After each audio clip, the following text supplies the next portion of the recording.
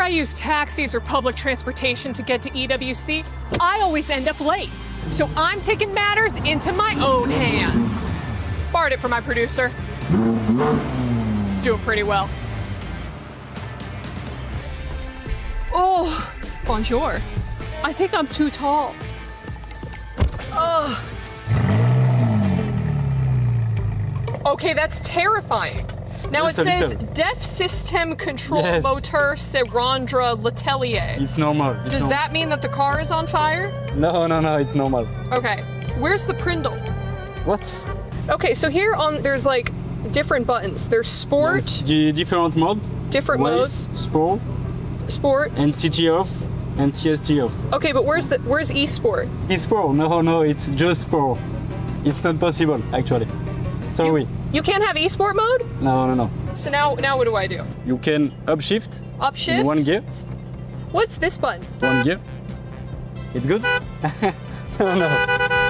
Why is there dual wielding horns? Look, there's a horn here and there's a horn here, so I could...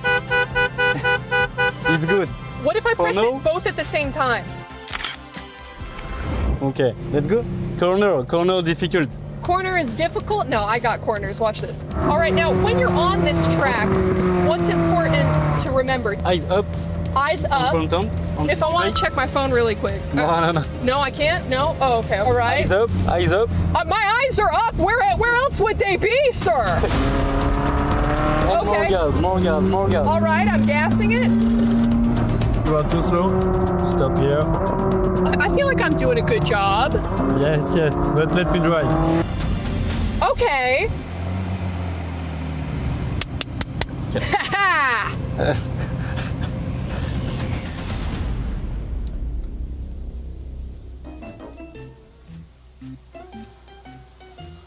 I don't think I was driving that slow. Yeah, I feel like I went pretty fast. I don't know if you can go much faster! Oh my god! I thought I was Tokyo Drift, brother! Holy crap! Wait, there's a barrier. Are we gonna stop in the barrier? Oh my god!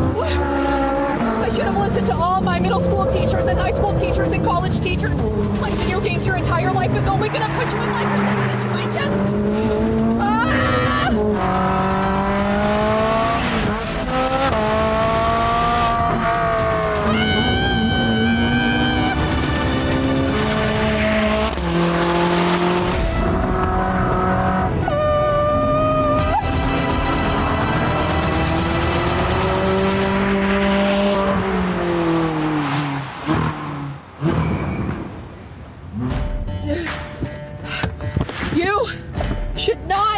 A driver's license.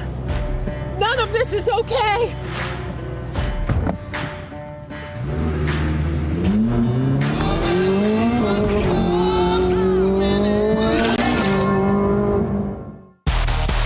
Welcome to the Esports World Cup 2026. 16 of the world's best teams have gathered here in Paris to earn their right to be crowned the next Crossfire champion. But before that, here's how the tournament works. The tournament starts with the group stage, where the 16 teams are split into 2 groups and also seeded according to their qualifications. Here's how the teams have been seeded.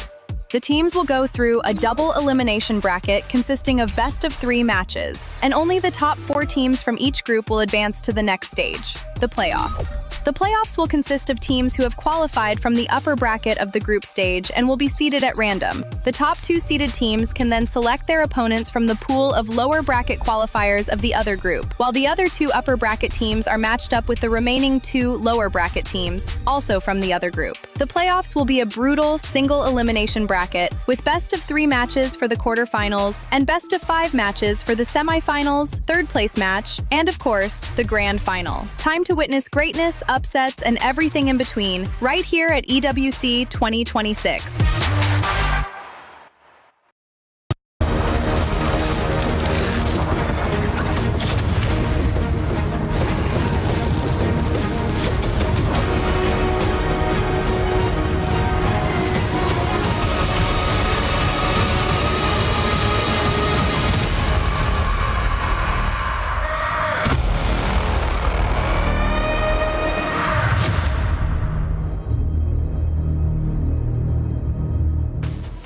Welcome back, everyone, to the Esports World Cup in Paris, France. It's week 7, but day 2 of Crossfire. Yesterday was exciting, gave us some upsets. Today could be just as interesting. Hey, welcome in, everybody, to the Allianz Vaults. I'm Taylor Reflection Snowball, joined by Sneaky Frog and Lucy.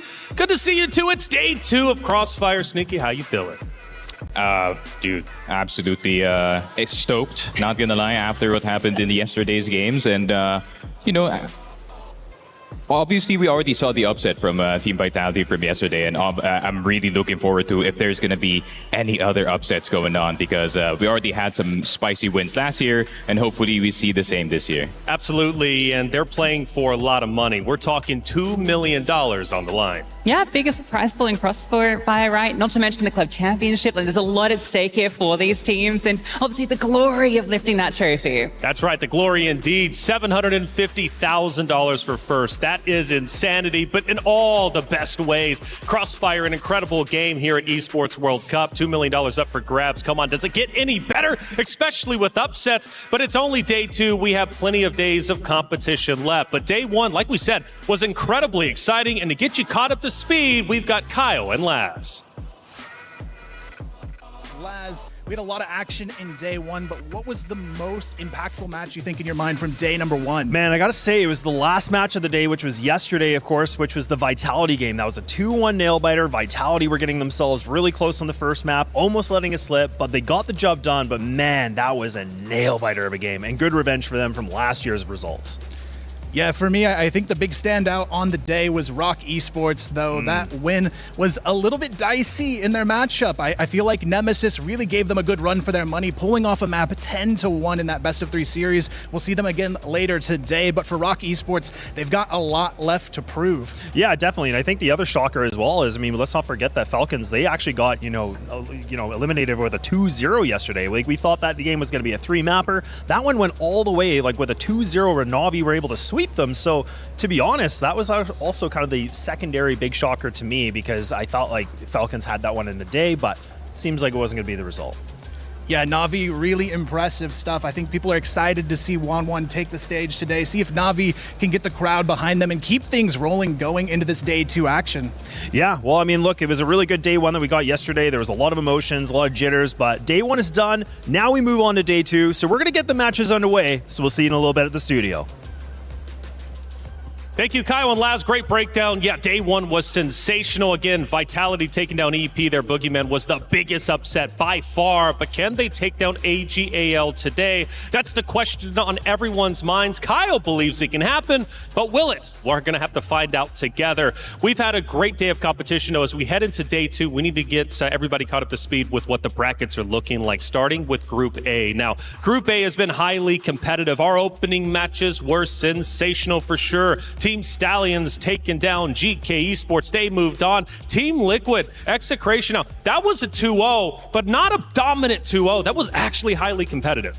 Yeah, and especially in that Black Widow game, it actually was almost neck and neck with this Execration team, but unfortunately, Y kind of caught fire in map number 2 of Port, and Execration just kind of crumbled in that one, and especially knowing that the rookies on the side of Execration didn't perform too well in that second map, but that could just be inexperience on their part. And look at the consequences for the bracket, right? With Team Vitality beating Evolution Power Gaming, it's now got it. We've got two Chinese teams playing for elimination. That's right, Q9, Evolution Power Gaming. Keys will be crushed today, 4 in fact. That was just 2 of them. Let's take a look at the other 2 keys that might be crushed for Group B bracket, which is, again, equally as competitive. We're going to be watching both groups today, not only here on Stream A, but also over on Stream B. Now, Baisha moved forward. We haven't actually seen them play, but we'll get an opportunity today against King Zero Esports. That's going to be our first matchup. Na'Vi Rock, though, a fun one that could be incredibly close. Yeah, I would say it's almost at the caliber of the finals back in the CFBL, right? If it wasn't for, if you're kind of replaced Na'Vi with Team Liquid. But at the moment, in my opinion, I feel like Na'Vi is kind of the best of all the forms at the moment. They beat the first seed of Vietnam. We were expecting Falcons to do better, but they might be the team to beat in this group. Yeah, Nemesis made our Rock really work for it too, right? Like that wasn't an easy series, and I think the saddest part of that bracket is just how it's looking for Vietnam at the moment. That is the question. How is Vietnam looking? We got a lot of regions represented. After all, it is, in fact, the Esports World Cup. We wouldn't have it any other way. But just to recap, 4 keys are crushed today. But more importantly, 4 teams are moving forward if they just win one more series in the upper bracket. A lot on the line for sure. You want to move forward. You don't want to have your key crushed, but that's the reality of EWC. Now, the question on everybody's mind is, who is going to qualify today? What 4 teams will be moving forward? Well, hopefully these 2 guys have all the answers. It's Kyle and Valdez. Hey guys, we're here and we're going to talk about our expectations for who we think is going to qualify for Crossfire today. So I'm here with Kyle, the expert for Crossfire, and the first matchup is going to be Stallions versus Team Liquid. Thoughts on this one? Honestly, Team Liquid looked really good in their opener, but Stallions to me have to be one of the fan favorites of this event, so I'd say my money's on Stallions today. I absolutely agree. I think Stallions could go very far in this tournament, and I think they should take that first match. We are going to move on to our second one, which will be Baisha versus King Zero. What do you think, Kyle? Baisha 2-0 all day in this one. I feel like Baisha is one of the powerhouse teams for this event, and I'm expecting a lot from them on the stage today. Yeah, I think Baisha has a long way to go. King Zero, though, we'll see if they get an upset in this best of 3. So moving on to the third one, and this one is spicy. Vitality has made it, and they will go up against AGAL today. What do you think about this one, Kyle? Honestly, this might be a bit of a hot take, but I'm going to go all in on Vitality. To me, they looked so good with that upset against EP in day 1, and I believe in Vitality for day 2. That is a very hot take, a very spicy one. I'm going to go for AGAL. I think that they are the tournament favorites, and even though Vitality looked great, I think AGAL is on another level. But we'll see, because we've seen underdogs win before. And our final match will be Na'Vi up against Rock, which is pretty interesting. 2 Brazilian teams going head-to-head. What do you think, Kyle? Honestly, speaking of underdogs, Na'Vi, they may be the underdog rank-wise in their region, but I actually think Na'Vi might be able to take this one. Rock looking really shaky yesterday, losing a map against Nemesis in that series, but Na'Vi, they look top-notch right now. Yeah, I think that's definitely a good take. I'm just going to go for the safe one and go for Rock. I think that MG and Silva, they always start off a little bit slow, and I'll expect more from them as the tournament comes along. But we'll have to wait and see. Guys, let's go back to the desk now as we are done here for our expectations. Take it away. Thank you, Kyle Valdez. Lucy, Kyle is smiling more than I've ever seen him smile before because he's going all in on Vitality. You know what? I'm right there with him. They were so fun to watch yesterday. How could you not love the energy that was coming out? I love Snake's words after about people doubting them. But yeah. I don't think they're going to be underestimated now. I don't think so. How could you, after all, beating a Chinese team from the Western region? That is a big deal. Hasn't been done since 2018. What do you think about the rest of their conversation? Are you with them? Yeah, I mean, I'm pretty convinced that Team Vitality can actually make a deep run into this tournament. I was having doubts about the level of play, considering how bad the West League is at the moment. I mean, bad is a kind of a harsh word, but second seed going down, the level is kind of questionable. But going into the tournament, they really prove to everyone that, hey, we can also play at that international level. And of course, you also have one of the greatest coaches that West League's probably ever seen in the name of Stray. I feel like he's really keeping them at a very high level in this one. And hey, look, I don't think the West League is bad. They just make everyone else look bad. They won, 20-1 was their record, I think. It's absolutely absurd last season. So they're just that good. That good indeed. And how are you good? Are you guys good? Let's take a look because tournament pick'ems are in, and I don't know where it's going. Apparently, we needed to be surprised.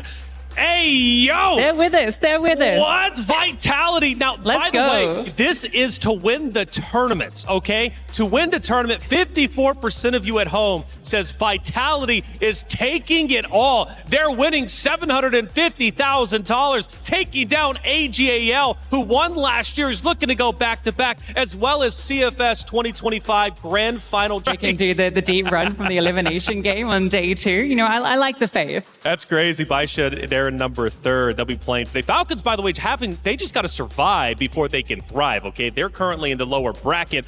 Despite reworking their roster, they are still struggling. So if you're supporting Falcons, you better send them your energy today because they need to fly high before their wings are clipped. B-Stream, though, is going to be happening all day long. They've got 4 great matches just like we do on Stream A. And to catch you up to speed, we got Scriv as well as Penguin. Hello everybody, checking in with the B stream here. Of course, we've got some great games coming up today. I think going to give the mainstream a real run for their money in terms of the excitement. We've got some fantastic matchups, kicking things off with Team Stallions up against Liquid. Honestly, the marquee matchup for me, so excited to kick that off with the first game. Really looking forward to seeing what Stallions in particular can do after yesterday. I mean, it's time for Brazilians to revenge from Stallions, and then we're going into the Brazilians rivals, Navi versus Rock Esports. These guys, they meet again, but this time on the international stage.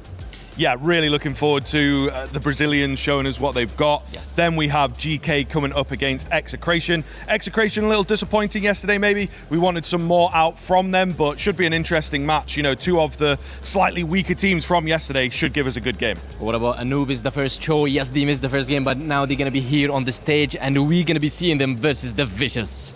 Yeah, so excited to get into it. We've got some great games coming up. 4 games of Crossfire is an awful lot to sink your teeth into. We'll see you there. Back to the desk. Thank you, Scriv and Penguin. They're going to be holding it down over on B stream. Apparently the best stream. I'll give it to you. Hey, we're all a team here after all. Stream A and B. Make sure you have both of the streams pulled up any way that you possibly can. We got 8 great series happening today, including 4 keys crushed, 4 teams moving forward. What do we think about the matches over on B stream? Which one tickles your fancy the most? Not gonna lie, I feel like that last series is actually something I'm looking forward to, especially knowing that there's a lot of late arrivals in that last one. Obviously, we already saw the Vicious's coach actually arrived late just right after they lost in their first series, and at the same time, you know, you already know the story about the Anubis, so we're gonna finally get to see what the true level of these two teams actually look like. Yeah, and I think Anubis just coming into this event, obviously massive underdog, but I think their story in West League was really interesting, just about scraping through, but with the changes in that team, I don't know, it's going to be fun to see how they play in the server. Yeah, going to be fun indeed. That's over on Stream B. Stream A, though, we'll show you the schedule in just a second. Before we do, we need to talk Club Championship because it's the final week and the storylines have been developing quite well, especially when it comes to Falcons versus AGAL. Trav, what's the update? Give me the Club Championship update powered by Aramco. 3 more games start at the Esports World Cup today, and it's looking likely that Team Falcons will be the team to take the crown of the Club Championship. They've got 4 teams competing across all games this week, and they're looking the likely favourites in both Trackmania and Fortnite, which positions them to win it all. AGL, on the other hand, are looking the likely favourites to take it in Crossfire. This would give them 1,000 points heading into that last day and put them on top and put the pressure on Team Falcons to perform in CS2. Vitality and Na'Vi still have a chance of winning, but it's so slim, I believe about 0.2 and 0.3% chance each. Looking at the other 2 teams who have still got a chance of winning though, it's Team Falcons with a massive 75% chance of taking it all, considering they're in all 4 games and have a 300-point lead on AGL. AGL still looking at about a 24% chance, so well within their rights to take the crown and take the Club Championship home. We'll keep you updated as things keep going this week, so stay tuned. Thank you, Trav, as always, for the update. First time I've heard you give percentages. That's pretty awesome. He did the math. I'm glad it wasn't me. Chat giving 23% over to AGL. That's still insane and absolutely mind-blowing to me. But let's talk about today's schedule because it's going to be action-packed. We saw Bs. Let's now talk As. Starting off, we're going to have Baisha going against King Zero. That's where we start. That's going to be an incredible one. We'll be breaking that down in just a second. But Vitality taking on AGL a little bit later on. And then we have, of course, Evolution Power Gaming taking on Q9 and Falcons versus Nemesis. So for that other one, it's not Vicious. It's actually, in fact, going to be Vitality taking on AGL. Let's start there, right? We've talked about it a lot. Vitality has looked incredibly strong, but can they really? I know Kyle believes it, but can they really beat AGAL? I think it really is heavily dependent upon their form on that day, right? I feel like I wouldn't say they overperformed up against Evolution Power. I feel like they played at the, the level that we expected them to be. Obviously, Evolution Power is also having their struggles with leadership on the team. So, Vitality being a lot more stable going into the tournament is going to be, quite the challenge here for AG, because AG has also had their fair share of struggles as well in their own league. So if there's any shot for Vitality to go for a generational run, beating 2 Chinese teams just to get into playoffs, I feel like this might be it. And to piggyback off of two Chinese teams, you mentioned out, pointed out, right, in the lower bracket, one of them is going to be sent home and have their key crush, EP versus Q9. Yeah, it's crazy, right? Because when you looked at that bracket probably on day one, you're thinking, okay, yeah, Evolution Power, Q9, probably third, fourth place in that group, right? But now one of them's going out in last place, which is a crazy situation. We get two Chinese teams at least progressing, or at least one progressing, because they've got two battling for that spot. But it's a really unusual situation, and I think some of the Western teams are probably very happy they are not in that same fate. That's right. Well, Western teams are happy in general because they sent one of those Chinese teams down to the decider matches. Let's move into our PS5 story of the day, and this is a fun one that we need to unwrap. It's about our first matchup of the day, Baisha versus King Zero. And as you can see, Baisha is leading the charge with the OG. Of course, in my opinion, the greatest Crossfire player of all time in the name of N9, right? And they have been having their up and downs in their league as well. They had their struggles on season 27, but as soon as season 28 came around for CFPL, they really locked in heavy and just absolutely rolled over everybody. Granted, there's still some doubts about their head-to-head up against AG, but going into KZ as well, I mean, you're going up against the guy that you've been looking up to all these years, man. This is going to be insane. That's right. King Zero, they arrived to the venue confident as ever, but they know the task ahead of them, Lucy. They know they got to try and take down Baisha, and if they do, they're rewarded with the next stage. Yeah, I mean, it's the team that they lost to in the CFPL finals for season 28, right? It was a 3-1. So, yeah, it's a bit of revenge on the line. These two teams obviously know each other very well across the season. Bit of a 50-50 between the two in the head-to-head as well, but in the big games, that's where Baisha, they always step up and get over the line. And obviously we saw, N9, but we've got to talk about the youngster too, Ice. That's right, and that's a great transition. The legend versus the young up-and-comer who's being compared to N9. It's Ice on King Zero, N9 for Baisha. Yeah, and obviously being compared to N9 has got to be one of the greatest honors, right? If you are a Chinese player, and considering N9, one of the most decorated players, one of the most aggressive players to actually come out of China, and you also see the next generation finally coming out, and you just see Ice bust into the scene and get all the way up to second in his first split, which is absolutely insane. So I feel like, last EWC, we already saw the super rookies, obviously, in the name of Stallions. Maybe now it's time to put the spotlight on Ice. That's it, but also not only Ice, but also Tong and Xiao on the opposite side. We were really impressed with Tong yesterday. Yeah, I think Tong had a fantastic map one in particular. I think if I look at my numbers, he had like 21 kills, That's 9 right. deaths, like absolutely absurd. On sub base, that fantastic 1v2 clutch. And I think he's just been so cool in those closing moments, right? Like, it feels like they can always rely on him to get the rounds over the line. All right, well, get over the line. Let's see what the line is. Where does EWC play draw it in the sand? Who you guys going with, mind you?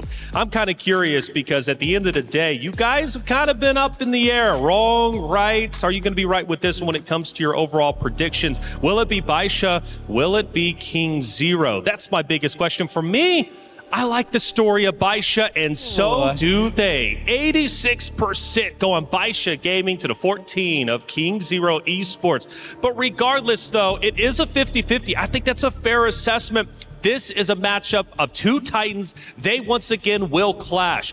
But for Baisha, they haven't lifted an international trophy since the past 3 years, right? At one point, they were considered the most dominant force when it comes to Crossfire until AGAL took over. Baisha is still trying to return to true form. Oh, for sure, especially after the roster changes that they had to go through, Baby being gone from the team now, and the changes in leadership. And, Baisha was kind of experimenting on Essen. There's also the other players that they also tried, but they finally landed a roster that you could say that, okay, finally, this is a trophy-winning roster that we can go for. Yeah, and for N9, he wants to put this to his name as well, right? He's won everything before, right? One of the best to ever do it. That's Doesn't right. have an EWC to his name. All right, let's take a look at our vetoes. What maps are we going to be heading into? Sub-base out of the way. Baisha says, I don't want it. New compound also gone. King Zero says that's not it. But what do we get for map number 1? We're heading to Black Widow. Yeah, that makes sense. Obviously, Baisha is one of the best Black Widow teams to come out through China, and at the same time, there is some tangible international results for them as well. So, yeah, really great pickup here for the side of Baisha. What do we think about Ankara? Yeah, it's been coming through quite a bit in the vetoes for these two teams. I mean, they're so familiar with each other. They're always going to go into very familiar territory. I think the only upset that could have come through was if sub-base was allowed. But Ankara, that's been quite strong when it comes to KZ here. And okay, we get Eagle Eye as the decider. Okay, Eagle Eye 2.0. I wasn't really thinking Eagle Eye because when you say Baisha or KZ, the first thing that doesn't come into your mind is definitely Eagle Eye. So it's going to be interesting to see whether or not that they are heavily prepared, especially knowing the prevalence of Eagle Eye 2.0 in EWC and some of the other regions as well. So we're going to get a preview of what the Chinese playstyle of Eagle Eye looks like once again. It's going to be a fun one. 3 great maps. Does it go the distance? Well, it's up to King Zero and Baisha to decide. Let's head into our first series for day number 2. Team Liquid, we haven't met each other yet, and we're looking forward to face you. Eu espero que a Team Stallions estejam preparados. A equipe da Rock é uma equipe muito forte, tem grandes jogadores experientes, mas acredito que se enfrentar a equipe da Nave em um torneio internacional, eles vão acabar sendo eliminados. Anubis là một bí ẩn nhưng mà chúng tôi sẽ cố gắng hết sức.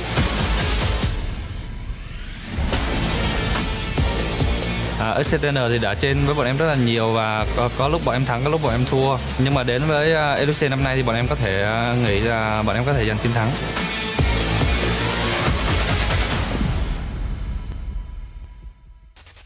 It is time to kick off day 2 of Esports World Cup for Crossfire. A couple matches yesterday, but today is all about the important games. We qualified to playoff and a couple teams eliminated. Yes, but of course, the teams that we have behind us, as we heard Taylor bring up earlier, this is legitimately, ladies and gentlemen, a clash of titans. This is a rematch from CFPL Season 28, where Baisha was able to take it all the way. But in winners finals, King Zero did beat them. So even though Baisha is favored, they have shown that everyone believes. There is beef, there is result, and there is a revenge to get on this one. Of course, Baisha as well was the runner-up last year, so all they want is to grab this trophy at the end of the weekend. It's not going to be an easy task, but it's time to establish yourself as one of the favorites. $2 million, by the way, ladies and gentlemen. On this stage right here, that's what all of these players are fighting for. And of course, glory as they hope to put their key into this trophy, lifting it up while they etch their names into history here at the Esports World Cup. That said, ladies and gentlemen, it is not going to be easy, but it is time for our first playoff qualifying match. It is Baisha Gaming versus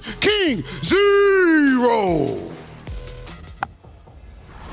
A domestic rivalry here on the international stage at EWC, and a Black Widow, one in which Baisha always comes prepared and always gets the victory over King Zero. Yeah, I mean, ironically, obviously a fantastic map that Baisha do have a really good record against them on, but that doesn't necessarily mean that they're going to get that job done today. We'll have to find out how both these teams do come in on the stage. Yet another matchup here between Baisha and King Zero. It'll be another explosive one, I imagine, and straight out the gates, Ice with that 1-for-1. There's the battle over long as 577 and N9 lock it down for Baisha. I think there's a lot that we could talk about when it does come to this matchup, but once again, we just don't have the time to do it as these rounds are kicking off very quickly. XN potentially could be getting the best of N9, and in fact will dink him, but can't get the best of him. Of course, N9 finds that frag, and now you're just up to Tong. Last lone in towards mid. Bomb site already being secured on that left-hand side. You can just escort the bomb over very quickly. There's going to be limited mistakes here in this series compared to yesterday. Yeah, you would think so. Plan's going to go down over towards Beatong at this point, just hoping that he's going to be able to find a pick on that way through, but there is nothing really being given to him. So just has to bide his time for now. See what info is going to be given by Baisha. Eventually that plan's going to go down, and that'll inform his rotation. Leah here is watching for it and has already spotted him out, so happy to just back it up. And again, like you say, this is going to be less mistakes than what we saw yesterday. These are the top teams in the bracket. These are the two teams that are working their way towards those playoffs, and so they are going to be putting together some much better rounds, you would think, with YDSS as well, by the way, on that flank. This is looking pretty doomed for Tong as he tries to work his way into that B site. Does get a nice shot in onto YDSS, but even had he got a second in there, there was no time for that defuse. So a well-converted round, a bit anticlimactic, obviously, for the first round there for Baisha, but getting one on the board is a good start. Hey, at least they've been everywhere in that round. They push out long, they get the kills, they then reset the situation, go back in towards B. Good trade in as well, just in this after plant, just making it really difficult for especially a sniper to find any sort of success. Back in for round number 2.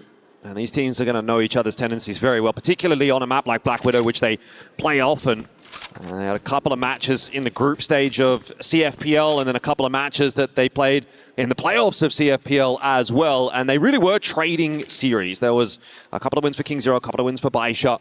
Ultimately, it was Baisha that did end up getting that last laugh in the grand final of CFPL. But it's not as if King Zero can't take the scalp here today.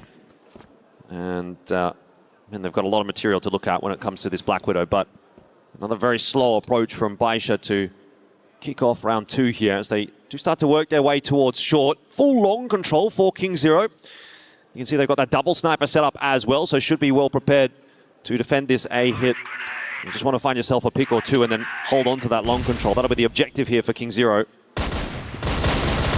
Nice drop in, but in fact, Tong can't do anything. And now you've got this deep space in towards CT. You could just have N9 holding.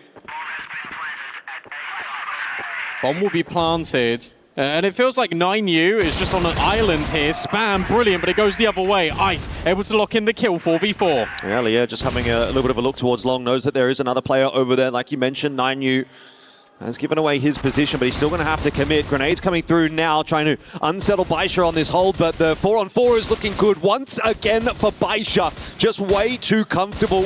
9U comes through too late. Everybody getting involved, and Baisha making it look nice and clean.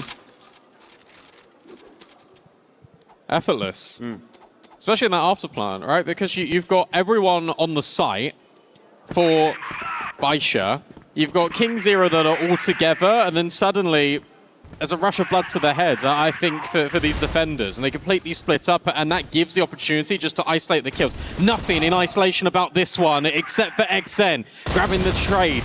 Lai needs it and can't quite get it. It's XN finding everything. Finally, the sniper will find its success, but it could be too little too late. Yeah, you would say so. I mean, a 2v4 is going to be a tough one to pick apart, but Xiao is one of those guys that can manage these kinds of rounds when he's in peak form. Perhaps the most explosive sniper in the world. YDSS will chime in with one. It's just a 1-for-1 though, so the rest of this job will fall on that sniper of Baisha. Wouldn't really want to be seeing King Zero give him any opportunities here. I don't want to see anybody swinging long, trying to look for information. I think best case just to buddy up on the site right here, because if you do give Xiao a couple of 1v1s, he's going to win this round. Got the time to work with too. Can reset the situation instead. It is trying to bunny hop just to gain some space and some ground. This is really nice from King Zero, as you say, that they're not giving him anything. Yeah. A pixel walk to isolate a kill. Nothing is being offered up that this should be a King Zero round. Well, I do question, though, whether or not he's maybe not quite going to commit here. I thought maybe rotate over towards B. Now, though, having been spotted and misses that flick onto ice, that's going to draw the attention of all these King Zero defenders. And Xiao shot in the back by YF. I think there was definitely a world where if he goes back in through mid towards B, he could have slipped a net. Nobody was actually watching. But in the end, chooses to go up towards A, and that's where he does end up getting spotted out, and that brings YF across. So, all good in the end. King Zero on the board early. Their last matchup, Black Widow was a close affair, 10-7. In the grand final of CFPL, it did go the way of Baisha, but King Zero are no slouches, particularly if Tong is online. He finds himself that 2-for-1 to start this round off. So, again, I think we're going to get a real back and forth today between Baisha and King Zero. It's going to be really interesting because Baisha always beat King Zero on Black Widow. King Zero always beat Baisha on Ankara. So if that is to change, if one of these two teams are able to finally get one over on the other, that's the only way, in my opinion, this series can be a 2-0. So that's a fairly reasonable take. Early days, obviously. Baisha having now slowed back down after losing those couple of players in the opener. To explore their way in through mid, they'll get a smoke onto the right side, and that's going to give Leo a little bit of room to work with. Should he desire to, although that desire not seemingly there for the moment. He's just going to try to cut off some rotations if the entry through the box room goes well, which it has not. And 9 down early on in the piece. YDSS now sort of solo carrying that bomb forward, and Aisha just having no success in any of the duels this round. It's very much like what we got yesterday out of King Zero. It's very, very passive here when they are on GR, that they're setting up all of these crossfires. They're just saying to Baisha, right, come on then. Come and take our space. Come and take our ground. Try and disrupt our setups. It's going to be very difficult to do so. It's just consistent pressure being applied through the art of being patient. And I think this is where Tong can shine. Already seen the sniper, I think, take some really deep lines, making it really tricky. And then the variety, just switching things up in this round, finding a multi-kill where it felt like King Zero weren't going to put that pressure on. It's that slight switch up that really catches Baisha off guard. We've now got a very even playing field early on, and Baisha will go back to the drawing board, that they now have to go back to plan B instantaneously. Yeah, hopefully plan B is don't lose 2 players to the mid fight against Tong. No fight in mid this time around. YF trying to get aggressive with that secondary sniper out of the box room. You are going to typically see double sniper setups on a map like Black Widow for the teams that can run it. A crazy setup initially for King Zero. He had 3 players over towards B very early, ready to drop utility, ready to potentially cover a faster hit that was coming in. It looks like Baisha pulled the plug on it, and now you can have these double snipers flex and be a lot more varied. In the meanwhile, you've got XN that's taking the advanced line over at long. He might start pushing the issue. Just going to jump spot at the moment for now. I think that's fine. You've sort of seen Baisha play a very slow style so far on this attack, so not really the incentive for King Zero to go pushing around the map. That's probably being watched for at the moment, and indeed it is from the BL spawn. So if XN were to go forward here, he would be giving up his life, you would imagine. Got Xiao posted on that line initially, and now Leah's starting to come across. This is where he's going to now get his information. A minute 18 on the clock. Baisha are really taking their time about things, and XN's been able to cross. He has not been spotted there, so should be good for 1 and maybe not 3, but does it anyway. That is crazy from XN. The trade not there from Baisha. And just a little mishap, falling off the line at the wrong time. They don't get the info on the cross, and then he surprises them. And that aim coming into play, it's going to force out the timeout from Baisha as well. They're feeling unsettled on the stage, and maybe they're wondering, maybe they're thinking about exactly what you were talking about. If we lose Black Widow, our Ankara record against King Zero has not been very good. So we've got to get on top of this, and we've got to get on top of it now. Everything you want to do has just been disrupted. Just from the art of King Zero not really doing anything too deliberate when it comes to being aggressive. This round's really cool. You've actually had 2 examples of individual play. You've had Tong pushing mid in the previous. Now here you've got the jump spot out of XN, and it's such a high-risk, high-reward play to make, because if you go 1 for 1 there, you can imagine that the scaling from Baisha will come out long. You're almost funneling them in there because there's still 2 defenders on the GR side over towards A. But for XN, if he goes down without a kill there, that's where it can really fall apart. But 3, that is a huge overperformance. Yeah. I like the timeout being called here by Baisha because, as you say, they're just being undone right now by individual errors. Yeah, I mean, you look at that position, you think, okay, that's probably a one and done kind of position. You expect him to get 1 just because he's able to catch them off guard with a bit of an off angle, but 3, I mean, it's obviously impressive from his perspective to be able to maintain that spray, but you have to also look at Baisha and think, maybe you need to be trading that one down a little bit better. So it's not all sunshine and roses at the moment for Baisha on the international stage, and nor was it, you know, for the majority of 2025 either. I think we kind of came into last year and we were sort of setting up this narrative of AG versus Baisha, and then, you know, maybe we'll see whether or not some of these other teams can hold a candle to them. There was certainly a lot of hype around Falcons back then after their performances as Wolf Empire back in 2024, but the main narrative really was AG versus Baisha, who's going to be the dominant team coming through in 2025. That ended up obviously being AG. They won EWC, they won CFS 2025, and now coming into this year, it feels like there's quite a bit more parity, right? AG's stumbling a little bit in CFPL, Baisha's kind of on the rise again in CFPL, but we sort of see these teams like King Zero, Evolution Power having success here and there as well, and Stallions on the rise. And then obviously yesterday we saw Vitality looking pretty good too. So there's a few teams to kind of throw in the mix, and that's the fun part of I guess this time of year, right? We're coming into the first big international tournament on the Crossfire calendar, and we're getting to really see how all these teams look on an international stage, because you can only infer so much from the domestic competition. And once again, Baisha, they are such a legendary organization in the world of Crossfire that they'll be hoping to find themselves another title here at EWC or later on this year at CFS. But so far, it's been tough going for them. And King Zero, I think you could sort of say they're a little bit more of like an underdog in a sense in the international tournaments. We haven't seen the same success for them as some of those other names. So this is, again, another opportunity for King Zero to really make their mark on the international stage. I think this is why Crossfire is really cool, because you've got all of these storylines that overlap and I think interlock with each other. You've got the same names, the same legendary organizations, but it feels like there's always a shift in the scales and the power year in, year out. Big fight over towards the B-bomb site right now. N9, speaking of legends, just waits patiently. XN Ice, they're going to have multiple players to try and deal with him. In fact, everyone from Baisha is grouping up. It's going to be a big old biff at B. Yeah, whether or not it happens just yet will remain to be seen. That was a resmoke coming through from King Zero, so Baisha might just have to wait that out again. And in the meanwhile, King Zero have rotated their players off, so it's just Ice here to try to defend B. There's a smoke that's gone over the top. It's not going to work, though. They've already got the space in middle. They know this information. So this mid to B sort of phase isn't going to work. And Tong is able to get the first kill. Now, suddenly, you've got everyone that can rotate over. This bomb site is so defended. Yeah, it was a really good flash there coming through from King Zero. It slowed Baisha down a little bit, and that's where XN can come into play from behind. And King Zero will claim their fourth on the GR side.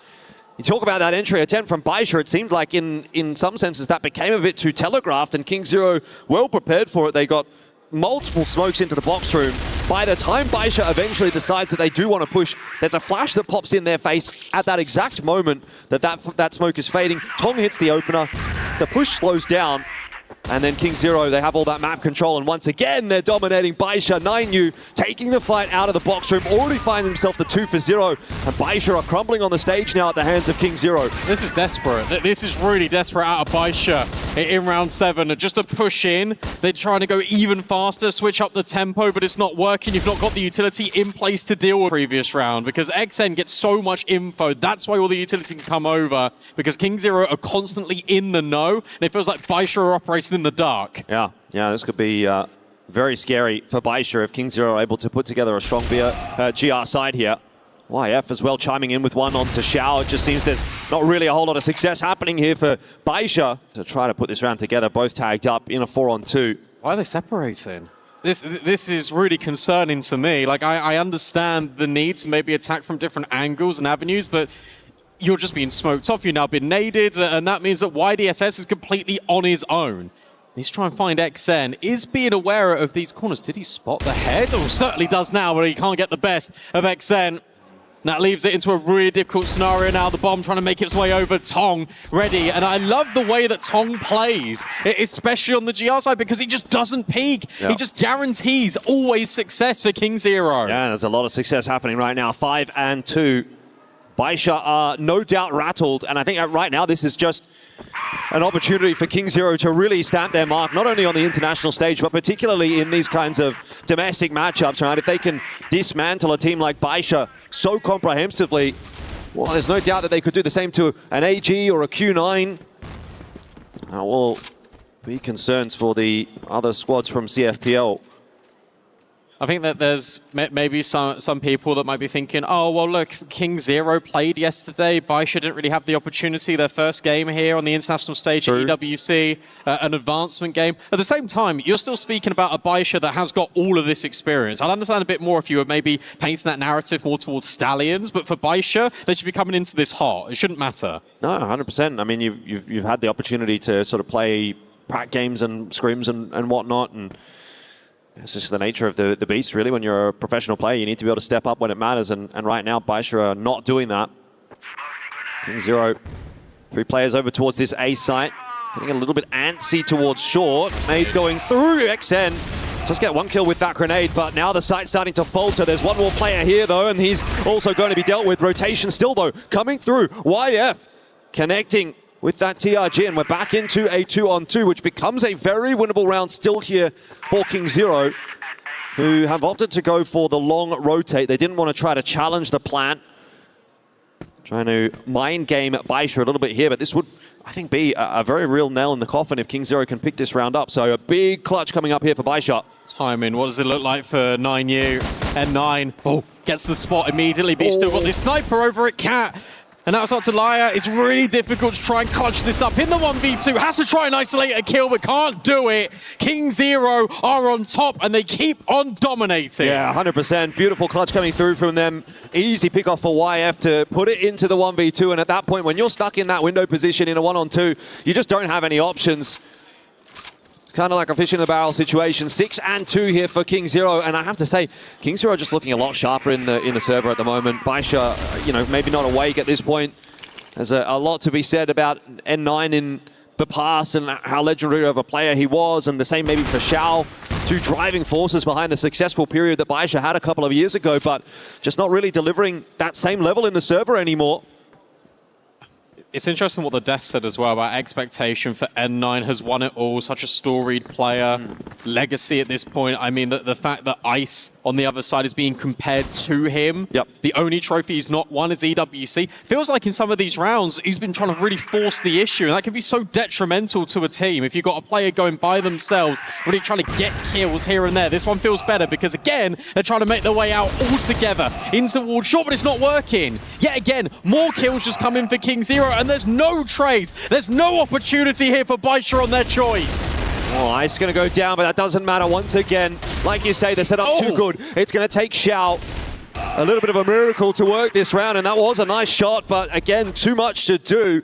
And King Zero will take themselves the 7-2 lead at the halftime break. That is a astronomical lead on a map like Black Widow. This is not supposed to be a 7-2 half. Worst case scenario, you know, maybe you're looking at a 6-3, but I've always sort of seen this as a bit more of a 5-4 kind of a map. You can get it done on both sides. So right now, King Zero have the opportunity to utterly dominate this opening map and take a huge boost of momentum into their pick of Ankara and potentially knock Baisha down into that lower bracket, secure themselves a position in the playoffs in the meanwhile as well. So lots going on here that King Zero can be very pleased about.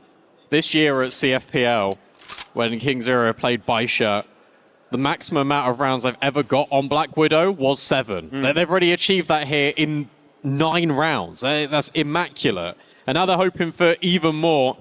Utility being set up here by N9. It feels like King Zero may be going in towards B to show Baisha how it's done. Baisha were never able to get in towards this site in the first half.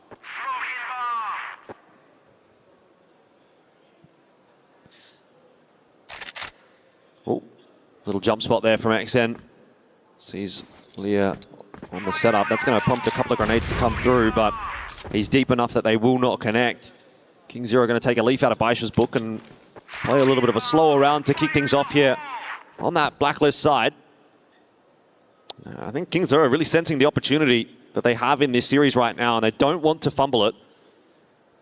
To have a lot of control over long, YF has managed to push his way out into barracks, and he can pretty much spot all the way down long. So you'd imagine that's probably where that transition is going to come back across for King Zero. XN does drop, though, on the rotation. It seems Baisha might have been aware of that. They were set up around middle, waiting for that rotate to come through. 5-7 up close personal and dealt with, actually, by Tong. YDSS swinging for the trade. Big kill. Does get overlooked a little bit by King Zero, but they're still pressuring their way in onto A.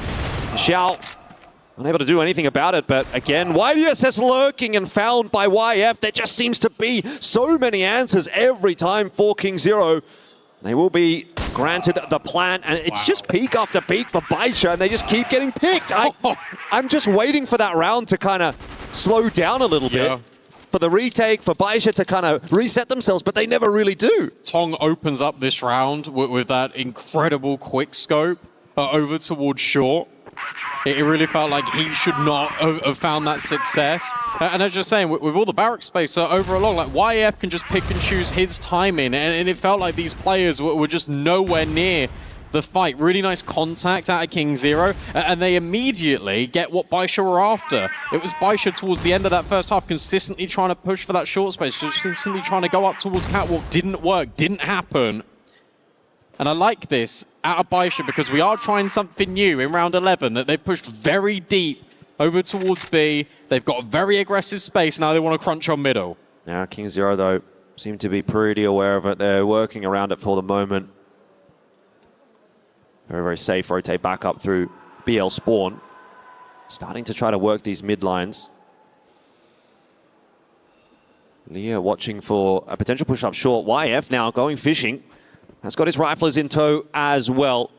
It's a very methodical approach from King Zero. If they walk all the way down mid, they might actually be able to catch Leah here. They can work their way back up that ramp or just bust through the mid doors. It's going to be concerning, and that's exactly what I'm talking about. Leah had no idea. YDSS maybe leaving him a little bit surprised by the possibility. And that round just falls apart for Baisha. It's as if King Zero knew exactly what Baisha's setup was. That may be prep, that may be, you know, familiarity with what Baisha's done in the past, and perhaps Baisha just aren't changing things up that much. It has to be. It has to be really good homework there because they hit the exact timing they need to isolate Laya from that position. Then the previous round as well, they have the exact timing to isolate the player on site, on that A-bomb site. They're looking like the veterans right now. They're looking like such a well-rehearsed team. Yeah. The choreography of Black Widow here for King Zero is absolutely phenomenal. And what a statement this would be if they're able to beat Baisha 10-2 on the map that Baisha always win. Yeah, I think that would be huge. Obviously, they still have to get it done on Ankara, and that doesn't always necessarily happen in these kinds of circumstances. You get the upset in map 1, you think, brilliant, it's going to be series over, but Baisha, I'm sure, will have some kind of a resurgence for map 2. You'd hope so. At this point, though, it is certainly looking like it is going to be King Zero that are going to go into Ankara with a huge advantage. Good call here from King Zero again. So they just go pivoting up short. 5 players up short right here, and the only player there to defend against that is Leah, who's 2 and 9. They just got to know what's happening based off of the early grenades. Like, surely. Like, that's dictating a lot of the setup. But maybe Baisha really are that readable. Ooh. And they're going to leave. They're faking this one out. Maybe they're getting a little bit too complicated now, but we'll see if it pays off. There's not a whole lot of information around the map right now for Baisha. You've got 577 that's smoked off long, and you've got YDSS that's pushed up in the box room, but those are fairly standard GR positions, so you're not getting necessarily any advance notice as to where this is going to be. I don't think Baisha 100% aware of where King Zero are going, and again, that box room hold solo might not go well for YDSS. It's just a one-and-done kind of a position. N9 trying to find those trades, eventually does sort of get a bit of help there from Xiao. This round for King Zero maybe opened back up with that kill from Tong. Needs another, can't get it onto Xiao. C4 in hand for Ice. He's got a full belt of HP at least. And he wants to take that challenge over to Xiao, who's now low. If he gets this, oh! The round was really on, but Xiao lands the shot and Baisha survive. I think it's one of those where King Zero actually get too tricky. I don't think that's a Baisha round being concrete yet. I think that is more King Zero overplaying their hands and also relying a lot on their utility to dictate rotates. And I think Baisha do a good job in this round because they don't see any pressure off the back of the grenades. They don't immediately rotate. So I think there's more players there in towards that B bomb site that King Zero were ready for. Yeah, a bit of long presence immediately out the gates for Baisha there. Taking that for free. There was no contest from King Zero. Again, that contest... Gets me every time, these little spams consistently. Yeah, the head glitch. Yeah, King Zero take that long control nice and easily. Baisha more interested in middle, which has once again been cleared out again early on in the piece by King Zero. Might be somewhat setting themselves up again for an A split. You can often see, 3 or 4 players up through short, 1 or 2 out through mid. You don't get the sense that King Zero are going to do anything too quickly in any of these rounds. They are really exploring their options as much as they can. Re-clearing long again for the second time in the round, by the way. I'm surprised they've not gone back to one of the first rounds they did, which was having YF by himself at long, and then you put everyone over towards short. Zhao having a little bit of a peak, but there isn't going to be this overcommitment. We've got the boost here for 9U. So, very much looking to try and clear out this long line, which they do so successfully. They have been able to set YF up at the bottom long, so that's the first piece of the puzzle that you've spoken about. Presence up long, but also presence in mid, presence over towards the other side of the map as well. Sniper's got a flashbang he could maybe throw. Instead, no, it's just pure contact and Zhao can take the kill. Might be a distraction though. We'll see if he can survive here as the push is starting to come through short. Zhao and 577 are locking it down. And once again, you kind of get the feeling that King Zero might have tried to make this one a little bit too tricky.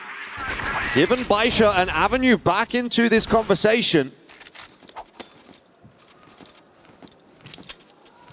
Yeah, that round's curious because you're right, that what they rely on there is contact being taken, and then the player that is part of the crunch, solo, by the way, to get a multi. I think it was XN, the King Zero.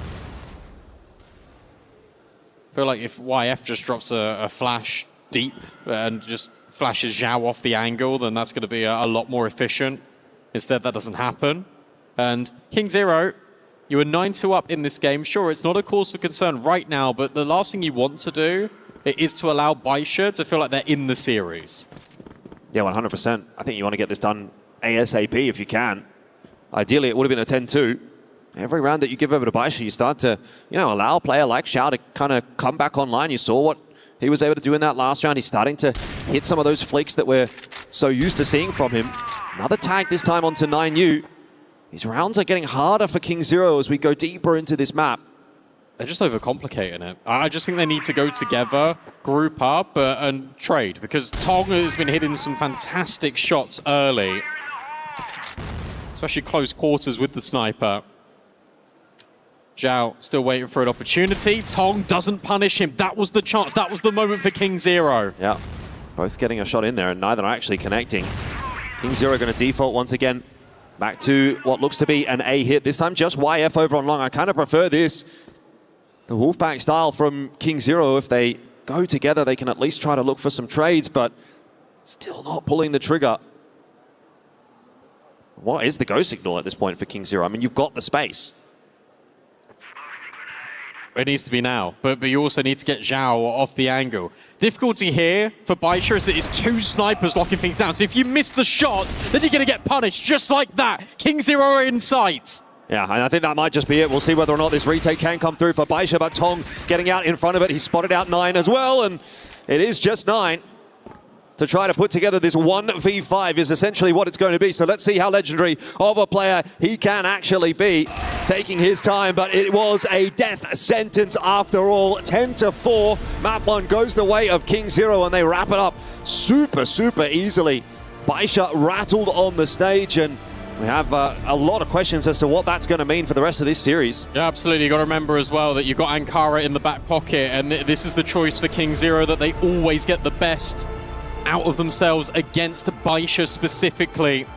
It's an incredible result for King Zero, and to be honest, for 90% of that game, they always looked in control. Baisha didn't do anything too crazy to win those rounds. It was all King Zero overcomplicating it, but they take a huge first step in this series.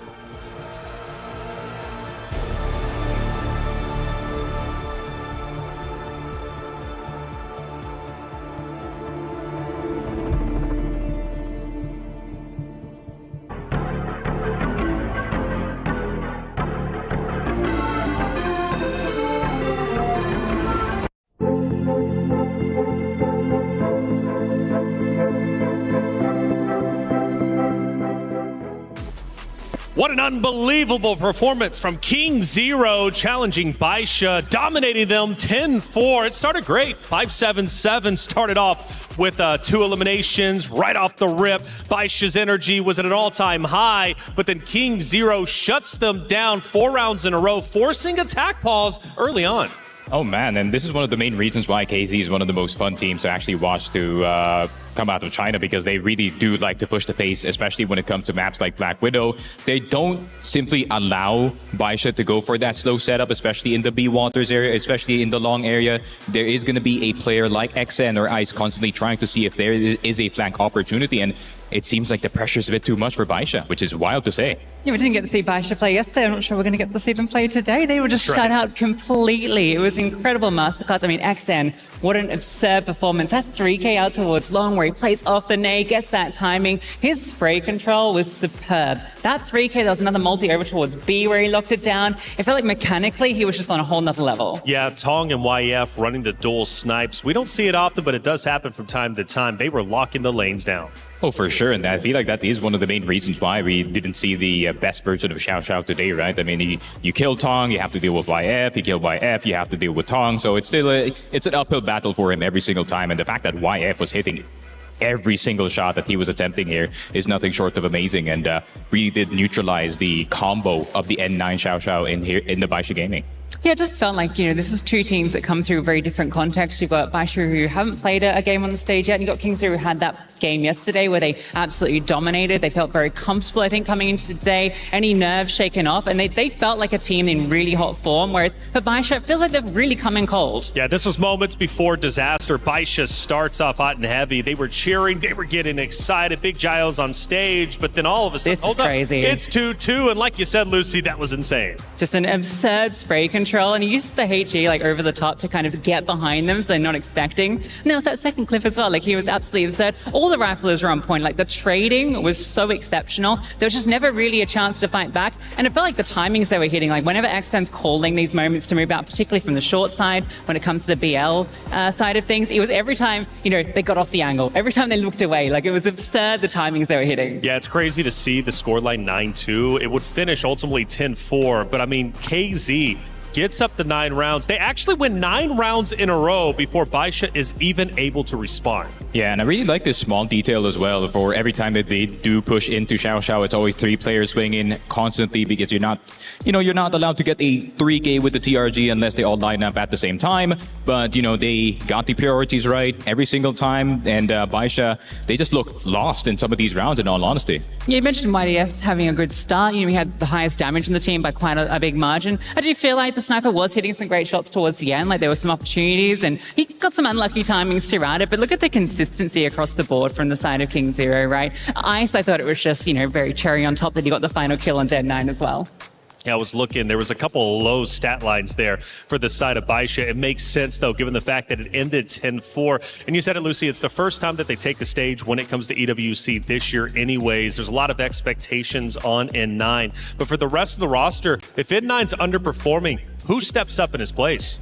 It has to be YDSS, man. I mean, YDSS, the reason why they actually got him on this team was to be the tertiary carry. I mean, other than N9 and Xiao Xiao, he has to be the one that is consistently, bringing his team those really good trades, really good support opportunities as well. And if he cannot step up to the plate, then this might be Baisha being prey this time instead of being the shark. That's right. Well, EWC Play, we've been asking for your predictions all tournament long. You gave your tournament predictions, but we need a little bit more. Check out EWC Play.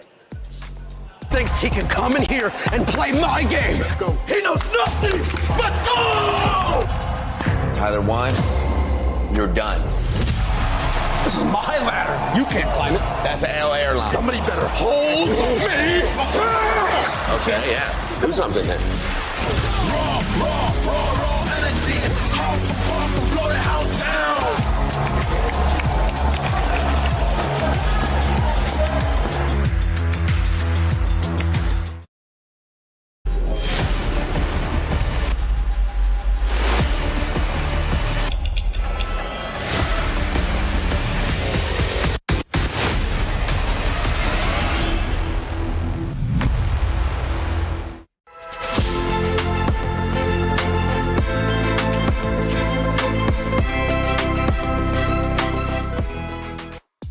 We're about to hop into map number 2 between Baisha and King Zero. King Zero currently leading the charge 1-0, forcing Baisha to come back. They're going to have to do so quickly. If they don't, they will be going down to the lower bracket, and King Zero will be punching their ticket into the next stage. But let's take a look at something special for all of you out there. We got a code available for you. Get your in-game items, Sneaky. I know you're pumped up for this one.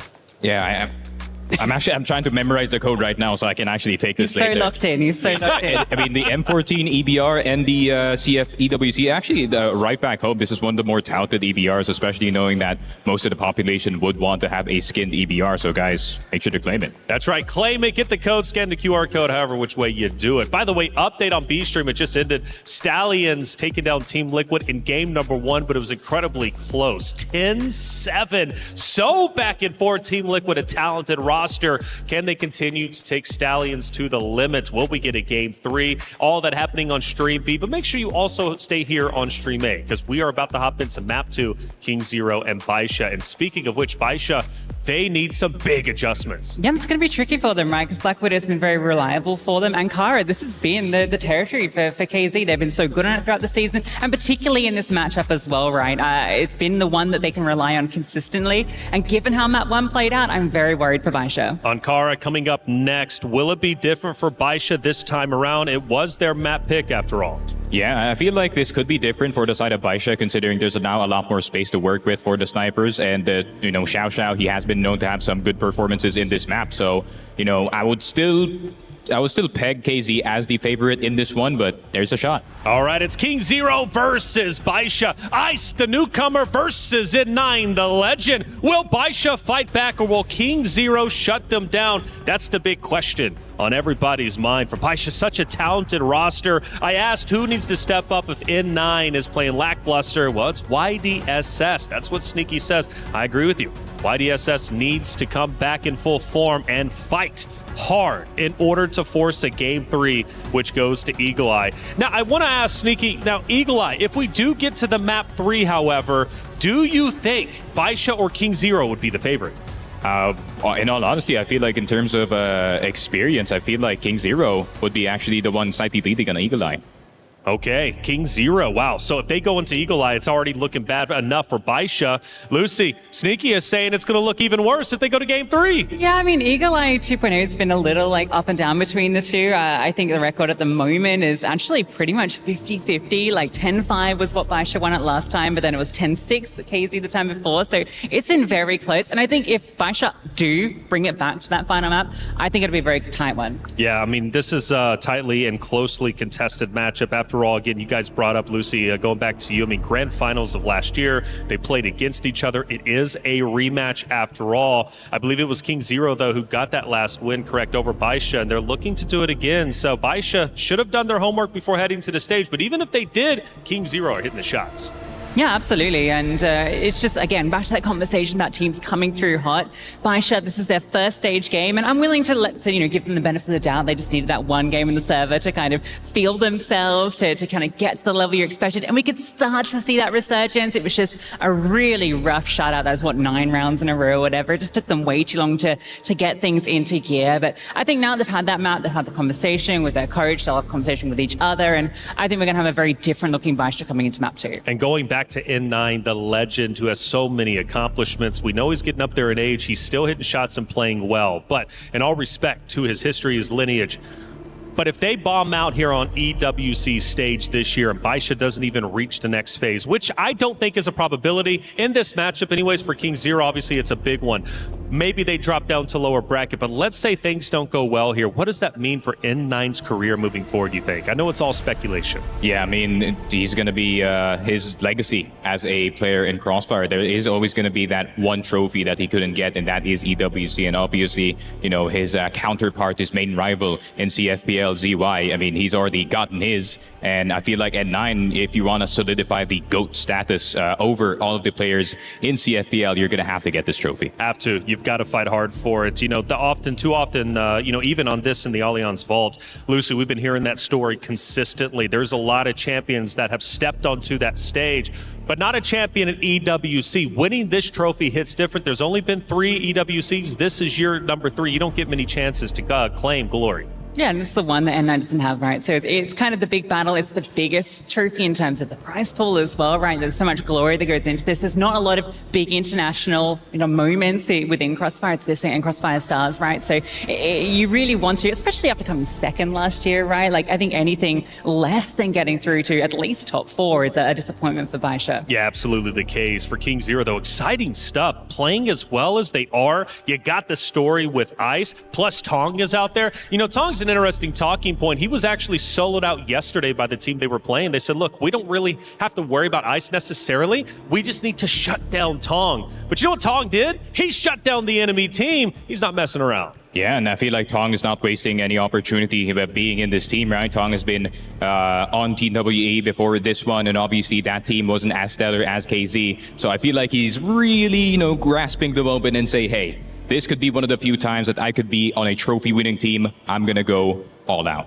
Yeah, it just feels like, they don't need to rely on one player, right? Like, we've had so much conversation about and got Tong, but then that kind of rifle core, like the amount of times that we saw Ice and Nanyu just kind of combining in these entries, like it just felt like where one wasn't able to come through the multi, the other one would. Like, they were so quick on the trade and just such a mechanical looking team in those executes. That's right. Baisha, obviously, coach just behind him, a very talented member of the Crossfire community in general. How does he get Baisha up to the point where they can win map number 2? Because at this point, it's not about thriving, it's about survival. Yeah, obviously he's like Zima, one of the most consistent coaches that we have seen on the side of Baisha. He's been through multiple eras already, right, on this team. So it is very impressive what he can kind of muster, especially with those rosters where, Baisha wasn't really looking too good, but there were also some moments that they still, got some very good upsets at the same time. So I feel like he's a very huge factor here. Who would you say is probably one of the most dominant coaches in Crossfire history? I mean, Tanks gets a lot of attention because of the, the rising up of the Stallions. You also have Vitality with their talented coach too, who's a legend in his own right.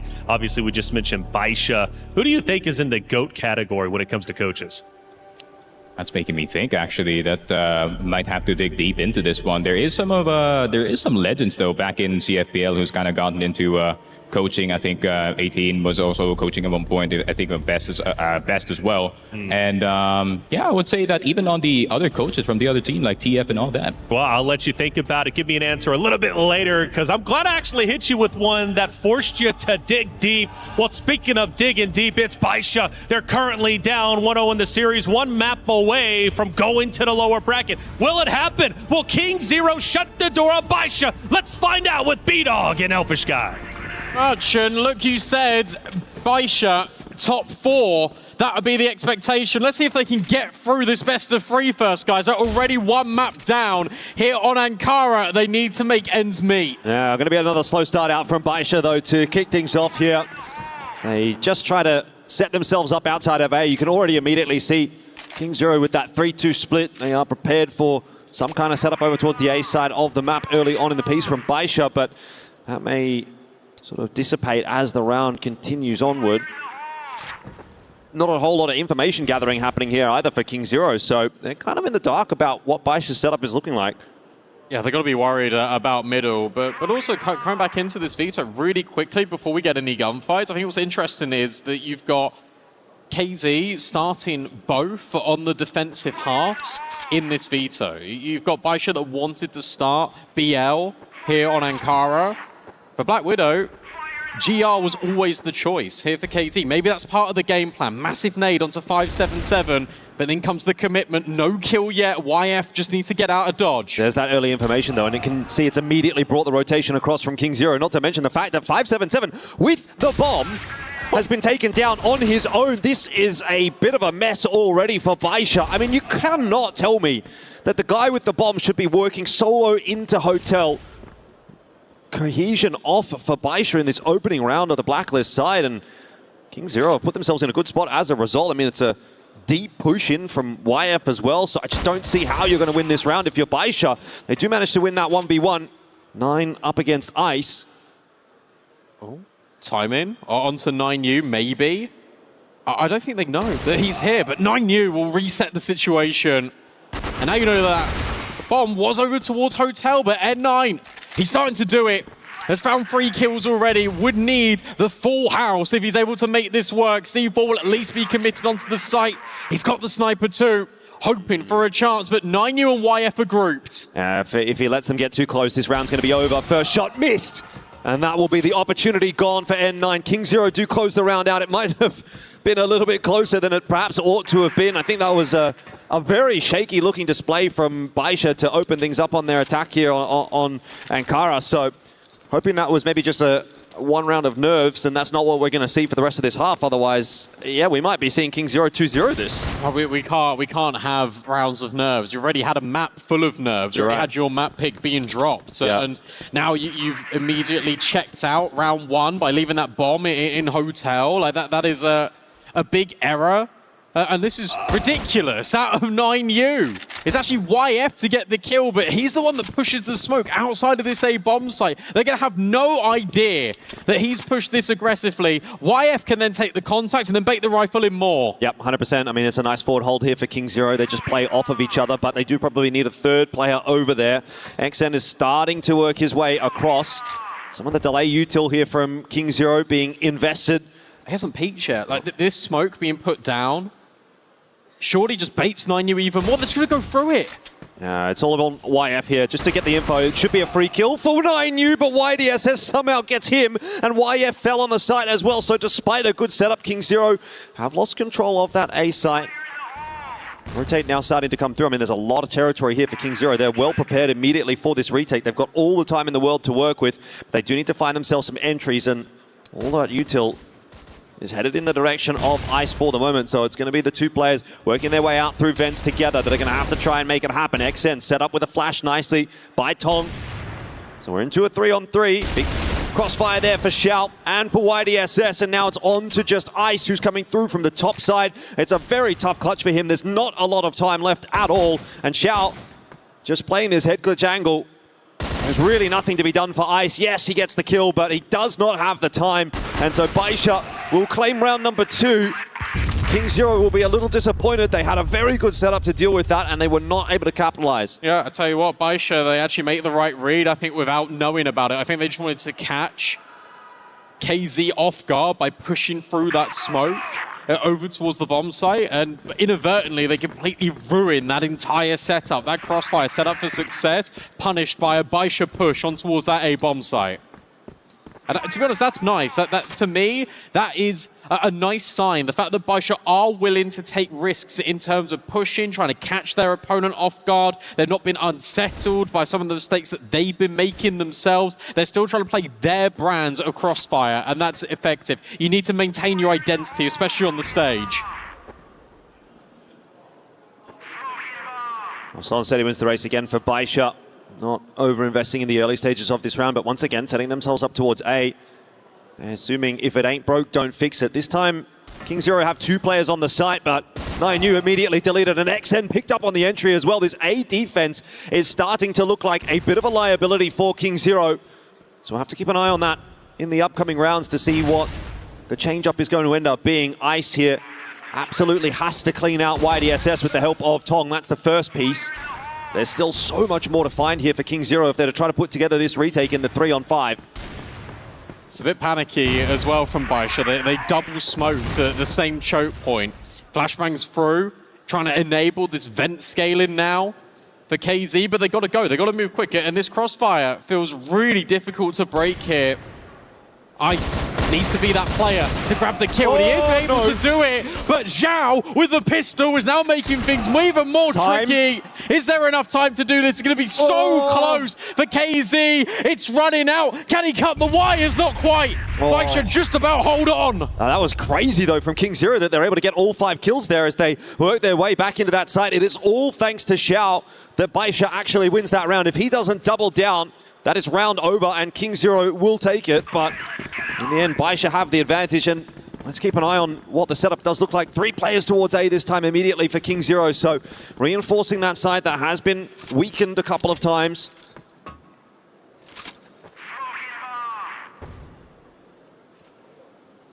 That's going to open up opportunities on the other side of the map, though. Like, not necessarily B, I'm talking more about middle, because the spare man is going to have to come from mid. And that also means on Ankara that your rotates are a little bit further away. I like this out of Baisha, the initial early staging, you're still putting pressure over towards A, you're anchoring these players in, but the reroute potentially towards B, especially with the C4 just still remaining over at BL territory.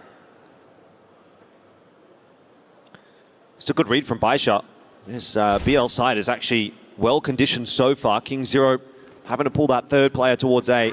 Like you say, has left mid open, and that's what Baisha are looking to exploit in this round. It might just end up being a B split. So the more weakly defended side of the map is the one that's going to be under pressure now. A bit of a tickle there for Leah and 577.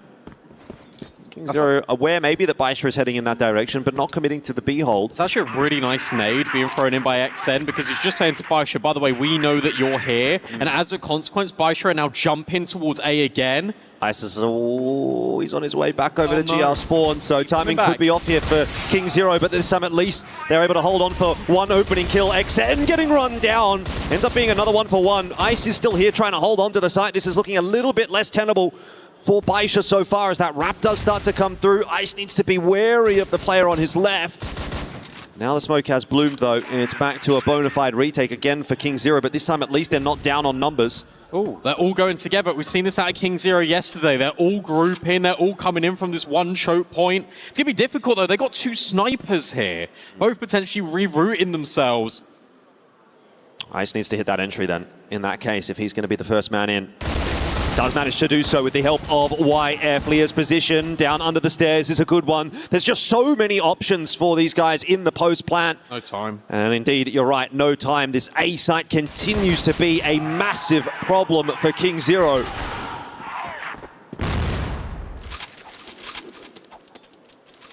So what do you do? I mean, do you try to play a little bit more aggressive here on the defense as King Zero? I don't think it's really their tendency, as we saw obviously on Black Widow. But it just sort of feels like they are giving Baisha a little bit too many options in some of these rounds. So I think I would like to maybe see a bit more of an aggressive hold outside of A, or a fight force in middle from King Zero. Because the way they're playing right now, default and standard, they're not holding their sights. It's more mid-round re-aggressions for me. I think it's going to be too telegraphed for KZ if they start working either an aggressive push out of A or maybe lurking a player towards B. I'd like to see them grouping and taking space a lot more directly, especially when it hits like the 120, 110 mark. Instead, we're going to get this double push through vent towards A. And again, Baisha really cognizant of it, already dropping nades, already trying to push these players back. But the longer that KZ leave it, maybe the less caught off guard Baisha will be. But Zhao, his only responsibility is to hold this vent angle.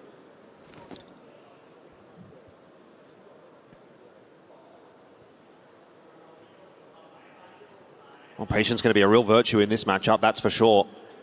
Baisha are not going anywhere and they're not doing anything quickly. Get a single smoke over towards mid. More of a progression smoke than anything else there for Baisha, just threatening the fact that maybe they could go through the window over towards A. And it's keeping three players locked on the A side at the moment. Yeah, this is confusing to me because the setup's now changed for KZ when it comes to the weaponry. They've gone for double sniper, but they're not flexing the extra rifle to rotate off. Finally, they're doing that, but YF, I think he's been pinned back a little bit. They want to reset. Baisha back in towards A. This is where they keep finding their success. And thankfully for KZ, they've got 3 players here. I mean, it might not make a difference. They had 3 players more or less over there last time and they weren't able to hold on. XN, he's really worried about this mid push. As you can imagine, a lot of Util's been tossed in that direction. But he has to stay here on A. And YF, this is aggressive. He's going to go hunting for some information. He does spot out 577. The game might be up here. Baisha, they're just going to have to commit, and they've gone straight into that stacked site. And this time, finally, King Zero are going to be able to get it right. YDSS shot in the back of the head there by 9U. King Zero will claim their second. A lot of mind games happening here on Ankara right now. I actually really like that push, and it does look a little bit scatterbrain from King Zero and the way that YF is pushing, but he's actually baited them straight into a crossfire, especially with the time. And you feel like you need to push forward to trade out the sniper, and you go straight into the rifles. So that was really nicely timed out of KZ. Might be a bit of a change up here from Baisha as they're going to progress quicker even.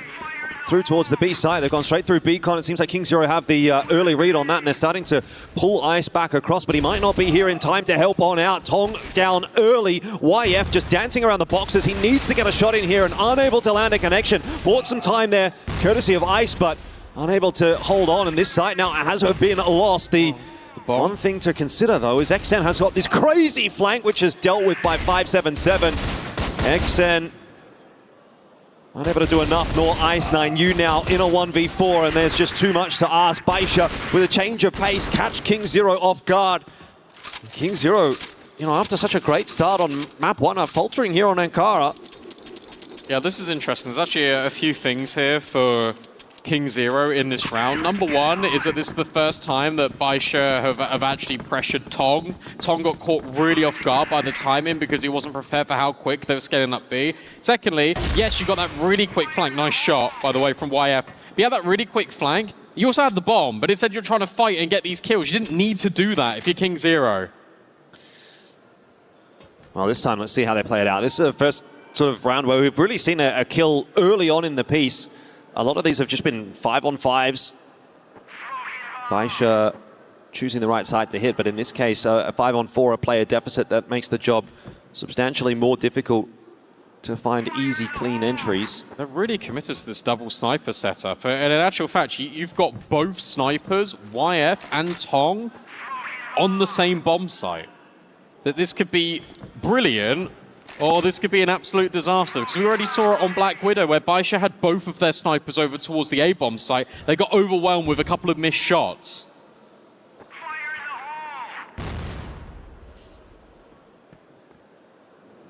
Baisha deciding maybe that A site is the option of choice once again. Had a lot of success over here, but a 3v2 on the entry is a far cry from a 5v3. Xiao has managed to creep his way up nice and close, but missing an opening shot. 9U capitalizing and punishing with that opportunity. Leaves just Xiao and YDSS, who's still on rotate.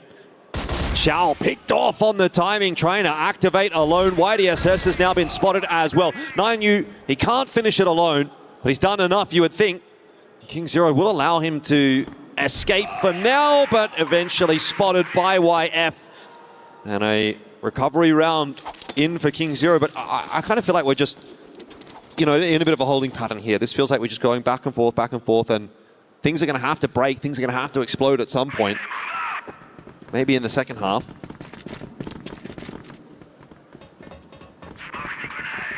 I'll tell you what, though, 9U in this round, I think, has been fantastic, because what you've got there is the immediate repositioning. He just stayed alive, and that meant that the timing for King Zero could have all of those defenders be in there in time. You won't really allow in that 1v1, and instead you've got Baisha scaling, and they're the ones dropping the ball. Where time keeps running low, that's where the pressure is being applied, but Baisha are only doing that to themselves. You're right, there has to be a switch up, and it's fun how they've only ran one really aggressive, explosive execute that went really well, and now they've just reverted back into playing safe. Haven't seen this Crossfire work. We've seen it already being employed, but we've not seen it work yet. I don't think Baisha are going to be prepared for XN.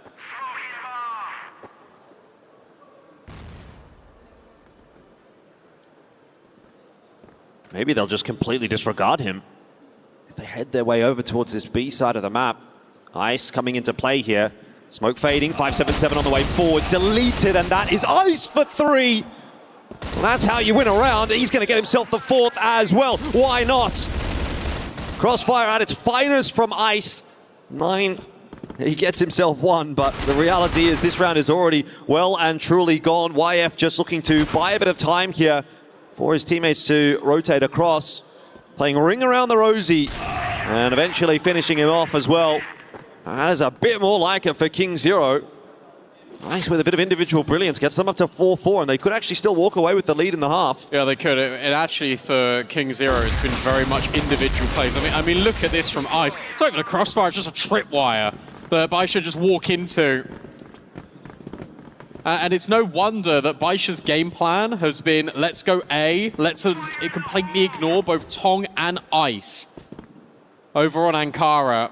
You can't avoid Tong forever. He's now rerouted. He wants to stay vigilant towards A, but N9 will get the opening kill.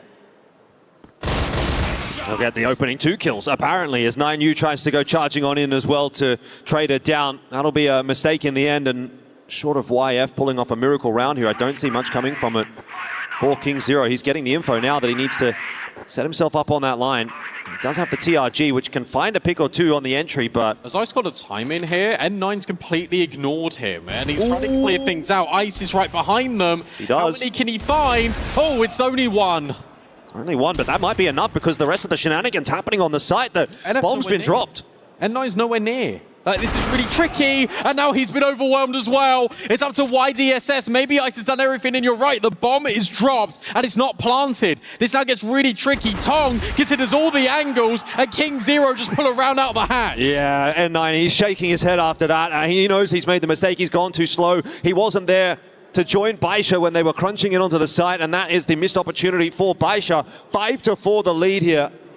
King Zero working hard for this victory. There's no doubt about that. They are really being forced to put some effort in on this map, but they have the advantage, they have the lead, and now they can start to set their sights on a win here against Baisha in a 2-0 capacity. That's a crazy timing that's been hit as well, because you felt like N9 had complete overwatch of the entire site. It's been a bit of a strange run between these two teams. King Zero did beat Baisha on Ankara and Black Widow in the final week of CFPL in the group stage. So the precedent is there that they might be able to do that again. Double sniper set up for Baisha though. The other thing I'm concerned about is that for King Zero on Black Widow, and I know they're different maps, but on BL, that they looked really shaky and out of sorts. So I don't know whether Fiverr is going to be enough. We'll have to see. They are going to swing the issue in towards middle, get this forward line, and they're not punished. And in fact, they're just going to take the space. Well, Leah in a bit of an untenable position, but he's getting some help, of course, by YDSS. And oh dear, that has not looked good at all for King Zero. You might be exactly right. Fantastic start to the second half for Baisha. There's not really much more to say about that round. Just a good bit of shooting from Baisha, and the call from King Zero I don't necessarily hate, but you need to be getting that entry onto Leah, that's for sure. Yeah, you need to kill Leah. And because you don't, that gives all the room for YDSS. It's interesting how Baisha are going to set themselves up here on GR. It looks like they've got 3 players over towards A, and actually a really aggressive stance. Out of 5-7-7. King Zero take their time. They've got good staging outside A, but also middle. This big fight's going to come in, and Tong was so good at getting these close quarter kills with the sniper. Let's see if he can do it again. Not quite, but at least he's alive. Yeah, I mean, you've got to be lucky to be alive there, because there's 2 players waiting in the vent for you, and neither of them able to finish you off. A site somewhat reinforced there by Leah, but it doesn't seem like Baisha are too concerned. They're not expecting the commitment towards A. They've got a really good understanding of this, because as King Zero rotated over towards middle, that's where grenades just rained in. And they're still got a group here. King Zero, like, I'm glad that everyone is going together. It feels like B is the final destination, as they're going to go and split. Tong had another opportunity to get a kill. Instead, it's Ice that finds the first blood onto YDSS. Still a lot of time in this round, though, with a minute 15 on the clock. King Zero don't necessarily need to commit to anything just yet. I want them to, because it feels like in this series they go in and then they don't, and then they want to reroute and go to a different site. Please commit to a bomb site, and they will. Straight in towards B. Ice again being difficult, but Leah, he's now getting kills himself. It has to be Ice. It feels like it always should be Ice, but N9 and 5-7-7 will overwhelm and come in. King Zero, I think that time they did take too long. Yeah, I agree. You started to see the pre-rotate coming across from Baisha, and even despite a couple of good kills on the way in there from Ice, Leah with a nice hold as well. You have to give him some credit. Holding on to that round for Baisha, and Baisha's scoreline slowly but surely starting to creep up here. A 6-5 the lead now. And I tend to agree that they are looking a little bit more comfortable in this half at this moment than King Zero. Might be time soon for an attack timeout to come through. What a flash. That flashed all of them bar one. On the side of King Zero, they've been rained down with bullets. They've been naded out of this round as well. It just feels so intrusive from Baisha. And King Zero just can't get comfy. This is your map pick, remember. It just doesn't feel good whatsoever. Massive nade onto Leah. That's a nice little consequence, but N9 is now trying to push onto YF. Not sure that he's going to go too much further. It's a pretty commonly held angle here that N9 is on. I'm scared for Tong. Me too. He's shotgun sniping once again. N9 round the corner, gets both. The missed shot from Tong is where the mistake is made. That might just be the round. We'll see if King Zero can find a way to somehow salvage it. As they do decide to work their way back over towards A, they will need pretty much perfect entries in onto this A side if they're to try to do that, and it's always going to be tough.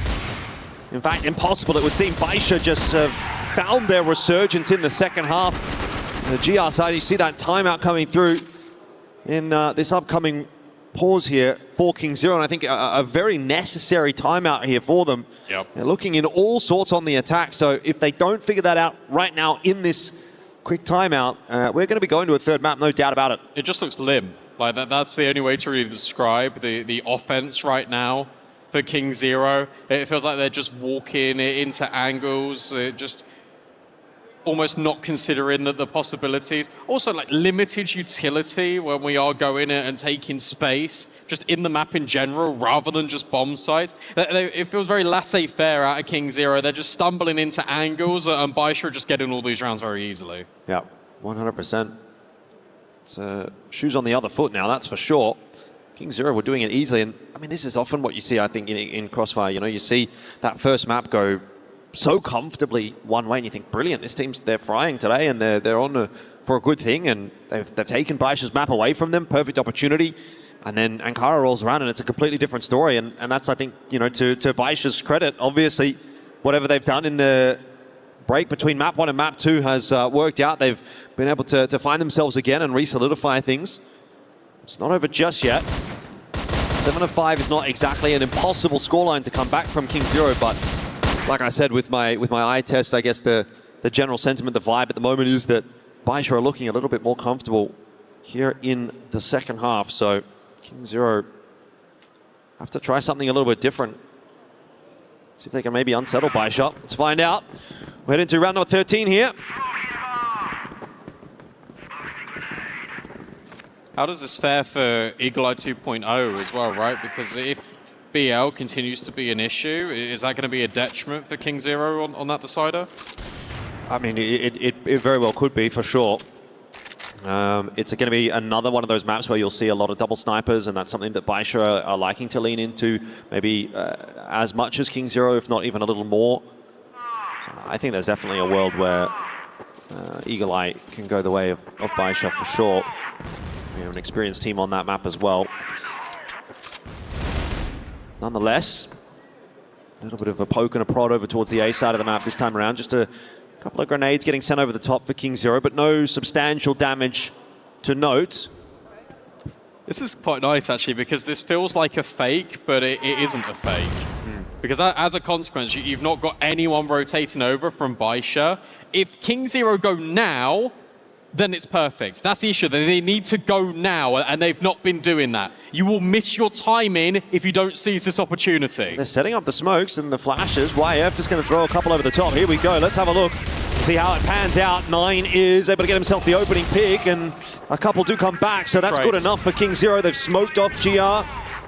Should be able to get that plan down and play out the 3-on-3, but this now becomes really a must-win round, and Baisha decide they're going to go out in front of any potential plan here. Xiao and YDSS claiming one apiece, and Tong was watching the flank when that happened, and that's exactly what Baisha were gambling on. That's a C4 down as well. Like, they didn't plant in amongst all of that. That's a ridiculous spam coming through from YDSS, and as you say, it throws Tong in a really uncomfortable position, because not only has he got to find out where this C4 is, he's got to maybe plant, and by that point, they're trying to take the site, but Tong has the element of surprise. First kill belongs to him. 25 seconds, YDSS tries to close the gap, and it's Tong that goes to the sniper. It's a missed shot.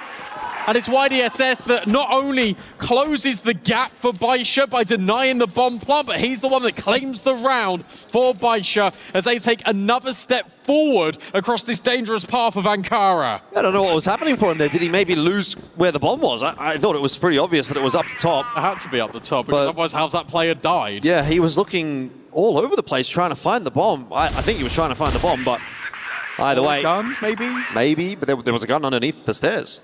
So, regardless, it'll be an 8th round for Baisha. This is quick. Yeah, it is quicker.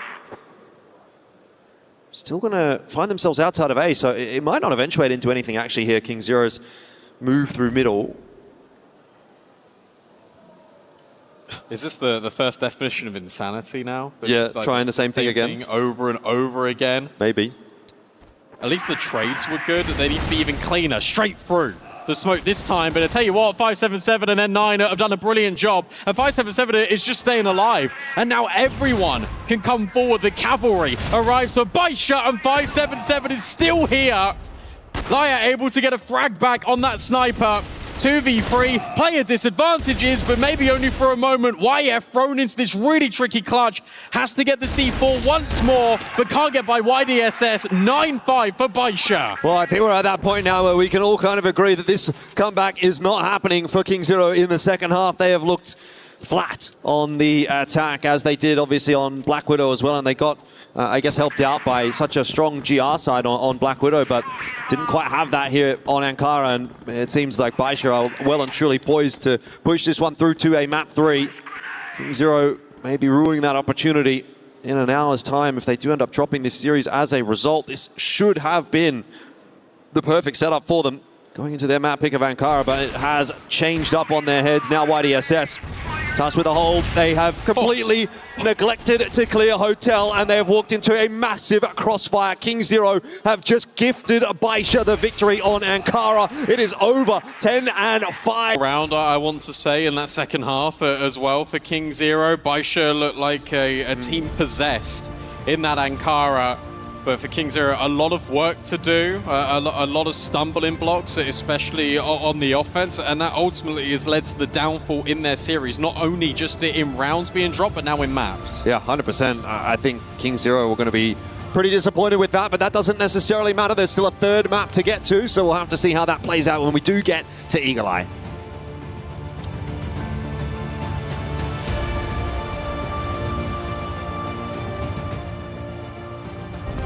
Play is in our DNA. Whenever we let it out, it becomes our superpower. Now imagine an entire city being built to supercharge it. Kadir City, powered by Play.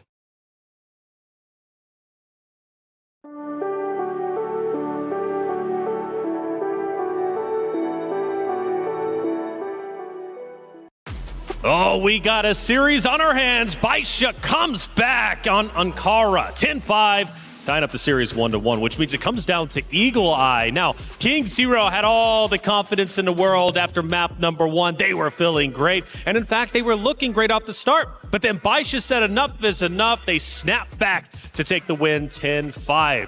What's Eagle Eye going to look like? None of us know until we see it, but it's going to be coming at you fast. Hey, welcome back into the Allianz Vaults. I'm Taylor Reflections Noble, joined by Sneaky Frog and Lucy. Lucy, Baisha did it. They have come back. They have forced a game number 3. Yeah, that's more the Baisha we expected to see. I think if there was a 2-0 here, it would have been very disappointing to get that from them out the gate. And I think we've seen a lot more of what we've expected, what we've seen throughout the entire season. Completely locked out. I love watching their BL side, how confident their site takes looked. It was just completely dismantling their opponents. And then, I mean, the second half was just complete lockout. It felt like there was nothing that they could do on that BL side when it came to KZ. Yeah, I knew they were in trouble when I was listening to the casters, and they're saying, yeah, it's just not going to happen. This is over with. The comeback isn't in the bag. You were losing your mind several times throughout that game. Yeah, I'm not going to lie. I'm really surprised that ICE is making the HK417 work, considering, the other teams or the other players are also kind of struggling with it. But at the same time, I did kind of see that coming, or rather kind of saw this coming from a mile away, considering Ankara has a lot more space to take for the side of KZ, which allows more opportunity for the side of Baisha to kind of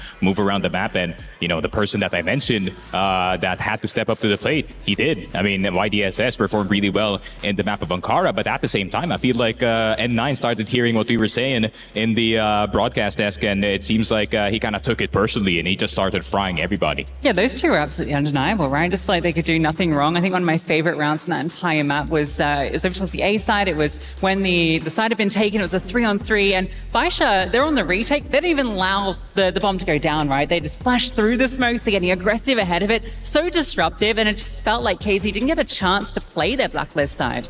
Yeah, and this kind of feels like it's kind of telling on the side of KZ, right? If they don't get early momentum, they're gonna start to crash and burn here, and it kind of took the effort of Ice and maybe some flanks here from XN, but some of the other players disappeared. Like I wanted to see more from Tong, especially, and more from 9U in this map, but it kind of seems like the Baisha pressure is too much, and it seems like they were just a bit cold during the first map.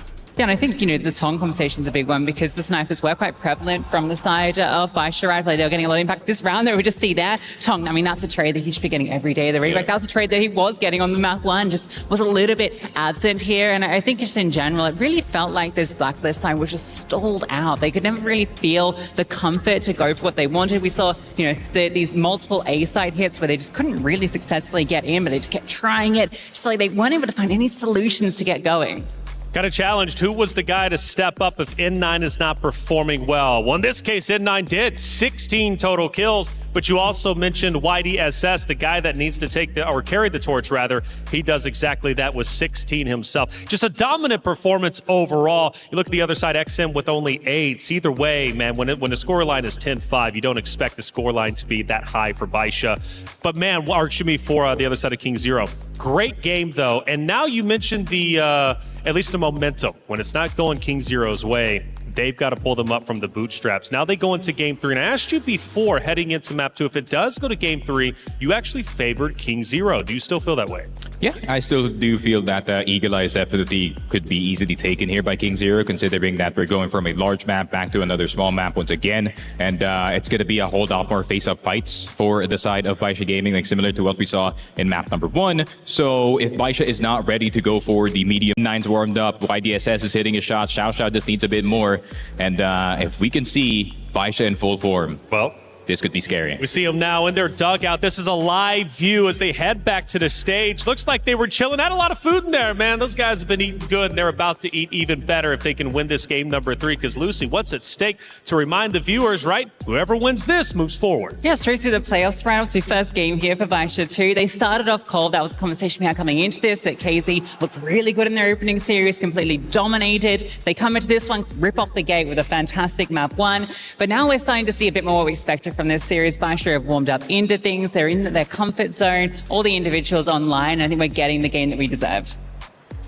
Yeah, I feel like Eagle Eye is definitely going to be a good test for both of these teams, right? Considering that, just like what I said, Eagle Eye is going to be very prevalent, especially when it comes to this meta, since, not everyone likes New Mexico at the very moment. Eagle Eye is kind of the closest thing to a map that is as small, but is more operable. So, yeah, both of these teams going to be tried and tested for it. For sure, this is a big matchup indeed. Originally, King Zero, we were thinking maybe 2-0. I was thinking that anyways, but Baisha fight back in a big way. And now the momentum is arguably now on Baisha's side, despite Sneaky thinking King Zero is going to close it out in this game number 3. But the reality is, when N9 and YDSS start playing well, it's tough to shut them down. Yeah, absolutely. And, they were just undeniable in that map too. And we look at how Eagle Eye 2.0 has played out this year for the two teams mentioned, right? It's been a bit of a coin flip, but they've always been quite dominant maps, to be honest. Like 10-5 was the most recent result. That was Baisha winning that out, right? And yeah, it really does now worry me. Just given the momentum, it really feels like Baisha aren't slowing down. And these Blacklist sides have been lackluster across both maps when it comes to KZ. Sneaky, what's the game plan for King Zero? You clearly favor them map number 3. Who are they leaning on? Is it Ice once again? Will it be Tong? Who do we got? I feel like it's going to come down to the snipers, because the snipers is very important, especially for openings here on Eagle Eye, whether we talk about top A, whether we talk about Hotel, and the man who was just on our screen, Xiao, he has to step up to the plate, because if the snipers go really cold early, especially when it comes to defense, it's literally just a green light for the BL to just enter the site. Well, that sounds like Tong and YF to me. They were running dual snipers map 1. Maybe they bring it back. Yeah, honestly, YF was actually playing really, really well on that map 1. Felt like he was back into his primary sniping kind of form, right? Looked really good between the two of them, the way they were playing off each other. It was really difficult to break through. Don't think the dual snipers were as successful for Baisha, but they weren't really relying on it because they had the rifles playing so well. Well, ladies and gentlemen, our first game 3 of the day for the first series. It's Baisha Gaming going against King Zero Esports. Who wants to move forward? Will it be Baisha? Will it be King Zero? Let's find out with B-Dog and Elfish Guy. All on the line here at Eagle Eye 2.0. One of these teams qualifies through immediately. They just need to hit 10. And it is that double sniper setup, or maybe it's just the rifles of Ice finding the kills and spinning round onto YDSS. That's a crazy shot. Yeah, the pace just immediately picking up here from King Zero. Where was this on the last couple of maps? It's completely caught Baisha off guard. They've got themselves a 5v3, although it's a tentative 5-on-3, I have to say, with 9U and Ice a sliver away from death. So maybe Baisha can still find a way to put this round together. Nice is sticking around. He gets the better of 577 as well. He's a menace to start off round 1 here on Eagle Eye. Hilariously, it actually might be a case of where King Zero have put so much prep into Baisha coming into this game, they might have been putting almost too much emphasis on the maps that aren't theirs. They actually might have left Ankara slip to work more on Black Widow and Eagle Eye 2.0. Like, that genuinely might be the case. These players are low. Like, I really don't want to rule Zhao out of this, because maybe he can make things happen. If he could swap to rifles, been able to scoop that one up immediately, try and isolate one of these kills with the bomb being down, but 9U will lock it in and somehow stays alive on a sliver. Yeah, well, that's what you want to see. King Zero getting that one done nice and quickly. Maybe the confidence is flowing here on Eagle Eye to start things off. Zhao, no real chance in the end in that solo retake attempt. Don't imagine we're going to see rounds that quickly all the time from King Zero, and it does slow down initially here as well for round number 2. So pretty standard setups from King Zero. You've got 9U just sort of posted over all day long, having a bit of a look there. XN set up in case there's a push down mid, and Baisha taking that space at B-Long and Hotel as well. It's a very, very standard start to this round from both of these teams. Often what you'll sometimes see as well is, you know, a bit more of aggression through middle for the defensive side. Not the case this time around. They're going to actually start dumping some util over towards A. It feels as though maybe Baisha worried about that A hit. It's not yet come for King Zero, but that's a lot of the counter utility out of the pockets of Baisha now. And maybe that's what King Zero were waiting for, because now they're picking up that pace. Yeah, double layering. They're right straight in towards this A bomb site. Liar's got to make ends meet and can't do it, but the swing from XN is just brilliant. Tong's providing supporting coverage, and King Zero straight into this bomb site. N9, for as good as he is, can't even find a kill. I love that. You're right. They get the counter utility out, and then they go in again. This has been probably the most inspiring rounds I've seen on the BL side from King Zero all series. We've only had 2 of them. Yeah, I mean, they have looked very shaky on the BL side. I think it is fair to say they only had to get 3 on Black Widow, and then they got, I think, none on Ankara, actually. I'm pretty sure it was a 5-4 half for them on GR. So they've had 2 maps. They've had now 5 rounds, actually, on the BL side. Trade is there for XN. So that's all good. And meanwhile, 9, I mean, he's, I guess this is 9 in a nutshell. He likes to make these unorthodox plays. He's just pushed through his own smoke at the bottom of B-Long, and he's going to try and catch a timing into middle. He's going to need to move quickly, though, because King Zero are already picking the pace up over towards A, and XN, he's used to that kind of trickery.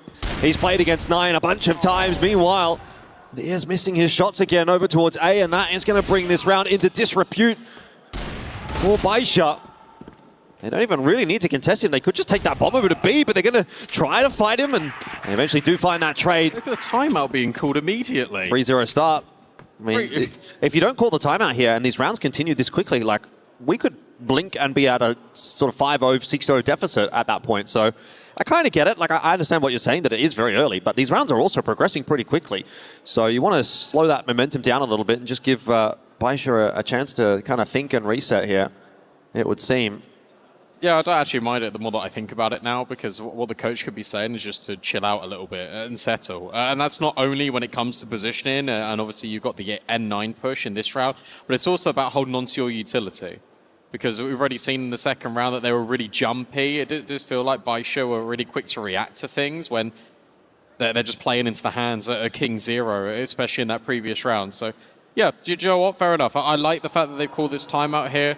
The fact that the timeouts are very extended in Crossfire as well just means that you've got a bunch of time just to reset the situation. You almost can go again. You can play like it is 0-0 and maybe then just build into this Eagle Eye. But the fact that the BL sides have not looked good at a King Zero and they start off 3-0, that is dangerous. That is very dangerous for Baisha.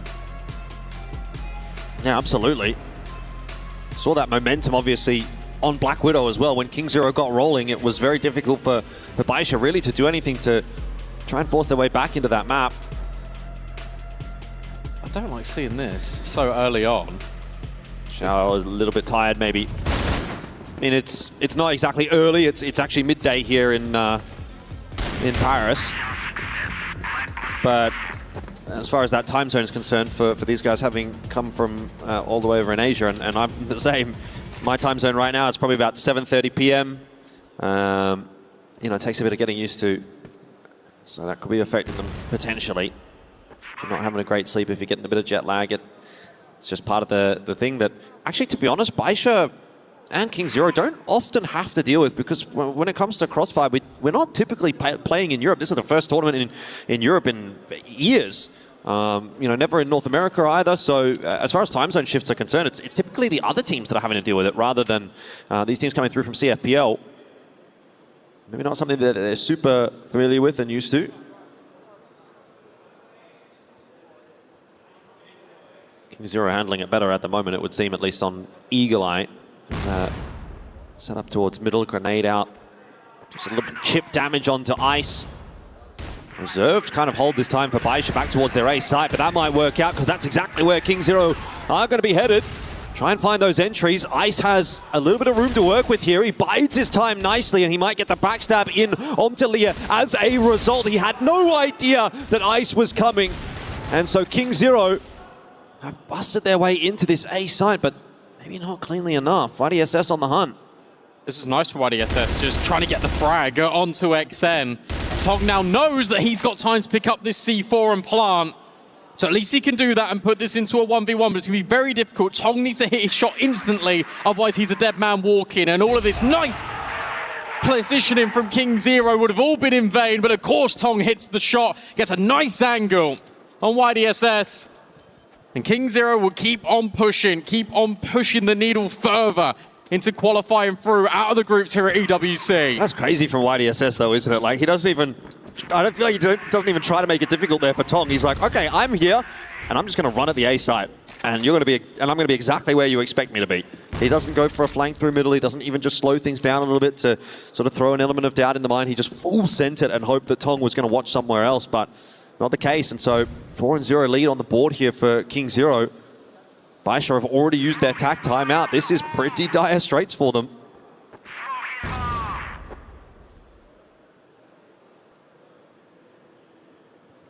I think that in the last round as well, that was another instance of N9 getting time in and Ice being allowed to have the opportunity. Saw it on Black Widow, now see it here on Eagle Eye 2.0, 577. You know, a little bit of stress, but that's okay. There are teammates to back him up over towards the left-hand side of the map. And for KZ, it's another slow stage in as they just try to get rid of N9 over at B.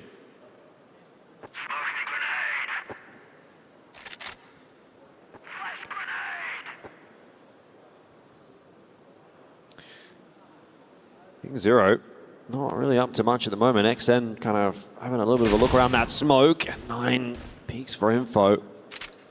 And he does spot a few of those KZ players out, but again, how much can you really infer from that? You're not expecting King Zero to play too quickly. If you see 3 players there with a minute or over a minute left on the clock.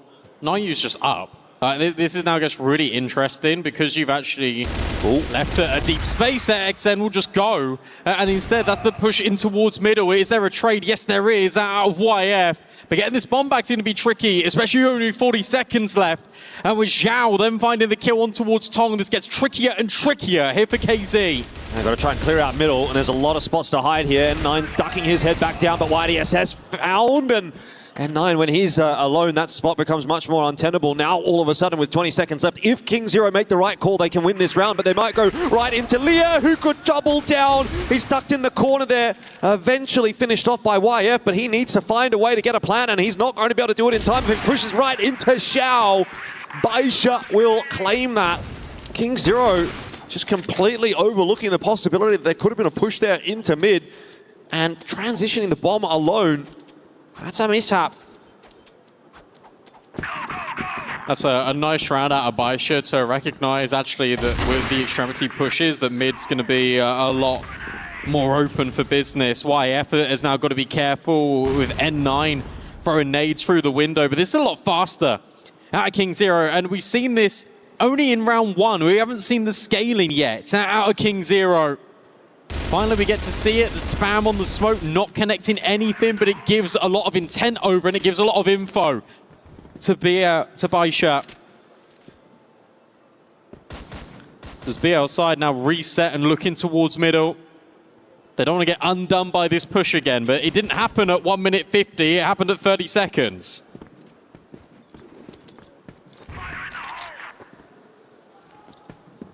I don't think it's going to happen at 1 minute 40 or 1 minute 30 or 1 minute 20 or 1 minute 10.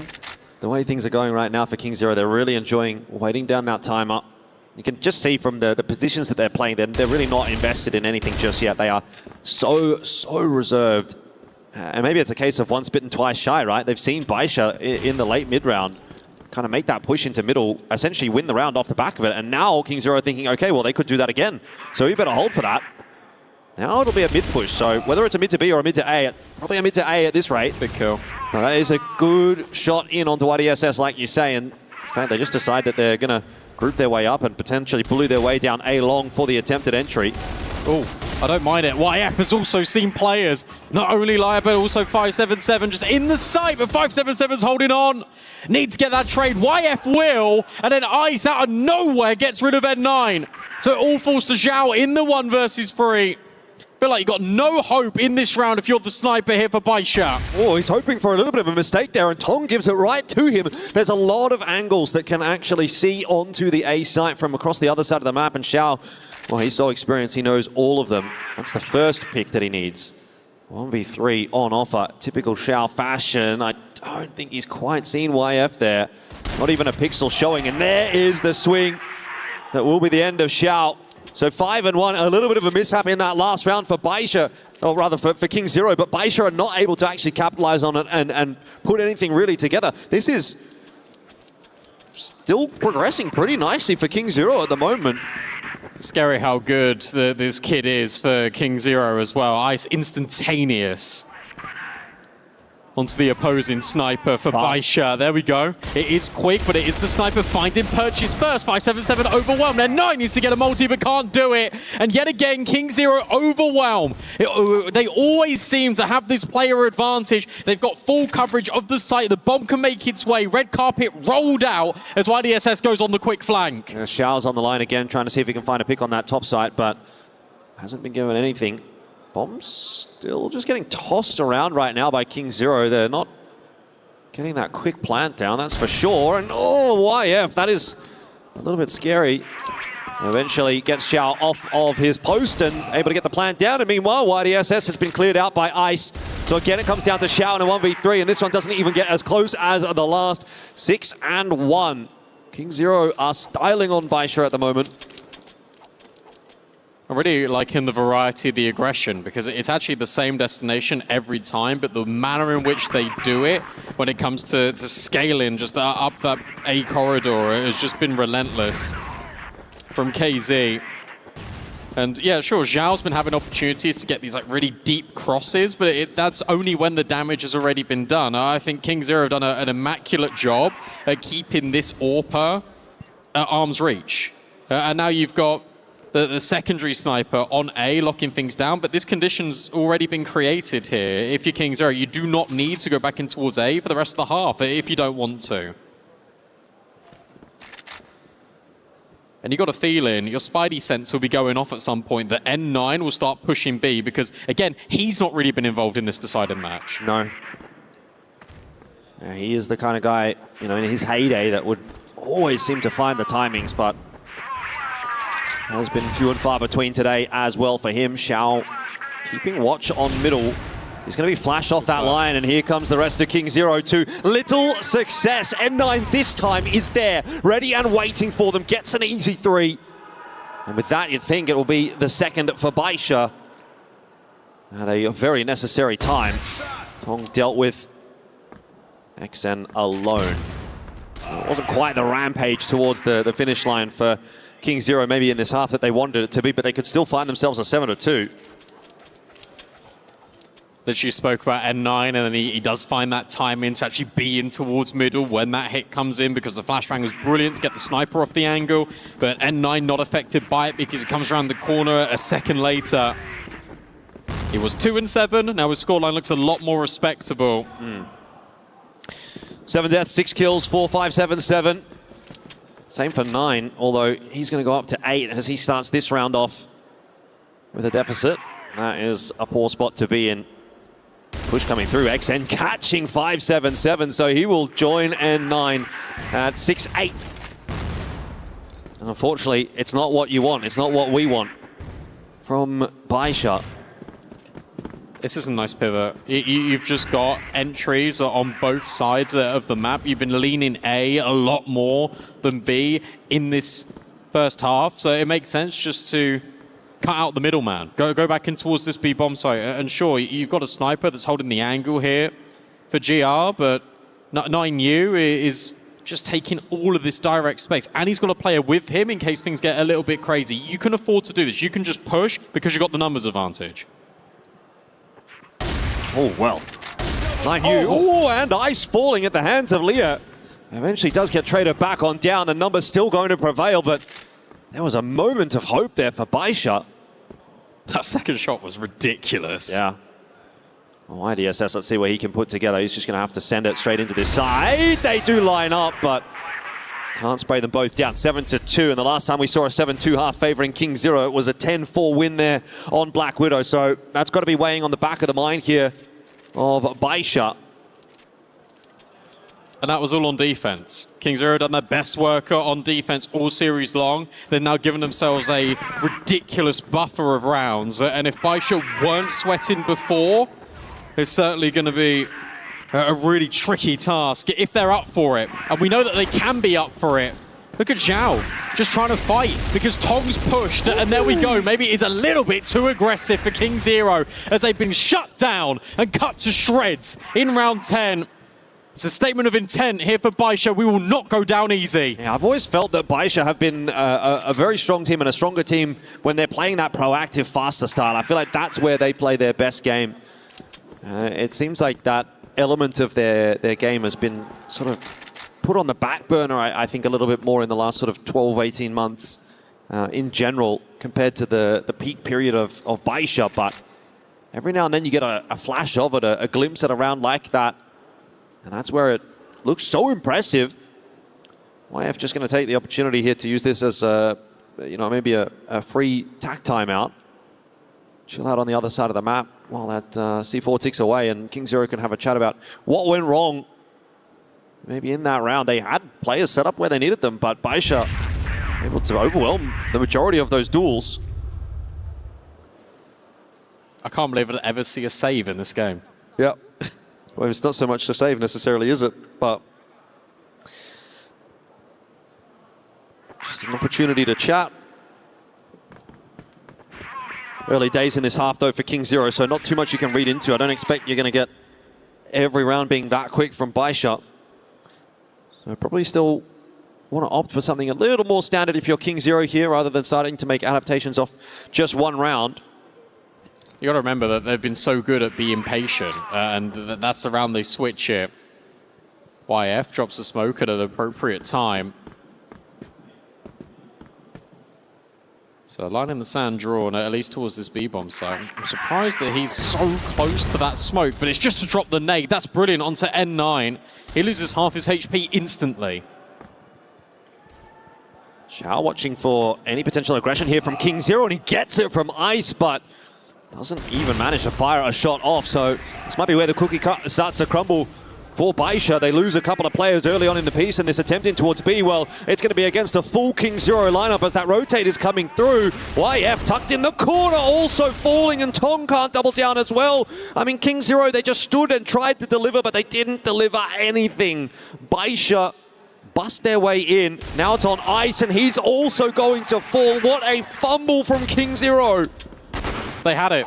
They had the opening kill on the sniper, on the lurk. They had everyone in that site, and yeah, somehow they managed to find a way to make those fights one-on-ones. Like I don't know how they aren't peaking together. There was no trading whatsoever.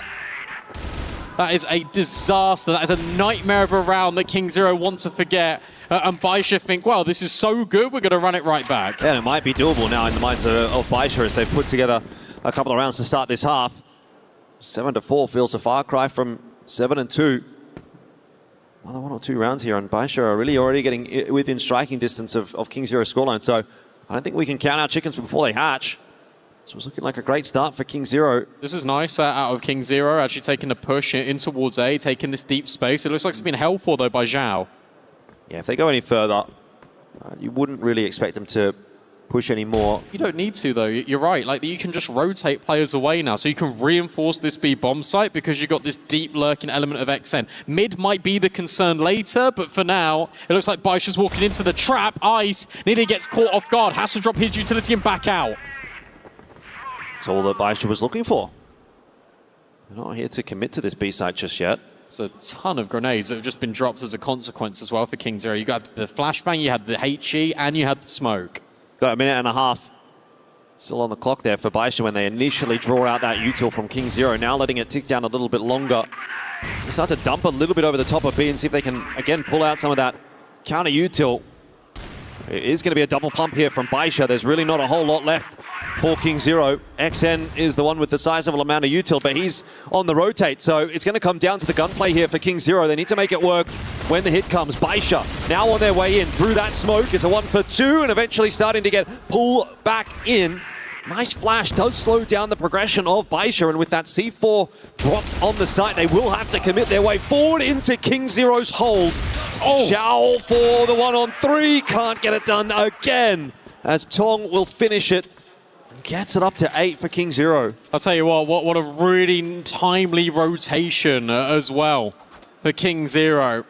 That player that they had just lurking in the depths of A the entire time actually comes over as that second flight of utility is in motion. It was XN that then has this really tight little crossfire by the cable car and just gives King Zero enough squeeze of the juice in round 12 to make it that 8-4. And now deep nades are going to push King Zero back even more. They're trying to trade the utility. Tong's on a crazy angle as 9U gets up close with N9. And the flashbang, whilst it does affect him, it doesn't affect his lead. Tong as well. Should be good for 1, but doesn't manage to land the shot, and so he gets overwhelmed. Now 9U and XN have to work in tandem. The reload is awkward. I mean, so much damage done to Leah and 577, but no confirmation on the kill. YF's now going to get himself up into tower and see if he can cause a ruckus on that potential plan, which he does. Leah down. And Ice as well chiming in. We're back to a 2-on-2. 577 obviously still tagged up. Advantage King Zero, one might argue, but time now favoring Baisha as the King Zero duo link back up at the bottom of long. Start to work their way towards the site. And you know they always do this. You know they always group up and link together, and that's why 577 has pushed the issue in towards middle. This is such a supreme flank, and he's going to be able to get rid of YF. Leaves it all onto the Star Rifler, the Prodigy, here at EWC, but he can't get the kill whatsoever. YDSS locks it in. Really good initiative there by Baisha to understand the tendencies of King Zero and to punish them as they try and retake the site. Yeah, and I mean, I don't think you can be too critical about that 2-on-2 for King Zero. I think where that round actually does fall apart is the initial defense. Tong are not able to land a shot. Okay, that's fine, but even with that crossfire that was established for King Zero, you'd think that they should be able to find themselves a little bit more than they did. Put it a little bit too far out of the realms of possibility in what was ultimately a 4v2 for King Zero there. So just need to be a little bit cleaner with the shots on the hold, and that would have been 9 on the board and series point now pressuring Baisha, but not to be. So instead, we're going to get that tactical pause through here from King Zero. maybe starting to feel a little bit of the pressure and taking the opportunity to have their own reset at an 8-5 scoreline where things are still not looking too bad. I mean, this is still King Zero's series to lose, but Baisha are definitely circling like sharks in the water. And they are knocking on the door, right? It's not like they've not been competitive in these rounds. Like, again, that was a 4-on-2 that then evolves into a 2v2 at one stage for King Zero. It's not like they're just rolling over and allowing Baisha to get these rounds back without consequence. Like, there is a challenge in every single one of these. These are mentally taxing rounds for Baisha. Your back is still well and truly up against the wall. I just say, Elfish, definitely King Zero's map and series to lose at this point. But if there's one team that's got all the experience, the one team that has done it time in, time out, especially on an international stage, that team is Baisha. Yeah, 100%. Again, you look at the super experienced players in this lineup of N9 and Xiao, 577. They have won on the global stage many a time. This one becoming a little bit more of a difficult story for them. EWC has never necessarily been kind for them, although there has only been one EWC Crossfire, which was last year, so give them the benefit of the doubt. It's not as if they've had a huge number of opportunities.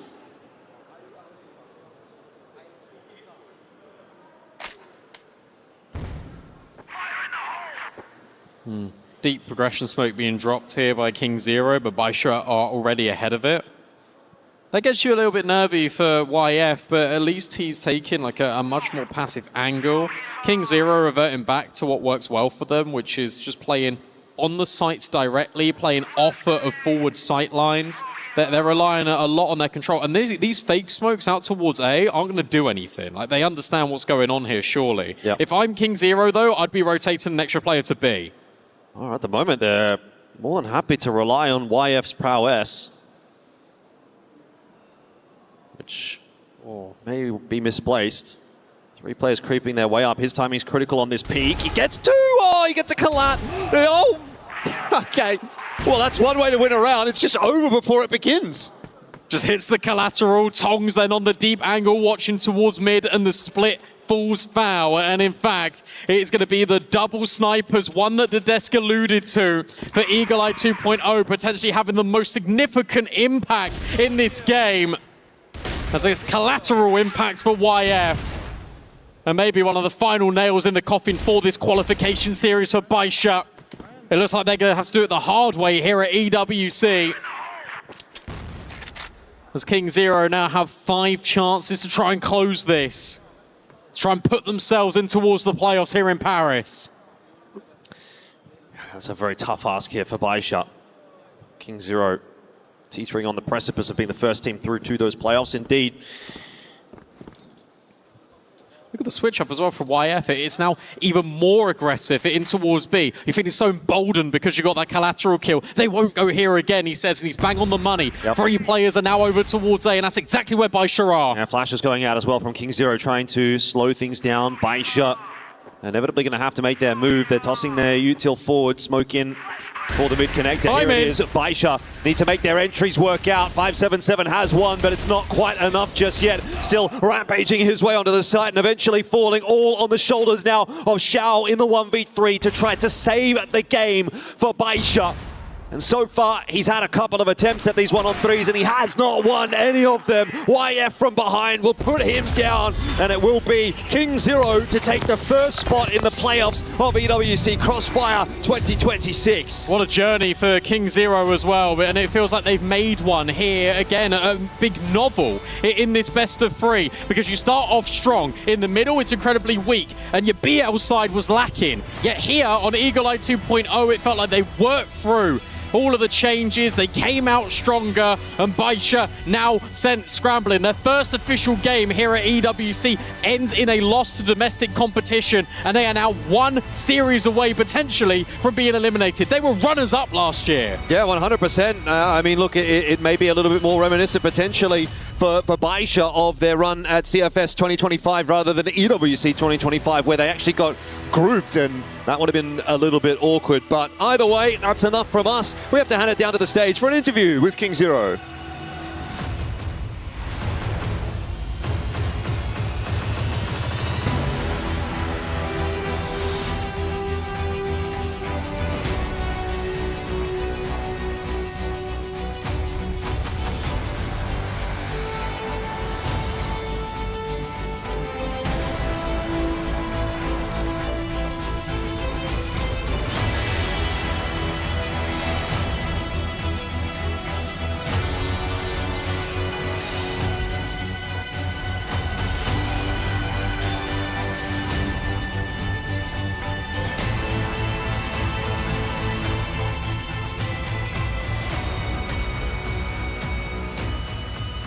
Okay, and just like that, King Zero is able to get it done. First and foremost, Baisha defeated you in CFPL just a couple of weeks ago in grand finals. Now you got revenge. How does it feel to get revenge on such a big stage? 在这个月的时候，当时在 CFPL 的总决赛里面，白沙是曾经击败过你们，然后现在你们相当于一个复仇赛，然后成功的击败了他们。那现在感觉怎么样呢？感觉很开心吧，在 CFPL 决赛里清算我们一次了，这次轮到我们清算了。I mean, it feels absolutely amazing.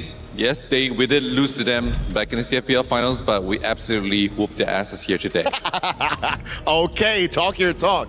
And now you're officially qualified for the playoffs here at the Esports World Cup. How excited are you and your teammates? 你们现在是成功晋级到了后面的淘汰赛了。那你们现在队内的氛围怎么样？你们感觉怎么样呢？队内氛围挺好的，然后我们每个人感觉快乐游戏嘛。Everyone is really happy about it. The atmosphere in their team is really good. I'll say that right now we're just enjoying the game. Okay, and just last thing, that came down to the end. You ended up having to clutch out. How did you guys clutch it out after it was 1-1? 刚才打的这场呢，你们就白沙当时也是1-1追平了你们，然后包括最后一场也算是打得比较焦灼一点，比较黏一点。那当时你们是怎么相当于是成功的胜出的呢？我们就比较干脆的嘛，然后做好赛前的针对嘛。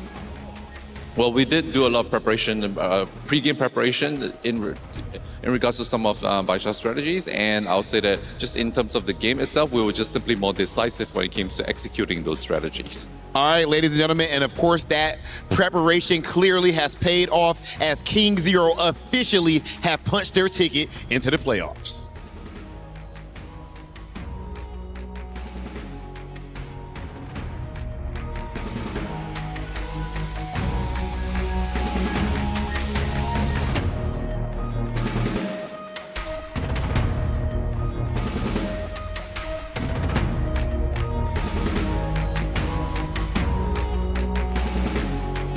Play is in our DNA. Whenever we let it out, it becomes our superpower. Now imagine an entire city being built to supercharge it. Kadir City, powered by play.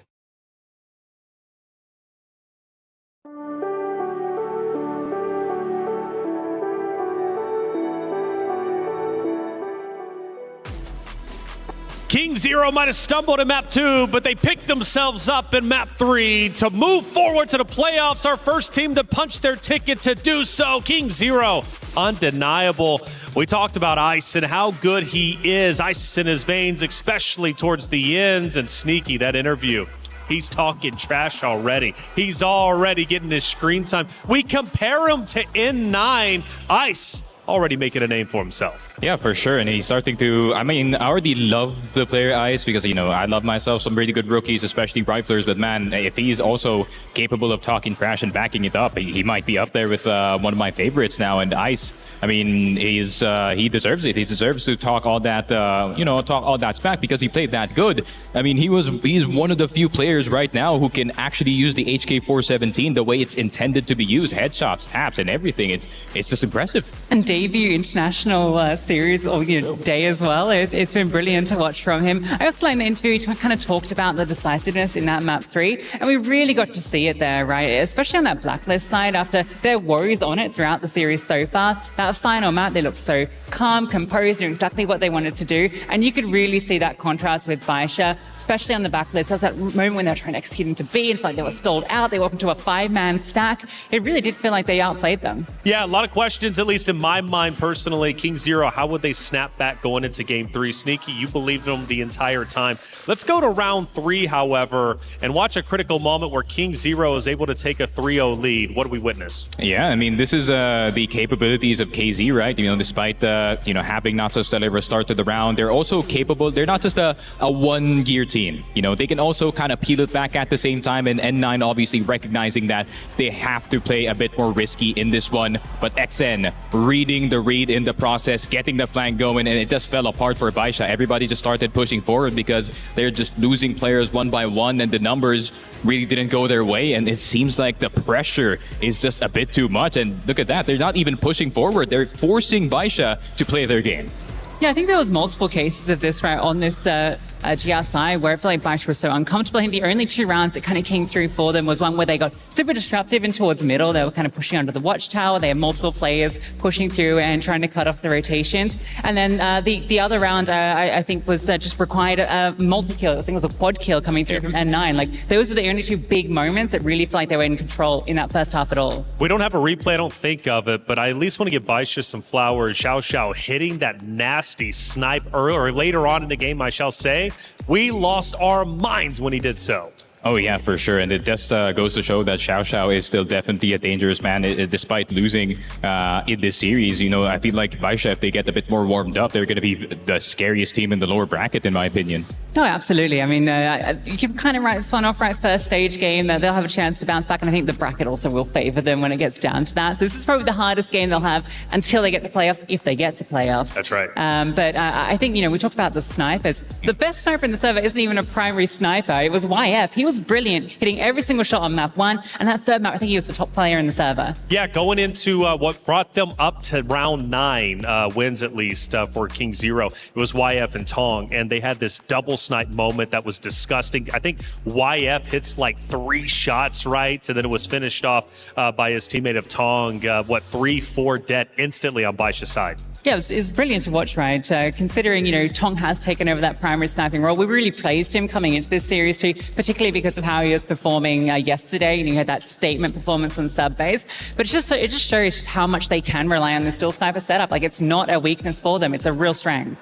Yeah, and it is nice to have on your team, especially that YF can switch from like elite sniping mode to elite rifling mode. You can kind of have a lot of variety, especially when it comes to strategy and especially when it comes to defenses, right? I mean, Tong is already a good sniper in itself, and even if you kill him, there's still the YF option. He can just drop his gun and still be just as good. That's fair. You know, tactical pauses, they're critical, Lucy, when it comes to, you know, regaining composure, you know, getting your feet back underneath you. Often, I think every single game that we had, both tactical pauses were used for each side, right? More so, I think, for Baisha, especially in that game number 3, very early, after just round 3, Baisha said enough. We got to call a tactical pause. We got to try to get anything going. Yeah, and it didn't really give them that, right? Like, they were looking for that moment to reset the momentum, and the rounds they came just came really scrappily. It was really spread apart. They weren't able to get any sort of consistency going, and you kind of expect a little bit more out of them, especially utilizing that resource. Yeah, for sure. For Baisha, though, a big loss. This was their first match at EWC, and they unfortunately fall flat. King Zero played so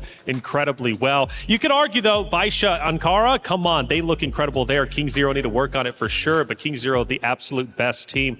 Again, a rematch here for King Zero. They get revenge. They just played so very well. We talk Ice, we talk Tong, we talk YF, but as a team as a whole, what do they do that's special that Baisha just could not battle against? It seems like the faster pace of the game in general, right? I feel like I've said this in the last C Masters that I feel like slow Crossfire could be dead at this point, but then Rock did win their CFBL, so I kind of had a bit of doubts in my head, but now I kind of see them, you know, kind of struggling at the start of the series, and now we see Baisha, who's more on the delay kind of strategy instead of the KZ being a lot more proactive, being a lot more assertive when it comes to map control, right? So I feel like this is definitely KZ being a lot more ahead on the curve in terms of the meta, at least. Well, Baisha might have lost. They dropped down to the lower bracket, but they're not out just yet. Their key will not be crushed today, but tomorrow it might if they don't win their second series. It's much needed for sure, but they find themselves, just like in this moment, one series away from moving forward into playoffs. So if you're a Baisha fan, still support them. They've got a lot of chances to still make it forward. Now, YDSS is a phenomenal player. The one that picks up the slack when N9 is dropping the ball. And Salvatore, the chance to catch up with YDSS after their loss. In a shocking turn of events, Baisha Gaming bowed out against King Zero 2-1, and we have here YDSS to talk about the game and what happened because of the game. So, YDSS, can you tell us what happened in Eagle Eye? How did KZ get the better of you? YDS 能不能跟我们大概也说一下刚才那一把，包括是尤其是鹰眼那张图上面到底发生了些什么？就是为什么当时你们失利了呢？鹰眼就是咱们在 A 区的防守没有做到很好，然后 A 区对手的进攻铺开道具之后，咱们的防守有点吃力，然后守不住。I said the main issue, especially with Eagle Eye, was our A-side defense. I think that we weren't able to execute it properly, especially in the face of some of their utility usage. The moment they threw out all the utility, we found it very hard to defend A-side, and they're just able to very successfully attack it over and over again. Yeah, we do hope for the following game that Baisha Gaming will do a better job in their next series. So, was there any particular player in King Zero that you had a hard time dealing with, especially with map number 1 and map number 3? 那也希望你们后面能做出相应的调整，然后后面也打得更好。然后当时 KZ 尤其是图1、图3的时候，有没有哪位选手你们当时是对你们来说特别棘手的呢？因为对面5位都是 CFPL 赛区非常优秀的选手嘛，然后打他们每一位选手，咱们都会要谨慎和小心。然后 YF 在这场发挥非常好吧。Well, all of them are CFPL grand finalists, and they are all very, very individually skilled players in their own right. So we have to be extremely careful against every single one of them.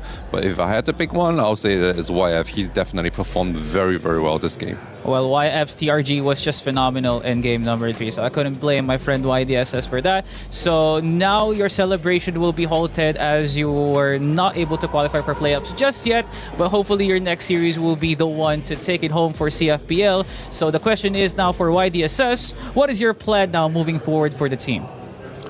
那虽然你们现在还未能晋级到后面的淘汰赛，但是你们还有一次机会。那你们现在战队能不能跟我说一下你们现在的准备工作会是怎么样的呢？接下来就需要在这极短的时间里积极备战下一场比赛。Well, we don't really have a lot of time, so in this very short time frame, we will be doing our best to prepare for our next opponents and the strategies that's needed. Yeah, wonderful insights here for YDSS. Thank you so much for your time. We say nice try to Baisha Gaming, and I do hope you guys will now be in favor for your next series. We'll be sending it back to the analyst desk. Thank you, Salvatore, as always, getting the news, right, from YDSS there for the interview. We appreciate it. Nice to hear from YDSS. Not making a lot of excuses, Lucy. You know, they realized their A side just wasn't working out for them whenever it came down to Eagle Eye, final map number 3. And they realized there's a lot of work still needed. Baisha, they don't want to leave just yet. Again, they realized they just missed out last year.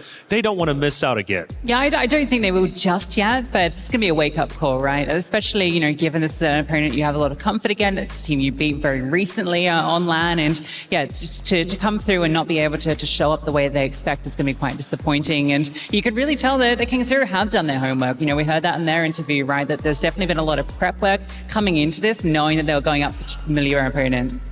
Yeah, there's something about this tournament and first seeds losing for some reason, and I feel like it's a lot of these second seeds kind of stepping up to the plate as well. But at the same time, you kind of have to see how Baisha went in that third map, right? It kind of just felt like they were disconnected the entire time, and you know, the usual, you know, I wouldn't say highlighty kind of play from the side of Baisha, but the usual teamwork that we'd like to see from them didn't really click, because just once again, the pressure is just mounting from the side of KZ before they can even set up anything. There's like an XN flank, ISIS somewhere, you know, YF has gotten a pick. The pressure was too much. Yeah, and the Allianz Vault, brother, welcome in first and foremost. Number 1 seeds have been falling left and right, all right? This has been a reoccurring theme here in the Allianz Vault at EWC 2026. Just the way it goes, it's the highest level of competition. And speaking of which, another competition about to be underway later on this year. It's called CFS 2026. Let's take a look at the venue.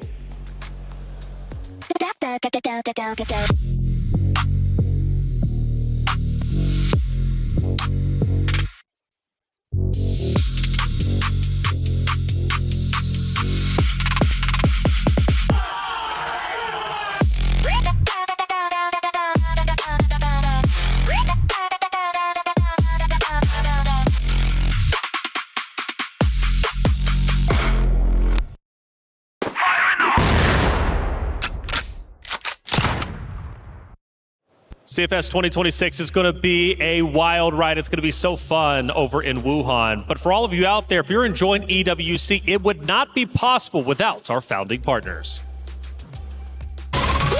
Je suis prêt, c'est parti, voir où m'emmène la vie. Chrome sur mon green, tu m'entends quand je respire. Top le veston, jamais film, trop de pas, big plan, j'ai fait changer toute la piste. Regarde ma pêche, pour ce page à dire. Je coupe la line, laisse la qui laisse frémir. Nouvelle état, new name, toujours fluide dans le move. Main en l'air quand je rentre dans le groove. Garde ce regard, je suis déjà posé.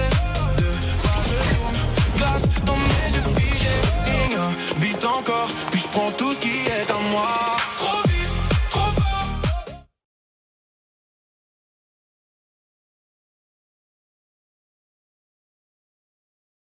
Mở nhá. Ok. Anh mở đây. Ok. Uau! Ó, tá bonito, hein? Ok, isso aí parece bagulho de batata, né? Tá bonito. Parece sobremesa. É isso, cara, parece salgado. Crocância aqui, ó. Ué, siêu siêu ngon. Ok. Ngon cực. Gọi con cá vào người. Doce? Bom. Doce? Bom, pô. Pode comer outro, deixa pra gente, mano. É bom. Muito bom, mano. Mesinho bom. ايه هي بقى؟ ما اعرفش. كريم بروليه مثلا. حلوة؟ حلوة. Nó dầu mít rồi nha. Xong rồi làm, nó không biết cái gì nó làm xong rồi chết đó nha. Sao dứt bự vậy? Ngon. Ngon là ngon. Nó phát chứ. Không, ngon thật. That's good. So sweet. É uma torta então, né? É como se fosse, é. Nossa, muito bom. Sorvete, mano. Que isso, gente? Que isso, galera? Que isso, galera? Você pode ver também, pai. Tem um negócio de milho que é assim, pô. Pamonha? Lembra um pouco, né? Nossa, muito bom, pô. Meu vai também. Isso aqui eu nunca comi no Brasil não, velho. Nota 10. Nota 10. Vai comer mais um pouquinho, né? I give it 7 out of 10. It's good. I like this one. Ngon thật mà ngon. Anh không đùa, ngon thật. Tôi gặp thấy cái bánh này hợp với tôi. Rất là ngon. Very good. The human body was built to move, not trapped at a desk in one singular posture for 12 hours a day. It's time your chair evolved. This is Secret Lab Titan Evo. Ergonomically engineered for you, gamers, hybrid workers, artists, backing your every move.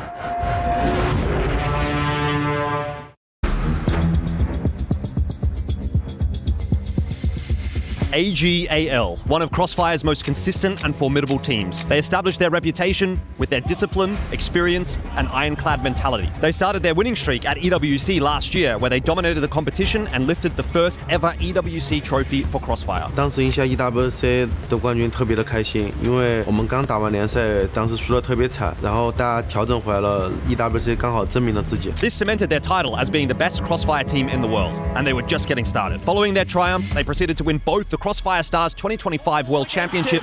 And finally, AG will do it, and they get the job done. The champions of Crossfire Stars 2025, all gamers. And CFPL Season 27. 我们可以恭喜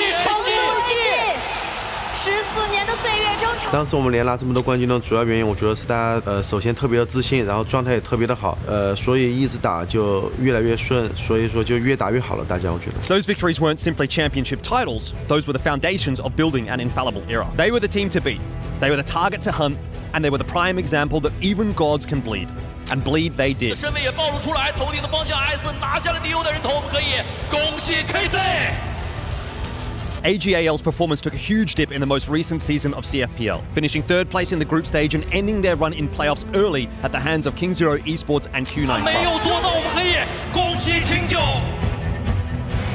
这副 PS8，我们当时的心态变化就是因为一直在输，当时大家状态也不好，所以就越打越没自信。我觉得这次比赛我们肯定比联赛准备的东西会更多一些吧，然后争取这次赢回来。But this might very well be the beginning of a comeback story. AGAL has shown that they can be undefeated and they can do it again here at EWC 2026.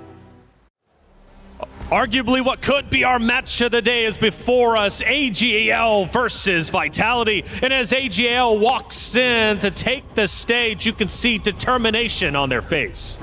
Yeah, this is a team that is hungry to continue proving themselves, and rightfully so, defending champions. Not only that, the CFS champions as well from 2025. I'm excited to see them take the stage. That's right, and Vitality, who are Western team, the first to beat a Chinese team since 2018, come in with a smile on their face. In fact, he can't even hide it. He tries to, Lucy, but he realizes this is a big moment, and they're willing to capture it. I mean, how could they not be hyped, right? After the run they've already had, the upset on day one. It's a team that we're all excited about. I mean, Kyle, you pegged them as potentially taking out AGAL here. Like, we don't want to get too caught up in the hype, but we're also starting to believe. That's right. Kadia title defenders AGAL versus the dream run of Vitality. Does it get any better than that? I gotta say, man, this matchup means quite a bit, not only for the Western region, but for Vitality fans as a whole. They're on home ground, and this is their moment to shine for sure.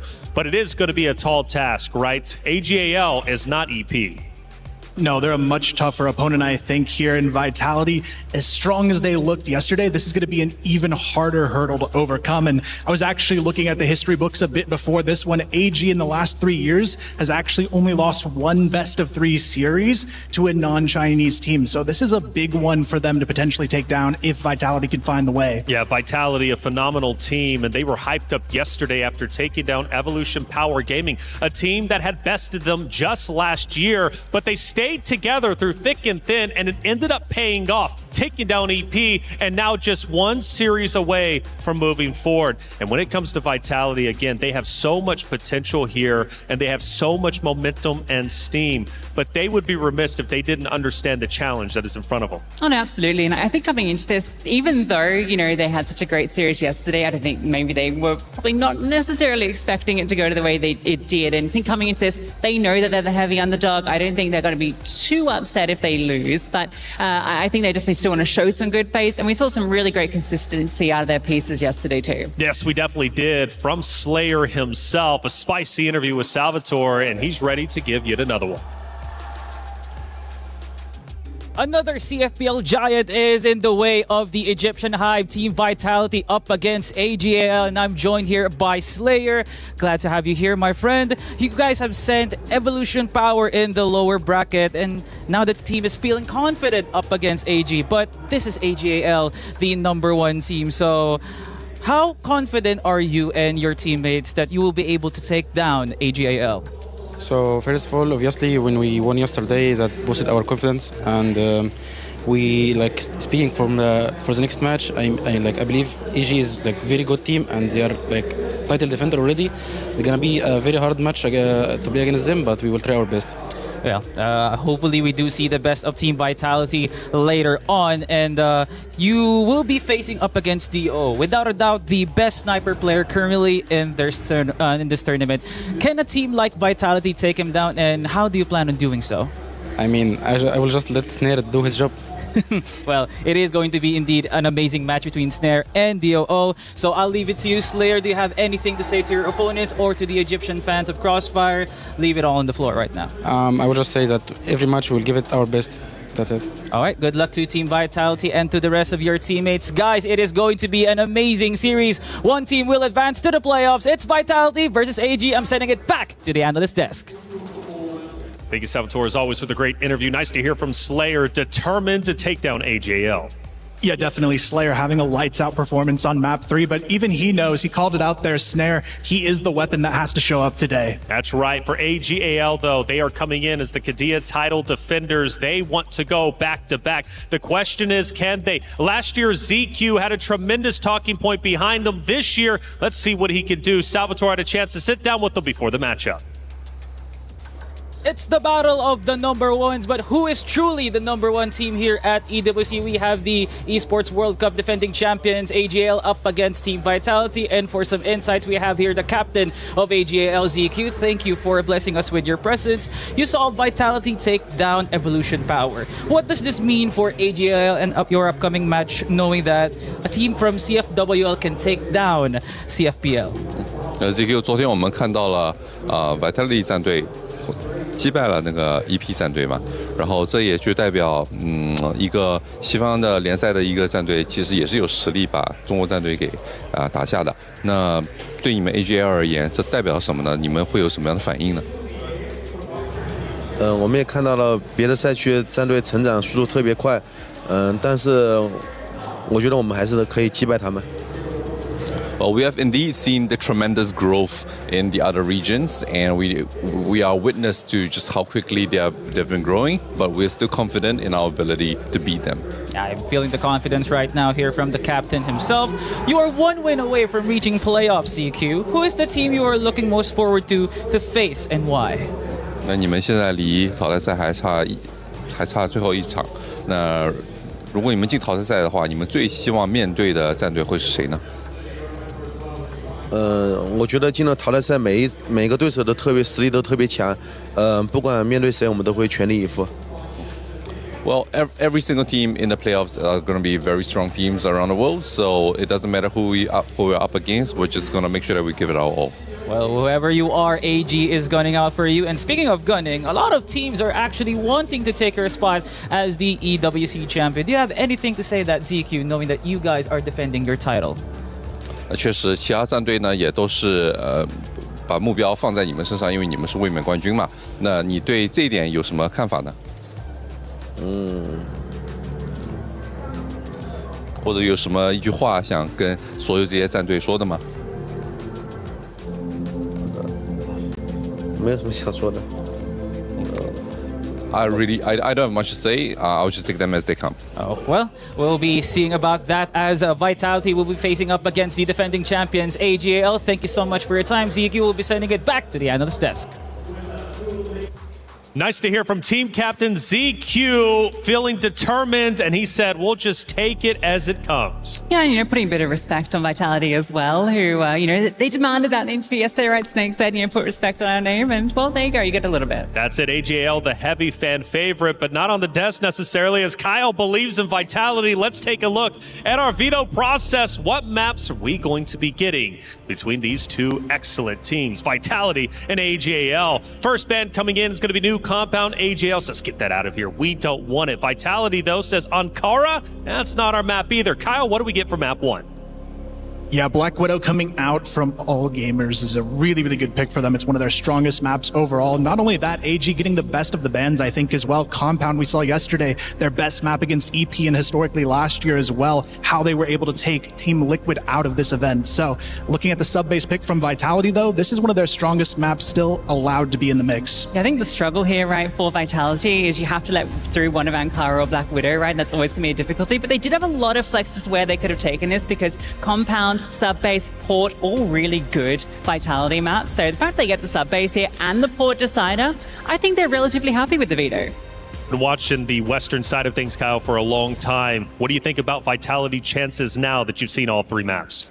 I was really hoping they would have a chance to play this one out on new Compound. It's historically their strongest anchor map, but AG has clearly done their homework in the veto, so this is not going to be an easy one, but I still think Vitality can pull it off. Well, it's never easy to get into the playoffs, and it's not even easy to get into the championship conversation, but it's Vitality with a miracle run going against AGAL, the Kadia title defenders. It's time to get this epic matchup started. Let's head to the stage with Hollywood Rob TV and Damascus. Ladies and gentlemen, it is showtime as we have 2 Titans about to face off. And of course, on one side, the title defenders. Title defender themselves, AGAL, but against them is a team full of confidence after running the upset yesterday. Vitality looking to equal their rank from last year. And they've got a huge client. But you know what it is, Rob? If you want to be the champion, you got to beat the champion. If you want to beat a man, you got to beat the man. But of course, as you said, Vitality did take down Evolution Power. And in that interview after with Salvatore, they let it be known that they were feeling extremely confident. I'm not going to repeat exactly what they said, but they were talking some trash. And to me, that is an amazing sign to where your mindset is at going into this match. Confidence is key, especially when you have to take on the Titans. So this time for our second qualifier match of the day, it is AGAL versus Vitality. Hey, look, I respect what everyone is saying, and I know that Team Vitality have got some respect on their name now. However, you're going up against AGAL. That is no easy feat, and I think they might get a little bit humbled here in the qualification game. I mean, it's possible, definitely, but I do have to say, I think, you know, this Vitality lineup, when they are playing at their peak, when they are at their best, they could definitely challenge a team like AG. So let's just see what things look like when we actually do get into the server for, you know, a few rounds at least before we make our opinion noted too hard. I want to see something from Vitality, but historically speaking, you would be right. They haven't had a great record against the CFPL teams. I don't think they've ever actually played against AG either. They've never made it deep enough into a competition to do so. They've typically been dropped by some lesser teams, but a good start there from Slayer. Gets the better of ZY. You see the double sniper setup on the attack here from Vitality, which is a little bit unorthodox, but it's worked so far. Yeah, it works out brilliantly. Now Do just has to consistently watch for this potential peak. Snake nearly gives him that chance. Instead, it's going to be utility drop forward. Do has a chance to maybe get that trade. Doesn't happen, but that gives info. Okay, the second sniper's over here. Slayer can then maybe set up on a deeper angle. More concerned what's going on over at Long as well. Snare's been tagged and brought down. And this is very patient out of Vitality, and this is more what you come to expect out of West teams. Yeah, 100%. I mean, in particular, Vitality, although they do like to throw in a change of pace here and there. It looks like Snake's just been tagged by Do. Maybe a wallbang, maybe a leg shot. Snare dropping here as well. AG starting to bring the numbers back a little bit, and you just see these individual fights all over the map. They're favoring AG across the board. Vitality may find today a little more difficult than they did yesterday.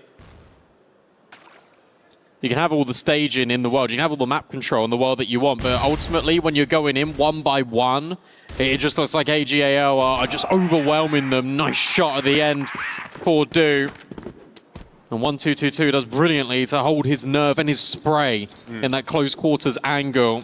Very clean, and unfortunately for Vitality in that one, it was just a case of being too individualistic. Yeah, I think one of the big talking points here again today for Vitality is going to have to be what can Snare do. He's got that TRG in hand. You do sort of typically see Slayer sliding through with the secondary sniper as well, but big important player is Snare, I think, for this Vitality team as they try to pick the pace up over towards the box room a little early on in the piece. There's aggression out in mid as well from 1-2-2-2. That's where Snare's gone down. Horus dropping as well now. AG are kind of doing this on cruise control. Vitality really not challenging them, and this is a conversation that we had even just you and I before we went live, and you were saying, I don't know if today's going to be the day for Vitality. And I said, you know, they're a pretty good team when they're on. And he said, well, that was their day yesterday. They were on yesterday, but can they back it up? Can they do it twice in a row? And so far the answer is no.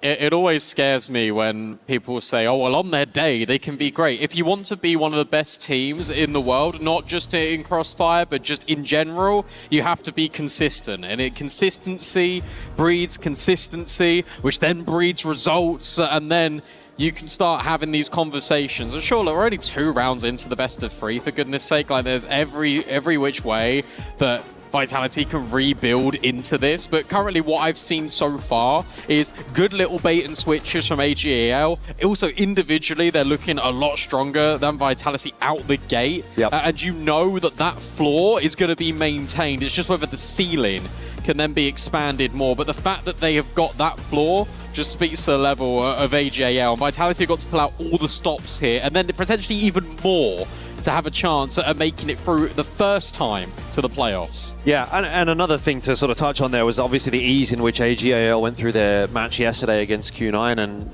Q9 are not exactly pushovers in any sense of the word. Evolution Power obviously dropping to Vitality. That's a pretty significant scalp, I have to say. Evolution Power, with at least the core of this roster, was a world champion a couple of years ago back in CFS, and they've always sort of been in and around the top level of the competition. You know, EWC last year they made top 4, only dropping to AGAL, actually, the eventual winner, so they could have potentially made it all the way to the grand final had they been on the other side of the bracket too.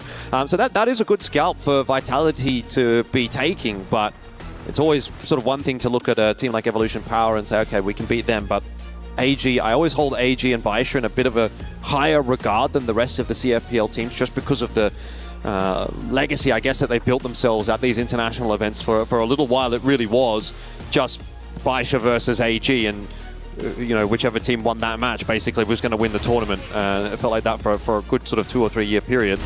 But now maybe that's starting to change up a little bit.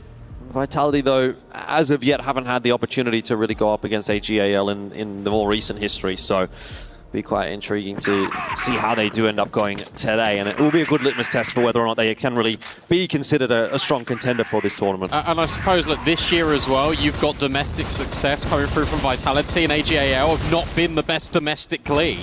To be fair, Slayer will find the opener. Snare has a chance, but at least there's a trade out of Slayer. So player advantage still maintained here by Vitality as they just up the pressure through middle and are able to make it a 4-on-3.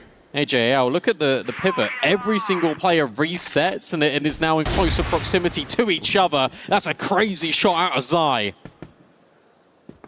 Now, being able to bring it back to a 3-on-3 is pretty significant, actually. ZY will drop, though, at the hands of Slayer as he tries to cross back onto that side. It's surprising still that Vitality want to go in this direction. There's more players over towards A. And you just see that raw firepower on display from Jue. Slayer now with the job of retrieving that C4 from the bottom of long, and he's got time to do it with, but he's got to go up against 2 legends in the name of Jue and ZQ, so that's going to be a tough ask. Smoke there might obscure his vision as he tries to walk his way forward, and so AG will claim 3. That round was looking better for Vitality, but then the individuals just stepping up for AG, pull it back. Yeah, then Jue happened, unfortunately. That's a crazy second shot over towards long.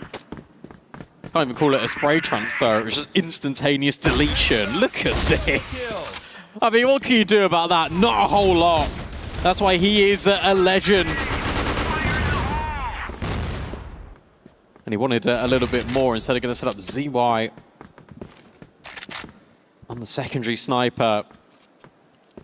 The good news for Vitality is it feels like every round has been somewhat competitive. Like, they are knocking on the door. In that one, they just get undone by Jue, who's now living on a prayer in round 4. But prior to that, it's been all right. It's been fine. They keep getting the opening kills, is what I will say. They're finding a lot of openings, and they're just going up A. Yeah, they're going to full send it by the looks of things, but they're just not being able to find the entries cleanly enough just yet. 2 eventually will be brought down. CY here in the window. Pretty routine shot onto Horus. Snake is trying to hold on to short for the moment, and Vitality still sort of struggling to get this bomb in onto the site for a plant. They're very concerned about this potential peek there from ZQ. That's given ZY a little bit of room to work up behind the boxes. There's a staircase close for him to play with here as well, and he might actually still be able to catch another one. Vitality are very indecisive right now, and they're just giving too much room to AG to start to pull these kills back. Good trade through there from Slayer. That was nice. They just grouped together to actually get a double swing, and that means the bomb can be put forward. Now chucked over towards Snare, but dealt with immediately. 2 versus 2, trying to isolate these kills. ZQ knows that Totsin's over at long, but where's this last player in Slayer? Traded by 1-2-2-2, and AGAL cannot put a foot wrong. Yeah, this is a really, really big problem now for Vitality. They're getting themselves in good positions pretty consistently, right? They're finding 3-on-4s, they're finding some semblance of control on these sites, but they're not really actually putting any real significant pressure on AG. They're not getting the plant down early enough. They're not putting this into a position that it feels like they're going to win these rounds. I mean, they're good spots, but they're not converting on them. They're not executing on them, and that's where I'm going to really start to get a little bit worried that if Vitality lose another round or 2 here, this game is going to slip away. AG are going to get too much momentum, and Vitality are just not going to have the answer. And you see these days every now and then from Vitality. I mean, 0-4 for Snare. He was absolutely frying yesterday. Horus had a great start to the series. He's 1-4 now. Snake is 0-4. Totsen's 1-4. They're not fragging. They're not on the board, and that's a really bad sign for Vitality 4 rounds, 5 rounds into the game. And look at the adjustment for AJL into this one as well. They're taking all of the space outside B. They're now looking to crunch over towards middle. They're really restricting what Vitality can do. And that was the same conversation piece in the previous round. Sure, they scaled up towards the bomb site on A, did Vitality, but it was just so much pressure being applied here by GR. I mean, the fact that they just have 2 players there and then they push the flank, they isolate those fights, they make every single one so unfair. That's how good AGAL are. In comes the swing out of Snake, and to be fair, he's given good space. Do now set up, you'd assume for success, but they don't actually peek around the corner. They don't go into the sniper, they back out. Yeah, just trying to sort of toy with the rotations here of AG, but this is a very disciplined squad. You can see that push has come out from ZQ at the box room, cleared out basically the entirety of the B side of the map. So 1-2-2-2, he's going to set up at the mid doors, and he's going to be reinforced here by ZQ. You would not typically have a couple of players here. If Vitality work their way through, they should be losing a player or two, and 1-2-2-2 will punish Snake Good job. for that mishap. Gets back out okay as well, and Snare very nearly gives up his life as well. AG are just out-thinking and out-gunning Vitality right now. Yeah, this is really nice, and Zhui steps in as well from a different angle. 1-2-2-2 will eventually fall, but he's done enough, and you've then baited ZQ in. ZY, Zhui will then find kills as well, and it's just getting really difficult. Vitality call the timeout before the round's even over, but then it gets locked in by AG. 5-0, and a 5-star performance on Black Widow so far. Yeah, this is a very, very poor start from Vitality. I think, you know, you probably could have even seen that attack timeout called in the previous round before this round actually started. They're just not looking like they're in the server at the moment. It's not the same Vitality that we saw yesterday, and this has been, frankly, a bit of a recurring theme for them throughout their tenure as an international lineup. They were 3VL, and then they were Rock, and then they were Vitality, and they haven't really made any significant roster changes in that 2-year period. But when we first saw them kind of burst onto the scene, that was the CFS Summer Championships back in 2024, if I remember correctly. You know, they managed to make top 4 at that event, then they went over to the finals, and we thought, okay, brilliant, this is a team that, you know, maybe can contest, and they made top 8 there, and we thought, okay, they're really on the rise. And then it's kind of just sort of stagnated at that point where they've been a contender, but they've never really been able to step up any further than that. And you know, I don't know if you watched that power ranking video that we did, you know, on the media day, and I sort of, you know, I said I don't think this is a team that's necessarily going to be a super strong contender. I put them in B. They're not a bad team, and on their day they can really contest some of these top dogs, but the problem is that they really do only have like 1 or 2 of those good games in them for any given tournament, and sometimes that's not enough. You're going to need to have 4 or 5 really good games in a row against really good teams if you want to win something like EWC. And so already we've seen one great game from them yesterday against Evolution Power, but where are they today against AG? That's not good enough, unfortunately, for Vitality. They need to get that consistency going. Look, it's always going to be a tough task against AGAL, but that to me sounds like almost like a sports psychologist issue. Yeah, thing. Maybe. It does feel like a mentality that is plaguing Vitality, even if they know it or not. I mean, ZY gets another opening, and this time the opening kills aren't even going in favor of Vitality. Oh, what can you do against the up-down setup? Like, this is so tricky to maintain, and now you've got players for Vitality pushing, feeling like they need to make the difference. They need to be the guy that has the play to wrestle the round back, and that's only going to just trickle over and just pour into more failure and just difficulty for Vitality. This is getting tricky now. Yeah, unfortunately, you're going to start to get in your own head as well, because this is looking easier and easier for AG as we go on. ZY just chilling for the moment, tucked underneath the windows, hoping for that swing to come through in his direction. He will get it in the end. Horus and Snake are putting this round together. Somehow a 2v5 potentially on offer, but they will have to get through Do. He's cleaned up one with the grenade. Now into that 1v1. 100 HP for Do. Snake on a mere 23, but it'll be enough. Do completely caught off guard. A 2 HP clutch and a miracle round for Vitality to get them back in this game. That should not have gone their way in any stretch of the imagination, but they needed a round somewhere, and I guess you'll take it. Yeah, hilariously, that looked like the most comfortable round for AGAL, and then Vitality pull it out of nowhere. Hopefully that is the confidence that gets you going. Hopefully that is the unwinnable round that gives you all of the belief, all of the confidence that you can rebuild back, that you can keep going here against one of the world's very best. Vitality now take deeper space in towards B a lot earlier than anticipated, a lot earlier than we've seen in this first half. That was a step in the right direction, but that was also an AGAL flub. And the thing is, Vitality now need to craft rounds of their own making rather than preying on the mistakes of AGAL. Because there won't be many. No, you're certainly right. That is one. That might be the one fumble you get from AG all map. Gonna be a straight B hit here. The grenade's going over to Unbreakable. No connection, obviously, on that one. ZQ going to try to get out in front and see if he can set up a crossfire with 1-2-2-2. Who's already done quite well. That EBR doing a bit of extra damage on the way through. Now the rotate in from Zhui, and that site is on lock from AG. They make amends for the last round. They continue on their merry way. There is no entry allowed to this series for Vitality right now. It's a really small micro, but I really am enjoying what we're getting out of AG. The player, I can't even remember who it was, that was so close to those boxes. As soon as he takes first contact, he goes wide. What does that do? It drags all of the Vitality crosshairs to that left-hand side, and then Zhui can just rotate over. You've got so many players there. Another opening pick for Vitality, and I'm scared that it just doesn't even matter. Well, he's going to prompt a bit of a push out here from 1-2-2-2.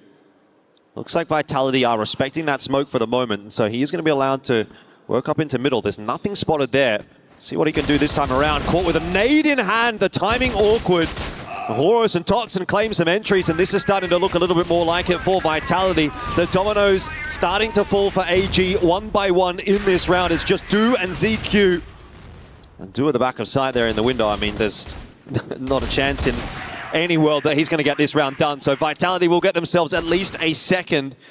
And frankly, if they can get the third round of the half here, you know what, that might be workable. It's been a terror kind of half for them, but if they can get to at least 3, that is a, I wouldn't say stable platform to work from, but it is a platform. It's something. Yeah.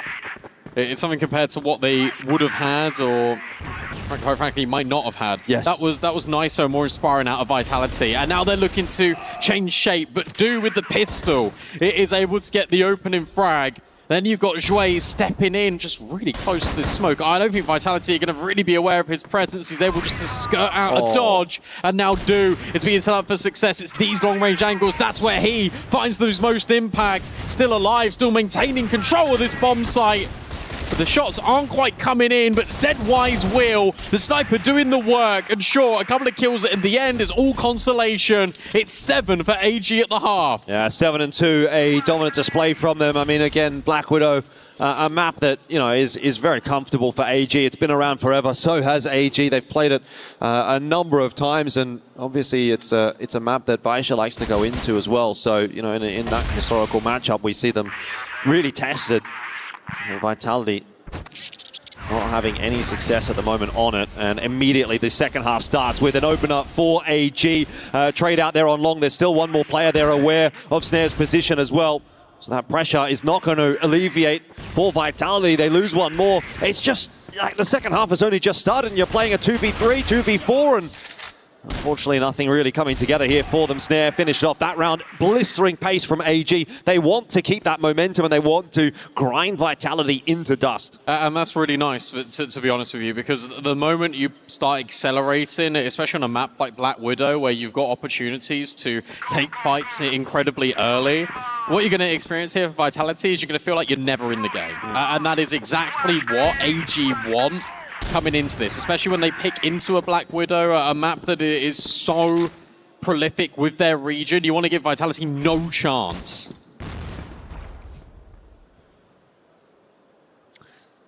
Well, a bit of a slower approach this time from AG, but they recognize that they are in full control of this map at the moment.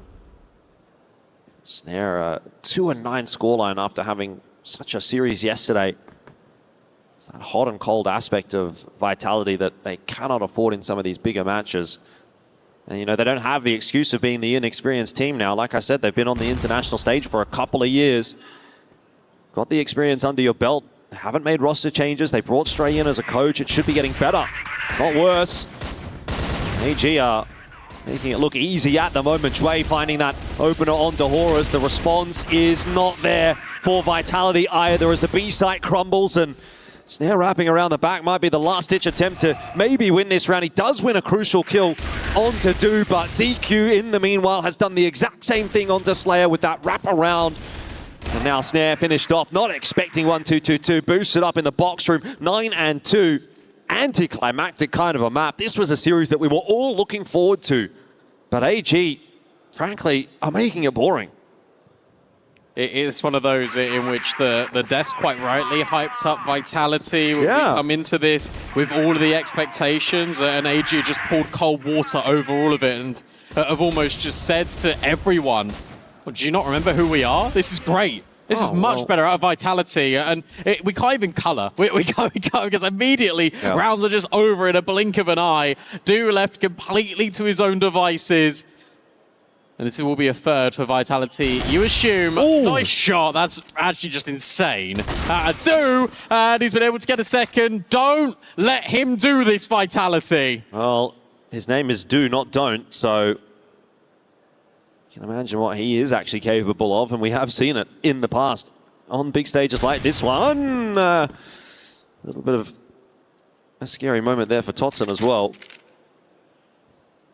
Cannot be affording Do these isolated duels. I mean, he's still relatively healthy. If he finds the opportunity, he's going to take you out in a split second as well. And, you know, maybe this goes back to a 1v2 post plan. And at that point, Do can put this 1v5 together. He's got 80 seconds as well. Like, he can just take his time.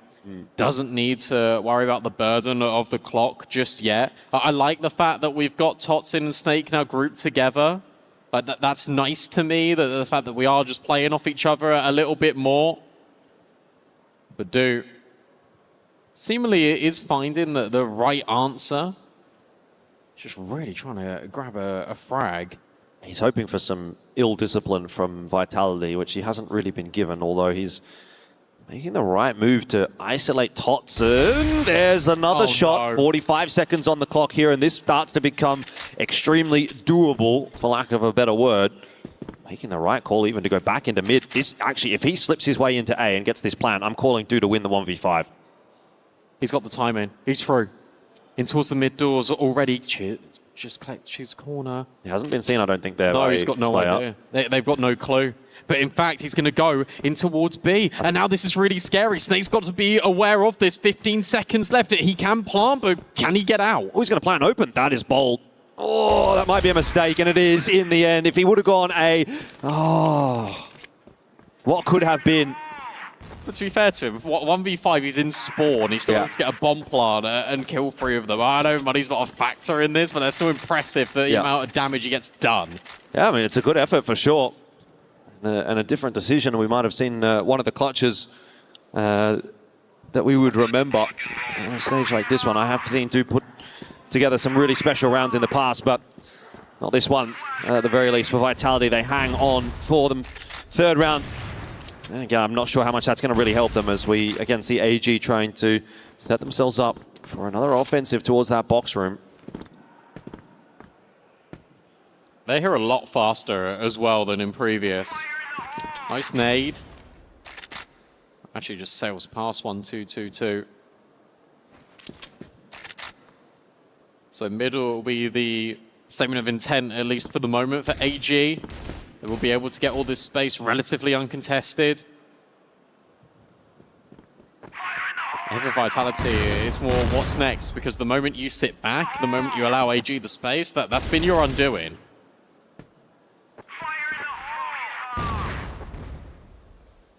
Horus, he doesn't want to sit back. He wants to get in that fight, but gets his timing wrong, caught with a grenade in hand, and he'll be finished off. But luckily, the trades are in, and once again, Vitality looking okay for now. Slayer starting to wake up a little bit. That TRG in hand on this defensive side. ZQ can't put anything together, and 1-2-2-2 is very low and finished off. So Vitality get themselves a 4th. AG will have to wait for their victory for yet another round. Yeah, the machine is slowly working here for Vitality. All of the defensive cogs are now in motion. You've got very good multi-kills coming out of every single player. Everyone chipping in, everyone making sure that AG is wrestled back to the mat. 9-4, Jouet, who I've been probably the most impressed with here at EWC. Now takes deep barracks. A bit more of a reserved approach from AG. Very, very passive, hoping to maybe get some of that aggression out from Vitality, but has not come through just yet in this round, although they are starting to work their way out of the box room now, and Totsen's able to find himself in an advanced position, which will allow Vitality to rotate off the B site. They know they've got a lot of control over there, and they've got an advanced warning system too. AG might just go straight up the guts here, mid and short. Go for an A split. Horus again looking to forward hold. Good flash. Really nice to get Horus out of there, but you're right, look, Snare, Slayer both here too, but so too is 1-2-2-2. He's been able to get the opener. Snare now overwhelmed, and it's a complete collapse on this A-bomb site. AG surely have done it now. Yeah, you'd have to think so. Great layering of the flashes. Those site defenders could just do nothing but duck in behind their cover. And AG swarming over the top of them. Now just Snake and Totsen, who are stuck behind a smoke for the moment, but eventually will start to push their way forward. ZQ, he survives, and so too will Shui, but it's at the cost of Snake and Totsen, and that, of course, is the map for AG. It was pretty one-sided. It was going in that direction for a while, so no surprises that AG take map 1. Yeah, it's nice as well that they actually revert back to something a little bit more systematic in that last round. They go, okay, we respect you enough. You've got consecutive rounds in a row. We'll pull out all of the fancy execute. Because initially, they were playing quite disrespectful. They were running at them. They were just shooting them. Vitality commanded a little bit of respect. They got it. But then you're getting into the intricate details. And it's those finer details that widen the margin between AG and Vitality. That was Black Widow done and dusted. Up next is Subbase, and that's going to be a good map for Vitality, but it potentially could still be their downfall. AG looking dominant in the qualification process to playoffs.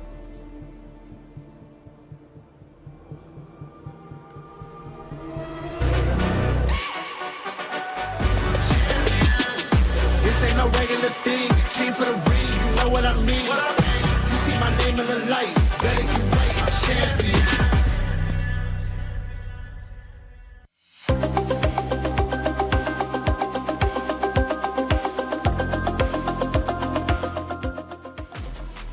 Well, there it is, AGAL off to a tremendous start, up 1-0 over Vitality, who's trying to make this miracle run, but miracles are only good so far. Right now, it's all skill for AGAL as they look phenomenal. Hey, welcome back into the Allianz Vault. I'm Taylor Reflections, double joined by Kyle and Lucy. Kyle, you backed up Vitality big time right in this series, but we knew the 3 maps might be a little bit rough, but it was very rough in game number 1, 10-4. And AGAL, for quite a few of those rounds that Vitality was able to win, was just running straight at them. Yeah, honestly, just a very, very strong map from AG, but I kind of expected it on Black Widow. It is AG's pick. It's their best of the 3 in this pool as well, so I wouldn't say it's necessarily the worst sign for Vitality, especially when you look at those final couple of rounds where they started to claw back and get their feet wet. To me, that's an indication they still have that fight left in them. To be honest, I was surprised that Black Widow was even let through the veto. I thought it might have been banned out and would have had to have been an Ankara pick or something like this. But yeah, I mean, we got to see in that second half a bit of that warming up from the GR side with the snipers. Slayer in particular looked really good with that secondary sniper. But my concern was the Blacklist side, because as everything we're seeing from Vitality, very momentum-based team and very Blacklist-sided team across all the series they've played so far. So for them to come in so cold does put a little bit of concern in my mind. Well, even the energy levels was very different from when they played EP. You could tell it was quite personal going against EP. They wanted to beat them given the history. Against AGAL, there was a couple of, battle cries in the very start, Kyle, but throughout that game, very, very quiet.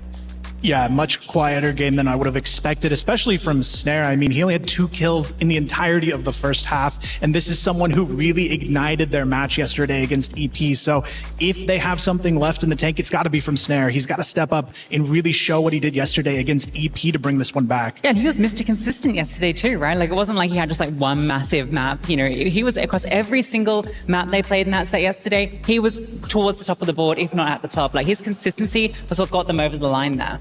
Yeah, Snare, a wonderful competitor. We also heard from Slayer too. Even in that interview, he didn't seem as energetic as he was in the first interview yesterday after beating EP. I don't know what's going on, maybe a late night, but they're going to have to wake up right now to take down AGAL, who came in with just as much energy as they had yesterday during their first matchup. They're looking incredible. They beat Q9. That was a tough team to take down, but AGAL was successful in doing so, doing it 2-0. Knocking Q9 down. They now have to fight for their tournament life. But for AGL, they are the title defenders, and they're making it look incredibly good. Coming into this next map, it's not going to be easy. It's sub-base, but for Vitality, though, maybe the CQC fights might go their way.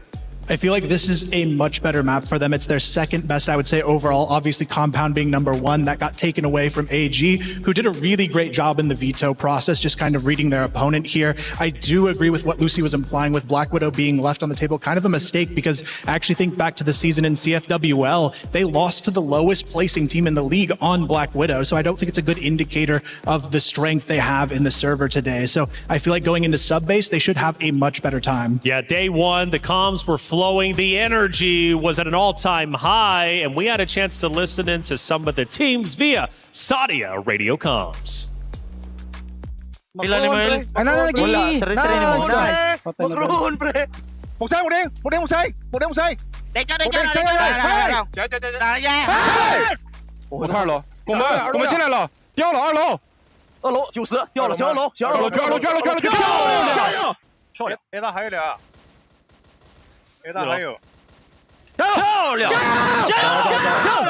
لو هانكس لو 40 كبير رجع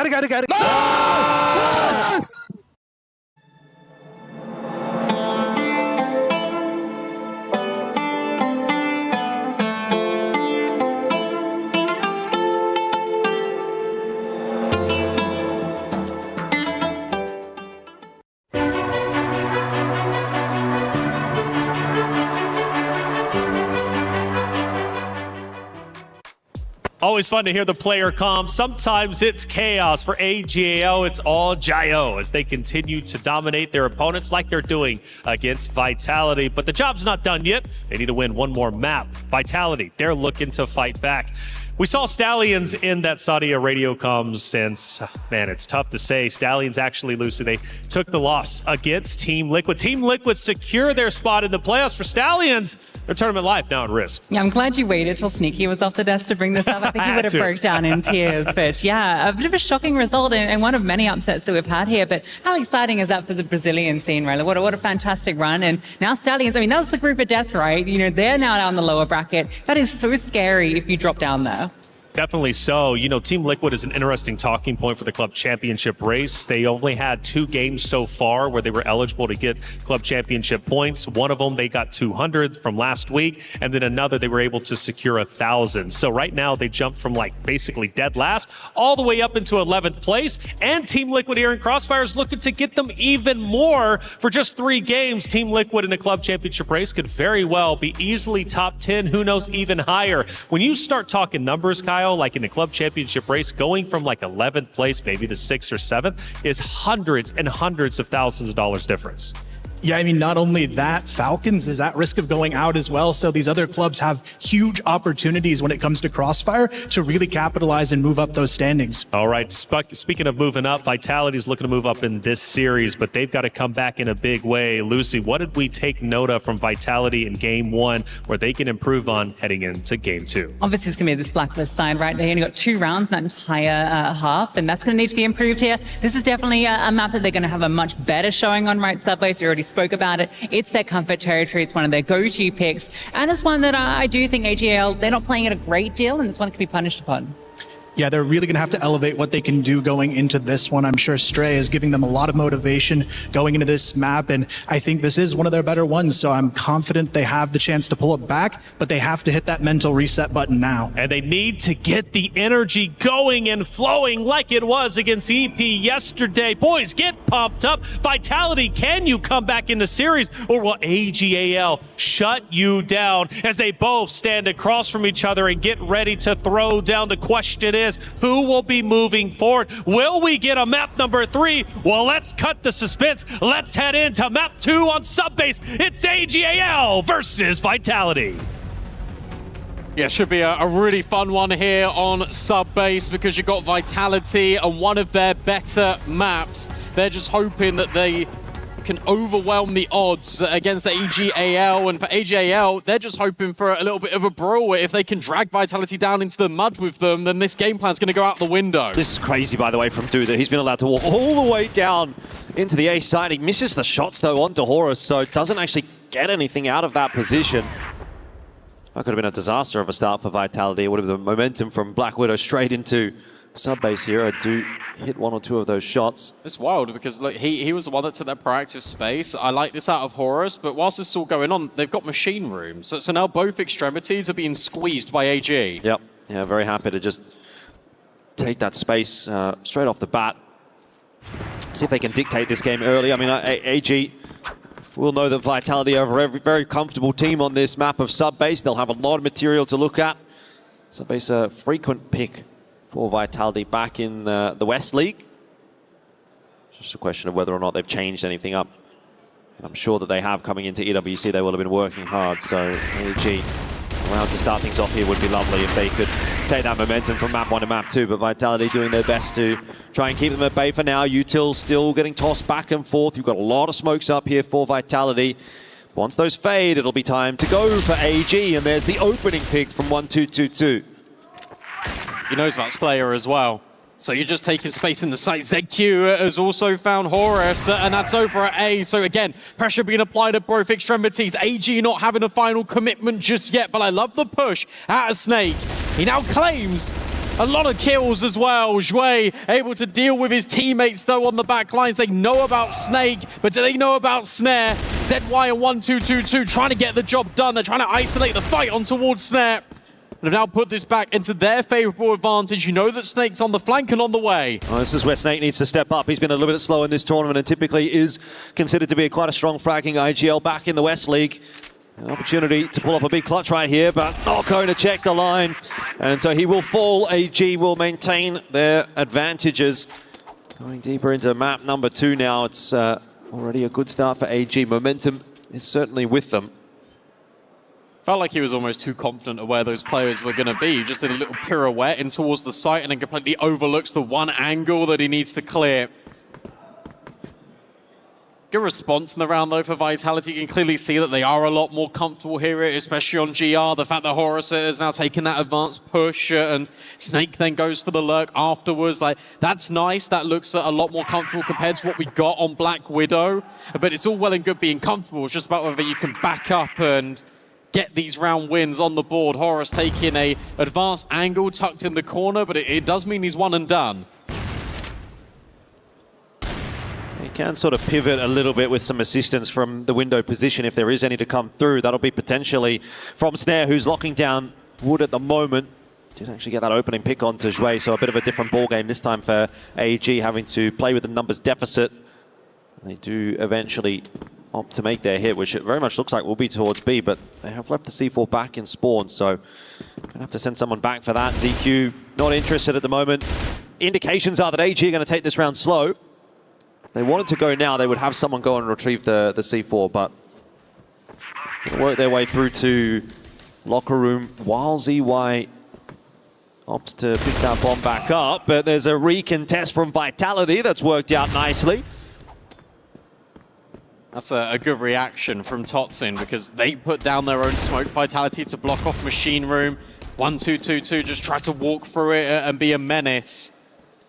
So that didn't quite pan out in AG's favor. Now Utility being deployed in towards middle. You got a player working his way through the vent. ZY hoping for a chance or maybe a drop down on any of these players. Has to pick his timing perfectly. Decides to silently scale. Now the rest of their AG are going to congregate and try and make their way through. Flashbang forward, Snake overwhelmed, traded at least. That keeps the numbers maintained and very good for Vitality. You just need to plant, you just need to make sure that this sniper can't do anything. That's exactly what's going on. Now for ZQ, this becomes really tricky. Snare will lock it in. And Vitality immediately respond, which is exactly what the doctor ordered. Yeah, it's a good recovering round from Vitality. Obviously, still a bit back and forth here on sub-base. You'll be wanting to see AG probably pick up an advantage at the end of this half if they're to sort of go on to actually close this map out. It is not too shabby to try to get rounds on that BL side. Not doing it easily at the moment, though. Vitality actually take that machine room control, pop a grenade back out to force AG even further away, but opting not to try to hold on to it. It's just to set Snare up for that peek in through mid. Catches 1-2-2-2, so I like that. There's starting to become a little bit of calculated aggression from Vitality on this GR side. But they're really looking to just set up Snare in a big way and always get these opening kills from him. He's been varied in the peaks and he's found success in both avenues. So you don't mind that at all if you're Vitality. That just means that the staging of your round is going correctly. The blueprint that you've been working on and switched up from the online stage now to international is running at a high. Horus, though, will peek and get a lot of info. He just needs to live, and thankfully he will. That grenade almost catching up with him, but yeah, he's very, very low for the cost of that information.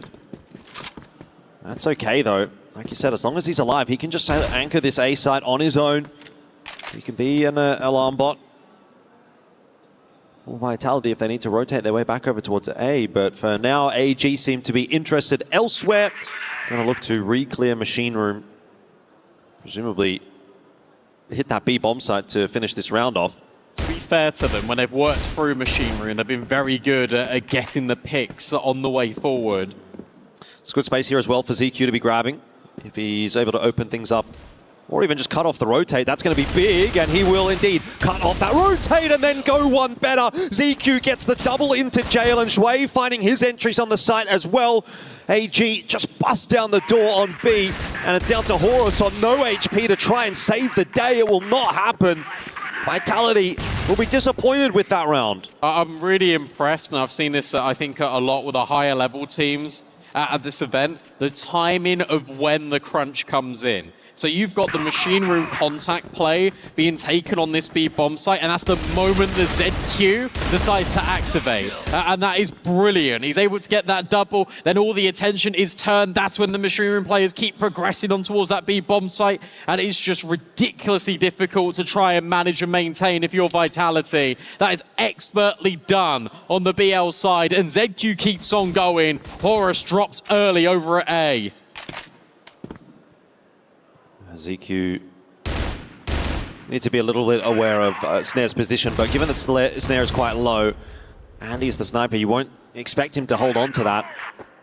He'll just back it up and play a little bit of a safer line. Smokes are still up though, so wood control there for Vitality for the moment. Got progression smokes out from AG over towards locker room, and that is where we're now starting to see Totson dump his util, dropping his own smoke and his nade to see if he can just push AG away.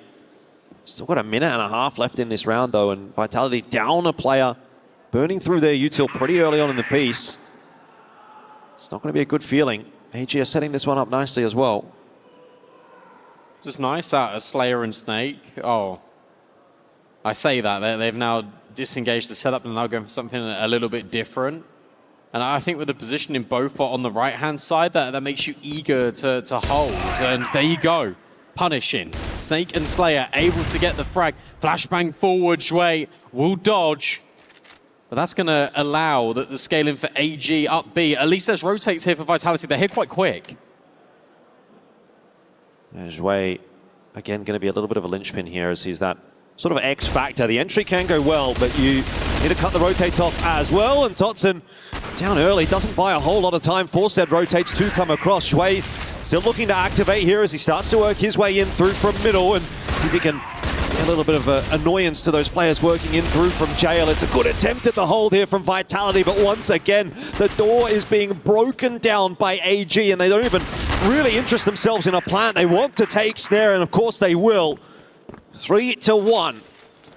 That feels like a confidence thing as well for AG, because they could literally just plant the bomb if they wanted to. They can take that 1v2, and instead they just hound him down.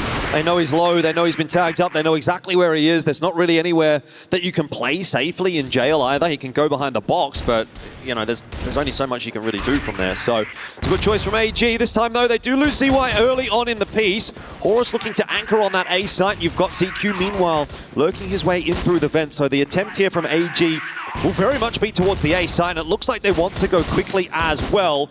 That might get slowed down now. The fact that ZQ has dropped gives them a little bit less control. Even though they do get the entry onto Horus, it's not quite going to be enough to get through this round. You'd think Du's going to need to step up. He catches a tag onto Snare. Great investment coming through, actually, from both sides. The fight there from Snake, and Vitality have two.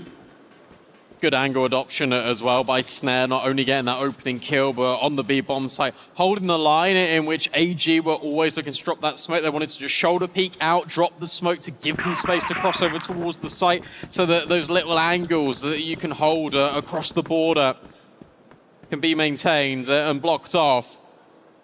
But Snare has been very impressive here for Vitality when it comes to the opening fight. This is quicker through mid in towards Machine Room. And this is going to be unexpected. Do will find Snake, but not Snare. The sniper still alive. Yeah, it's a bold push though from Snake, and to be going down like that this early on in the round is a big advantage for AG. They'll feel a lot more comfortable working around the map.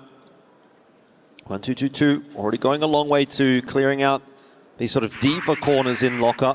And again, it's that same progression smoke that's going to be thrown out. Very similar approach to a lot of these rounds for AG. They throw the smoke, they wait out the util from Vitality, and then they make their hit. So probably going to be another 20-30 seconds here before we really see Vitality getting tested. AG just going to continue to trade util. It's a good position, good forward hold here for Totson though. He's going to pull Horus across as well to pop that smoke through. And AG have nothing to do right now but wait. He's been cleared here before, at least on the close box angle. So AG acutely aware that Totson could be lying in wait. And in fact, they're not even interested in Machine Room. They just wanted all the eyes for Vitality over towards this B-bomb site as they make their move elsewhere. I'm looking at Snare. He's just playing in front of his smoke, and he's got all the info. Mouse and motor, he understands that these players are now rotating over, but in fact, AG, they can still pivot, they can still go back through mid into Machine Room to B. Yeah, back and forth, they're really toying with these rotates. CY still holding on to that C4 though. You have to imagine that the commitment's going to be towards the B site. They're really doing their best to try to fake A. That's not going to work when Totson is overrun in lockers, but he misses his shots. So he can't even go 1-for-1, and that's going to slow everything down here for Vitality because AG are prepared for that rotate. And unfortunately for Vitality, that will be another one that goes by the wayside. It was always going to be tough in the 4-on-5 deficit. But now a 4-2 in terms of the overall scoreline. It's going to be enough to prompt out a tack timeout here from Vitality. Similar kind of circumstances as to what we saw on Black Widow. Maybe not as extreme, right? It's not a 4-0 deficit, but it is AG that are getting on top early in the map, and this one may be a little bit more complicated for Vitality because it is their map pick, right? You can't be looking at this and going, oh, well, you know, we got sub-base next. We can come back in the second map. That's not an option anymore. You're down a map. This is kind of do or die if you want to make it through to the playoffs today.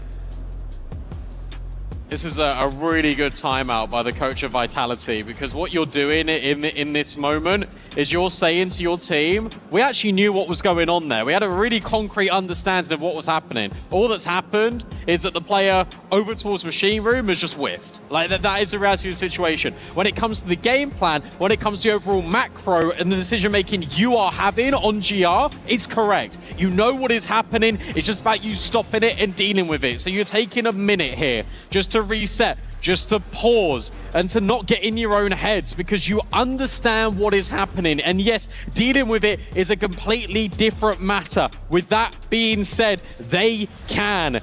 Especially because Snare is finding so many opening kills. It's falling advantage round after round after round to Vitality. The fact they're not making amends of this, that is the most concerning thing. And the fact that that kill isn't locked in is disgraceful, really. That should have been his kill all day long. Well, we're back into yet another round.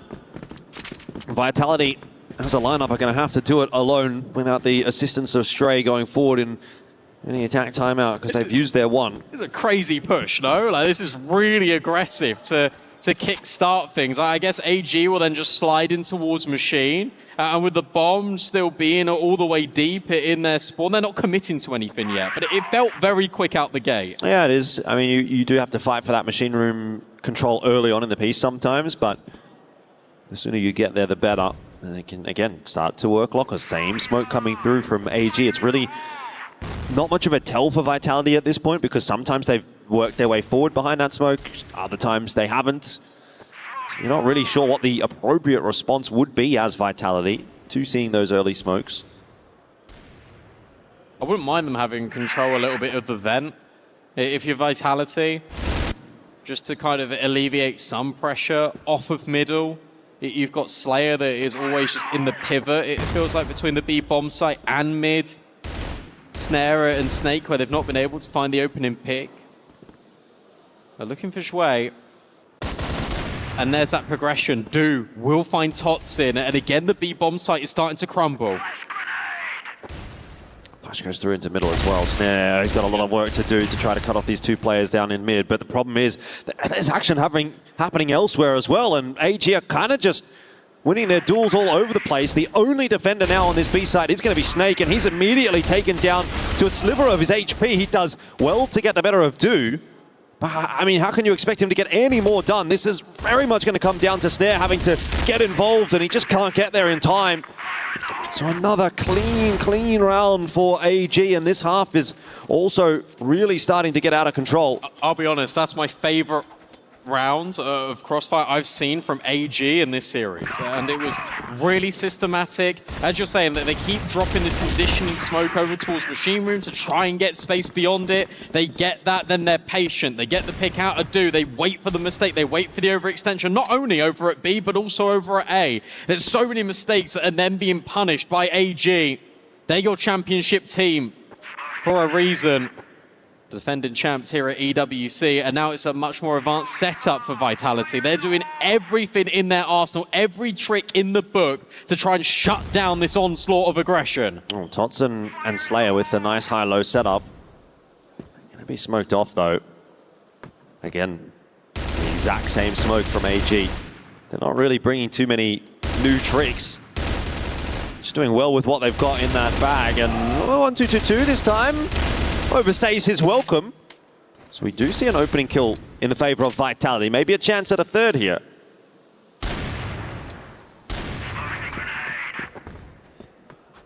Wallbang's not being effective by Do. So he'll leave. They will try and re-clear with Jouet over towards this A bomb site.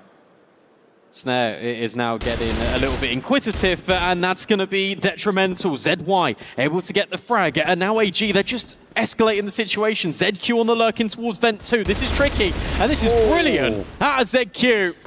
Meanwhile, Dre will also win out the fight on Aura. ZQ can't be stopped. Yeah, you've just got these experienced players on the side of AG, perennial LAN winners, champions of the game. ZQ, ZY in particular. Some of the most experienced heads at this event, and that's just another brilliant round from ZQ. So Totson just going to have to go packing back over towards the BL spawn, and again, Vitality wanting to use this as a bit of a timeout. They need to get that third round in this half. If they don't, I don't see much of a chance of them coming back in the second. Yes, it is their map. Yes, it is a little BL-sided. Yes, they should be good. But unfortunately, they're just being a little bit outclassed on the stage today against AG, and obviously, that game against Evolution Power yesterday gave us some hope, but you know, it's not the same Vitality that we're getting to see, and AG is a different kettle of fish in comparison to Evolution Power as well. Yeah, they're a team domestically, sure, not recently, but have been crushing the competition. Internationally, that they've been on a huge run. We've hyped them up for a reason when it comes to club championship points as well here at EWC. A lot is riding on this for AGAL too, because if they brilliantly here at Crossfire, then it's going to be tricky, I think, for other teams to catch up. But I'm looking at Falcons notably; they're in that lower bracket. I mean, Falcons, didn't have a great start to this tournament, so I don't have high hopes for them, but we'll see how things end up playing out here as Slayer trying to defend that site. Does well for the double. He's still alive. He's got himself a third. There might still be a chance for Vitality here as they do claim a third, and they will be able to get a little bit of momentum at the back end of this half. A little bit of a cheer coming out from them. I'm not sure that self-belief is there at the moment, but they can start the second half and find maybe 1 or 2 of those rounds.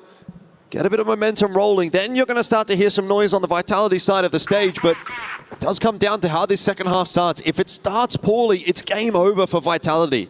It's something. At least it's something to work with if you're Vitality. Desperately crying out for a round, and finally they will get one as well. And this is aggressive. Really aggressive in towards A. Zhui and ZQ here.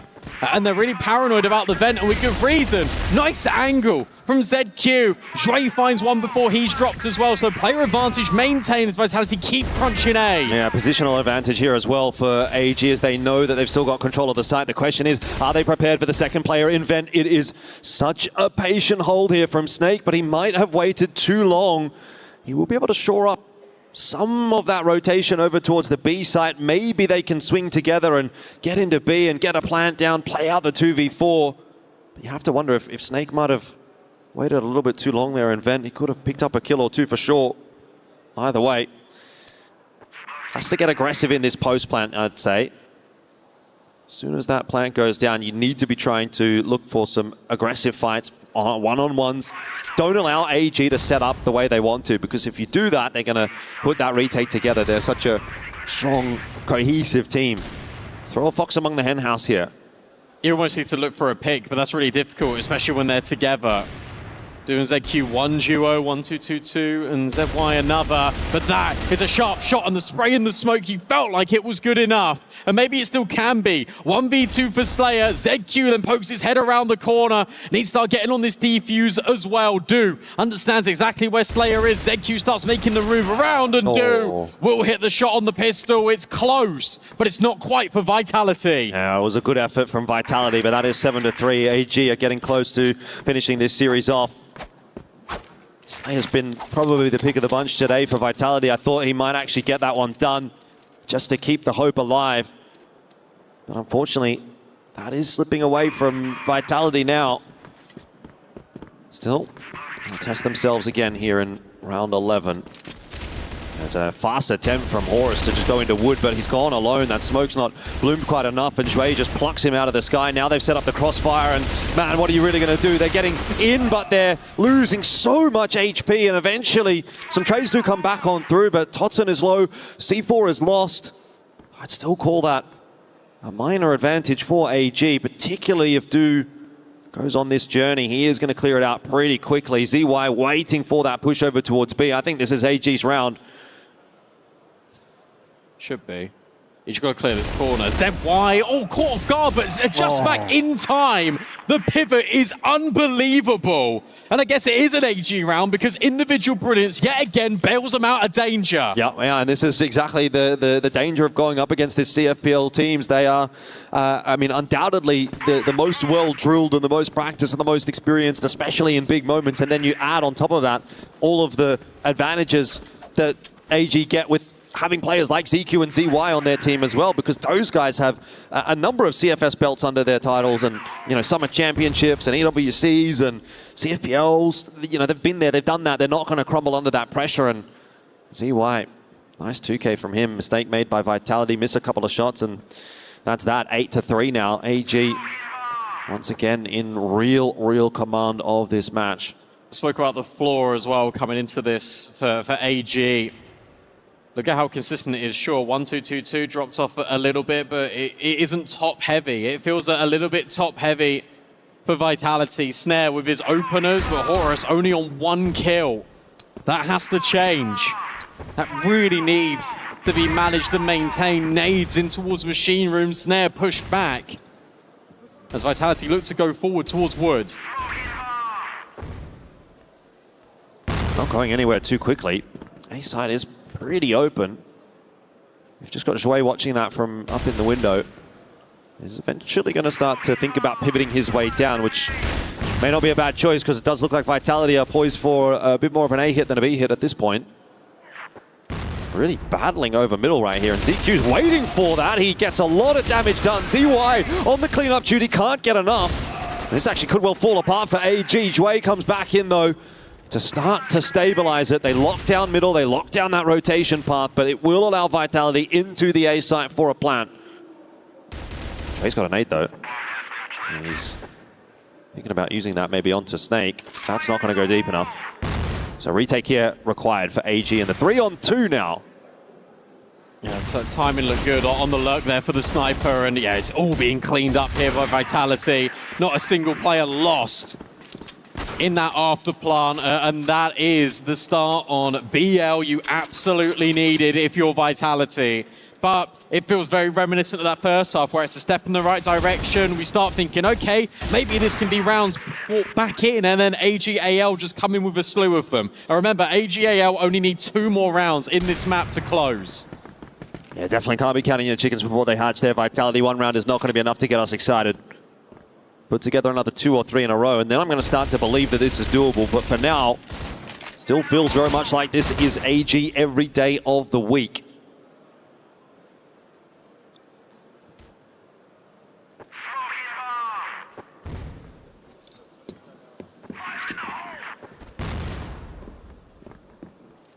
I was just ready for something to happen there. I was ready for AG to start pushing or Vitality getting aggressive in towards the middle of the map. Doesn't happen. Instead, it's a lot more of a systematic control.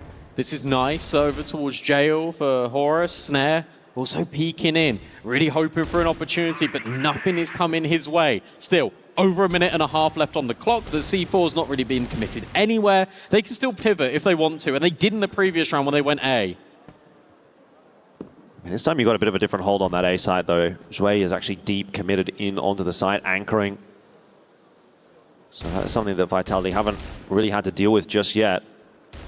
That said, it is the B side that is looking a little bit more interesting right now for Vitality, and AG are kind of reading into that. They've got 3 players more or less ready to defend the site, and a very, very fast rotate available for ZQ and Jue as they start to work their way forward. Vitality have not found the entries they need. It is just Snare. His position noted. He did get a kill earlier on in the piece, so easy chase for Do. And AG are up to 9. They are looking to make this short work against Vitality. Got to say, that's actually a little bit of a shame for Vitality, because it actually felt like they had the right timing to go forward on that hit. But it's just, again, individual brilliance. You'll see it here. Do's not even aiming at Snare, and yeah, it's still a confirmed kill. This time, Do's aiming at Slayer. He's able to get the confirmed kill. This one's all said and done. AGAL with style, surely booking their spot in the playoffs. Yeah, Vitality just throwing caution to the wind there. They try a full send in onto Wood, and it is pretty much over here. Snake, he is going to try and be a smoke criminal. Actually finds himself a couple, but there was always going to be one more, and it's finished off by ZQ. AG 2-0 today over Vitality, and they remind everyone why they are held in such high regard as they claim that 2nd spot through to the playoffs to join their counterparts King Zero, who picked one up earlier on in the piece. And well, Vitality, they looked good yesterday, but back to the drawing board as they get knocked down to the lower bracket. Yeah, absolutely, but the thing is for Vitality is what you've got to look at as well. It is the fact that, look, they still did have moments of brilliance in that game. They still had flashes in the pan of them being a success story. And maybe, just maybe, the lower bracket is where they're going to find their form, where their pressure reaches the absolute maximum. That's where they can turn on the screws. Because they've already done it here at EWC. And sure, you're going against the current champions. It's going to be incredibly difficult for Vitality to move forward in this series, as we always expected it to be. But for AGAL, it again is dominance, and for a team that is defending the title here at EWC, it's really nice to see they've been able to make it straight through to the playoffs without having dropped to the map. Yeah, 100%, and I think you actually have to look down at the lower bracket here as well for Vitality and think that might still be a potentially pretty scary run for them. You've got teams like Stallions down there already, Q9, Evolution Power as well, so there's a lot of big names down there in that lower bracket. But hey, that's enough from us. We've got to hear from the stage. Damascus is ready to have a chat.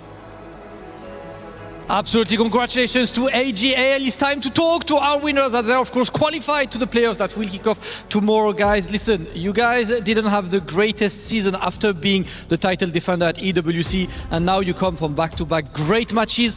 How good is it for your confidence as a team to do a back-to-back title?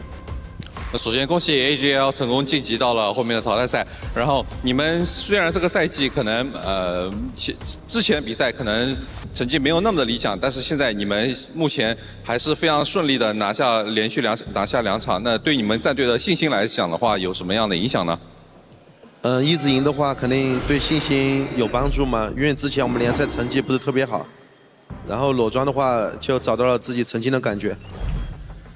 Indeed, like you said, we haven't had a very, very good season, but just constantly winning or consecutive wins definitely is a huge boost to our confidence, and we just hope that this will boost our morale and we can take it all the way much further into the tournament. Absolutely, and of course last year we had the Grand Finals against Baisha Gaming, who had a difficult start, of the day today. So who do you expect to see in playoffs? Which team do you want to see and face in these playoffs now that the second place might not meet you in the end? 去年你们总决赛已经对战了白沙战队，并且也成功的夺冠了。相信你们的信心肯定还是有的。然后现在你们进入淘汰赛之后，你们希望在淘汰赛当中能面对哪支战队呢？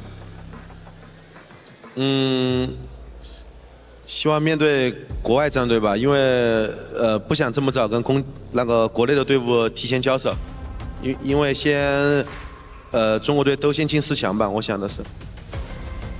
Well, I definitely hope to match up against some of the international teams. I kind of don't want to play against some of our Chinese brethren yet. Hopefully, more Chinese teams can get into the top 4. Of course, well, listen, AGL, they are the title defenders, and they qualified to 2 more playoffs. They get some time to rest, and they're back 4 more matches. Congratulations again to AGL. Let's go back to the desk to review the match.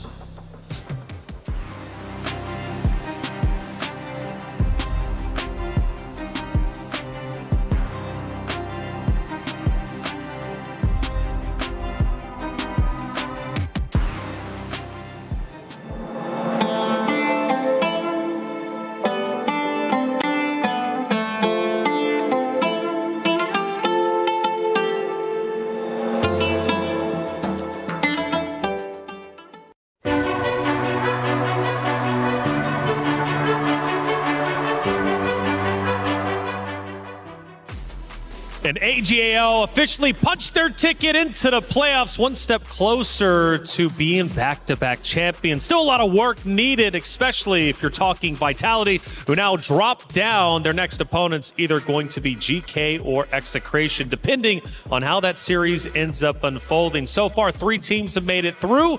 Team Liquid, now AGAL, and then King Zero, who we saw earlier, take down Baisha.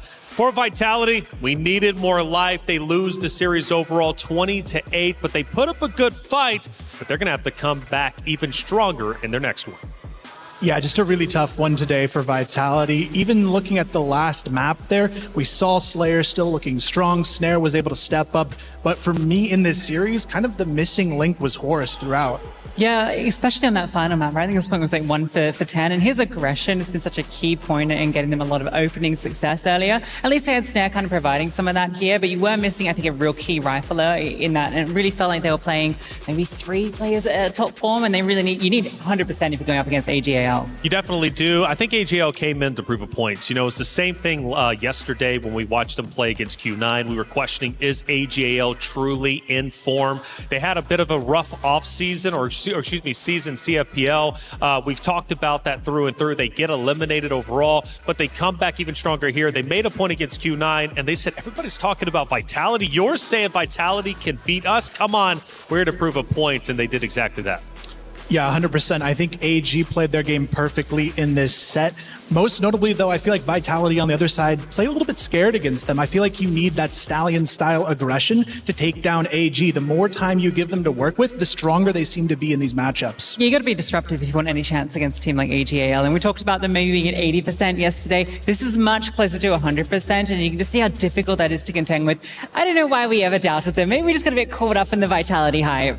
We like the storylines and we love the underdogs. And in this case, Vitality, despite how talented they were an underdog in this series. Let's take a look at our group, though, as it's shaken out. We've currently moved 2 teams forward. We are going to be eliminating some, though, coming up next. Our first elimination match is just in front of us, and it's going to be a lot of fun and some heartbreak for others. For Team Liquid AJL, they move forward. TL taking down Stallions. Big news there. They go all the way to Game 3, but TL get the job done. So Stallions now await their opponent, and it's going to be China all around. Will it be Evolution Power Gaming or Q9? But for Team Vitality, as I said, either GK Esports or Execration.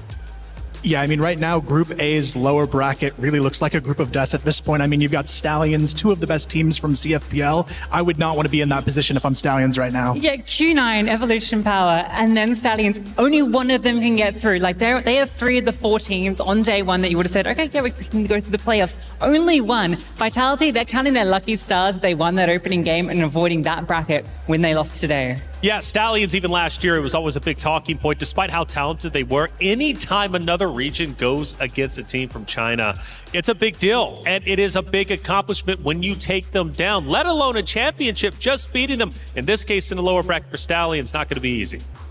Yeah, I mean, Vitality getting that win is going to be huge for them moving forward. Now they still have that chance to fight out of the lower bracket, but for Stallions, I'm starting to worry for them. They look shaky today against Team Liquid. Now they have to take down either team that comes through there, and both of those CFPL teams look hungry to prove something after their first losses. Yeah, it's where Coach Tanks has to really dig deep and bring the boys back up. He does a great job with doing so. I'm sure Stallions are going to be just fine to be able to recover today. I'm sure they're disappointed with the loss, but you know what? These things happen, and what makes you a champion is how you get back up. For Stallions, they're looking to do exactly that, alongside that of Vitality, who I really do, I gotta say, I have a lot of excitement for them, Lucy. You know, I was excited to see them beat EP yesterday just because of the story there. I don't think Vitality is done just yet. This might be a stumble. Their next series, we'll talk about it when it comes up. But irregardless, though, for Vitality, still a very, very dangerous roster. Yeah, and a great run for them so far, right? They don't take any credit away from what they've achieved against Evolution Power. I think they had some good moments here against AGAL. It's just an entire another tier of competition.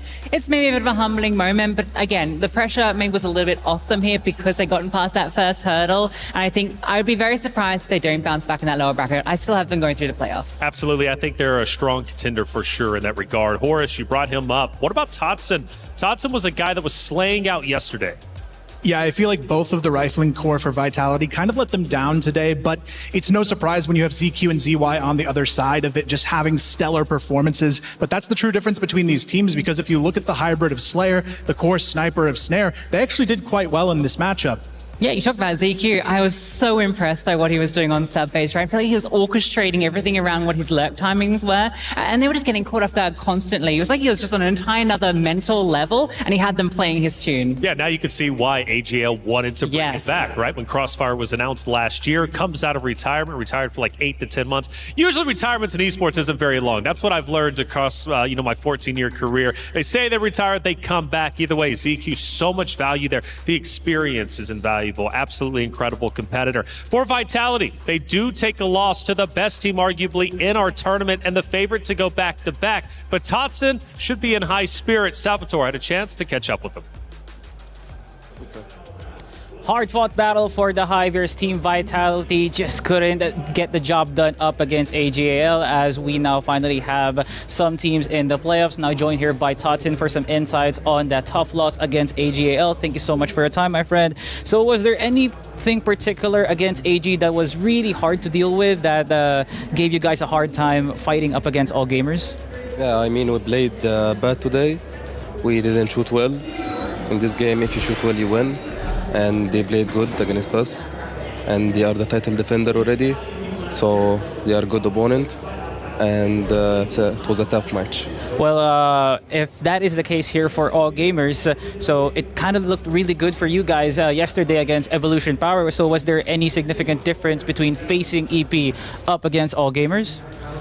Yeah, I mean, we know how EP playing. It was easy to read their game plan. But EG is always changing, so that's why they are the title defender. That's why they are in the top. And yeah, that's it. All gamers mean business when it comes to absolutely playing really good Crossfire. So nice try here for Totson. So asking you lastly is, what can we expect from Vitality moving forward? We will guarantee playoffs, and we hope we take top 4, top 2, maybe top 1. Yeah, it's a lot. So. Yeah, a lot of analysts as well as your supporters really do bank on you guys getting top 4 or ultimately become EWC champions. Nice try for Totson here. Hopefully you guys bounce back on your upcoming series. We'll send it back to the guys, their reflections. How's it going out there? Play is in our DNA. Whenever we let it out, it becomes our superpower. Now imagine an entire city being built to supercharge it. Kadir City, powered by Play.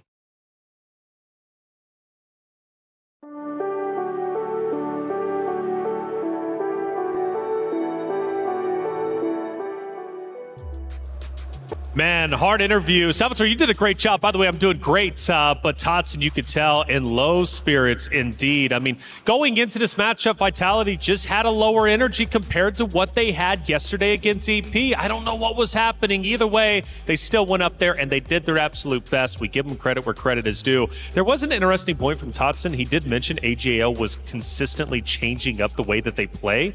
What does he mean by that? What do you notice whenever you watch him?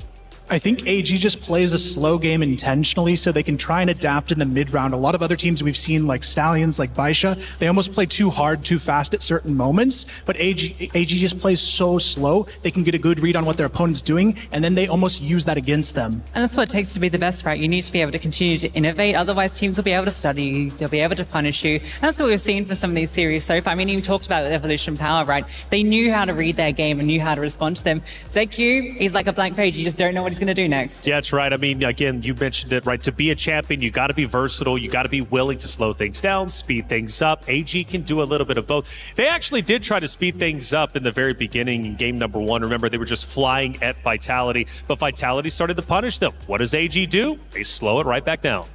Yeah, it's really all about the adaptations here, and that's where I think Vitality fell very, very short in this matchup. You look at AG constantly looking for that lurk, constantly making those big flanking plays, and we didn't really see any of those attempted from Vitality throughout this best of 3. Well, for AJL, they punched their ticket into the playoffs. The job's not done just yet, but at least they get a day off tomorrow. That's going to be valuable, not only to rest and recuperate. The time zone difference, come on, it gets everybody, but they can also study who they're going to be playing against. For Vitality, they go again tomorrow, hopefully protecting their key. Coming up next is a great matchup, but our first elimination match, but key is guaranteed to be crushed. It's Evolution Power Gaming versus Q9.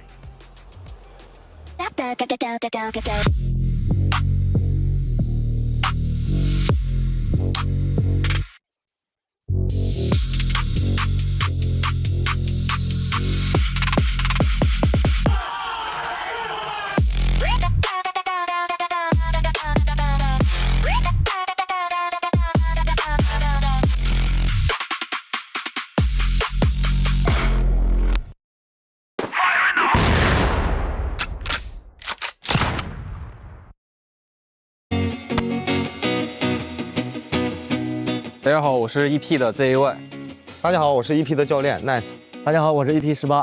就画一个咱们的 logo。你先来打好地基。我想想啊，我既然要画对标的话，我得给那个龙留点空间。画龙。哎呦我去，画太大了。你给老八留点空间。E这里穿过来，这是那个龙尾巴，这属于是双层的，底下那个对，你可以在里。哎呦我操，李哥，帅！那到第二位选手。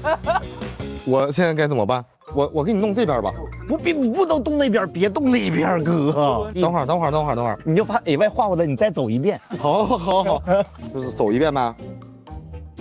你这块底下这块完美了吗？你觉得？吹呀，你随便玩。OK， 那我就再画这儿呗。哎呀，这画成不娜娜了。然后不用描粗，可以给它来点小空隙，稍微就是有点羽毛刮出来那啊。哎，不对啊，羽毛啊，不用画了，够了。我到点没？本来我上来是想画龙点睛的，但是吧，因为我这个自己的画能力呢，我是画蛇添足了。接下来有请，我们最重要的一棒啊，你这3分钟可得好好用啊。有点急，简单几笔，现在轮廓已经什么都出来了。你看我给你留那一个龙头是能用上的，好像有点不太对呀。那我就凭自己感觉吧。这是啥玩意儿呢？这好像是虾呢。龙蛟龙，我看见龙了，我也看见了。行了 ，OK， 这个就是我们 EP 战队的一个 logo， 然后这是我们即将比赛的5名选手，然后主要就是希望他们在这次 EWC 加油，打出自己应有的水平。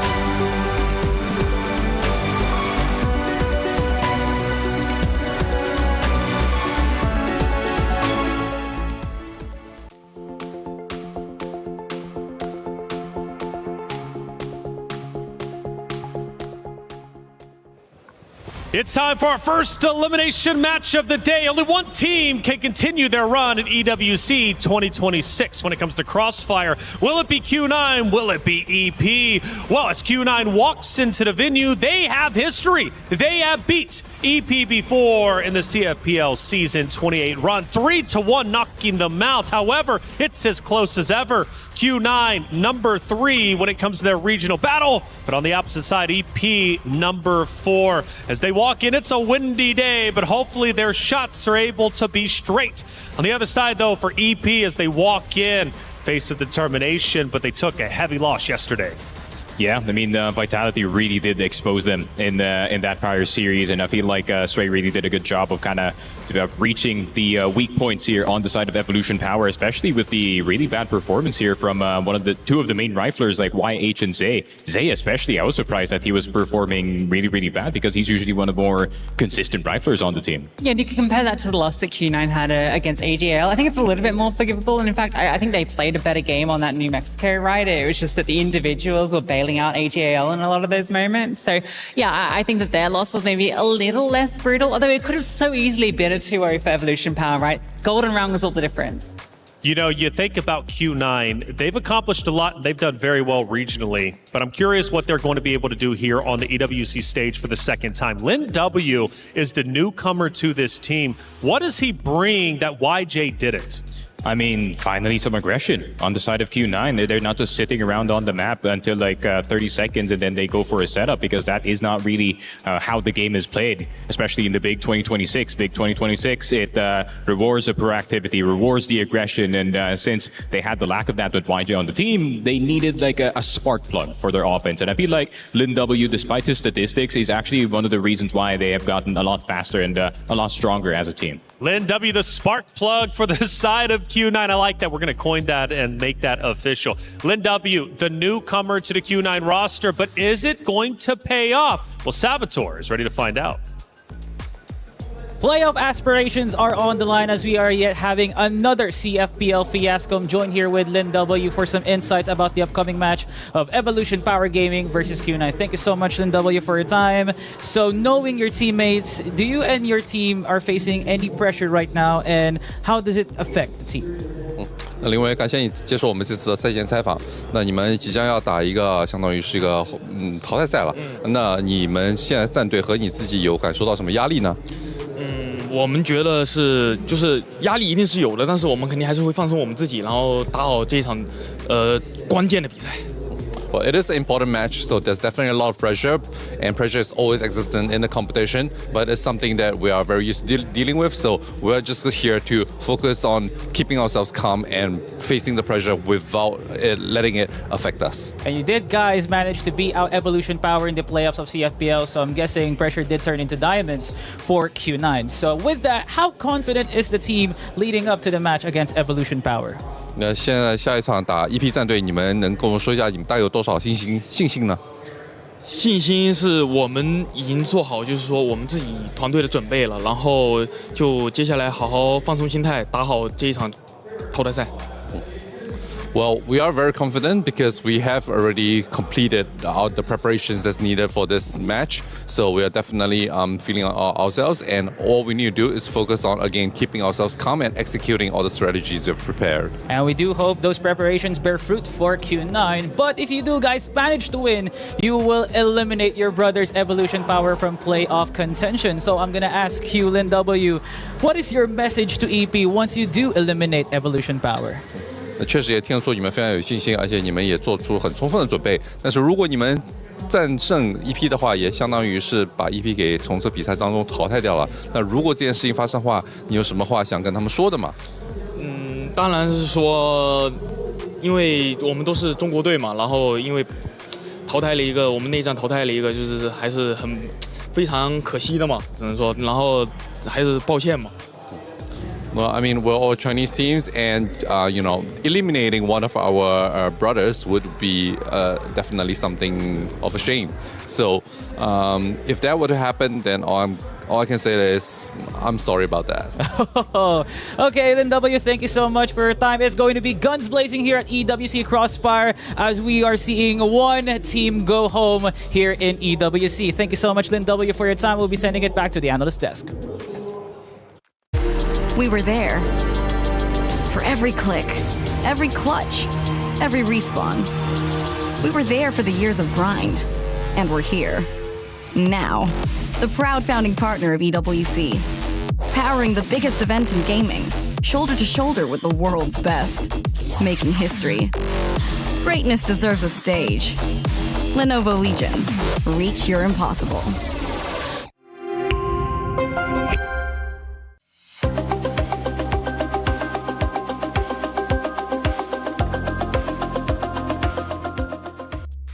Thank you, Salvatore, as always, for the great interviews. Lin W, what a sweetheart, right? He's like, hey, if we got to eliminate our brothers, we're sorry for that. Yeah, it's nice to, but at the end of the day, you do have to still put your foot down, and they have already proven that they can do that, right? We've heard, we already know that they won out the last time these two teams battled, but they battled a lot this year, right? 7 times they've faced. It's a 5-2 record for Evolution Power, and a really interesting storyline throughout it is this player, 2WW, right? The new addition, right? Previously comes from his opponent's team. So it's been a bit of a swap around. He knows what it's like to be on both sides. Yeah, even though the series, speaking in regards to Evolution Power Gaming, was really rough against Vitality, they've got a lot of issues that we might not even get to disclose, at least when it comes to who is IGLing. But 2WW, the new addition, replacing Mino, he had incredible stats yesterday. And in fact, even in their worst map number 3 that they ended up losing, he drops 13 kills. He's highly reliable, it seems, but the rest of the team needs to join him. Yeah, it kind of does feel like the entire team was disconnected. It felt like 2WW was playing an entirely different game in Crossfire, and the rest of the boys are kind of just moving on their own in the map. So I would want to see them kind of try to play around 2WW since Zay is not performing that well, since YH is not performing that well. They need to rely upon him, maybe, kind of turn him into the more support-ish role on the team since he's very proactive when it comes to the comms, as I hear. So yeah, I would like to see them actually playing around their best player right now instead of, whatever they're doing now. Well, speaking of playing around, Q9 has to find a way to play around XQQ. He's got the sniping lanes locked down. Yeah, it's been really impressive so far. It's basically been him and 2WW that they've been relying on, in where they've been able to close out. Obviously going to still be needing a little bit more, but at least you can rely on that piece here. Yeah, he's got the sniper. He's going to be locking down the lanes. XQQ, a very talented player. But the question is, how will he be doing today? Yesterday's stats was really good despite taking the loss. They're going to need him now more than ever. Salvatore had a chance to catch up with XQQ before the matchup. As we say it in the business, go big or go home. This is going to be the elimination game for Evolution Power versus Q9, and I'm graced here by Evolution Power's marksman XQQ. Thank you so much for your time, my friend. Your team has faced a loss yesterday up against Vitality, so I'm going to ask, what are your measures your team took to recover and be ready for this upcoming battle? XQ 感谢你参加我们这次采访。然后昨天呢，你们对战 Vitality 战对手失利了。然后今天你们能跟我说一下做出了哪些调整，做出了哪些就是赛后的应对的措施呢？就我们大多数就是沟通，做得不够好嘛，然后就加强沟通吧。Well, I'll say that the main reason for our loss yesterday was a lack of communication within the team. Definitely is something that needs to be worked on, and we have definitely practiced a lot in that manner as well. After all, communication is the key here, especially for a tournament like EWC. So in this matchup, XQQ, what makes Evolution Power the stronger team in your opinion? 下个战队你们要对战就是秦9战队了，那能不能跟我们说一下，为什么你们将会是胜出的战队呢？没有说将是胜出吧，就尽全力打好我们自己的。Well, I'll say that we're just simply here to do our best, and we'll see who wins out in the end. Oh, well, let's see it in this upcoming match. So I'll leave it to you, XQQ. Is there anything you'd like to say to your opponent or to Q9? 那你有什么话想跟秦9战队说的吗？为大家奉献一场精彩比赛吧。Well, Q9, let's just put on a good show for all the audiences and all the fans watching. Oh, definitely. Best of luck here for Evolution Power Gaming up against Q9. It's the elimination game. Go big or go home. We'll take it back to the analyst desk. Thank you, Salvatore and Jen, as always, for the great interviews. Nice to hear from XQQ, but also getting a bit of insights when it comes to EP. Team chemistry is off. Question is, who's IGLing and who's willing to bow the knee in order for someone else to take the reins? But the chat believes in them. EWC play results are in. Evolution Power is 80-20 over Q9. Will that be the outcome? Well, we will have to find all that out and more as we head into the series. Now, the big question is, what maps are we going to be seeing with them playing each other in CFPL? I'm so ready to see if we get any repeats from before. Black Widow gone out of the way. That's going to be Q9 saying we don't want to play on that one. New Mexico for the side of EP. But Lucy, what do we get for map 1? Yeah, the New Mexico ban doesn't surprise me here, right? That's the map that I think Q9 could have really stomped them out on. We go for the sub base instead. I think this was the next best choice they could have gone if the New Mexico wasn't available. Yeah, I was wondering okay, Q9 is gonna pick sub base, but EP also plays that, and at the same time, I'm surprised that they kept Eagle Eye open for Evolution Power. Granted, they've had their struggles when it comes to the synergy and everything, but Evolution Power is the reason why Eagle Eye is meta right now, so I'm just surprised. Yeah, Eagle Eye not played before, at least between these two, when it came down to CFPL Season 28. Subbase was. Lucy made a great point. Evolution Power did win that 10-5. That was the one they get. We go to Port. Now, Port would have been map number 5, but Lucy, we didn't get that far during their regular season. It's come up once in the entire 7 series that they've played. They've actually had the rep on it, so it has not been a very common map here at all. Even the Eagle Eye 2.0 you mentioned, like that one's a little bit surprised it's been let through, because each time it has been played during the group stage of CFPL, it was a win coming through for Evolution Power. So yeah, this is a really interesting veto. I think especially that Port decider. Yeah, for sure, right? 2 fresh maps between these two, and one that is kind of, as we know, not a lot of history. Port, if it does go to map number 3. But things get scary, especially if Q9 can right the wrongs from regular season and beat EP on sub-base. Where does EP go from there? Does map number 2 go their way? Who knows? Either way, Q9 is going in probably with a ton of confidence, because Evolution Power Gaming has already been defeated by them before in a convincing 3-1. But again, Sneaky, this is a decider match. The loser will have their key crushed. Their run in this tournament is officially over. Yeah, and it's not just the keys being crushed as well, right? The expectations of the region back home. Obviously, you come from China, the best region in the world in the name of Crossfire. So, there is that pressure to perform, that pressure to represent. And if you drop down now, especially at the very first game of the lower bracket, it is gonna bring a bit of shame for them. That's it. Well, keys are on the line, and both Evolution Power Gaming and Q9 are trying to stay alive. Hollywood Rob TV in Damascus, what's at stake? All right, we had qualifying matches, but now it is time for elimination matches. Rob, tournament life on the line as we are in front of the one and only, the Key Crusher. That's right, ladies and gentlemen. Here at the Esports World Cup, we have a special tradition where a player's key represents their tournament lives, and once they lose, their opponent who defeated them will crush it right in front of the world. Absolutely. The winning team gets to get the loser's trophy, the loser's key, bring it to the key crusher and hear these key pop. And listen, we've been here for 6 weeks of keys being destroyed, and some of them are very loud. And this is, of course, our first lower bracket match of the day. And of course, on both of their sides, on one side we have Q9, who lost to the defending champions, AGAL. So you can't feel too down on yourself or on that side. But on the other side, they actually lost to Team Vitality, which was looked at as an upset. So the question is, were they able to bounce back mentally? Listen, it is time to bounce back. We've seen the interview before. We need the confidence in the team because last year they had an outstanding placement. Now they need to at least do as good as last year, but that goes through beating fellow countrymen. All right, ladies and gentlemen, it is officially showtime. Our first lower bracket match. Only one of these teams will move on the tournament. It is time for Evolution Power versus Q9. Thank you very much, guys. As we are getting ready to jump into the matches straight away, I'm Valdez, with me is Laz, and we're getting ready for, of course, the CFPL head-to-head. Evolution Power up against Q9 Club.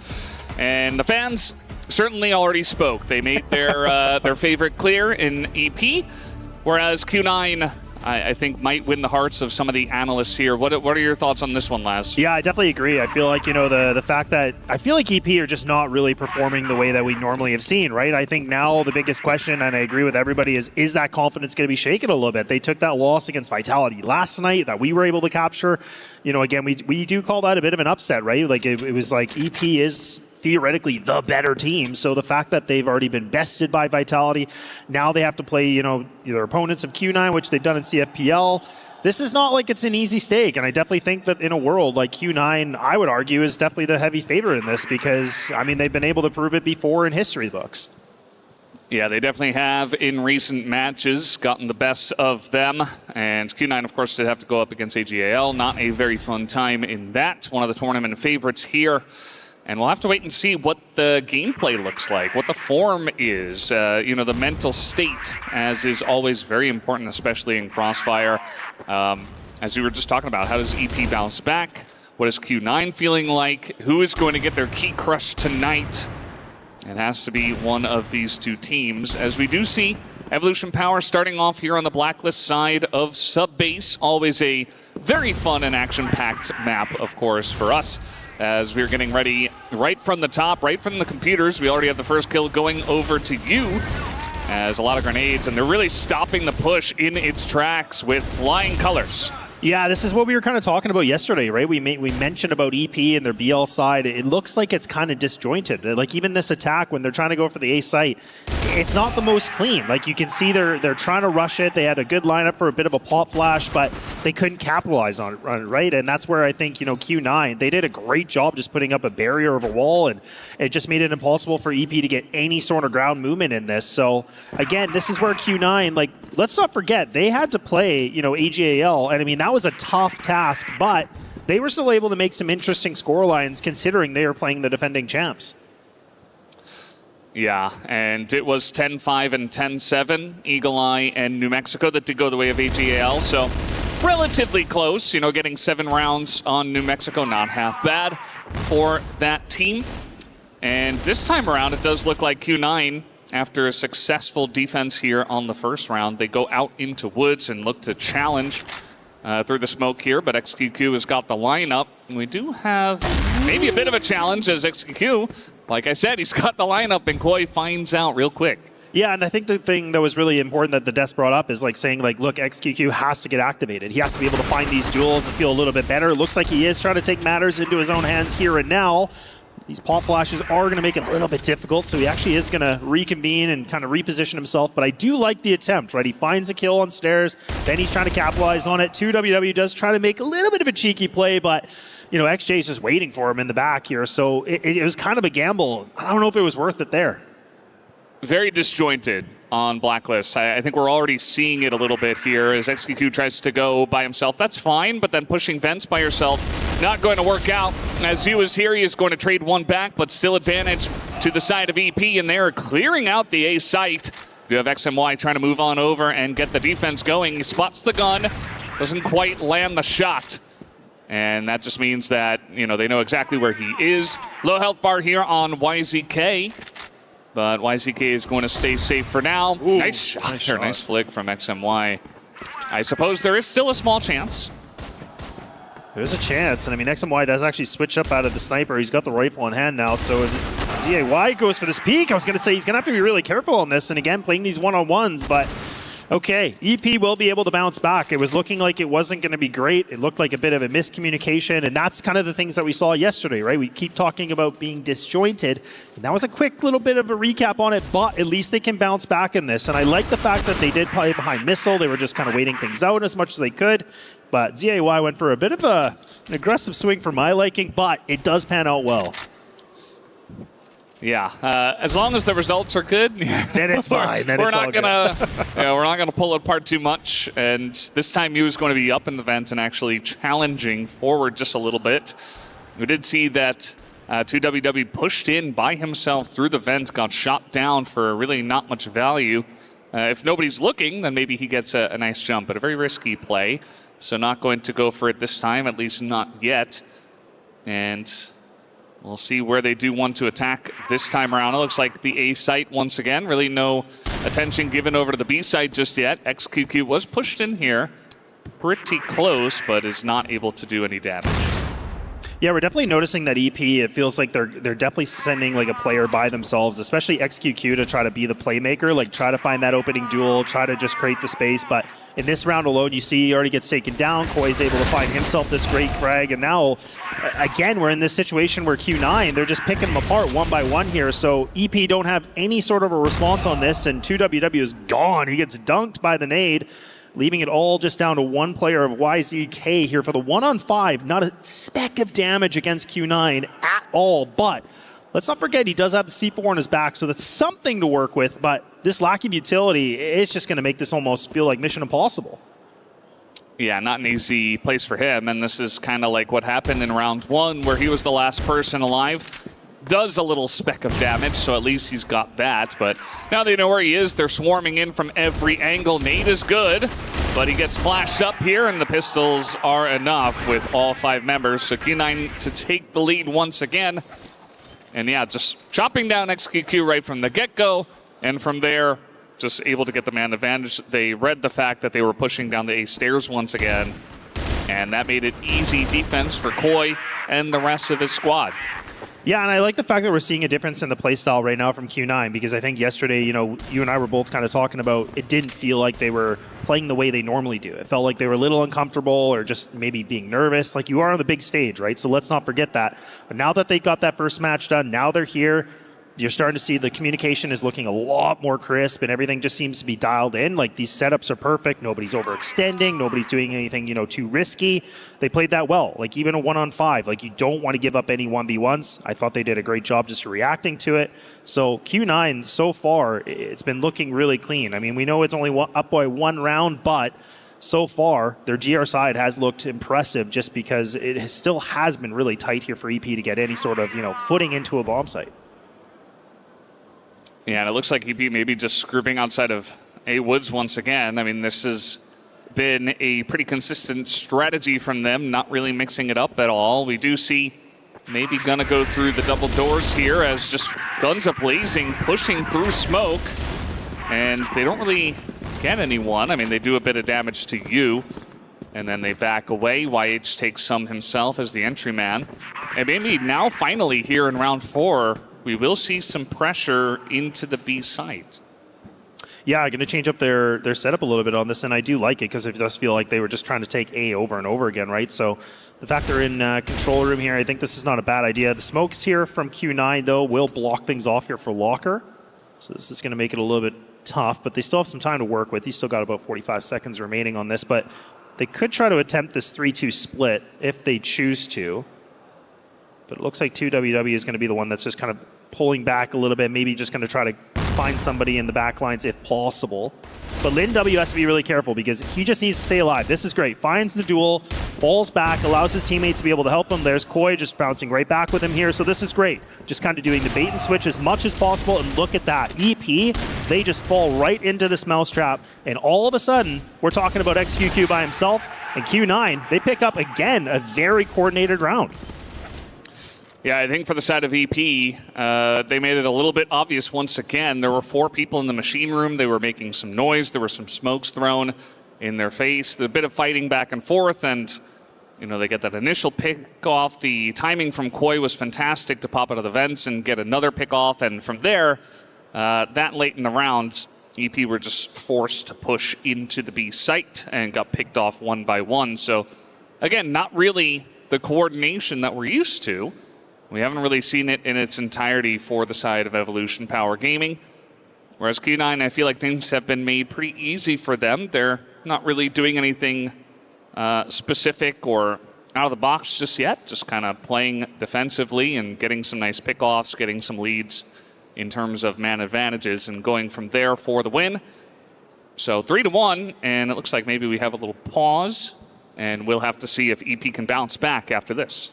Yeah, and I think the good thing that the desk really brought up and is the fact about, that even like last month, these guys did play each other in the CFPL. And I mean, EP were the ones that were able to, take this with a pretty convincing win with a 10-5. So the fact that we're starting to see already now that Q9 have been able to get themselves a bit of a lead, it feels like they're playing a lot better Crossfire right now, in my opinion. Like everything seems to be connecting properly. Again, the communication just seems to be on the exact same level. This is where EP, it almost, the way they're playing, it almost kind of feels like there's multiple, chefs in the kitchen, right? Like everybody's just contributing a thought. Everybody's just trying to say something. And like that's where this tanglement of like how they're playing could happen. Don't know. That's just total speculation, but you can sometimes see when people are making plays by themselves or just like these timings are off. That's what makes me wonder about how many voices are really speaking into this. So for EP's sake, I'm hoping now with this timeout, they can kind of cool things down a little bit, kind of get back into relaxation and get back to the way they were. So, and let's not forget, they were the ones that were able to pull back in that first game yesterday. So they didn't get the win, but they were able to get some rounds. But it just looks like Q9, they are still locked in right now. They are not missing a shot. They are just perfectly landing everything. And EP, they are just on the receiving end of this.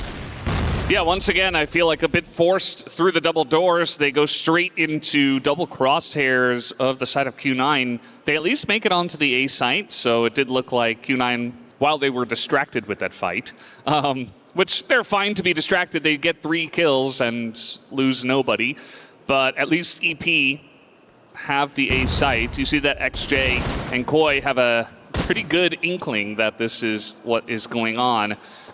So EP, looks like Q9's just going to wait for them to plant the bomb and then go for the retake there, allowing them to, rotate out if they'd like to.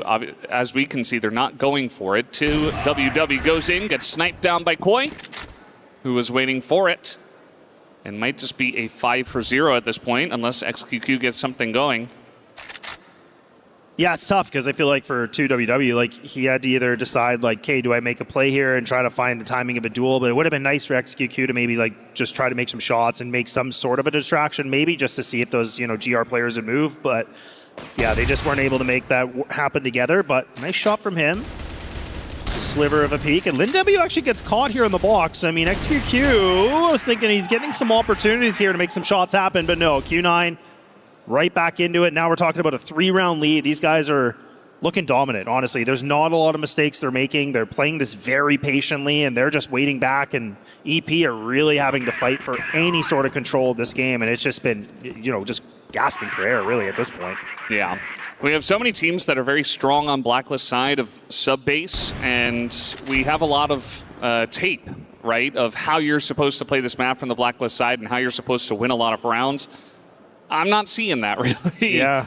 Rotations have to be crisp. If you're going to go for them, they have to be fast, kind of catch your opponents off guard. Or if you are going to hit a site, everybody needs to be on the same page.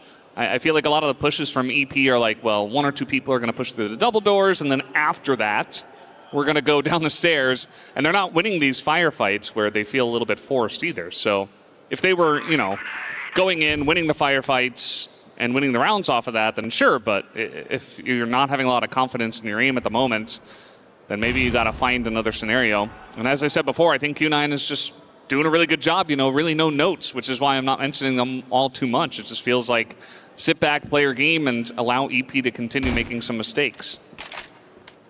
Yeah, it's really just going to be about EP, just trying to figure out how do they they get out of this rut, essentially, right? Because it just feels like everything they're trying is just not working, and then like that coordination just doesn't really seem to be there. But again, I think Q9, like you said, have definitely shown a lot of improvement from the last time these guys have played so far, and that was the biggest question we were going into day number 2 is like, okay, who's going to show up out of this matchup just because both these guys did lose? But finally now EP are able to get themselves these opening duels. So that's big because Koi is one of the top fraggers right now. Now you're taking down you. So this is a huge man advantage right now that we haven't seen for EP, I think, at all this entire game. So this is a great opportunity. Bomb's already making its way into this site. You have a couple players that are just lurking here, but now you're just picking up another one. XQQ is really playing this lurk position as much as possible.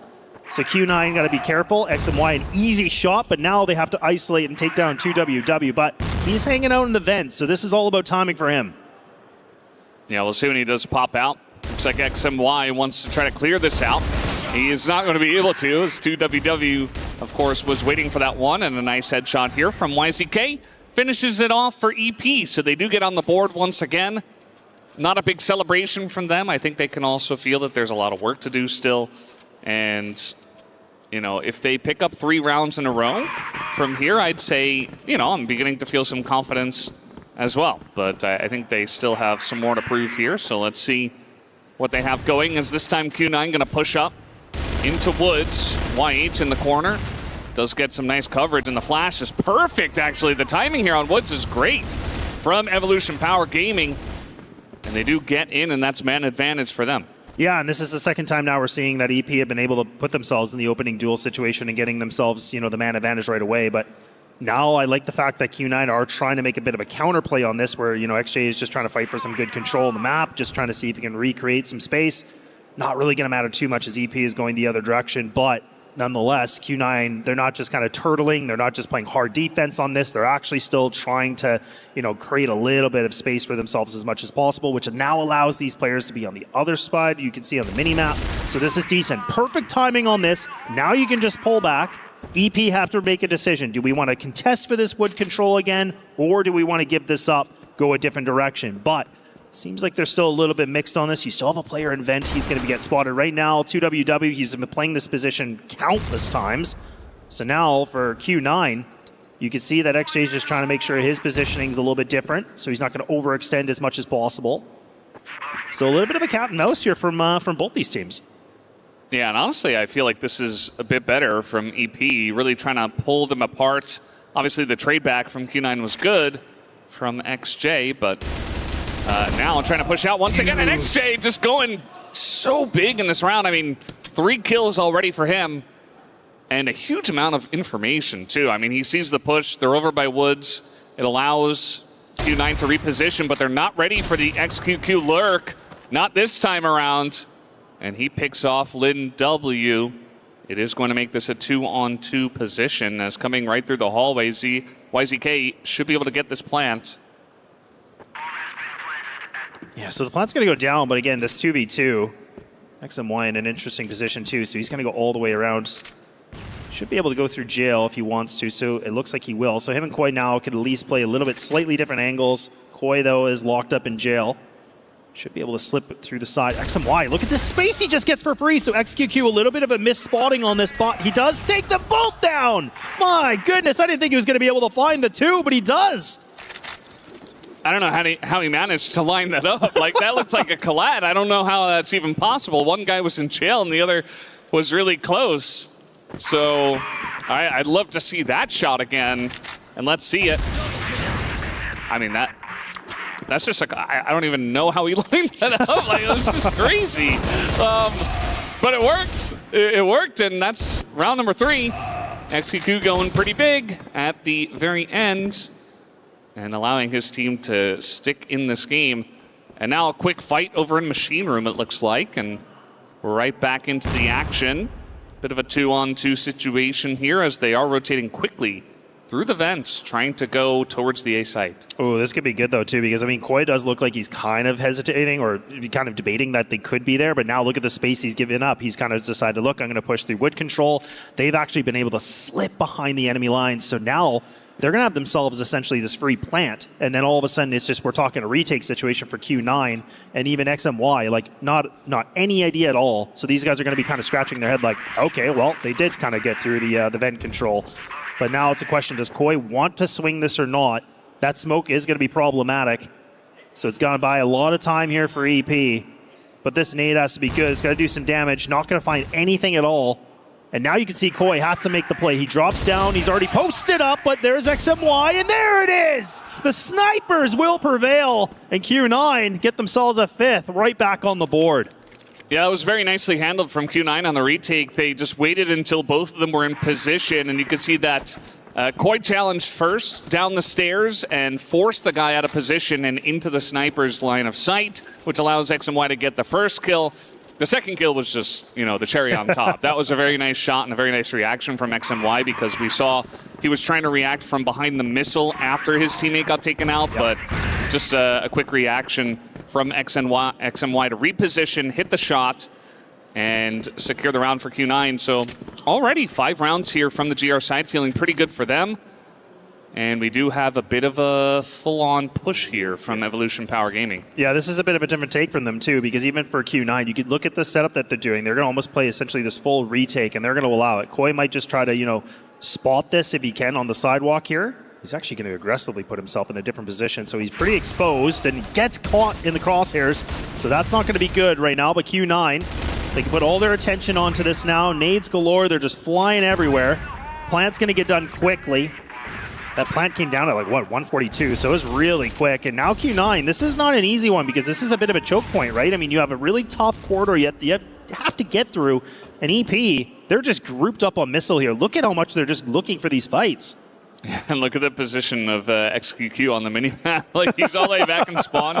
If they do decide to go through woods at all, he's going to have eyes on them, and that's a really difficult position to go for. They're just going to run down the stairs. Only you is alive. And yeah, it just doesn't look good for him as he's backing away, just trying to take a 1v1 with XQQ because he might as well. But this round is going the way of Evolution Power Gaming. And I do like how they were able to mix up the strategy. They just go for a slow push down the stairs. It catches them off guard, maybe reading that there wasn't great defense over by the A site.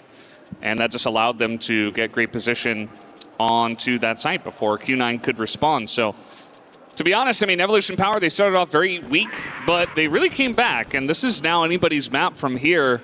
I mean, Q9 were doing a good job when things weren't looking solid, but now it looks like a very even map.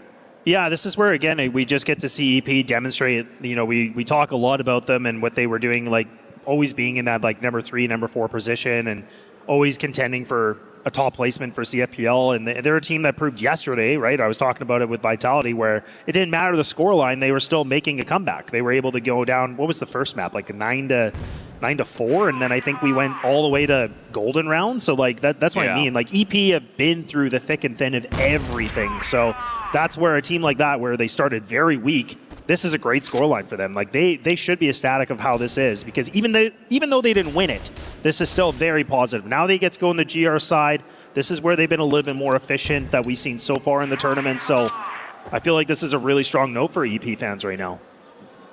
Yeah, especially because it feels like the onus is on Q9 to really try to pull this map apart. I feel like if you play very obvious on this map, it's just easy pickings for the GR side. So yeah, Q9 need to pull out the strategy book potentially with some of these pushes. So far it's been some passivity to start. They just go into machine room, a bit of poking and prodding, but no full commit anywhere. A little bit of Koi trying to see if he can find anyone, but EP not challenging over there either.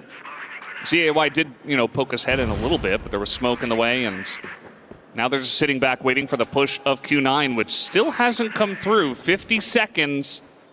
And to me, this looks like a B push with maybe late pressure through the double doors as they take over the lockers. They're making their way in, but again, very consolidated defense here for EP. It is, yeah. You can just see how much EP are really turtling up here, and they're just kind of waiting for these fights to happen, which is not a bad thing. And XQQ does find the opening duel, and now Lin W is trying so hard to find this kill, but just cannot. But thankfully, his teammates Right there to bounce back, but XMY, this is getting chaotic, and man, oh man, XQQ has been playing a phenomenal game. What a turn of events from yesterday, already looking like an entirely different person, performing lights out and really saving EP in a lot of different situations. Like we talked about him being the lurk, but look what he's been able to do. He's creating so much space for his team.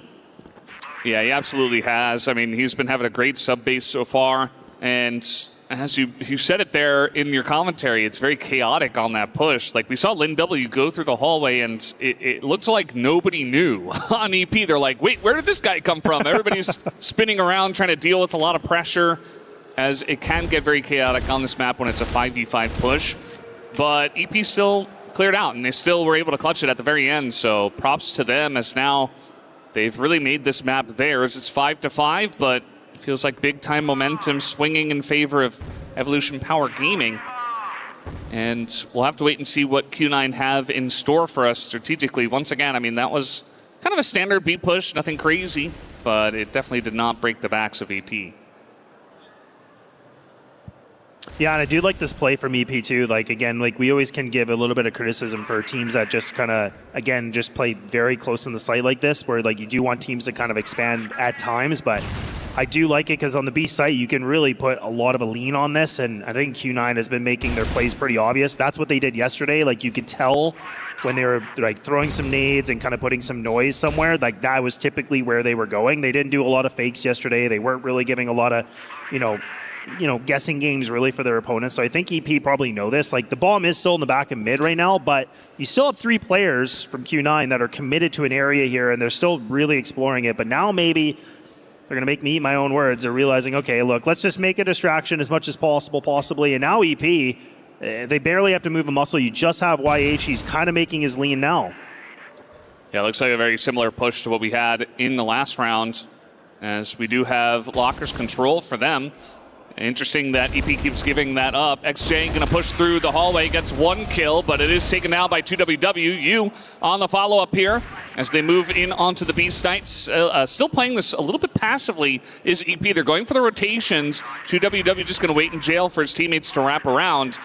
But XMY is waiting. He's not going to hit the shot. YH just better on the 1v1. And all of a sudden, now Lin W in an awkward spot, and he's just not looking the right way.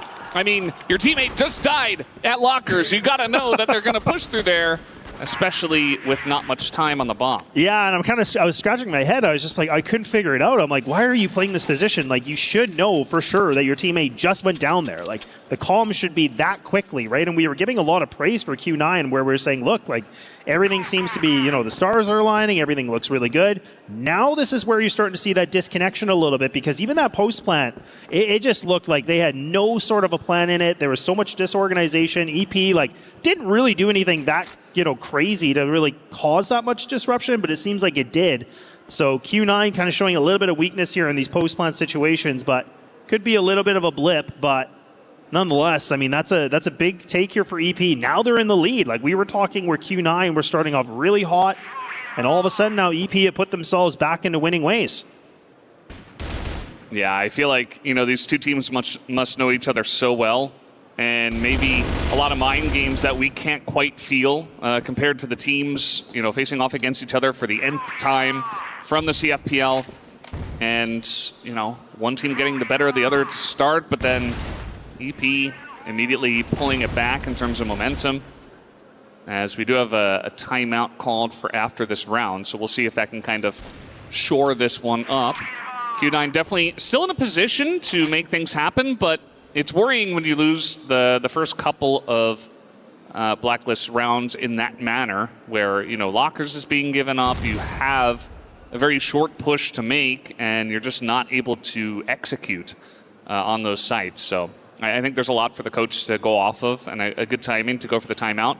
Q9 also, they're playing the beginning of these rounds very slowly. I think that I would love to see a round where they go a little bit quicker, especially a push on the A or something. You see, there's 3 people from EP on A, and I think they were expecting what I kind of wanted to see. But we are not seeing that just yet. And Q9 are taking their time, and it looks like a bit of a split push because they're going into Lockers, but the bomb is not going to be.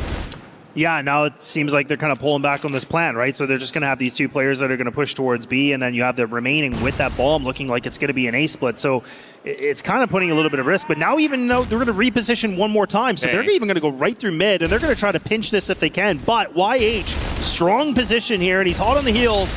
This makes it problematic here for Q9. You could already tell they're dropping like flies, and EP, what a perfect read on that. I love the reaction from them. They're like, okay, look, you need to go for the flank. This is going to make them just get crunched in, and just so quickly it was a one-bite sandwich. Yeah, I mean, again, the execution, the timing's so important. They try to go for a push on the B, and we've seen this before. It's definitely a bit of a trickier kind of push you can do from Blacklist, but it's almost like an A fake into, okay, we just take over the computers and we just go straight into B.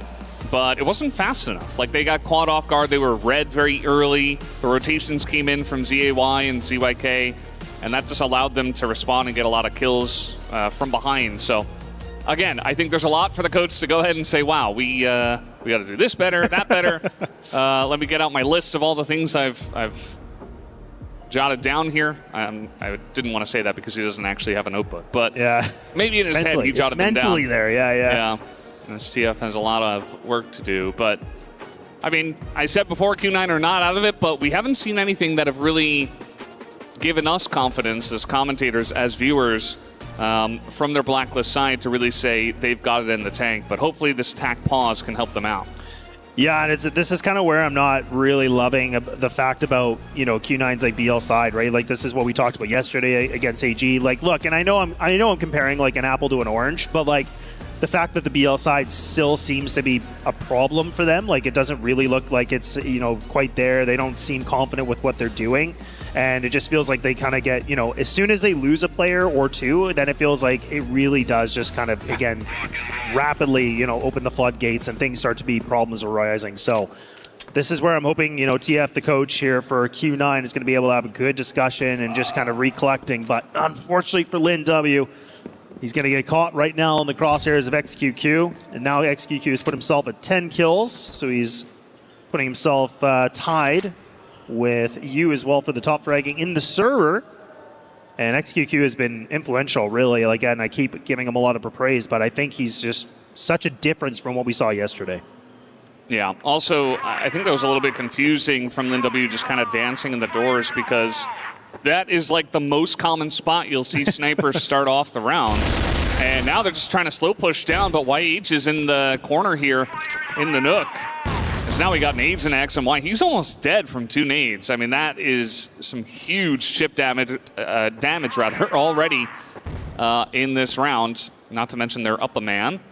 And yeah, I think if you're going to peek there, you got to have a sniper in your hand. YZK rather, just keeps hitting these big shots. He is going to lock it down, and that is 8 rounds here for EP. And honestly, it didn't look like that tack pause did anything. No, I really didn't. Yeah, it just feels like, again, they were kind of just playing this, okay, someone go find a pick, someone try to make a duel, and then even the fact that we saw the initial kill go against Lin W and Wood Room, I should say, and then you're, just getting a player pushing downstairs with no utility, like just trying to make a sort of a weird, risky play. It just, I feel like that wasn't worth it. It just feels like you're too far in the game now to be doing something like that. But it kind of goes back to the point you brought up, is like, these guys have played each other countless times. So again, you're kind of just trying to figure out these like tiny little mistakes or little things that you're noticing that your opponent is doing. But EP, it was looking really sloppy in the beginning, but now things have really turned a different page so far. So this has been, again, very impressive to see EP getting back into this, winning fashion, or winning ways, we should say. And they've now put themselves in a really great, lead, up by 8. So this is a big round for Q9. They have to find this round to just kind of slow down any sort of a conversation at this map point. Yeah, well, slowing down is the name of their Blacklist game at this point in time. They're just really taking their time at the beginning of this rounds. I did take a look at some of the results from CFPL playoffs. It was a 3-1 win to Q9 in a best-of-5 over EP, but Evolution Power did take Subbase, and that was a 10-5. So we might have a repeat, actually, of the 10-5 if EP can close this one out without losing another round. And we'll have to wait and see what the other maps hold in store, because maybe that's where Q9 feel a little bit more confident. But so far, we have seen a little bit of history repeating itself here in terms of the scoreline on this map. but still some time to go. We'll see if Q9 can at least pull some rounds together, as it does look like, once again, a late push here, looking to move in towards the B site.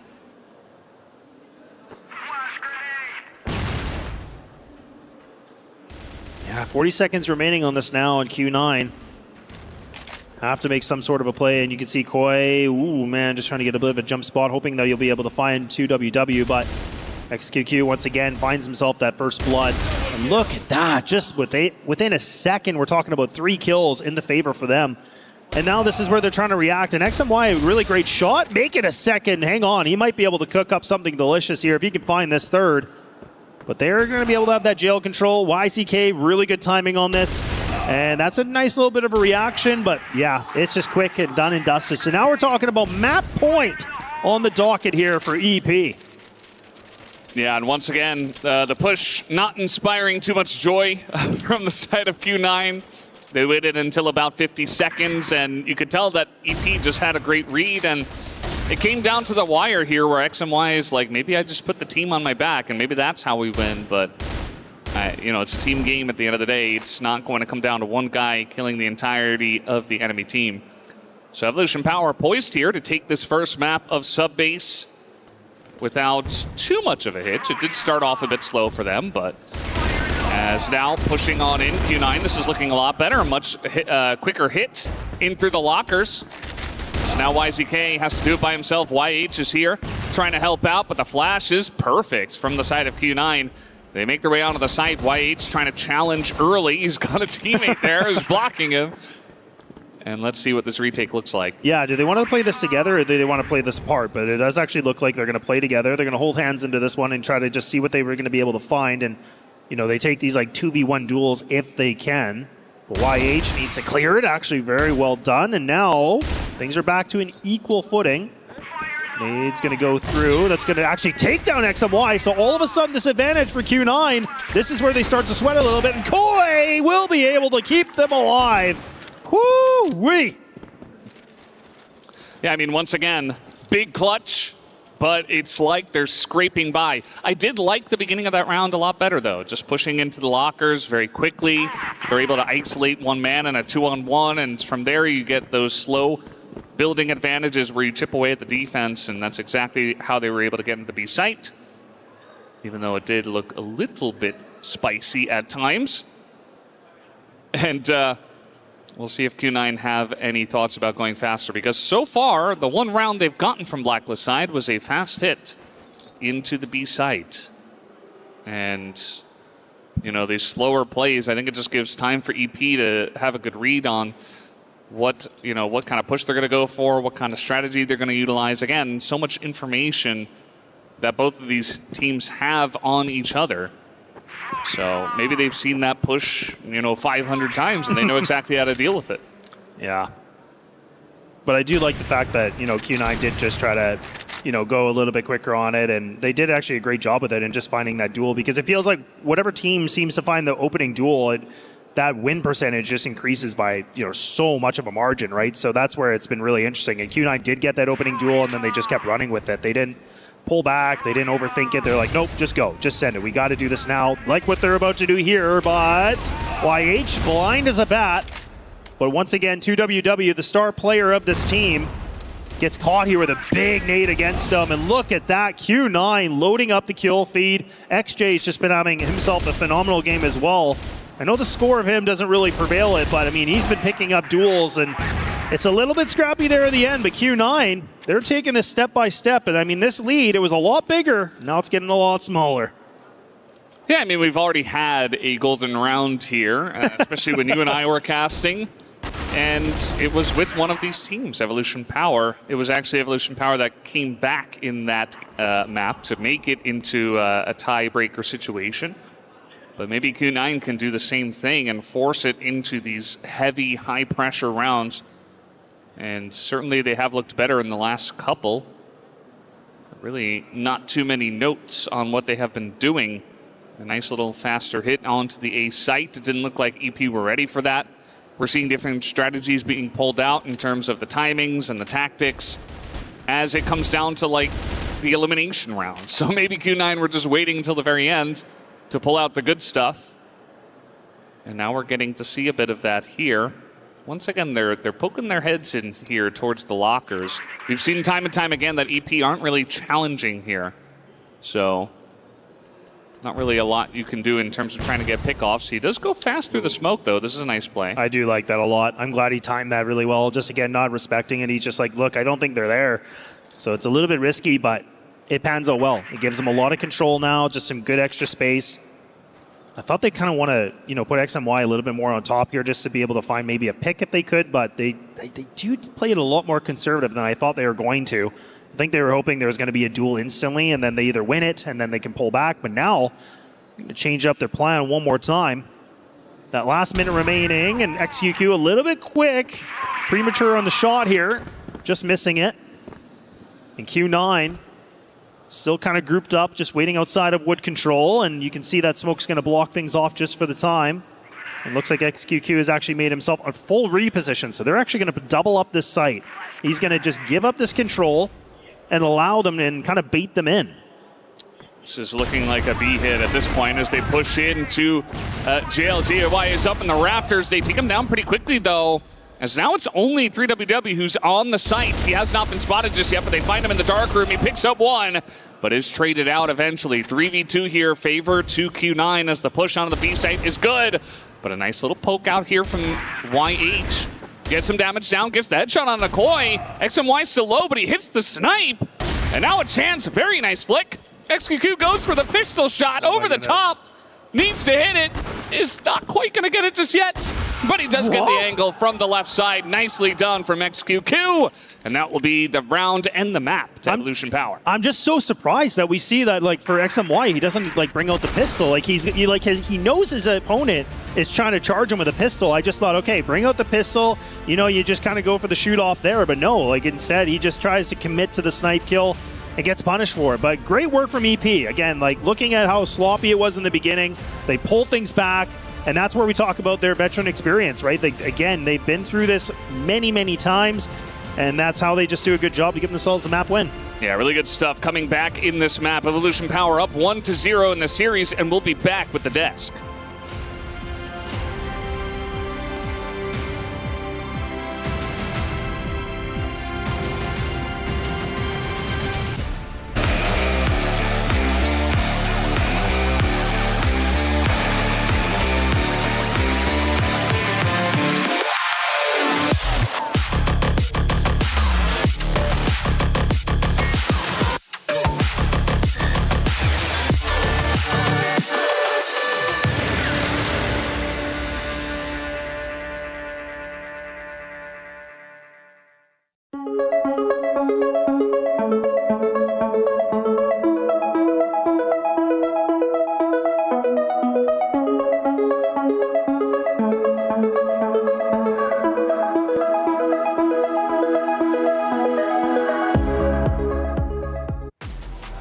It's a rematch from CFPL Season 28, and they played map number 1 of Subbase. Then they played it now. It ends most likely the same, 10-7 with EP taking it. Last time it was 10-5, but either way, Revolution Power Gaming, they now lead 1-0. Now remember, this is a decider match. There will be a key crushed at the end of this series.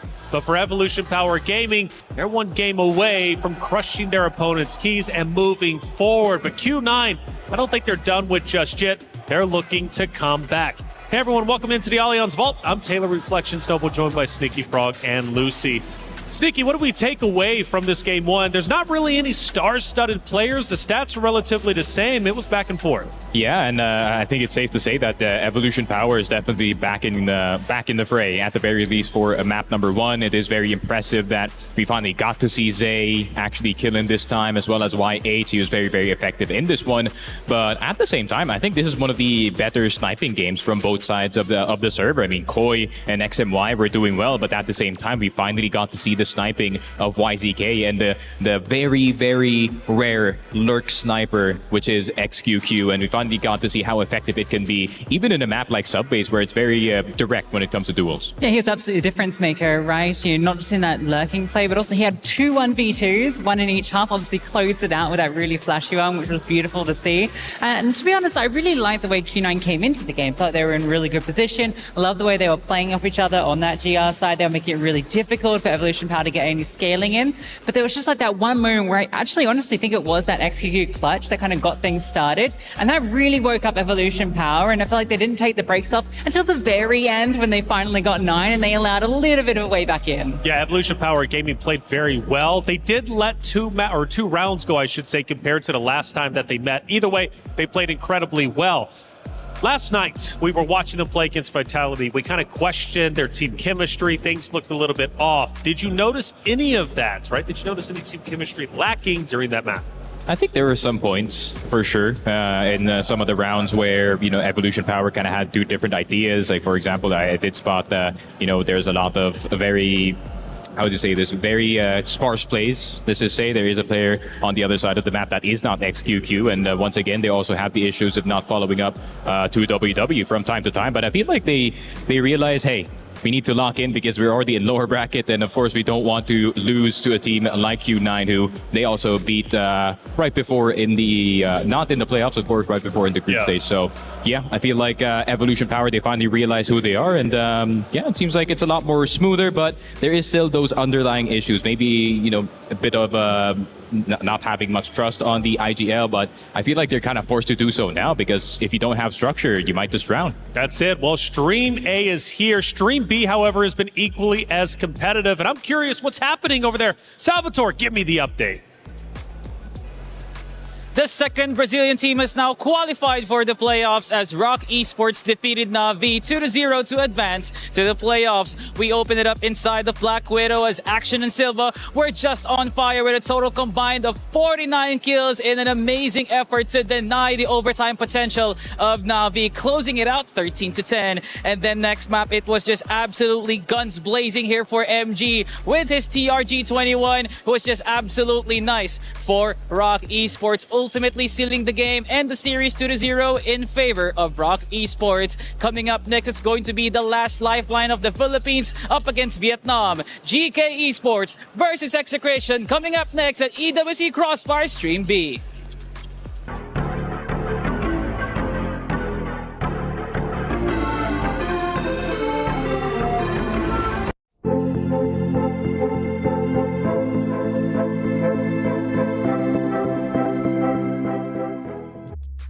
Thank you for the update, Salvatore. Great to hear what's happening over on Stream B. They've got a couple more series to go, including more decider matches like we have right here and now.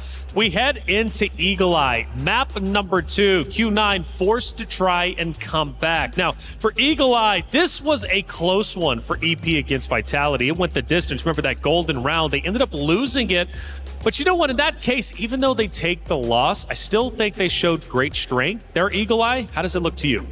In all honesty, I feel like Evolution Power's Eagle Eye could be looking really, really good, considering they're the ones who, just like what I said earlier, they're the ones who innovated most of the lineups in this map, where most of the smokes come from, and at the same time, I would say roughly 70% of the strategies in their map. So they are the innovators, but the problem is I'm not so sure if Evolution Power, you know, fully mastered said strategies, and it could be Q9 taking it and mastering it for themselves maybe.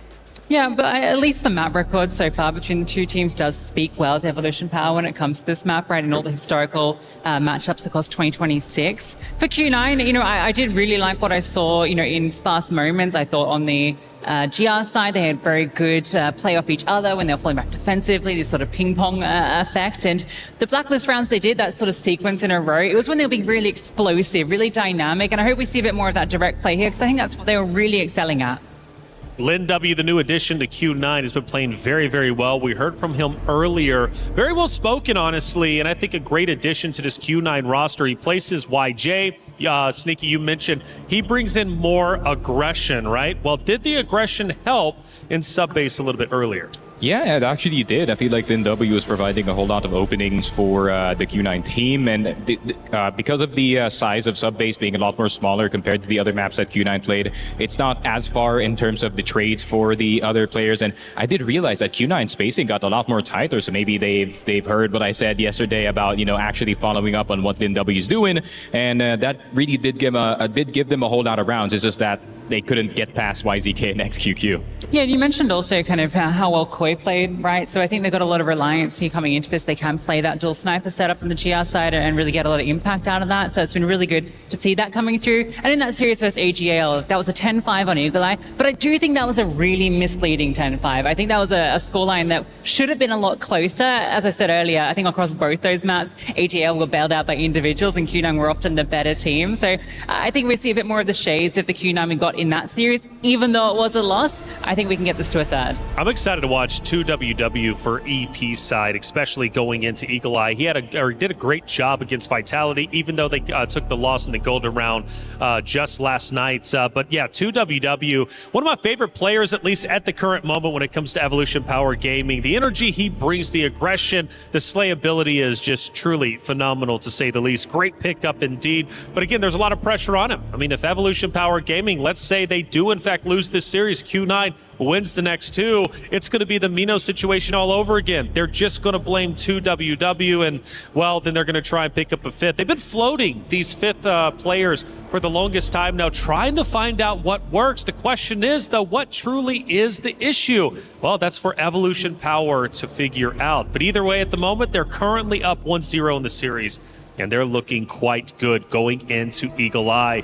Port's going to be the map 3. We'll discuss that when it comes up, but they don't have a lot of history when it comes to that one, so that's going to be a lot of fun to see for sure. This rematch, EP, they've done their homework. Sneaky, you mentioned earlier for champions, at least on our stage, right? It seems like they have a tough time, and that's just been how the Allianz vault is. But also, for rematches, it seems like on our stage as well, it goes the opposite way whenever they meet again on the stage. Yeah, it kind of seems the story is now slightly different. But yeah, I would say Evolution Power, they just need to kind of keep their form and what we saw for map number 1 and, get a lot more... I wouldn't say more teamwork on their side. I just want to see the hard fraggers on the team kind of lead it a lot more, especially for XQQ. He usually likes to play on an island, and for the side of YZK to kind of help him lead the team. And I feel like if they can do that with 2WW just kind of crashing into whatever defense he can, then it's definitely possible for EP. This group was labeled the Group of Death, and Group of Death is ready to claim its first victim. And the winner, whoever wins this series, has to move forward to play against the Stallions, who are in lower bracket. It doesn't get easier from here. In fact, it only gets more difficult. But that's how it is, Lucy, when it comes to the lower bracket. Yeah, you almost said the winner of this is going to be really, really motivated to beat Stallions, just because you kind of not only have your own life on the line, but you kind of want to avenge your brothers, right? We heard kind of in the interviews they're not happy about having to play each other here in this match. I don't think anyone really expected these two teams to be fighting for elimination on day 2, but that's the reality of it. And so, yeah, I think they'll be carrying the torch forward for whoever falls here, and I think whoever goes on against the Stallions is going to give them a run for their money. I mentioned from Q9, Lin W, big fan of him and what he brings to the table, but XJ and XMY leading damage dealers against AGAL. If they can do it against AG, they can do it against EP. Yeah, and actually, honestly, like for his role being the IGL of the team, right? He's doing a lot of damage, and that is really helping the offense and the firepower of Q9 here, which has been lacking from time to time as some of the players do disappear on some of the games. And, it has been like that since day 1. So it's nice to see that the IGL is kind of being the inspirational beacon for his team. And it's like, hey, if I can frag hard, you can frag hard as well. Yeah, it's always great to see IGLs or support players, just being able to frag out. It's nice you can get the best of both worlds. You get a leader, you also get a fragger. Hey, that's everything you need for your roster. Now, when you think about, though, last year's accomplishments, these guys, they have accomplished so much. First off, for Q9, top 8 last year, they made it into playoffs. That was big for them. They ultimately ended up taking the loss. But then they lost to, AGAL, and it was Eagle Eye, it was New Mexico. That's a big team. They go on to win, so I forgive them for that. Now, for Evolution Power Gaming, 3rd place last year. So to think about them from going from 3rd last year to potentially out in groups this year just comes to show you the scale of the competition from year 1 of EWC to year 2. Yeah, I mean, this is a team that you expect to get through to the playoffs. It's a team that you consider to be a title contender, right? I think I called them yesterday. I said they're my dark horse here. And then obviously as soon as I say that, they fall down to the lower bracket. But that's just the curse of it. But it'd be very disappointing for them to crash out here because we know what their potential is after their season, what they've looked like. I mean, for both these teams, that's the case, right? There's just so many strong teams. And the upsets on day one have put us into this precarious position where, hey, maybe we have some new challenges that get an opportunity to rise. That's right. Well, it's time to hop into map number 2. It's Eagle Eye EP, 1 map away from closing this series out. For Q9, they got to come back in a big way. Let's head into Eagle Eye Evolution Power Gaming versus Q9. Thank you very much, guys, as we're jumping into game number 2. Post-haste, as it is Evolution Power Gaming up against Q9 Club. One of these guys has to go home. I think our desk has done a great job of really breaking down the stakes and what these teams are hoping to achieve at this tournament of EWC 2026. And so far, it's Evolution Power on top of this series. They have the first map win in their pocket. As you can see, the rosters here. I mentioned before in the playoffs of CFPL in the most recent season, it did go sub-base to EP in the first map, and then 3 maps in a row to the side of Q9. So EP get that strong footholds. They get the first map, but there's still work to do.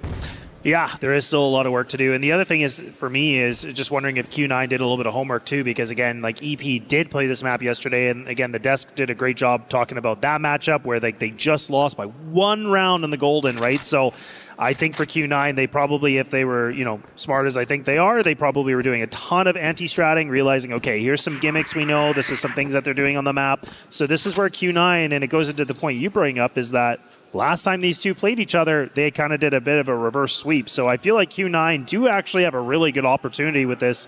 Despite being down the map, I do think that, a little bit more is against EP, considering they got some recent tape playing this map. And it was a scrappy loss, but it was only by that 1. Yeah, it was a very close one at that. And Evolution Power actually taking it pretty slow to begin with on this map of Eagle Eye 2.0. See that XQQ is looking for the 1v1 up against a couple of these guys actually in Hotel. But maybe he saw 2. And if you see 2, then you know that there is potential for an angle here at the A site. And now we do see a bit of a rotation over. And unfortunately for Q9, Koi is moving away right at the wrong timing. But Yu is going to hold it down, gets that first kill, stops the push in its tracks. And even some flashes over the top, really just pressuring them back off of A long. Nice snipe here from XQQ though to get it started. As the slow push comes in, 2WW and Zay get 1 apiece. And XMY here on the angle is going to have to play the linchpin and try to hold on to the site. Yeah, you can see he's trying to actually manipulate the smoke a little bit. Does take down the bomb carrier, but I mean, it's a good effort, but unfortunately he gets caught here when he was trying to just fade back a little bit. But for EP, really, really nicely done. Again, they just kind of take their time. They just kind of look for a duel. XQQ, almost like you said, gifted a duel in Hotel, but doesn't happen. But I do beg that question too, if he was able to spot both players. I don't know if he did, but it was definitely close, but really good work. And this is where Q9 should be aware of like the fact that XQQ is going to just be like, playing these like, isolated positions by himself. So I wonder if they want to try to capitalize on that eventually, but nonetheless, it looks like that Q9 actually decide to get aggressive in the mid. Now they're just going to retreat this, leaving it all by Koi by himself. So he's going to be a one-man army, so to speak here. He does have you with him a little bit in the back line, but Koi's going to have to be the playmaker in this one. So this is a very interesting setup. Look at the stock. They've essentially vacated A. Like, they have left it, and they said, look, everybody just go B. We're just going to try to control the map through the mid and right-hand side of this corridor, and let's just see what happens. Yeah, really the only issue with this is if they take over mid and go fast on A, you don't have anyone there. But if you can hold on to mid, then that's not really an issue, and you can lean B and get a lot of defense there. That shot not going to ring true. XMY totally fine and get some information on where this push is coming in. Lin W up in the Hotel. We'll see if he can tell if this push is going to be coming in. But for now, Evolution Power Gaming certainly taking their time with this one. Yeah, they're not really, creating a lot of space yet, right? They're taking their slow time on this. And that makes it, you know, a bit of an issue for Q9 because we have actually seen them change their composition, what, 2 or 3 times already in this round? Like, and we're down to the last minute. So this setup that we were talking about, it was looking pretty strong. And now XMY is prepared for this attack. So can he be ready for a second? No. Unfortunately, full face of lead for him. But Yu being able to find himself a double. So now a little bit of a crunch onto this. And they're okay. These rifles are starting to sing a little bit here from Q9's perspective. Leaving it down to the young gun of 2WW. Again, the new addition for him, but he will get caught off guard here. Backstab against them in Q9. They bounce right back into this game, so they're not going to allow EP to get any sort of a big lead for the time being. Yeah, I think strategically for Evolution Power on that round, you know, you got that first pick off in mid from XQQ. You know that there's probably not going to be an insane amount of people in mid, and if there are, they can rotate over to B very quickly, so the push underneath the bridge, I think, was a bit risky, especially with no utility, because if there's a guy on the bridge, he's just going to flank you the second you push in. And XMY hit the first snipe, and the push just falls apart from there, even though you had the man advantage from the get-go. So I feel like either play off of XQQ's pick in mid and maybe try to retake mid and go from there, or maybe just try to go for a hotel push and take a little bit slower on towards B. I think that, you know, no util push under the bridge was a bit risky. Does not pay off. And Q9 on the board.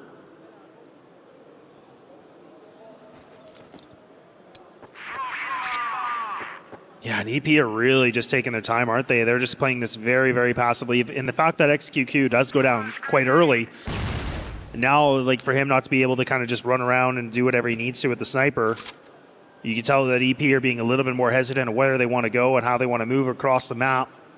So this gives Q9 a prime position right now to put themselves in some sort of a lead, but I'm liking these change-ups from Q9. I really do like this setup because, again, you're just playing solo, you know, solo positions on A and B, and you're just really heavily putting your presence in mid. So this is where if EP try to contest and try to slip through this doorway, I mean, this is a full mousetrap, so could be an issue.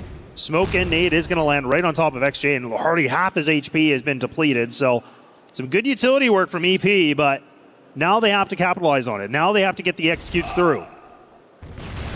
Well, that's going to be a good start for them. Headshot on it, but Yu gets in, trades 1 for 1. Now Koi is on the back of the site, and he's still alive, does not take that win. And now Link W comes in, and it kind of felt like they were just coming in one by one. And EP stayed as a squad, and they're able to get the advantage in a lot of those firefights. Yeah, and I don't really feel like, to me, like, you know, you can tell me how you feel about this too, because I don't feel like EP is like, their firepower is like so much heavier than it is on Q9. I do think, like, in terms of firepower, like, it is very close. Like, yeah. I probably would give a slight advantage. I was kind of actually leading the advantage on for Q9's perspective, where if XQQ and 2WW aren't really performing, then, like, it's a heavy favor, but those were the two players for me from EP's side that I felt like they have to perform, and that's where the team really starts to excel a lot better. But we'll have to see. It feels like Q9 are kind of just losing duels. Like, that last round was just weird because players just ran into them. They couldn't capitalize or, you know, finish their kills. So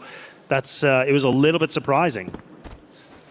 Yeah, it definitely was. I think there are better ways to hold down that A site. We haven't seen you know, much success for them actually defending that A site. So if I'm Evolution Power, I'd say, well, we lost that one round where they pushed into us and, you know, we got kind of caught out onto the bridge. But if we get a pick, I'd say just go A. Like, I don't think there's really any downside to that. You know, you're rolling pretty well. You have a lot of momentum here on the Blacklist side.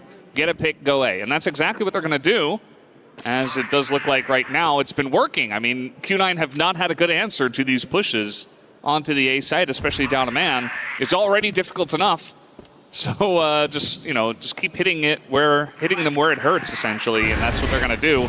As flashes over the top, corners cleared out, and XQQ gets the win in the sniper duel against XMY, and it is just a free A site for them. Yeah, I do not like the setup from Q9 because, again, they just put so much reliance on XMY, which, I mean, not saying he can't do it, but again, that is a ton of responsibility for a player, right? And now these guys are getting caught off guard. Like, look at this position. Like, how is 2WW getting away with a double kill like that? It just makes no sense, but the timeout is going to get called, and I believe that was from Q9, if I'm not mistaken. So it honestly is the right time to do it because that was a awkward round. I mean, I'm not against a player being a solo anchor, but considering that it felt like it was too long and nobody was there at all to throw any utility or any sort of support for him, it just felt like he had to hit a shot, otherwise it was all over. And then you could see how fast that completely crumbled. Yeah, I mean, they had so much pressure on that A-side push, and I think if you're the coach here of Q9, you got to say, okay, we need a better answer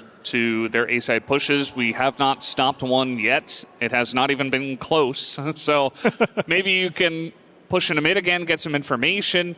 I feel like it's worked really well for them from the GR side when they have guys up front and, essentially keeping their sights on exactly where EP want to attack, rather than just sitting back on their hind legs and letting it come into them and trying to receive the pressure, because that hasn't been working at all. So definitely a lot to go over here for the coach and for the players to try to figure it out. And Subbase already going against them. I think there is a lot of pressure right now on Q9 that they're absolutely feeling after they lose another sub-base to this team, and now the beginning of this map isn't looking good. Yeah, and I like that point you bring up, because again, I think we talk a lot about the pressure, and we were saying, look, like whoever loses a series, like they're done. Their key gets crushed, and this thing's all over, right? So where I think that's where we talked a lot about these teams and their experience, and like we're talking about a high stage, a lot of things are at play here. So this is where I kind of thought yesterday there was a lot of nerves. Now that nerves are looking like they're kind of starting to seep back in a little bit here for Q9 potentially. So they need to kind of clean up their act right here and now. Otherwise, again, EP do have that map advantage, and if they can find themselves the 2-0, I mean, then we're talking about they're going to be playing, Stallions, and that's the biggest thing here. So losers out, right? And that's going to be the unfortunate thing for Q9 to essentially, if they lose this, they're going 0-2 in this entire tournament. Yeah, I forget who mentioned it yesterday on our opening day, but Q9, they were actually the 7th place seed coming in from the CFPL 28th season, and they essentially just made a lower bracket god run, right? They took down Title Legends, All Gamers, and Evolution Power before eventually getting stopped by Baisha in a 0-3. But, for Q9, if they don't have a good result here, maybe I think a lot of people will just mark it up to a bit of a kind of a big run that you made in one tournament, and that was kind of it. And maybe you just don't really have it when it matters. Because Evolution Power, they were higher seeded. They did get beaten by them in the playoffs, but so far have looked a bit better at this tournament from what we've seen. Obviously, this map isn't over, and I don't want to call it over just yet, but Q9 need to show us something better, especially after the tack pause. As pushing in through mid, YH is good on the entry. It's going to be taken down, though, 2 for 2. As now a bit of a push does come in, but YZK picks off 2. And they have just taken down the site. Koi gonna miss that shot. He does at least clean it up with the pistol. As out in no man's land, REP now getting the 1v1s here, though. Zay is going to take down XMY, and it's all up to Koi here, and he will go down. And once again, the disappointment rings true for Q9, as that was a very broken up push, and it didn't matter. EP still won. Yeah, EP still make a lot of work out of it, right? And just like pick them apart. And now this is where I'm getting a little bit worried, because even Q9, like they didn't really switch up much of their composition. Like this is becoming a bit of an easy tell. You can see that they're leaving Koi to kind of be the big pillar on this A site, and he's the guy that has to make a play. You have XJ that he had a really decent, statistic first map. Now he's sitting at an 0-5. Like he had a great first day as well. Yeah, and first day. Like again, a highlight player for sure. And now we're talking about a guy that he hasn't been able to find any sort of success at all in this, right? He hasn't been able to find any duels, and it's not just about that. But when one of your arguably better players is just quiet like this is where it gets kind of nerve-wracking, right? So this is where, for Q9's sake, this is where we need somebody else really just pick it on up if they can. And unfortunately, Koi's getting put in these really tough positions, but XMY will be able to find that opening kill. So this is good. Now, a little bit of a reset on their setup. They're playing the 2-1-2, and EP have just been playing this very slow. And they might even just try to slip through the mid door here. And they should be able to get it for free. Koi looks like he might be propped and ready for this. Like he is still playing tower, but actually he's on the lower part of it and everything, so he's not going to be able to have the better sights on this. Yeah, I think Yu was the one that actually had a bit of an angle. He's got a nade out as well, so maybe just keeping an eye on it. But wouldn't be a bad idea, I'd say, for the side of EP to actually try through the mid doors. They haven't gone for it just yet. This is just going to be a slow push, though. up into this room here. As Zew's got the angle though, is ready for the slow push, as now some smokes are coming out and it's making this push much more difficult. XJ gets in, picks up 2. YZK, they're going big, but it's not big enough. And finally, Q9 gets something here. I mean, they already had a round earlier on, but this one looking much better. Yeah, that was a lot more clean, honestly. I like the fact that they get this kill, right? I mean, I can't stress it enough, because on the GR side, like, if you can get that opening duel, you pull back, you don't need to overfight it, you just kind of reset up. That was perfect. I love the fact they did that. They got a really important, impactful kill. Then they just kind of play the sites. And that's where EP, like, the way they're playing this map, they're playing it very, very slow. Like, we've seen, what, 1 round out of the 7 that we're in that they kind of took it a little bit more quick. Otherwise, they've been just kind of, again, posted up like this and maybe a little bit more of a spread.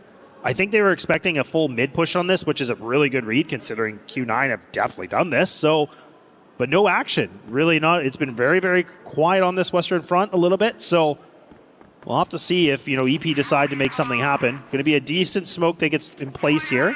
Nades actually might land, and oh man, ZAY just absolutely just removed in the HP department. So for him, that sucks. He hasn't been able to see anybody, and he's already lost most of his HP. Yeah, generally when this happens, you give that player the sniper, but I think in this case, because you have both XQQ and YZK, YZK obviously not playing sniper, but XQQ is playing really well, so I don't think you want to take it out of his hands, honestly, and ZAY more of a, rifler himself, so I think that's just fine. And again, that's why. Keep the sniper in XQ's hands. He's going to get you first kills like that. As now they're actually trying to try the B stairs. So we do have a flash over the top trying to delay, but XQQ is just leading the charge here with the sniper. Not going to hit the shot. Takes some damage. As there's the shot, though. He does take down Lin W. Nice little swing from XJ, but only gets 1. And now it's all up to Koi as he is back in spawn in the 1v3. Not looking too good for his chances as he takes a bunch of damage as well. The spray comes down, and there you go. Peeks it and just goes down to YH. So Q9, they got 1 round, but this still feels very heavily in favor of EP. Yeah, and the thing I'm liking about this EP too is like they're just playing very simple. Like they're not overcomplicating it. They're just playing as a brute force for the most part. They let XQQ, like we talked about, he's just kind of going on his own.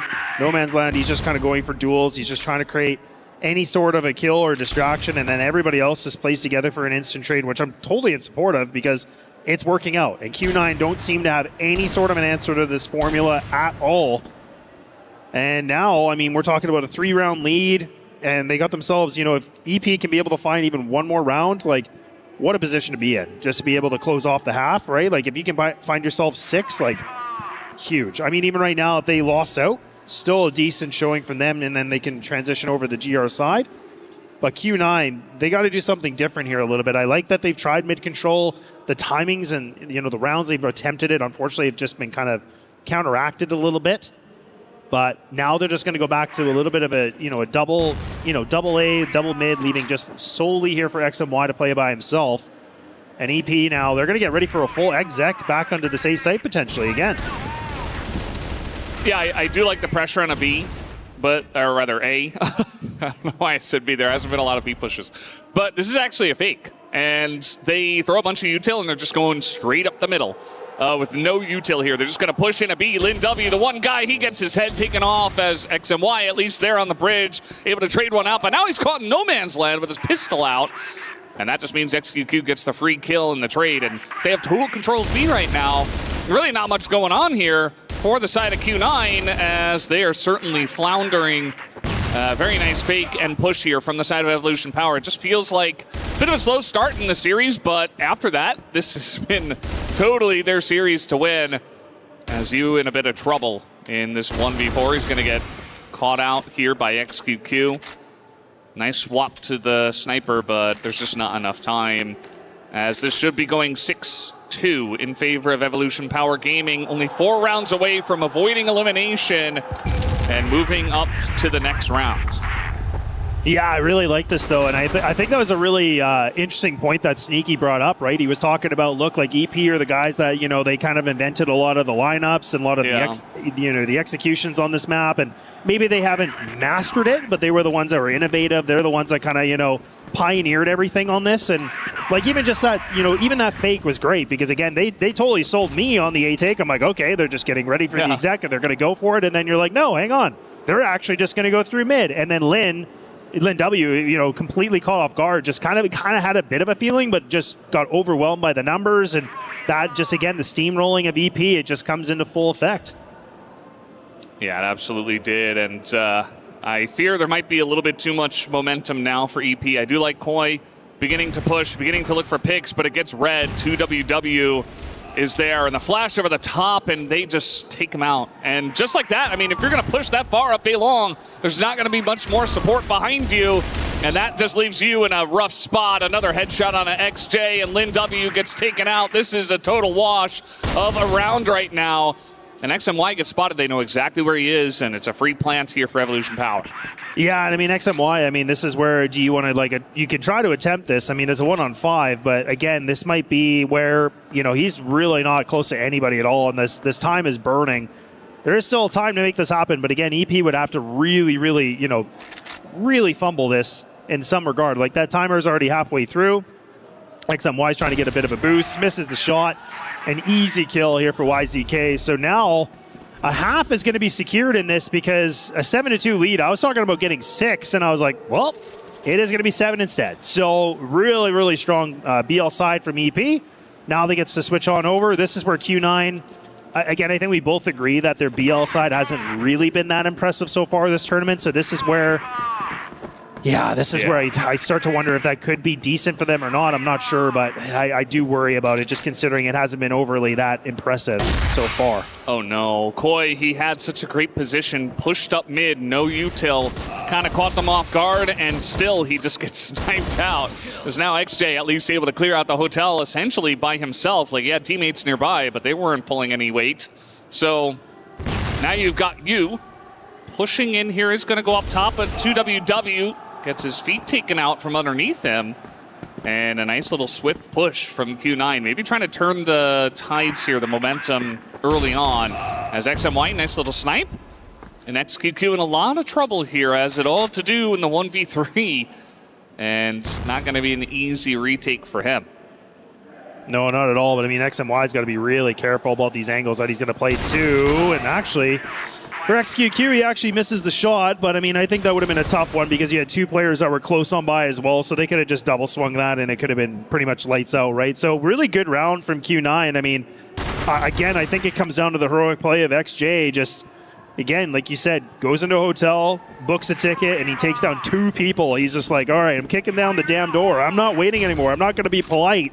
And they make something happen. So look, if that's what it's going to take, like, that's fine, but we're going to need to see that accelerated from everybody because, again, he was quiet, starting to pick things up a little bit, but now the flashes look decent, but look at that. The kill feed just loads up one more time for Q9. Something's happened. Something's changing here in the water and the winds. I have no idea because it looked like the BL side was so dire, but now they're just starting to frag out. They're just starting to get all these kills, and EP, they don't even look like they're in the same weight class right now. Yeah, last couple of rounds have been heavily favored to Q9. I think these fast pushes just catching him off guard. XQQ has run up here, but they know exactly where he is. Rough spot for him as he's just trying to play the angle and hope someone peeks him, but he's not looking the right way. And so just a couple of fast pushes on to B have been the remedy here for the side of Q9. A couple of rounds in a row from the Blacklist side. It's still anybody's game. And you can never count any of these teams out. They are so experienced and just really good at this game we call Crossfire. So curious to see how they go from here, how EP are going to change things up. It hasn't been working. They're going to challenge them once again in the hotel. I think Q9 has made it very clear, like, hey, we want to challenge you guys in hotel. But Evolution Power say, bring it on once again. Oh, and then W, this could be good too, because they're actually just going to allow this to slip through. So this is where EP, are they going to really expect it? No, and I don't blame it. I mean, the fact that YH gets taken out, he's probably like, what's happening? How do they get past you guys? And look at that. within a blink of an eye, once again, Q9, like, they just get activation on kill mode here. Like, they have been able to just run through every single site. We're talking about a minute and 40, and these guys have full site control, and they only have to worry about XQQ. And he should be able to get double, if not triple swung here. But one of them decides to go a little bit early on this one. But again, you still have, for XMY, he's still in the back lines. He's going to be able to join his team now. XQQ, I was thinking surely not going to get away with this one, but the timeout's going to get called. And rightfully so. I feel like, again, what is this, 3 rounds in a row we're talking about for Q9? And like I said, I mean, I'm eating my own words here because I was like, well, Blacklist side, I feel like it's not going to look good, but I don't know, something changed. And they're like, well, now we play. Yeah, looking much better so far. I think just really changing up the pace with which they have been able to challenge EP and take some really good trades. Evolution Power definitely got caught off guard by that third round where the push just went straight onto the bridge, straight onto the B site. A lot of smokes in the face of EP, and they weren't able to handle that pressure, especially with that late swing that did come in, the late man into the hotel. Just kind of shot 2 guys in the back. So, yeah, just being outmaneuvered around that area of the map, and they haven't really found an answer for it. So I do like that we get the timeout called here just to try to figure it out with the coach and see if they can get something rolling a little bit differently. Yeah, it's a good time, right? Because we were talking a significant lead. I mean, a 7-2 is now turned to a 7-5. So this is where I like when teams call it a bit still with a lead, because then they're like, okay, let's just slow this momentum down. Let's just figure this out. Like, there's probably just a couple miscomms that are happening. So it's good for the coach being able to just give some wisdom and just say, look, here's the gap, guys. Like, this is what you're doing. And I love the fact that you pointed out that hotel seems to be the high contention point, right? It just seems like Q9 are like, nope, we're going to go for it. We're not going to wait for the check-in. We're just going to go right in this right away. So, and that's where I think EP are kind of feeling like, oh man, they're just really not respecting it at all. But now we're talking about a 2-round affair and still EP in the lead, but we'll have to see if this timeout is going to be effective for them or not. And it looks like Q9, actually, they try to change the pace, but ZAY perfectly finds 2. So there's a little bit more of life, I was thinking, but oh my goodness, Koi just can't seem to get the kill done. Oh, this is so problematic. I thought he had this dead to rights, but now all of a sudden he's got himself a 1-on-2. He does have that bomb on his back. Oh, he spots this player. Nobody knows he's there. He should be able to have an easy kill. Oh, this is so filthy. This is absolutely disgusting. And now he's going to have a free plant. What does he want to do with this, though? Well, he wants to plant it here on B, and that means 2WW on 1 health here. We'll see if he can find a sniper, because that's certainly going to be the answer for him down this much health. Or maybe just a bit of a charge in here with the pistol. He's trying to go all the way around, as we do see Koi's just playing spawn right now. 2WW, he has been very clutch, the new addition to this roster. Can he pull off the 1v1? He's clearing out all the angles, and he's just going to tap the bomb and try to hold it. That's not going to work, as the angle is right here for Koi, and it's an easy clear up for him. So now 4 rounds in a row to Q9, and they are right back in this series all of a sudden. Yeah, I mean, we talked about this yesterday, actually, with just kind of going for the full stick on the, the timer and everything. And I'm not sure I loved it. Like, I mean, the timer was still, it was less than half, but I think, again, there was a world where he could have just tapped it. He could have just tried to lean out a bit more just to see if he could find something.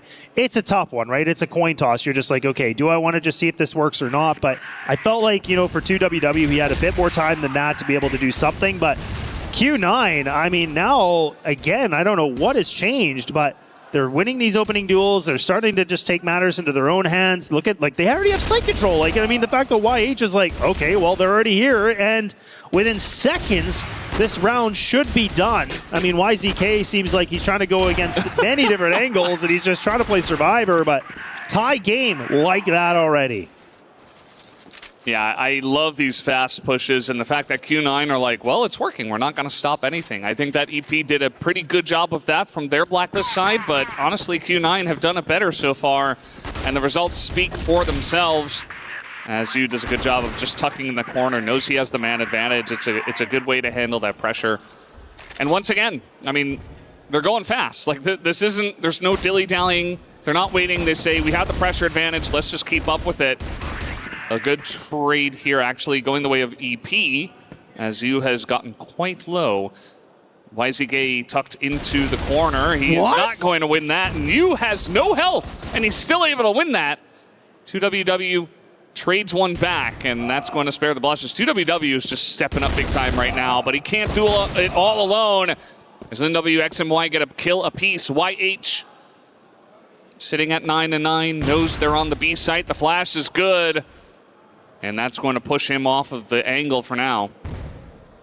Yeah, YH does have 78.3 HP, so again, the HP is not looking great. So now, there it is! Wow. I was going to say, he might be able to have an opportunity considering these players are not the best in the HP, but man, flick of the wrist, and he gets it done. I was thinking, okay, Q9 going to have themselves back into a lead, but it's the clutch factor that comes into play for EP to be able to keep themselves in that lead conversation for the time being, but whoo, look at this. Boom, 1-2, just beautifully done. But honestly, that's not even a big, mistake from Q9. It's just that split second that he takes advantage of it and then just gets that one-on-one duel that allowed him just to react like that.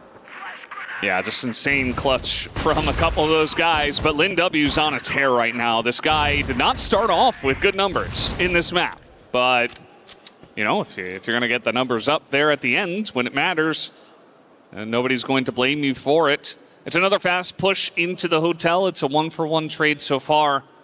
I do think that EP have done a good job, though, of just throwing smoke in the face there of what would be an obvious B push follow-up and just trying to wait and slow this one down after winning a big round. This has all of a sudden become a very close map, just like we had from Vitality and Evolution Power themselves.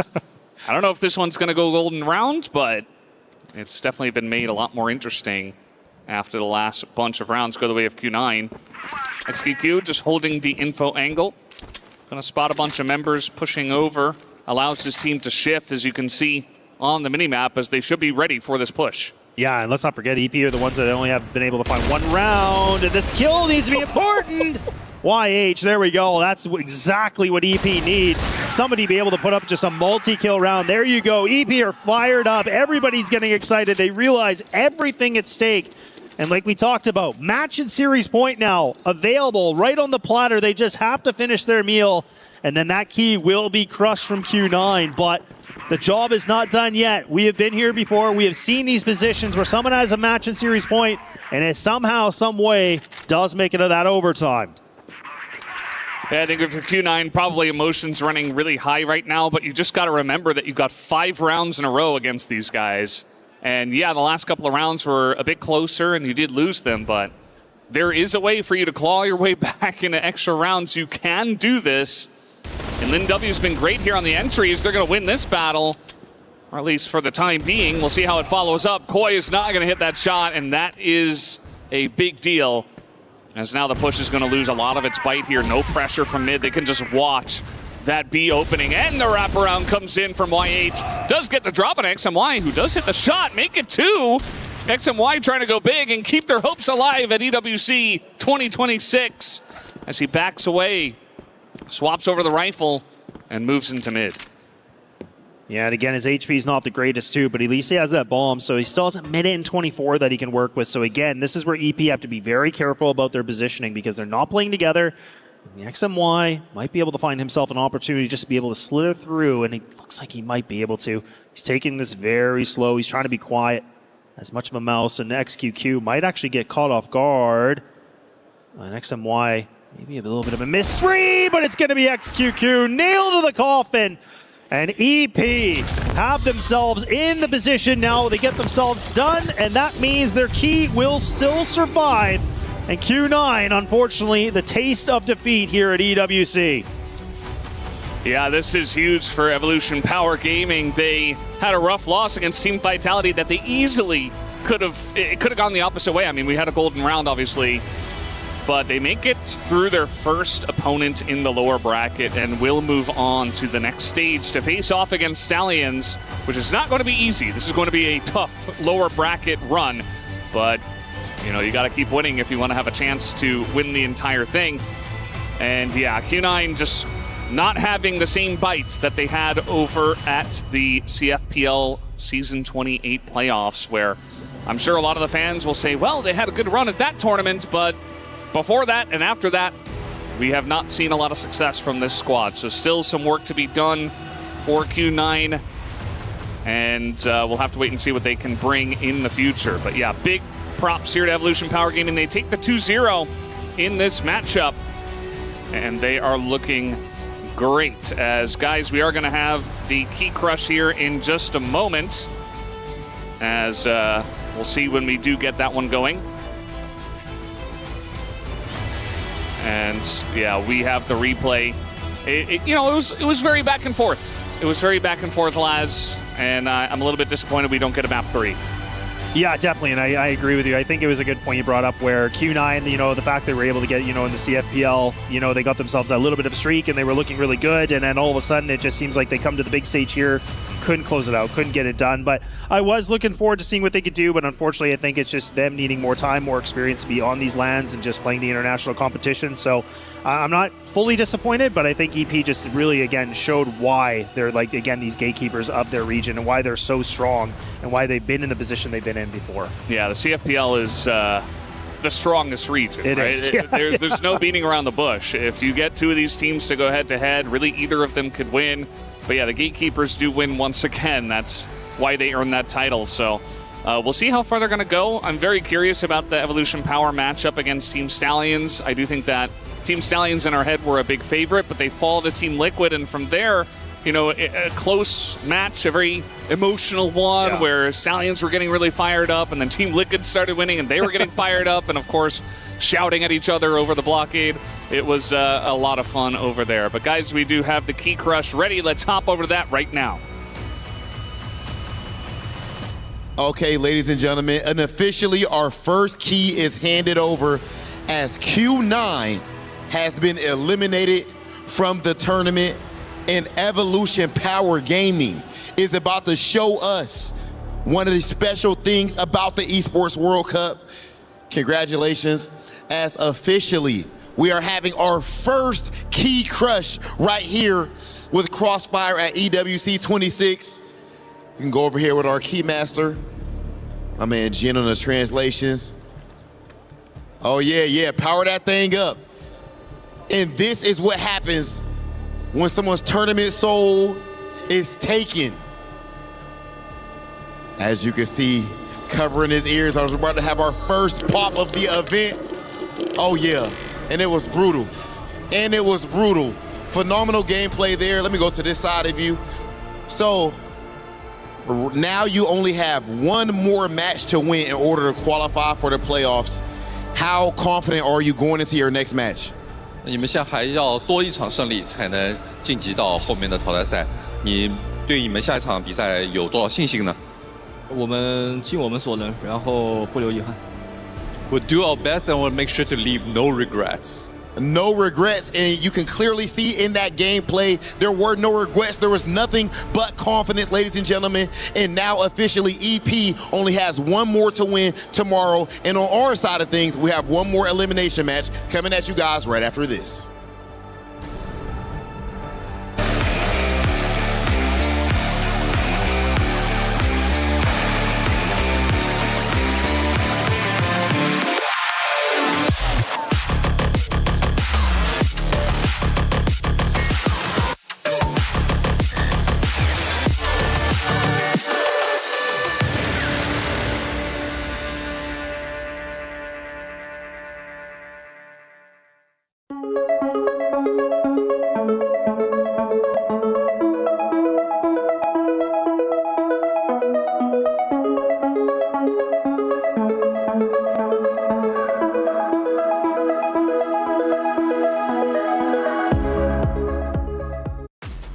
And it's official, our first key has been crushed. Q9 exit the tournament. They came in with the hopes and dreams of lifting the trophy. However, now their dreams go to the side of Evolution Power Gaming as they take down Q9 2-0. Both maps going 10-7. You can arguably say they went the distance. It was a tremendous fight from Q9, but it wasn't enough to get over the hurdle. It wasn't enough to take down their brothers in arms of Evolution Power Gaming. They met up during CFPL. It was Q9 who took down EP. This time, though, the results are reversed. Yeah, and the sad part is for Q9 here especially is, Evolution Power, they didn't even really improve in terms of the teamwork or nothing. I mean, it was almost all individual fights that we did see from them. YH being back and in form, typical YH, he's just absolutely fragging. Everybody would say doing the exact same thing as well. And with XQQ being back and the only person on the side or the only players on the side of Q9 in the name of XMY and Koi were the only ones realistically doing the dueling. On the other side, I mean, we even saw YJ or YU, if I'm not mistaken, start the game off 0-6. So, I mean, you may have all the teamwork on the side of Q9, but if you can't hit your shots, you're going to lose. It's kind of heartbreaking for Q9, right? Because, they've come in here and had to play AGAL and then into the Evolution Power elimination match, right? It's all Chinese competition and very difficult games at that. And yeah, a little bit of a strugglesome side here. I think particularly when it came to this GR side, we'll see this back in the replays. I think, in fact, XJ himself was 0-5 to start things off. And he was such a talisman for the team during that opening series. He was their best performer. And yeah, coming into this, having such a slow start, did definitely come back towards the end, but it just felt like it was too late. I love the explosivity we were getting out on this blacklist side. They were just jumping on these bomb sides. Evolution Power was scrambling. I really believed in the comeback. They just didn't have enough ground to work with. Oh yeah, for sure. And I feel like that big lead that Evolution Power kind of got in the first half and Q9, that was just desperation from them. They're pulling out all the stops on Eagle Eye, all the really deep playbook strategies that you're supposed to pull out only in playoffs. But it seems like they ran out very quickly, and Evolution Power just took full advantage. Yeah, I think Q9 played well. I really do. They just didn't do well enough to take down Evolution Power Gaming, and that's highly unfortunate because Q9 is a very talented roster. But it's a competition. It's a tournament. It's the Esports World Cup. And keys will continue to be crushed, including our next matchup, Lucy. As we look at the stats, it starts to tell a better picture. Yeah, I mean, it's so consistent, actually, across the board there for Evolution Power. I think that's the big statement there, just the team play across the board. Even though it wasn't like at the next level, as you maybe would have hoped, I think it looked very solid in terms of the output there. I think YH in particular, had that was the 1v2 that he comes through with in that very tail end, immediately into a multi-kill the following round, up close on Long A, and I feel like those are the two key moments where you could just see Q9's dreams were crushed. Yeah, EP's got a lot of potential. They have several teammates who can carry the weight when one is starting to fall to the wayside. 2WW, he was doing it yesterday, even during the loss to Vitality. And I'm curious, though, you mentioned that they still haven't improved to the level they should be. You feel like their teamwork still isn't top-notch, which concerns me moving forward because we know who they're playing. They're going against Stallions next. And especially up against SDS, right? You're going to have to be a five-man force, 5 fingers on the same glove, type of gameplay that we have to see coming in from Evolution Power. Granted, I feel like XQQ still can pull off the lurk sniper that he is kind of known for, but the rest of the members really have to be on point because SDS, I don't think they're too happy losing against the second seed of Brazil, and they're going to take that out on them. Oh, for sure. Stallions are going to be coming in. They've got something to prove, and they're going to be angry after losing to Team Liquid just a little bit earlier onto the B stream. And that will be another decider matchup. However, that's not happening today. That's going to be tomorrow. But still, we must celebrate Q9 and what they were able to accomplish. Making it to the EWC stage is a massive, massive feat, given that they come from one of the hardest regions out there, and they managed to at least get third place in that region, which I think is absolutely phenomenal. When we talk about CFPL, Season 28, it's absolutely stacked. You've got the previous champions there, not only of CFS 2025 Grand Finals in Chengdu, but also EWC. You've got Baisha. You've got King Zero. Lucy, again, for them to even go through that region consistently and make it to this stage, we celebrate that fact. No, absolutely. This is one of the best teams in the world, and maybe if it had been a slightly more favorable backcourt for them, we'd be sitting there, maybe them looking to get into playoffs, right? It's just on this particular day, Evolution Power played a better game and got it over the line, but, you played the same matchup a week ago, 2 weeks, and it probably goes the other way. Like, that's just the amount of back and forth between these teams. I don't normally start conversations like this, Sneaky, but I am super curious what you think. When it comes to Q9, obviously they're out of EWC, but they'll be heading into CFS 2026 over in Wuhan.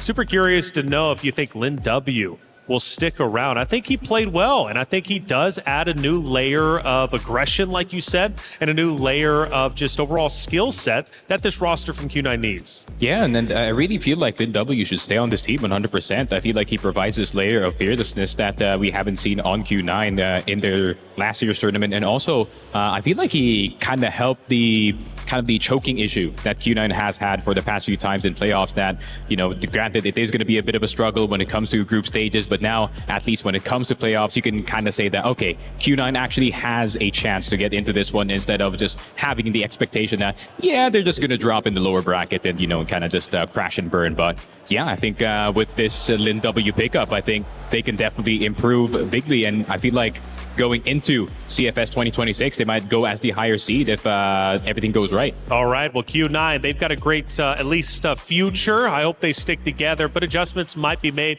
That's just the way it goes when it comes to esports. Q9, a great performance, but not enough to take down their brothers in arms of Evolution Power Gaming. Salvatore had a chance to grab one of the players from Q9 in their exit interview. Nice try to Q9, as we now have our first eliminated team here at EWC Crossfire. Joining here with me is YU for the post-match interview. Thank you for your time, YU. So can you tell us what happened in the last minutes of Eagle Eye, because you guys were able to come back, but it ultimately ended Evolution Power with them winning. 我有很遗憾你们止步于现在这个小组赛，然后想问你，就是当时尤其是图二，能跟我们说一下到底发生什么事情呢？因为当时图二你们大比分落后，然后又反弹了一波，连胜了5场，然后但是最终还是输给了 EP。当时你个人觉得那张图上面发生了一些什么事情？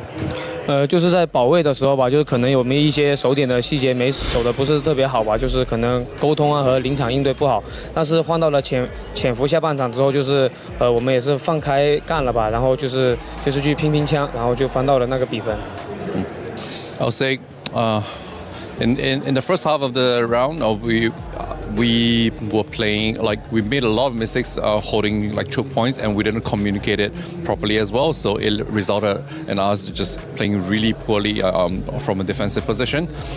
And in the second half, we kind of just, you know, let ourselves lose, because we were like, this is all in, this is all nothing, so we just went very aggressive in our strategy, and it worked, but I think we lost steam like maybe halfway through. Well, that's sad to hear for Q9. And speaking of mistakes, I want to ask, was there something different that you could have done in that game that you think would have given Q9 the win? 那你个人觉得有什么东西你可能会改进或者做的不一样的来让你们取胜的呢？就是还是团队上面有一些沟通啊，就是应对一些对方的那些东西吧。然后还有一个的话就是我们打的比较可能没那么放开吧，所以说遗憾了。就是如果还有机会的话，我们应该放开打，就发挥出我们的枪法。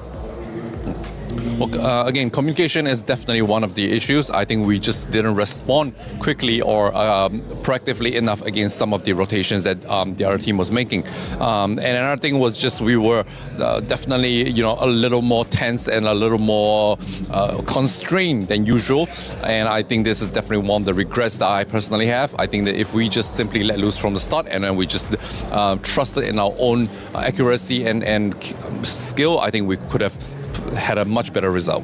Well, hopefully in due time it will be good enough for when we see Q9 next time in an international, it will be them becoming the champion. So last thing here for YU, what did you learn all throughout the experience that you had here at EWC in competing, and how can you apply that to your next tournament?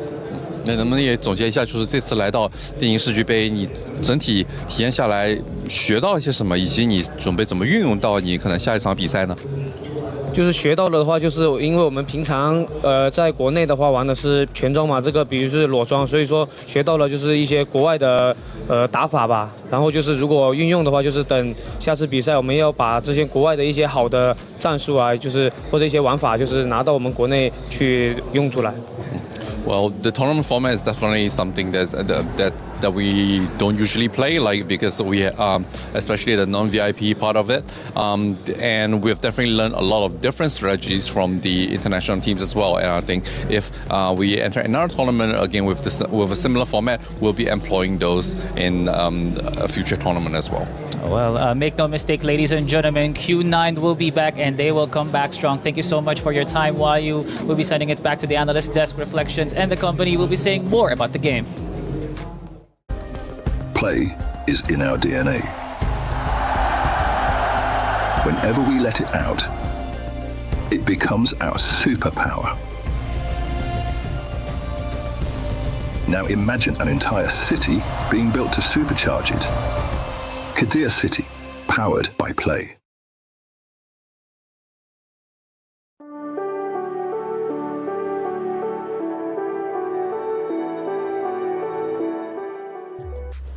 Thank you, Salvatore, as always, for the great interview. Hearing from YU, they just suffered a loss. However, he's looking forward to the future. Big, insightful interview from Salvatore, as always.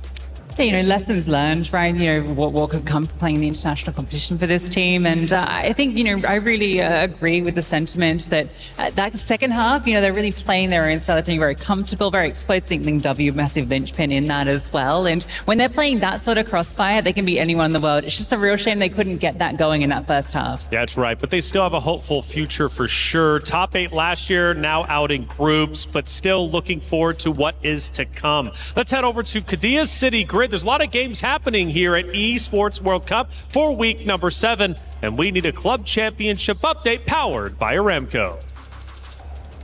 It's Fortnite this week over at the Kadir City Grid. I'm joined by Lauren, and it seems to be the same story as everywhere else. It's AGL versus Falcons for the most part on the rest of the stages. What's kind of going on here? Hey, listen, I didn't think we'd be doing this dramatic of an update this early on, and things can still change. I want to make that very clear. We're only 3 matches in out of 10 on the first day of groups.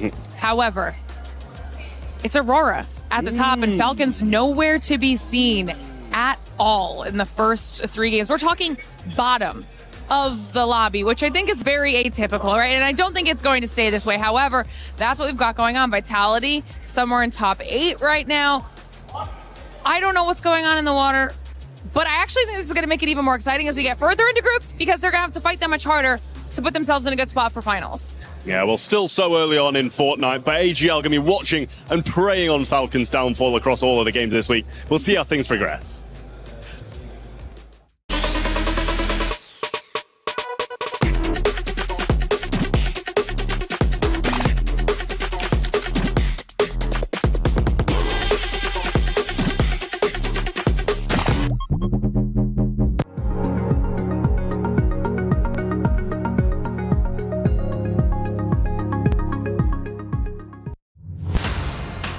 The road to EWC 2026 is often tough and harsh, and only the bravest succeed. That is the case for Q9 Club. They had to fight for their survival while facing some of the toughest teams in CFPL. 从我们常规赛打得不是很好嘛，然后到季后赛的话，我们是有几天的备战时间的，然后被 TLG 3-0，然后让我们就是直接到8强的一个那个地步嘛，对。对，这一波的一个1打2，决定秦九命运的一枪，正面先打一个，第二时间也是从 B 门出的。A tough elimination out of CFPL Season 27, but in CFPL 28, they bounced back, finishing in 3rd place. S28的话，因为由于我们 S27的失利，导致我们在休赛期的话，想弥补一下高位都进行了一个变化，然后这也算是一个全新的开始吧，对于我们来说 S28的话。They even had to topple the reigning champions, AGAL, in order to secure 3rd place and their ticket to EWC 2026. 质的提升嘛，因为我们赢下 AG， 然后再赢下 EP， 全力然后拿到最后一张 EWC 的门票。然后也会在2026 EWC 的舞台上面展示出来。Q9 Club previously placed 5th to 8th in last year's EWC. This year, they have their sights placed higher than before. 这次重新回归到 EWC 的舞台的话，我们的目标，肯定是先比去年的成绩要好嘛，然后目标就是想比去年要更进一步。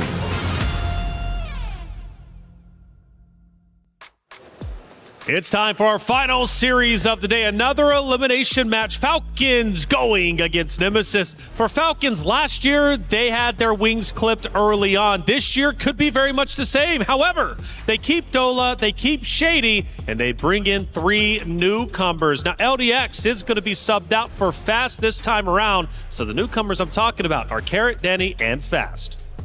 Yeah, and I'm very, very worried for Falcons. I'm not going to lie. I feel like LDX is very essential to their success back in Vietnam. So, you know, granted that Fast is not too bad of a player, but still, LDX is a different contribution. But Nemesis Inner Circle last year with Alucard and Beck. This time around with Raffin, Dipsy, and Comics. They are looking to go far, at least as far as they can. But let's face it, Kyle, they've got an uphill battle.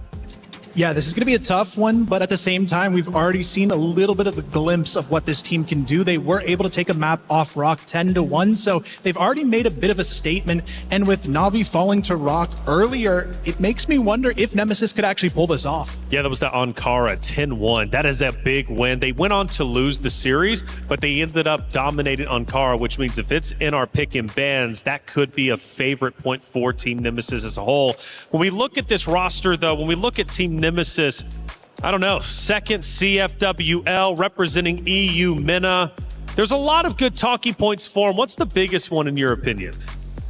For me, I feel like the Raffin transfer going towards Nemesis, right, has got to be one of the biggest factors. Because for me, in my opinion, Raffin is one of the best riflers in the entire league, and I'm really surprised that the last team that he was on actually gave him up. So, you know, this is a very big addition for the side of Team Nemesis, and I feel like with him, it really put the firepower of Nemesis now on another level. Okay, well, Falcons, though, are they on another level? Look, their club championship points with AGAL, there's only 100 points separating the two. And we just heard a club championship update on another stage, and the Falcons aren't doing too well over there. AJL have a big opportunity here, but Falcons need to perform against Team Nemesis, and to do so is going to be Shady. We had a chance to listen to him. Salvatore, what did he have to say?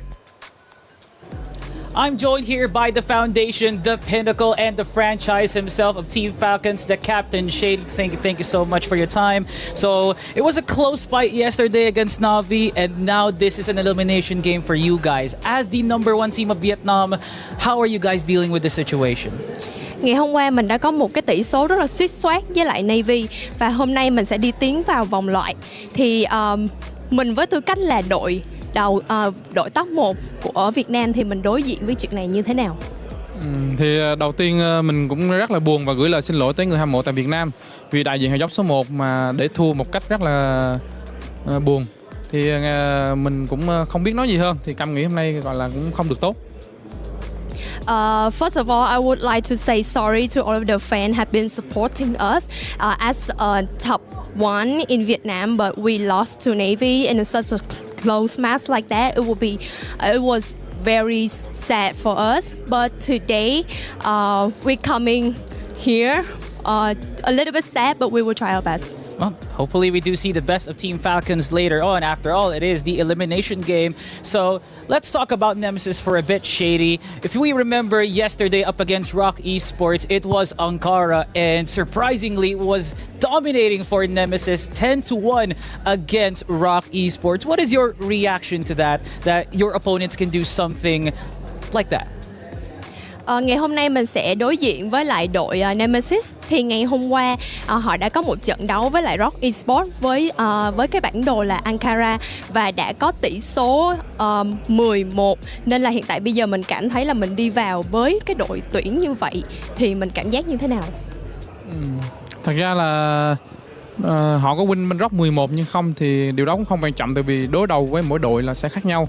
Ngày hôm nay bọn mình sẽ cố gắng để đánh bại team Semit để gửi chiến thắng đến người hâm mộ. Even when they already won 10-1 or not, it will be a completely different game with us. So we are coming here, we will give you a win for all of the supporting fans. And that is an absolute fact right there here for Shady. And lastly, is there any strength here for Team Falcons that you guys have that you think is a factor that will make you the series winner? Thì hôm nay mình tự tin là mình thắng. Thì mình nghĩ là mình có một cái sức mạnh nào, một cái lợi thế nào của đội mình để mình có thể thắng được trận ngày hôm nay. Thì hôm nay bọn mình bắn sẽ rất là quyết tâm, tại vì không còn cơ hội nữa. Bọn mình rất là đồng lòng và đây là đội hình đã tốt nhất ở thời điểm hiện tại ở Việt Nam rồi, thì bọn mình sẽ cố gắng và giành chiến thắng. So we come here with determination. We come here to win because we have no more chance to make up for the loss yesterday. So we come here, we will win, and this is the best team that we have right now in Vietnam. Well, absolutely here. Thank you so much for your time, Shady. This is a Team Falcons facing up against Team Nemesis. You don't want to miss it. We'll be sending it back to the analyst desk.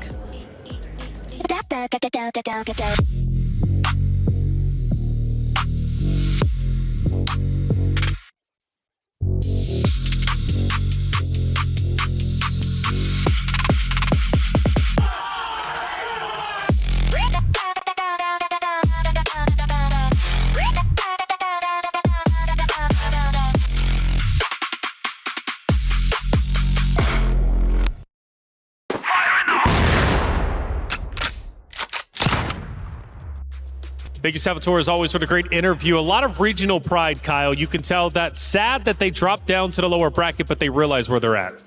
Yeah, this is a team that knows how to fight when the stakes are high, but obviously they've got a lot to deal with, bringing in a lot of new players this year. They already had those struggles earlier on against Na'Vi, and this is a big one for them to overcome and show what they're still made of. That's right, and they got to show it against Team Nemesis. And Salvatore luckily caught up with one of the players. His name is Alucard. He is an OG when it comes to the scene, but how's he going to play today? Let's find out. Another team's life is on the line, and it doesn't get higher stakes than this. Team Nemesis versus Team Falcons, joined here by the grace of Alucard, their sniper. Alucard, thank you so much for your time. So you are up against undoubtedly the #1 team in CFVL. So what are your thoughts about this upcoming matchup? Well, we're ready for this match. We're obviously not scared. We don't really think Vietnam region is stronger than West. I think we have the upper hand on them. So we expect it's going to be a 2-0 for us. Already making up the predictions, and you heard it here from the man. Well, West is better than Vietnam. So what version of Team Nemesis can we expect from this high-pressure match? Our first match didn't go as we planned, but we're happy that we didn't go 2-0. We fought till the end, and we perform well under pressure, and we'll do the best we can. All right, and hopefully we do see the best of Team Nemesis. And lastly, is there any particular player that you have in mind that you think will be giving you guys a hard time in this series?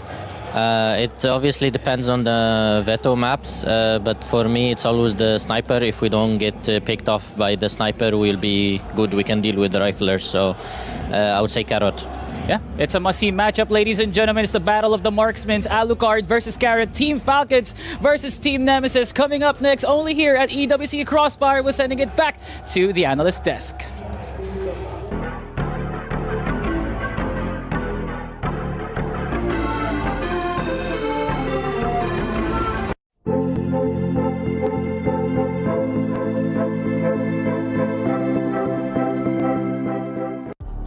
Thank you, Salvatore, as always, for the great interview. Nice to hear from Alucard, and even giving us a glimpse as to who they're going to focus. Carrot on the other side. They can deal with the riflers. They just want to take care of the sniper. Now, 90% for Team Falcons to the 10% of Team Nemesis. Now, this to me seems accurate, but given the fact that it was Nemesis who took Rock the distance, game number 3, I think this might be closer than 90-10% as far as I'm concerned. Let's take a look at our vetoes. And I want to see if Ankara slips through the cracks, because if it does for Nemesis, they are going to be ecstatic. First ban, Eagle Eye. Next one, New Mexico. Sneaky, what do we get for map 1?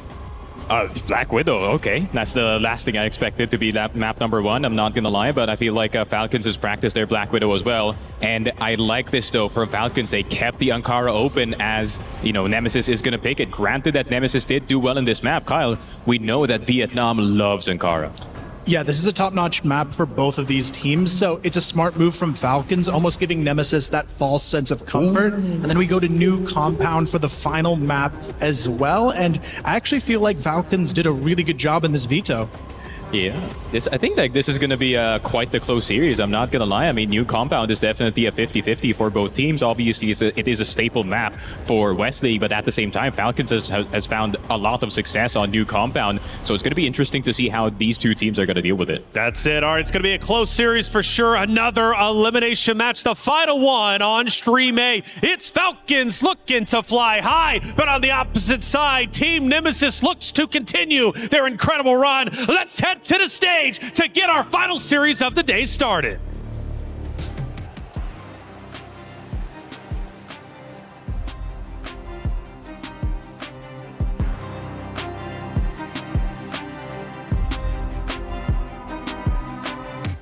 And it is officially time for our last elimination match of the day. That's right, ladies and gentlemen, one more team has to go home. One more team has to go home, and one more will have one match to play tomorrow to access these playoffs. We got Falcons versus Nemesis. They've talked about it on the desk. Falcons was not looking to be in the lower bracket so early, but right now it is time to fight for your life. Team Falcons, of course, came into this tournament with big expectations on their back, and their org does need them right now because of the fact that they are in the running for these club championship points. They have pretty much a whole new roster almost entirely, and they have been dominating in their region, but right now they have to perform when it matters most. Absolutely. We know AJL will bag some points in this tournament, so Falcons need to be able to bag some, but they have to go through. Team Nemesis looking to make a statement. The stage is ready. The players are ready. It is time to go with the casters for Team Nemesis versus Team Falcons. Thank you so much, guys. We are getting ready for a gigantic best of 3 as it's West against Vietnam, and both these teams do not want to go home, and I'm sat right next to a West commentator, Laz, here. Thoughts on this matchup? Yeah, honestly, I've been really looking forward to this matchup. I think this is, to me, one of the most highlighted matches of the day, just because Nemesis, again, a team that have always been getting themselves second place in the West League. They always come short just from Vitality. They've been proven that they've actually just been doing really good work throughout the seasons. But you also have the heavy hitters of Falcons too, the #1 team arguably in the West, or their Vietnam League and everything. So you kind of have this big conversation about Nemesis, like where they played Rock. That was the #1 Brazilian team. Yeah, they didn't get the win, but boy, did they take them to the distance. So I think Nemesis have definitely done a big shift on their mindset going into this game. Yeah, absolutely. It's been a fun tournament for them so far. I suppose maybe fun isn't the best word to describe it, but at least they've proven themselves a little bit so far. I think they want to take it one step further, obviously, as Sneaky was very surprised to see Black Widow here as the first choice for this map. Vito, and I'm excited to see, based on that, how it is going to play out. Do have Raffin pretty far up. That's a nice shot, showing off some of those rifling skills that Sneaky was also talking about. And yeah, just kind of sat up there very far. He's going to get a nice first kill for the squad. Yeah, and I think the piece for me, like just going off of Sneaky's point, is that the fact that last time these guys played each other, last EWC, this is where Falcons were able to get a 10-2 victory on this map. So it kind of begs the question about, like, look, I think a lot has changed here for Nemesis, where, like I said, they made a little bit of adjustments. Beck, the IGL, he's been able to really just reinvent the wheel a little bit for their team. So that's where we'll have to see. I'm actually very excited for this rematch up. But right now for Nemesis, not looking like it's the most fun, just because now 2 of their players, if not 3 now, have been just dropped to the floor. And Falcons, they've been able to make a statement for this opening round thus far. And Raffin, I don't know if he's going to expect the flank. He will not. And look at that. Within just a matter of seconds, it seems like Nemesis, they get bested. Yeah, just a really nice push on a B. As you see, Alucard did not look very happy after that one. It's just round 1, you know. Like it's okay.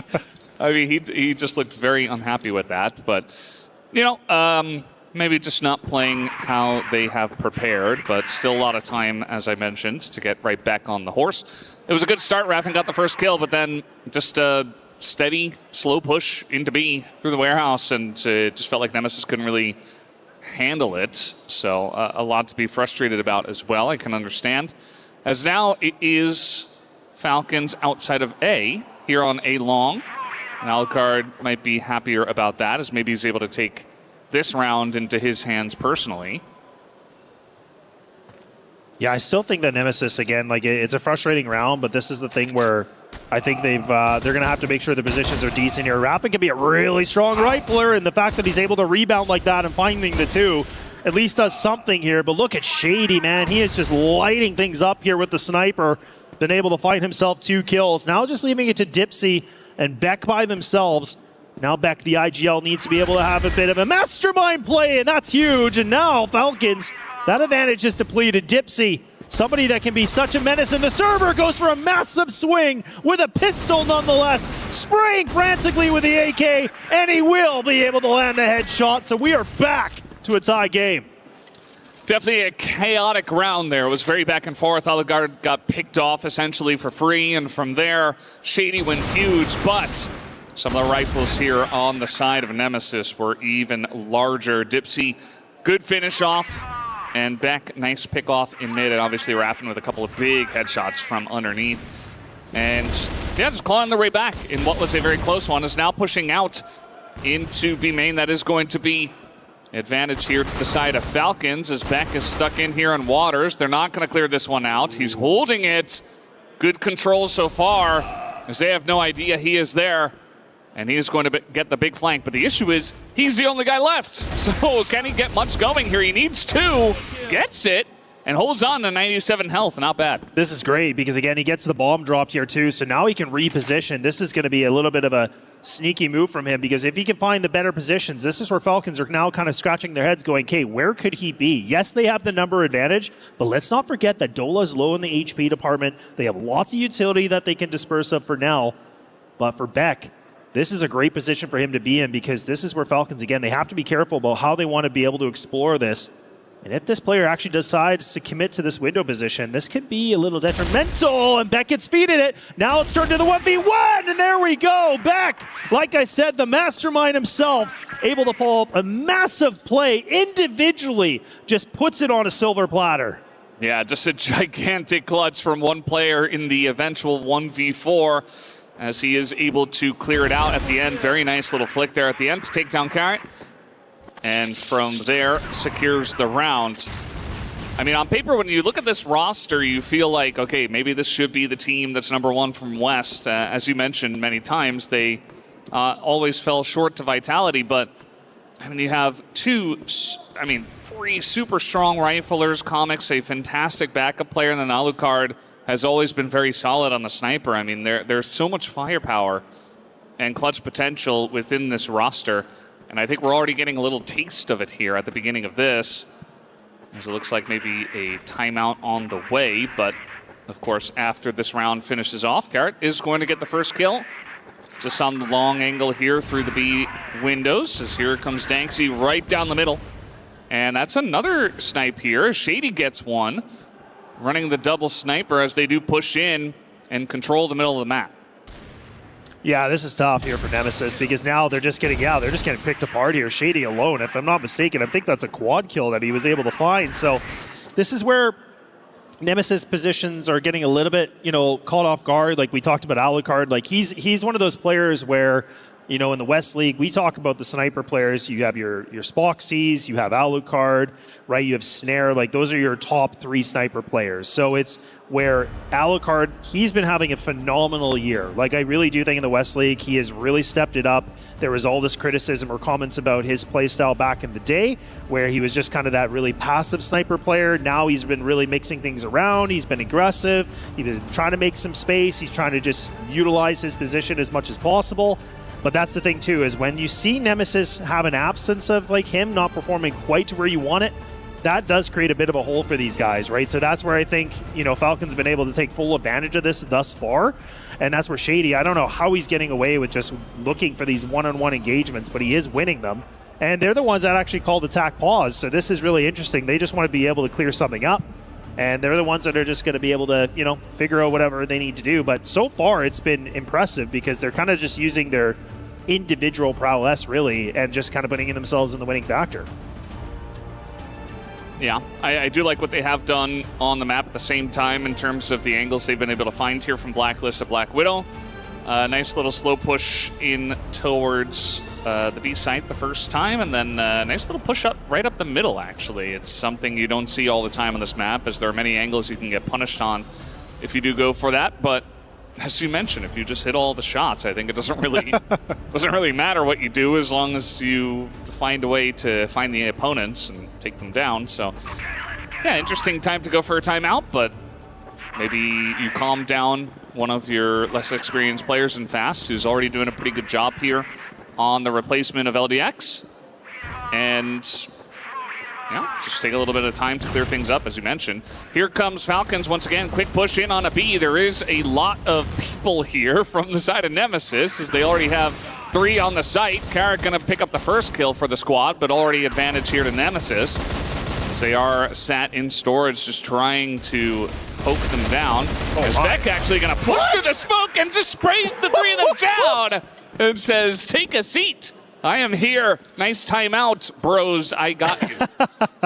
Yeah, I love it. I mean, this is where we always have this conversation in the West League about, the IGLs and what they're able to bring, in terms of like their strategies, but also just firepower. And Beckett, to me, has always been that like top 3 IGL where he still can put up really good numbers, but again, he calls really good strategies. So like even just there, like he's starting to feel it. He's thinking like, look, like, let's not be intimidated. And you heard Alucard in the interview with, Salator, and just saying like, look, we're not worried about them. We're not really fazed by them. We don't think they're this heavier opponent or anything like that. So they have a very interesting mindset going into this, where you're playing the number 1 team in their respected leagues. So it's a very different mindset than what we saw before. It feels like last year at EWC, they were really excited to be here and, to being able to have that opportunity to compete as a team. But now it seems like they're really, really just, coming in with a mission. They have their, sights on the prize. And right now for Beck to be able to put up, an 8-2 in terms of the score line is just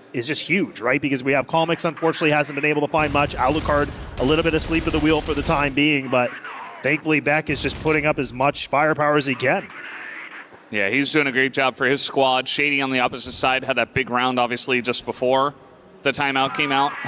And, I mean, I feel like that's really unfortunate. You have a gigantic round for someone like Shady, who's also leading his squad, and then maybe some of that momentum and emotion is taken away when you go for that kind of a timeout timing. But either way, that is all done as they are pushing on in. A nice little push here from the side of Falcons. They do make their way onto the A site. Comics on the back of it here is going to pick off 1 so far. We'll see if he can line up a couple more kills, but Shady waiting for it as nades fly in. Comics stays calm.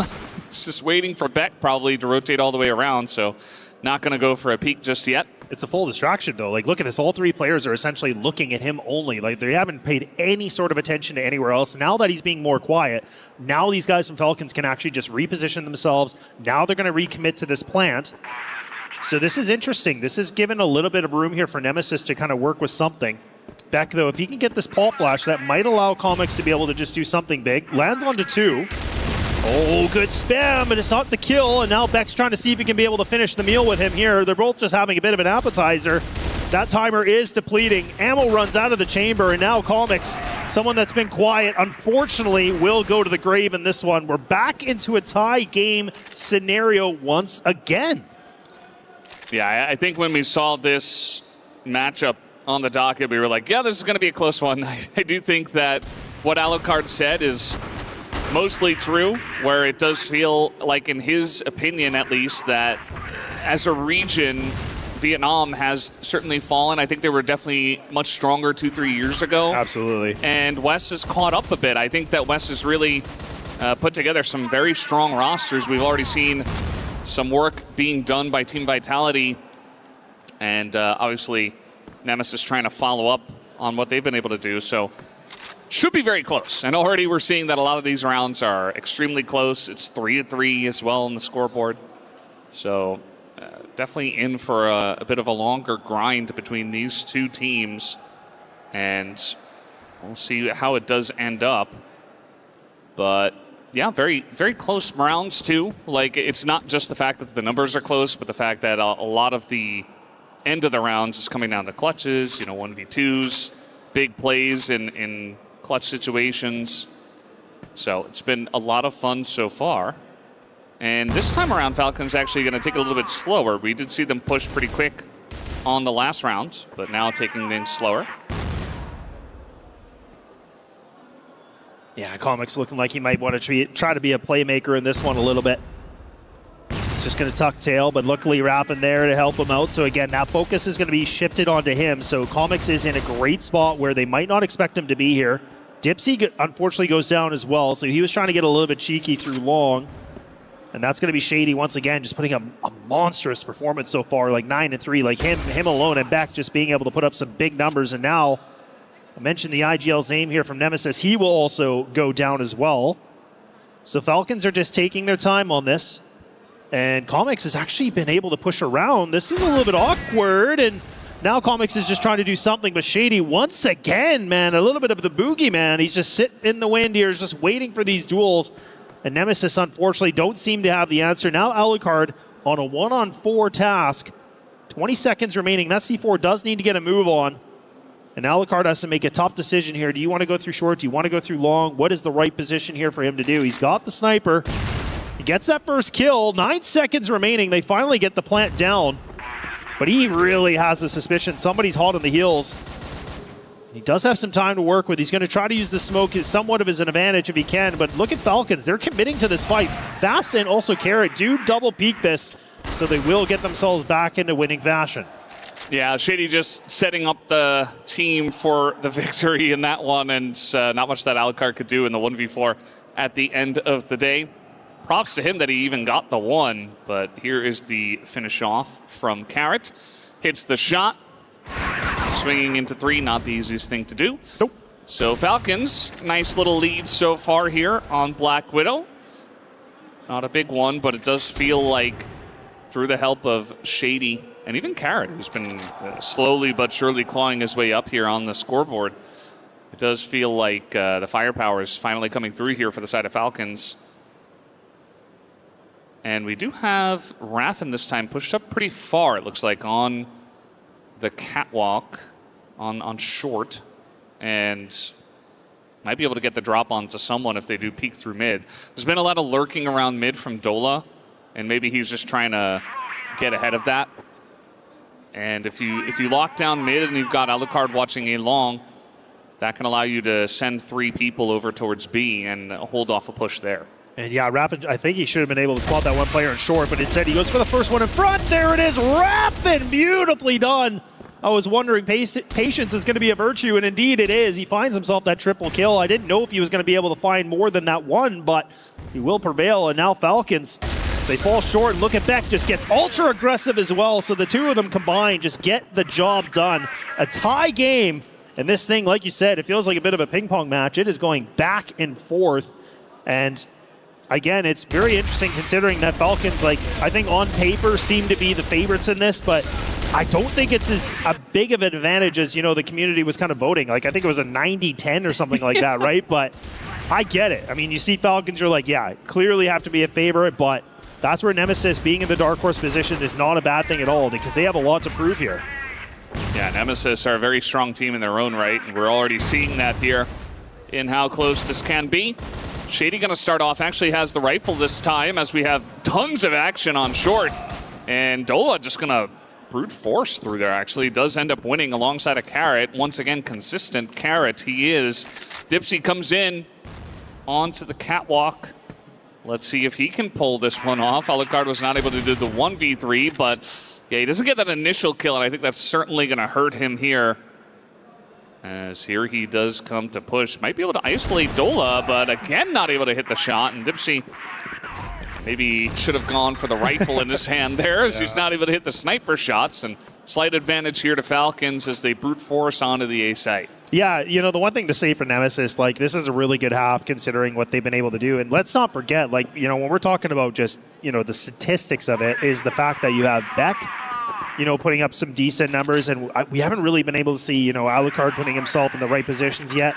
He's still a little bit quiet. Comics, unfortunately, maybe those nerves of just getting on land. It's been, you know, kind of those two guys that just need to be able to put their foot on the gas a little bit more and kind of get, you know, back in their groove if they can.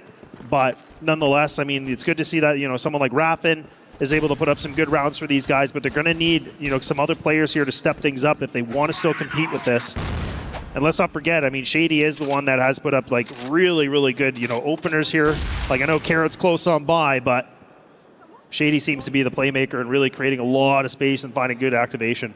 Yeah, that's a massive pickoff along your note there, Laz, because it's Alucard, a guy who hasn't been putting up the numbers, taking out Shady, who has, but now the push comes in. After they get that initial pick, Comic's also going to pick up one with his headshot, and now Carrot not in the greatest spot here. He's in the window, up against 3. He's getting flashed, he's getting naded. They know exactly where he is.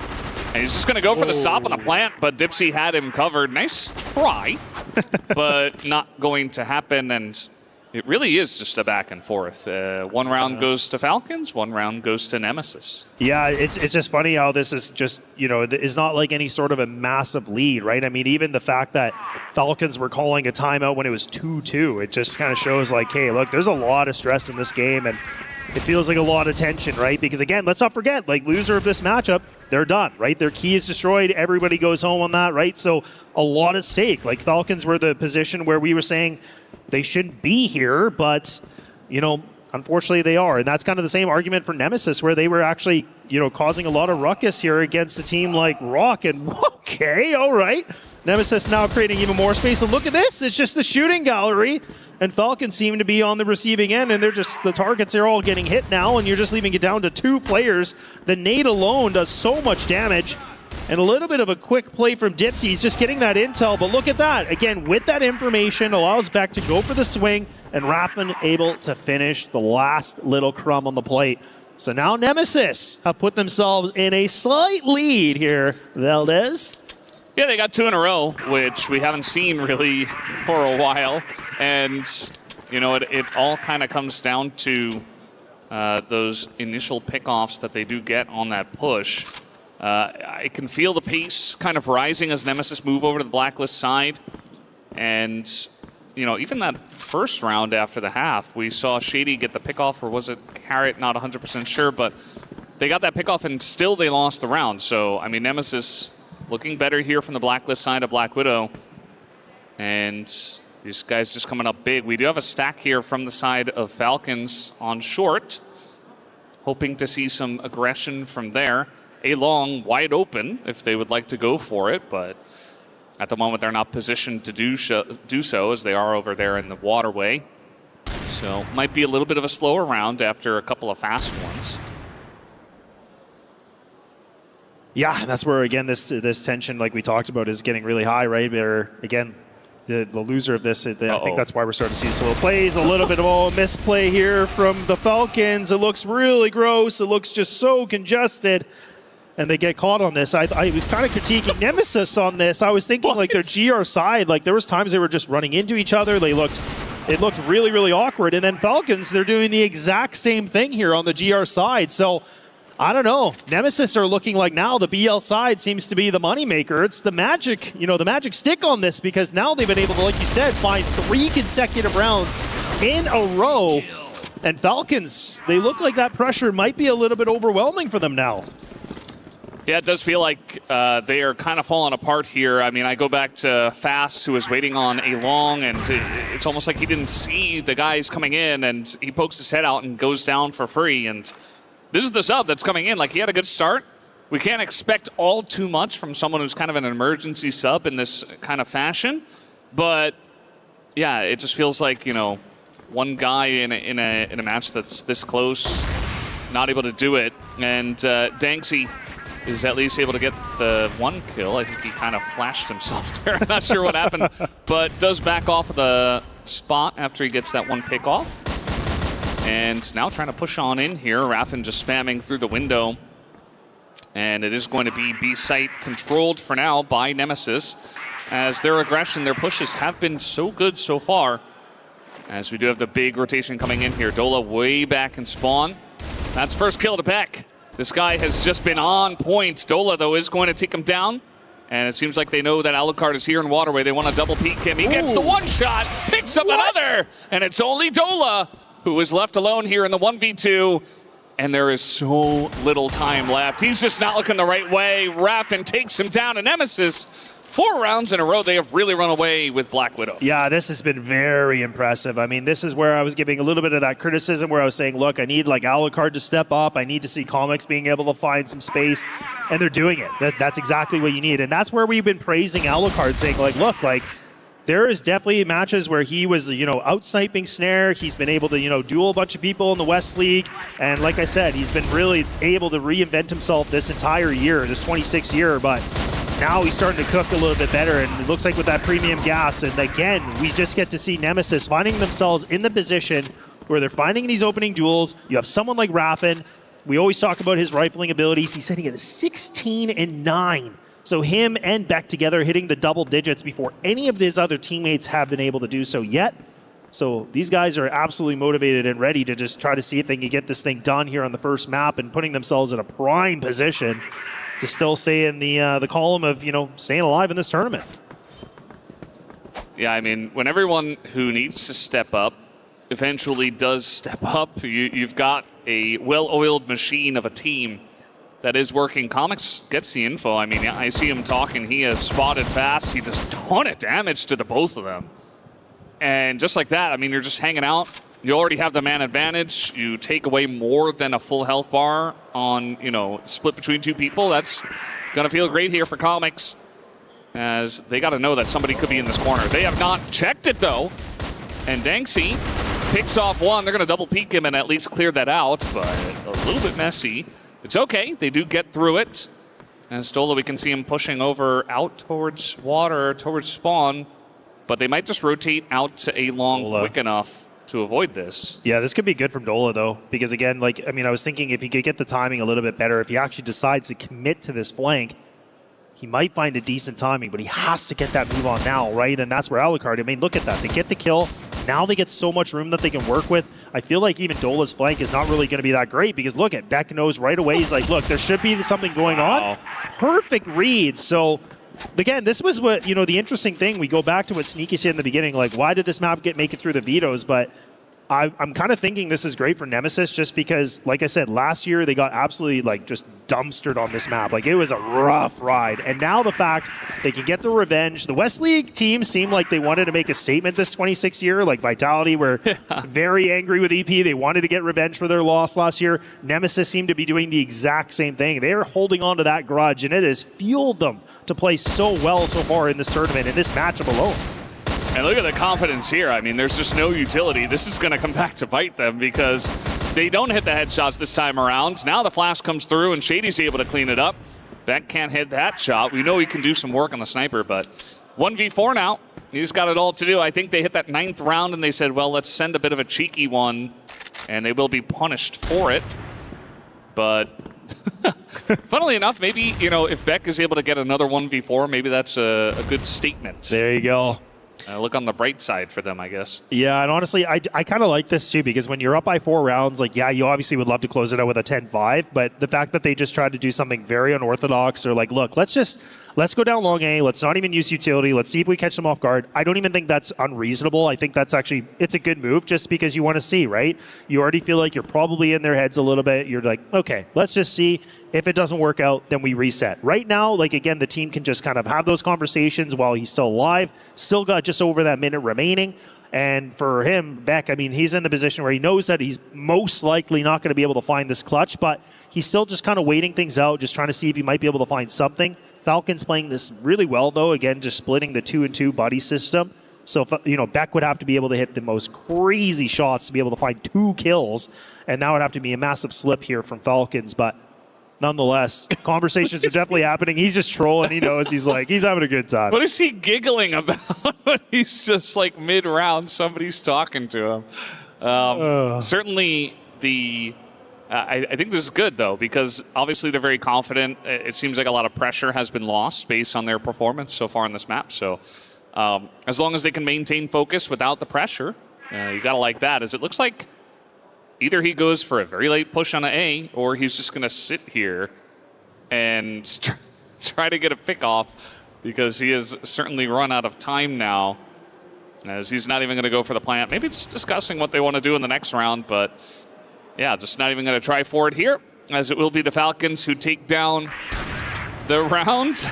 And Beck has a bit of fun with it. You can see no smiles here on the face of Falcons, though, because really there isn't much to smile about. They have not won a map at this tournament. They lose 0-2 to Na'Vi, and now they face off against second place from West, and they can't even take Black Widow. Yeah, I think it's I think the seriousness of it is definitely gonna, really, it just started flooding in here for Falcons, and I actually do like that Beck just kind of used all that time where they, like I said, the team can just talk amongst each other. They use it as like that little bit of a timeout, the informal one. So it's a good way for them not have to, burn it right away. They can just kind of preserve it because they still do have that available in their back pocket. Let's not forget the Falcons were the team that called that really early on when it was 2-2. So that's where if Nemesis, if things start to, kind of go back in favor for Falcons, they can still utilize that just to slow down momentum, which is a great thing to see. But really interesting setup that we get from the Nemesis squad right now. This is where typically they've gone through long A, been able to win a lot of gunfights. This time they mix it up. And you can see that Falcons, they have a huge hunch that it's going to be a B hit. But Carrot, they talked about him being a problem. He still seems to be that threat, and he does escape with his life for the time being. But Dipsy does find that kill, and now things are getting a little bit out of order here for Falcons. Oh, Alucard's going way too aggressive here. Did not expect him to swarm in that quickly underneath. But Raffin still alive. He picks up 2, gets shot in the back, and now it's up to Dipsy, not able to win against Fast. And that's big, for the side of Falcons, I should say, because Fast getting that last kill, you begin to gain some more confidence, some more momentum on the side of Falcons. I was talking as if Nemesis had already won this map, but now at this point, they got a lot of rounds in a row, but now Falcons begin to build their snowball, and it's a close map all of a sudden, 9-7. And you can see that Nemesis are playing a bit fast and loose. It's what won them a lot of the rounds, so I don't blame them, but at the same time, they are being stopped in their tracks now as Shady. Maybe you don't want to push into him. Yeah, he's like the strongest player that's been on their team so far, and the fact they keep trying to contest him is really interesting because he has been pretty much playing this, A site the whole time. It hasn't really been like he's been running over to B that often. So a little bit interesting from Nemesis, but we'll have to see. These West teams definitely like to make it a little bit more hard for themselves when they shouldn't, but that just seems to be the trend, unfortunately, for all the West League guys that know, but we'll have to see. Really good kill that comes through from Alucard. Does get away too, but in Comics, he actually finds himself a duel. Takes a lot of damage, but look, it's still going to help because you got 4 players alive. Now Falcons have been burned down to 3. And this is it. This is the last round potentially that could be on the plate. This could be the last one available. And you have the shots getting made from Carrot just inside a window. Shady close on by. Comics might even try to go for the swing, and he does. It doesn't even matter if he has 10 HP. He doesn't care at all, and now he sits himself at 8 duels, and they're going to be able to get this plant down, and now Falcons, they're on the back boards. Yeah, that's just a really beautiful play there from the side of Nemesis. Alucard pushes up. He has backup from Comics, who's just going gigantic mode here on this round. As Raffin, come on, buddy, you can do it. He does finish his off, finally gets the kill. And there's only smiles on the guys' faces here on the side of Team Nemesis, as it is a beautiful Blacklist side. And man, they got to be feeling super confident after this victory to start it off. As we heard from Alucard in the interview, that they don't necessarily rate Falcons all too highly, and I think that we got to see a lot of confidence from that Blacklist side. The job's not done yet, though. They got to win one more, and we'll see if Falcons can go back to the drawing board, as they have not had much luck here on Black Widow. But guys, we're done for now. Let's go back to the desk to break it down.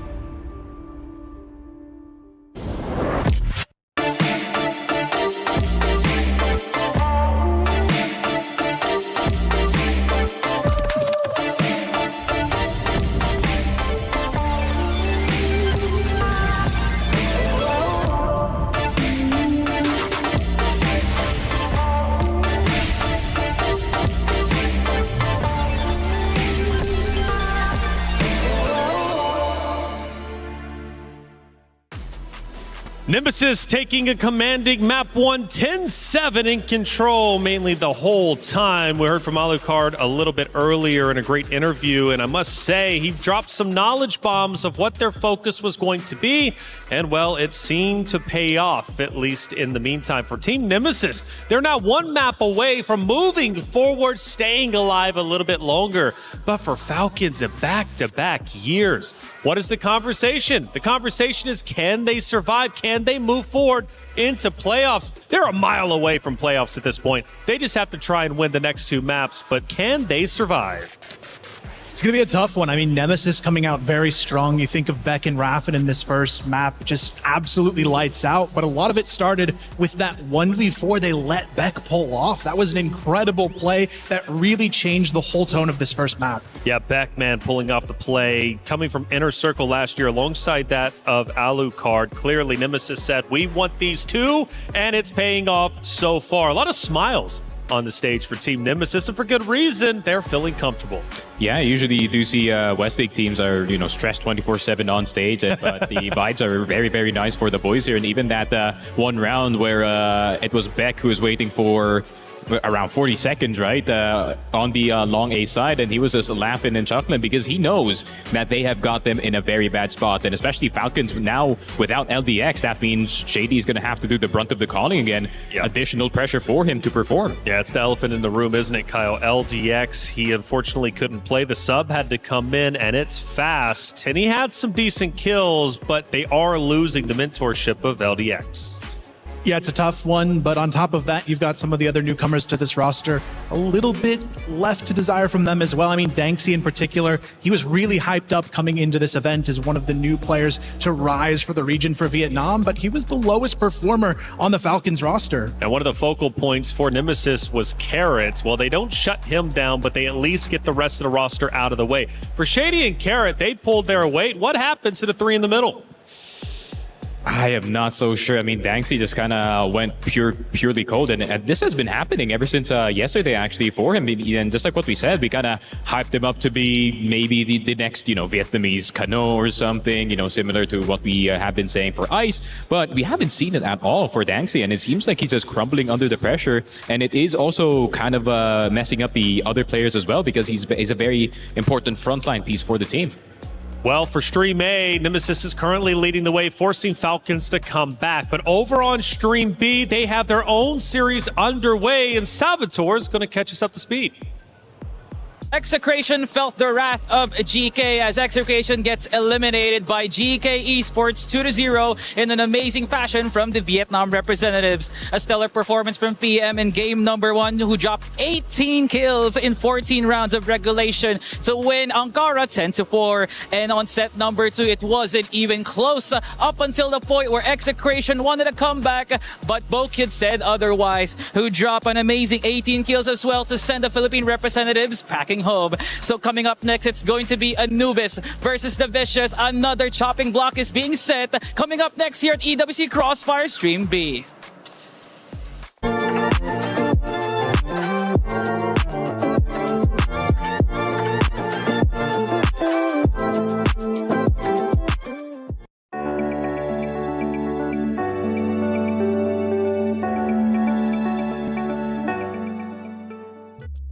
Thank you, Salvatore, as always, for the great B-Stream update, and that is a big one. GK moves forward. Execration gone, despite them looking solid yesterday on B-Stream.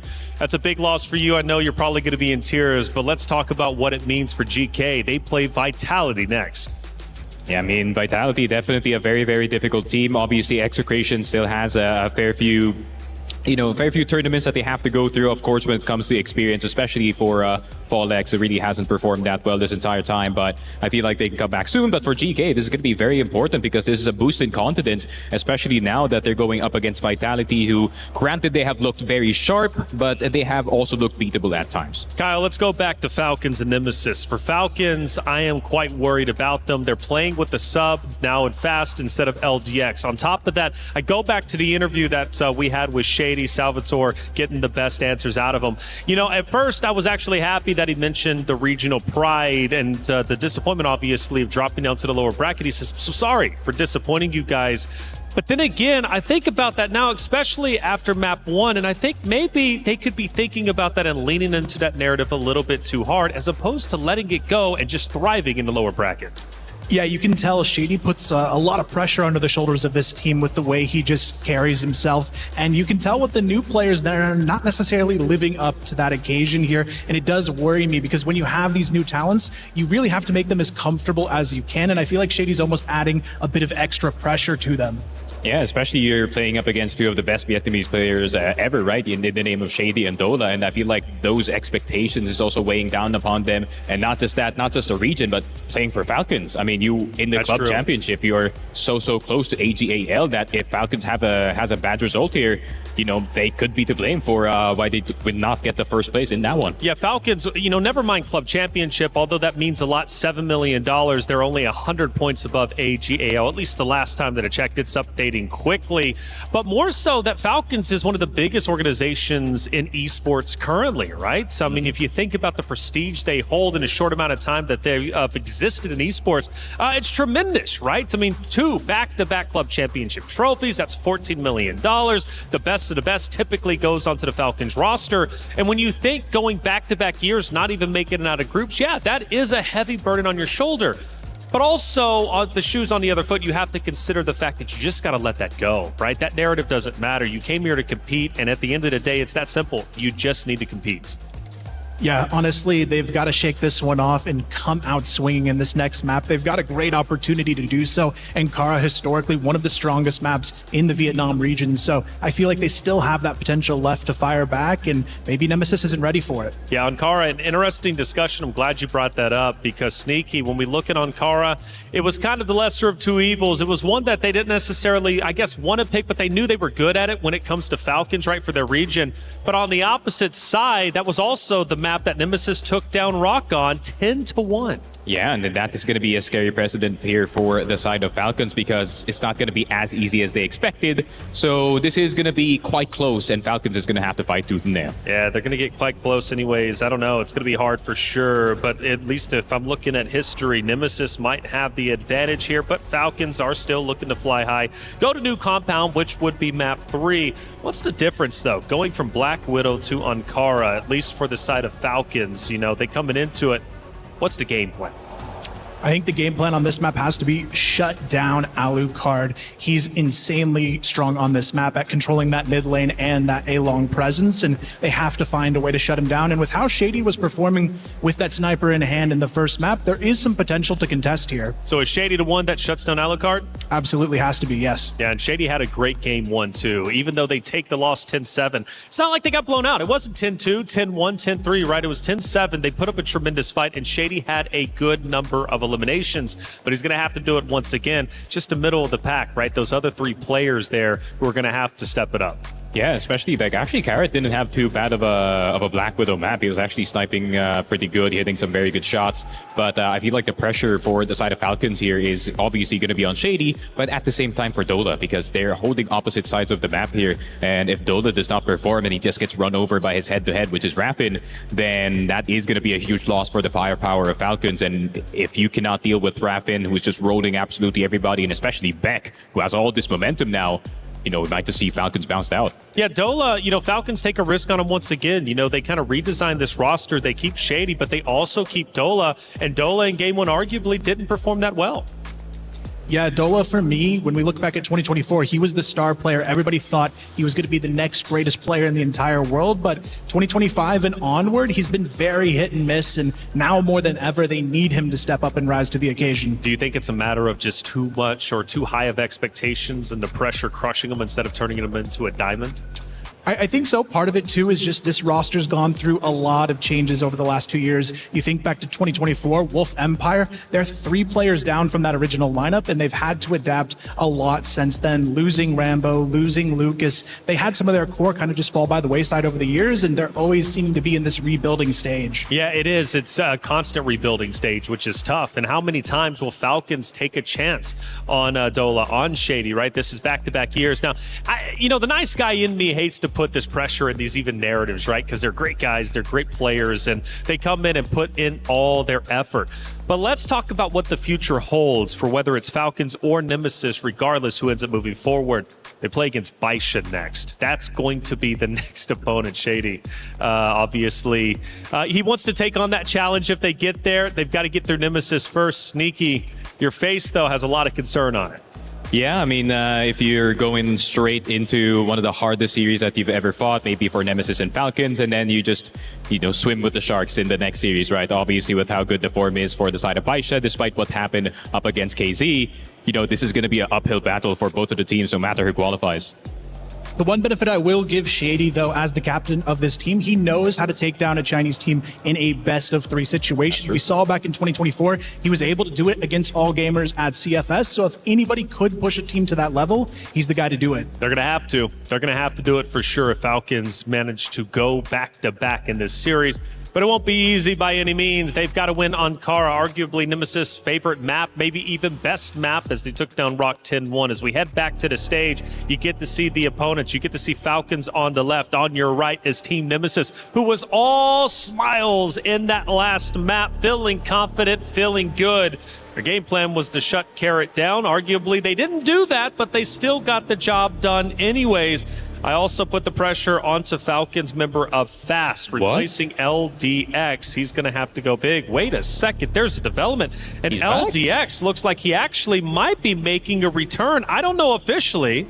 Maybe he's just coming in to say hello, give some words of encouragement. He's seen enough. But is LDX stepping back onto the stage? Is that why we've been waiting? If so, I'm okay with this little break. I'm okay with LDX coming in and Falcons having their best chance. Yeah, this is massive. I mean, LDX coming into the equation could be the game changer they need, especially when you look at what he can do for this team. He's one of those players who helps them open up the map. He can find those key entries, but he's also really strong in the clutch alongside the Shady, and that's something they were missing very clearly in that first map. Players like Beck not being allowed to 1v4, this is your guy to make that happen.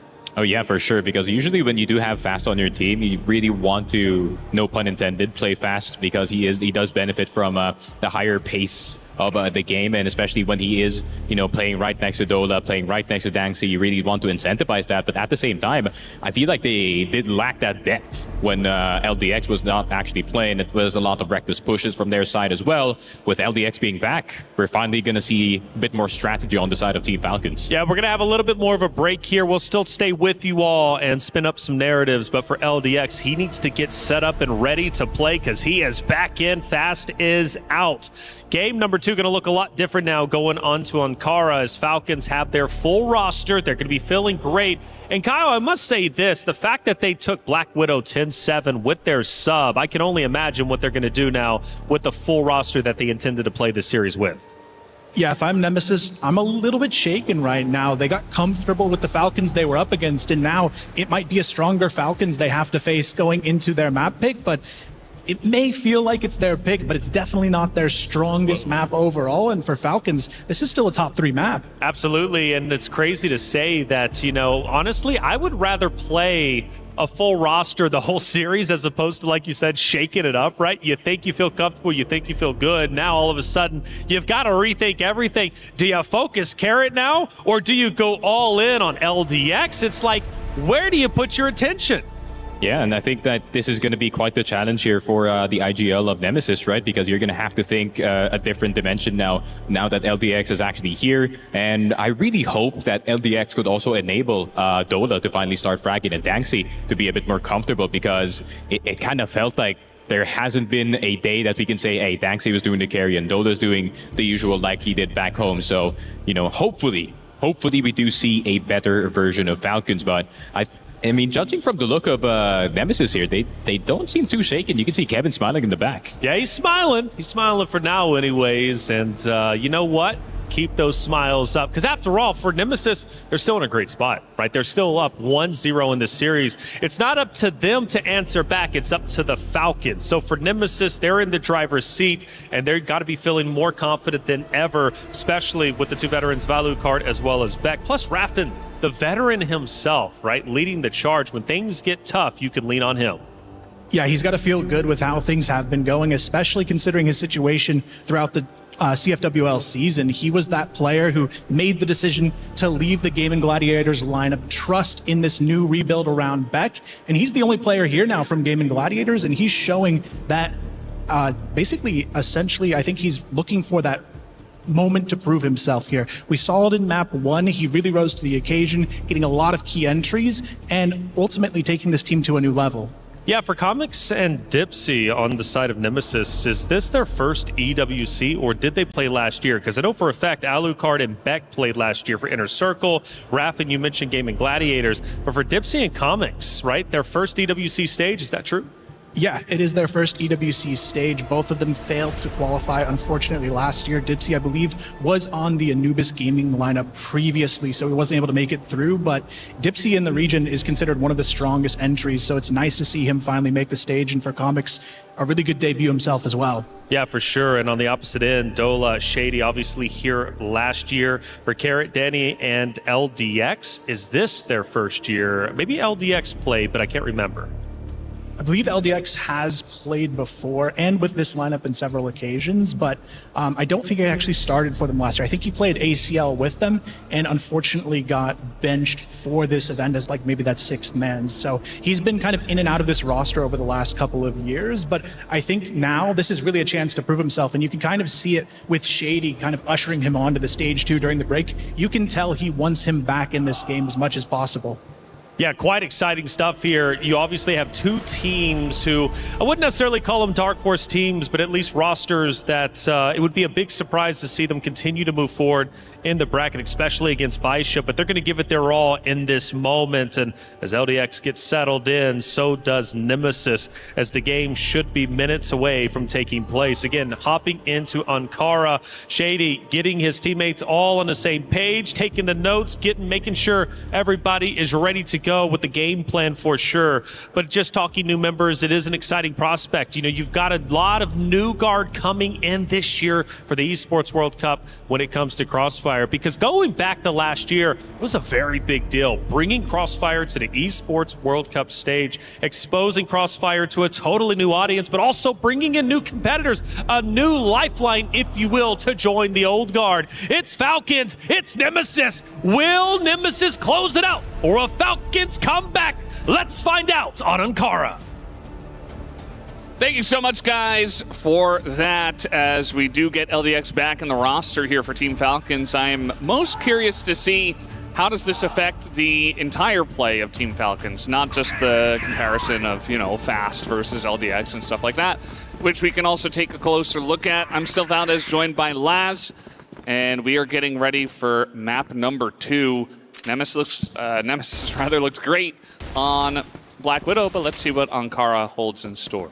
Yeah, it definitely begs the question a little bit about, you know, for Falcons, where they spent all that time having a conversation about, look, LDX, you got to come back and play. Like, I mean, we were talking about he was not going to play, and now he shows up. So it's an unfortunate position here for Fast, right? I mean, like, just being that substitute, and they lose their opening map, and then that's just going to blow a lot of confidence. But we'll have to see. Is LDX really going to be like the, you know, the secret little bit of a recipe into this for them to get back into fighting fashion? I have no idea, but it just already kind of begs me the question of, like, Falcons are like that tilted or that upset about everything that they need to do this, where LDX clearly couldn't be able to play, but he gets called to the line. So we'll have to wait and see if that will be the difference maker or not. And Nemesis, I think they would have already been preparing like him in this lineup anyway, so I think they can go back to their regular game plan. I don't think this really creates too much of a, you know, too much of a commotion, really. I think it's going to be the same game plan they had originally going into this.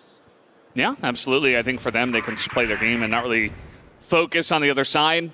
They already rate themselves pretty highly compared to Falcons, so can just say, well, it doesn't matter who you put in, we will beat you. And I think based on what I saw in Black Widow, they certainly are the favorites here. And just have to see how it all does play out. Falcons taking it much slower here at the beginning of Ankara. This first round, very slow. They're going to throw some flashes over the top. But Raffin's right here to just peek him, takes down one. And he says, this isn't an A push, guys. There's nobody else here. I mean, LDX did get that one kill on a Beck in the middle of the map. Dipsy, though, not going to hit this shot, and he's actually backing up into cover. Definitely a smart call. Just wait for the reinforcements to come in. as they're not even on the site. Comics is already going big with one shot. Alucard not able to hit his, but they're all stuck here on the ramp, and Alucard gets one, make it two. Danksy, the last one left available, is looking for the swing as they push out together. Alucard with the 3K here in this first round. Yeah, I love it. I mean, that's a great play from Nemesis because you could even see, too, as soon as, like you said, Raffin in the vent position gets that duel, he gets so much information. Everybody on that other site in A, they just rotate right away to B. They were able to get there. Comics, he actually played that very well. Like, again, he only gets the one kill, but you have to remember, he falls back, he repositions himself, buys time, and gets the kill on top of it. So Falcons, they kind of went into a bit of a funnel, and then it was just pretty much all she wrote there. So Nemesis, they kind of baited them in, and Falcons fell right for it. So big opening round for Nemesis. That's going to feel really good considering they were ready to play and they had to wait a few extra minutes. So, you know, that's where sometimes those kind of situations can kind of tilt teams a little bit. But clearly Nemesis, like I said, laser focused right now. Doesn't seem like they're slowing down for the time being yet. Yeah, looking good so far. Great play in that first round. And if you're Falcons, you got to get something going real quick. I mean, lots of flashes over the top here. Some nades as well. Nice little push. They're going to spot Dipsy. Push him back into the spawn. They do take him down as well. Dola picks up another. And just like that, easy entry onto the B site this time. Straight down through the front yard. As now they're in the spawn. Raffin's not even looking the right way. And that's going to be a 5-for-0 easy pickings for Falcons in this round. Yeah, and I think the piece for me that I'm still wondering as well is, like, let's not forget what yesterday where Nemesis, again, they played Rock, and that was, I think you could debate #1 team in Brazil. They were able to get a 10-1 win on this map. So, like, I think all of us were shocked about that, where Nemesis, like, were able to make it a 3-map affair, but winning a map 10-1, Valdez, like, that doesn't happen a lot, right? So, I mean, that's a huge, huge factor. So, I do wonder if Falcons actually did any sort of preparation and watched that game just to be like, okay, look, like, how did they win 10-1? But that's where I'm curious about it as well, just because Nemesis, I mean, I'm sure they have a few things in store for this map, but that is going to make you feel really good. And I hope that isn't, like, almost like overconfidence, if that makes sense, just because when you win a dominant game like that, you just don't want it to, like, fill the ego or fill your head, you know, too big. But we'll have to see. I don't really get that impression yet. It seems like they're kind of just going in. They know what they need to do, and we'll wait and see. But Falcons, thankfully, like you said, they had to get something done quick, and they do right there. They bounce it right back, and that's probably something they absolutely needed, considering, you know, the mental is probably a little bit on a bit of a rocky ship right now. Yeah, it definitely should be, but we'll see if they can right the ship themselves, as we have seen a lot of kind of aggro, I would call it, into the A side so far, but no real pushes just yet. This time, though, we have 5 people right outside A, and they are looking to stack here. There's a nade over the top, and we did see Raffin get some good information and pushing when he did go through the vents, but this time they're waiting for him, so looks like he's just going to sit back and wait for the push to actually come through. A little bit of poking and prodding through the main door, and follow-up push there from Comics will get punished. And now it's just Raffin here. He gets one, but that's immediately traded out. And the A site is free right now. They can get a free plant for themselves. Yeah, that's a really good play from Falcons. I love the way they just kind of baited that little bit of a one player just going through main like that. Then they could easily just double swing it, and then they were able to get that instant trade. Raffin just unfortunately put in a tough position, right? His teammate got spammed through that little bit of a wood pillar, and that made it way more problematic for him. But Falcons really have been able to reinvent themselves very nicely here for map #2, and they pretty much have themselves, like, I feel like, a guaranteed next round in this favor. But unless Beck can do something crazy, we've seen a clutch from him before, but again, that timer is already well under halfway, and he'd have to be able to pop off right now, but Dola is going to get the better of him. And there we go. Falcons will get themselves back into a little bit of a winning fashion for the time being, but I don't know, maybe LDX really was kind of the magic little bit of a moment for these guys or something. Yeah, I mean, he is definitely one of the key players of the roster, which is why we were so surprised when he was subbed out for such an important match. But you sub him out, you can sub him back in, as we did see here. And so far, he's been doing pretty well, and the difference it's had on the team's performance so far is definitely notable. We do see this time around Nemesis trying to challenge a little bit, as they have pushed into the A quarters. Ooh, that's a good nade. Dipsy not ready for that shot. He's just taking pot shots through the box, and now the rest of the team tries to swing it. They do get a little bit traded back, but that's not what Nemesis were looking for. Nice little flick there from Beck, takes down LDX. But man advantage here. We do see that Falcons looking to push A, as Raffin's just not ready for it. Unfortunate timing for him. And they do make their way in. It's Alucard and Beck dropping down. The headshots are huge from Alucard as he sits them down, picks up another round here for Nemesis. I was just going to say, like, I thought, Alucard, I thought he was going to kind of tuck in the corner a little bit and just try to burn a little bit of time. But I was like, okay, he's going to drop down right here. This is where I thought, oh, he's going to hide. And he's like, no, actually, I'm going to do one better. I'm going to bring out the USP, and I'm just going to absolutely out-duel everybody in my path. So, whew, okay. And that's where, Kyle really talked about it, right? Where Alucard, again, can be such a playmaker on this roster. And that's a great example of it right there. And then where he's just able to, again, just kind of puff the chest, show who's boss a little bit. And, I mean, now Nemesis are still within this game, and they don't get phased by Falcons as of yet. But Falcons now, they're going to have to figure out what they want to do. Carrot does find that opening duel, takes down Calmix. So now it gives the man advantage, and that's been something that was a little bit lackluster for Falcons in the second half of Black Widow, but now they've been able to find a little bit of opening duels, but a good response from Alucard. Now this is where they need to be careful. Don't overextend this, because you only have one player locking in and anchoring that A site. LDX, nice little peek, wins the 1v1 over at the big door there. And now Dipsy just kind of push into them. He gets taken down. So one by one, they try to re-peek and get some trade backs, but it's not going the way of Nemesis. It's now Raffin and LDX have just missed each other over here. And we'll see how this does eventuate. LDX is like, nobody's here. And, I mean, there are only two guys left. And here comes Raffin, going to catch them in rotation. He's not looking the right way. He's still got to kill somehow. And now Alucard's going to be shot in the back as he's trying to get position. And Falcons kind of weird to win a weird one there. Yeah, I know, and it's funny because I think Raffin, like you could see, he saw the player way down and long, and he's like, okay, they're already going towards A. He thought he could maybe just cut right in the middle. He thought that, and then you see him bunny hopping, and he looks, he's like, oh my goodness, there's two guys right there too? It's so unfortunate because if he would have actually cleared that properly, again, there could have been a multi-kill conversation. Falcons were not ready for that at all. Like, they never would have expected it because, like you said, him and LDX kind of went past each other a little bit. But now Falcons going to get the wings flopping a little bit here. They're going to start to go a little bit more aggressive. Alucard does get the opening duel, but it takes a lot of HP away. Now he's just trying to tuck away. He's just trying to survive as much as he can. And it's a quick scope right there to take it down. The snipers get full activation here from Nemesis side. And Falcons, the wings get clipped a little bit on this. And now they are starting to just not being able to fly. They cannot soar. And Nemesis respond back with 4 alive. Yeah, that really comes down to Alucard holding down the site essentially by himself. Really insane stuff. Really nice flick on the initial aggression and then just gets behind the box just barely and is able to get that quick scope. So that's 2 kills for a guy who's barely staying alive and holding down the site by himself. That's a bit of heroics from him. Easily could have looked different where they'd take down Alucard, take the site immediately, and, you're looking at a rough retake for the side of Nemesis. So good stuff from Alucard. He's really popping off right now. I mean, this guy, if he's playing well with the amount of talent they have on this roster, you got to like what they can pull off. But once again, it kind of feels like Black Widow, where it's a bit of back and forth.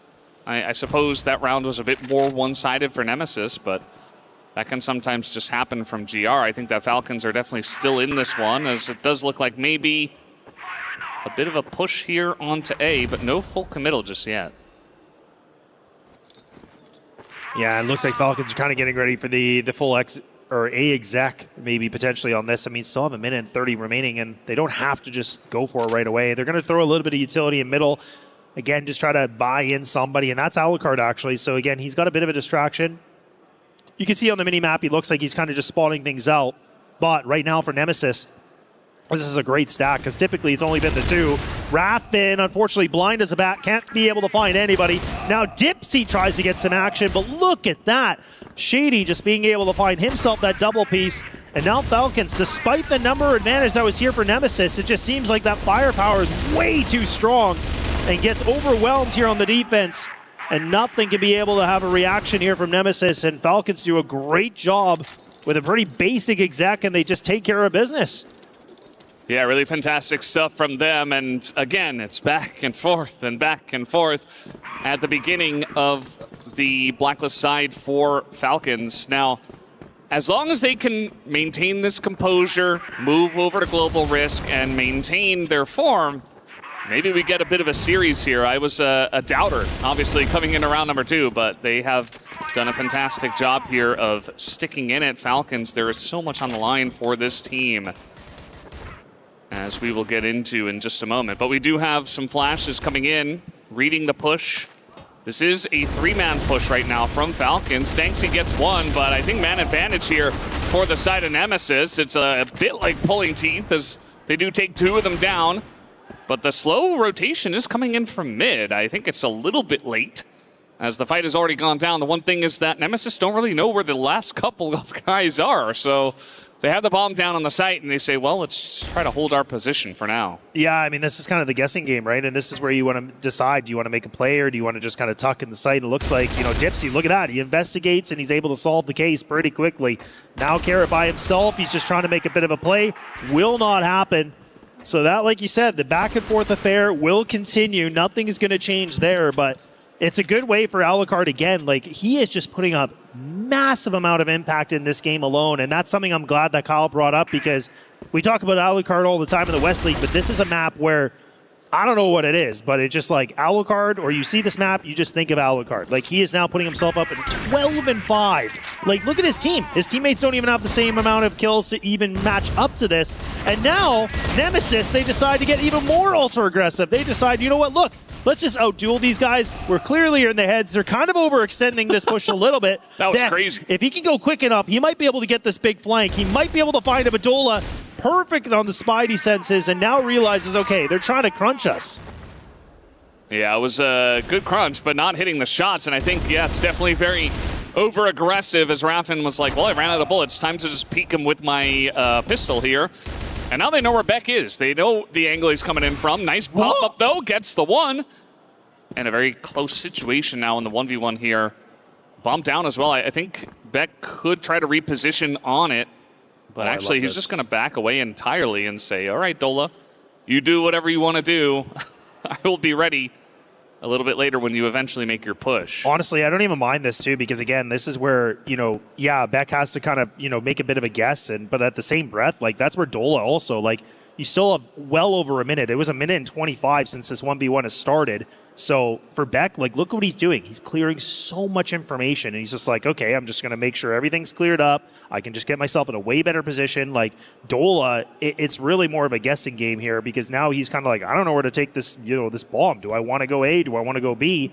And look at Beck. He has completely ran around the whole map, essentially, and he's been able to grab so much information. Now he realizes, okay, Dola is leaning towards this B site, so now I can just kind of get myself in the right position. Is Dola going to expect this? I don't know, but this has been really good work from Beck. I love the fact that he's just been able to try to look for as much information as possible. Now realizing, okay, bomb's already picked up. Dola does have himself in a good position, burns that smoke, and he only has an HE remaining here for the last piece of utility. Yeah, really the only issue with this is that you do give Dola the plant, but retaking this 1v1, that's totally fine. We'll see if Beck can manage it, because here comes Dola on the peak, but Beck is going to get the 1v1 win. Will pick up a big defuse, and Nemesis going into the half. They do maintain a lead here, as it's 5-4 to the side of Nemesis, as they are desperately looking to move on to the next stage here in Group B to face off against Baisha Gaming. Oof. It's not going to be an easy path for either of these teams that do make it in. But yeah, this is the replay, very close. 14 health. Beck does eventually win it. But guys, there is so much on the line for the side of Falcons. I mean, it is so close in terms of the club championship points. Our desk was already talking about it. Look at this. Team Falcons are ahead right now in AGAL. but only by 100 points, and they desperately need to hold on to Ankara. They are doing a great job so far. They're going to tie it up with this one. But yeah, it's really between Team Falcons and AGL. They're fighting tooth and nail to win the club championship. Nobody really else can catch up to them. And I mean, AGL, they're qualified for the top 8, right? Whereas Team Falcons are trying to barely win against Team Nemesis. Yeah, and that's where it's a good point you bring up, right? And again, the desk was really, emphasizing this, is that if we see Nemesis taking down Falcons, like those are a lot of points that are taken away from Falcons. So that is where that pressure is so high. Like Nemesis, they have the pressure that they want to prove something, but Falcons are the ones that are, the championship points and the club points. Like that's the biggest thing. Like there's a bigger picture here. So that's where it makes a world of a difference. So this is where that game, we talk about pressure. It's definitely on the Falcon side without a question. Yeah, I mean, there's just so much going on. I mean, there's swapping players mid-series. They desperately need some more points. They need to keep up with AGAL. But right now, they need to keep up with Nemesis one step at a time for them. Alucard's stuck in outside of A, and it's just all Nemesis all the time right now, as Falcons can't even get out into the opening here. Carrot, nice little angle, but Alucard is still not cleared out. They finally do get him. Carrot gets another one, and all of a sudden it's a 1v1, but I don't think there's enough time. I mean, Raffin, he can play clock, and Dola doesn't really have any health. Dola just going to tap bomb, and there's just no way for him to even get that kill and get the defuse, so it was all going to go the way of Nemesis, and now they're only 4 rounds away from knocking Team Falcons out of this tournament and maybe out of that top spot of the club championship. Yeah, and that's the crazy thing. Like, that's where it's so exciting, right? When we get to these last remaining week, it's just, there's so much at stake. And like you said, Falcons are just barely holding on. So that's where now, again, like them being down a round and they're down a map, let's not forget that. That's where the Falcons are going to have to do something big. And Shady's the one that's been able to make some good plays. LDX can only find the 1 kill. That bulldozer of Nemesis, they just keep on moving. They are not stopping. It looks like they're not even going to slow down at all. The brakes are not even existent right now, but Falcons do put up a little bit of a wall here. So now Nemesis have to recollect their thoughts and see what they want to do a little bit differently. And it's a 2-on-3. You have Alucard alive, you have Raffin still with some utility. A big swing here from the players. They get wounded badly. Alucard still has an opportunity, but Carrot from the top ground is going to be able to save them a little bit. And now we're back to a tie game just like that. The ping pong match continues. Yeah, and I do think that Falcons, they're just barely holding on. This one looks a lot better after the swap. Obviously on Black Widow, we did see that Nemesis, they swapped sides. They went to Blacklist, and it was essentially map over from there. Like, there was a little bit of a comeback for Falcons later on, but to me that just felt like kind of the last remaining bits and pieces they had left, and it was going to be Nemesis's map from there. So very close one. Falcons desperate at this point, as we've really hammered home at this point in time. Bit of a mid-push from the side of Team Nemesis. They do want to go straight up the middle. But Carrot's been on point in the last couple of rounds, and he's the one that's actually holding that angle, so doesn't look like they will go straight into his crosshair this time, probably for the best. Only issue being, of course, that Falcons have 3 people on A. So a nice little defense for them set up on this spot. Yeah, they keep going against Shady. Like, Shady's the one player to me that I feel like on the Falcons team, like he's the one putting up the big impact. I mean, I know Carrot's been able to do some stuff as well, but I mean, he's top frag and he's really definitely put up a really good shield. So now it seems like Nemesis are going to try to do it again, a little bit stubborn. They want to see what they can be able to find. Danksy, I don't even know why you commit to that fight. Like, it just seems so ridiculous, but it goes against them. So now that advantage, it disappears. Now Nemesis have a conversation here. They have themselves still well within a minute. They don't even have to rush this plant. They could even decide to go, they could leave if they want to. They could just try to go for the duel potentially. LDX is close on by, but they will go for this plant. LDX goes for a swing. Alucard, a bit exposed on that one. And now leaving it down to Raffin here on the 1-on-2. This is going to be asking a lot. And he's trying to find this. Oh, that timing is ridiculous, Valdez. Yeah, he almost got double swang. Double swung? Double swung. The swang came out. Raffin here on the flank, and he just has no idea where they are. He gets the one, and the defuse, he's just sticking it, and he will pick it up. 7th round here for Falcons as they get back in the lead. Such a close round that was. Raffin trying to pull off the heroics, but it is LDX, the last-minute sub, that comes in and secures the round. Yeah, it's just so unfortunate because that's such a tough position, right? Again, I'm just curious about, that C4 placement, because if it would have been a little bit different, yeah, he could have probably been able to pick him apart there, but it was already that diffuse as well halfway through. So really good communication from Falcons, just saying, look, stick it. You have to stick it. Like, that is the play. I'll play main. Like, he's close on by, but whew, what a way to get it. I don't think we had a Ninja Diffuse yet. I think that's our first one, if I'm not mistaken. I think we've had a couple attempts, but none that have actually worked out yet. I like it. Yep, nothing like that. Now Dola picks up the kill in the air duct. We have the flash coming in, but LDX is waiting. They had a double stack here, and Nemesis kind of just runs straight into it. And that's going to be the end of that. Dipsy, a little bit of a desperate repeat, trying to get the pick off, and it is not going to happen. And now we have Alucard trying to do some solo heroics. He's going to go underneath, and he runs straight into LDX, wins that fight. And now the Snipe not going to get Carrot. And Alucard is all alone here in the 1v3. Will pick up this plant, but it is not looking easy for him. No, and this is where he has to make a play, right? He can't just sit back. He has to be able to find a kill quickly. But look at Falcons. They're kind of playing this a little bit weird. I was thinking they were playing a little bit split apart from each other, but nonetheless, they do a good job to kind of regroup right at the last second there. So the timeout's going to get called, like you said, from Nemesis. So now we're talking about an 8-6 scoreline, and I don't think we've had Falcons have a lead like this at all. It was actually Nemesis. They were the ones where we were talking in the second half of the first map where it was becoming 2, 3, 4 rounds. We're like, okay, hang on. Like, this lead is really growing. So this is the first time Falcons have been able to have themselves a decent position on the scoreline. So now Nemesis is going to call their first official TAC timeout. They didn't have to use it the first time on map number 1.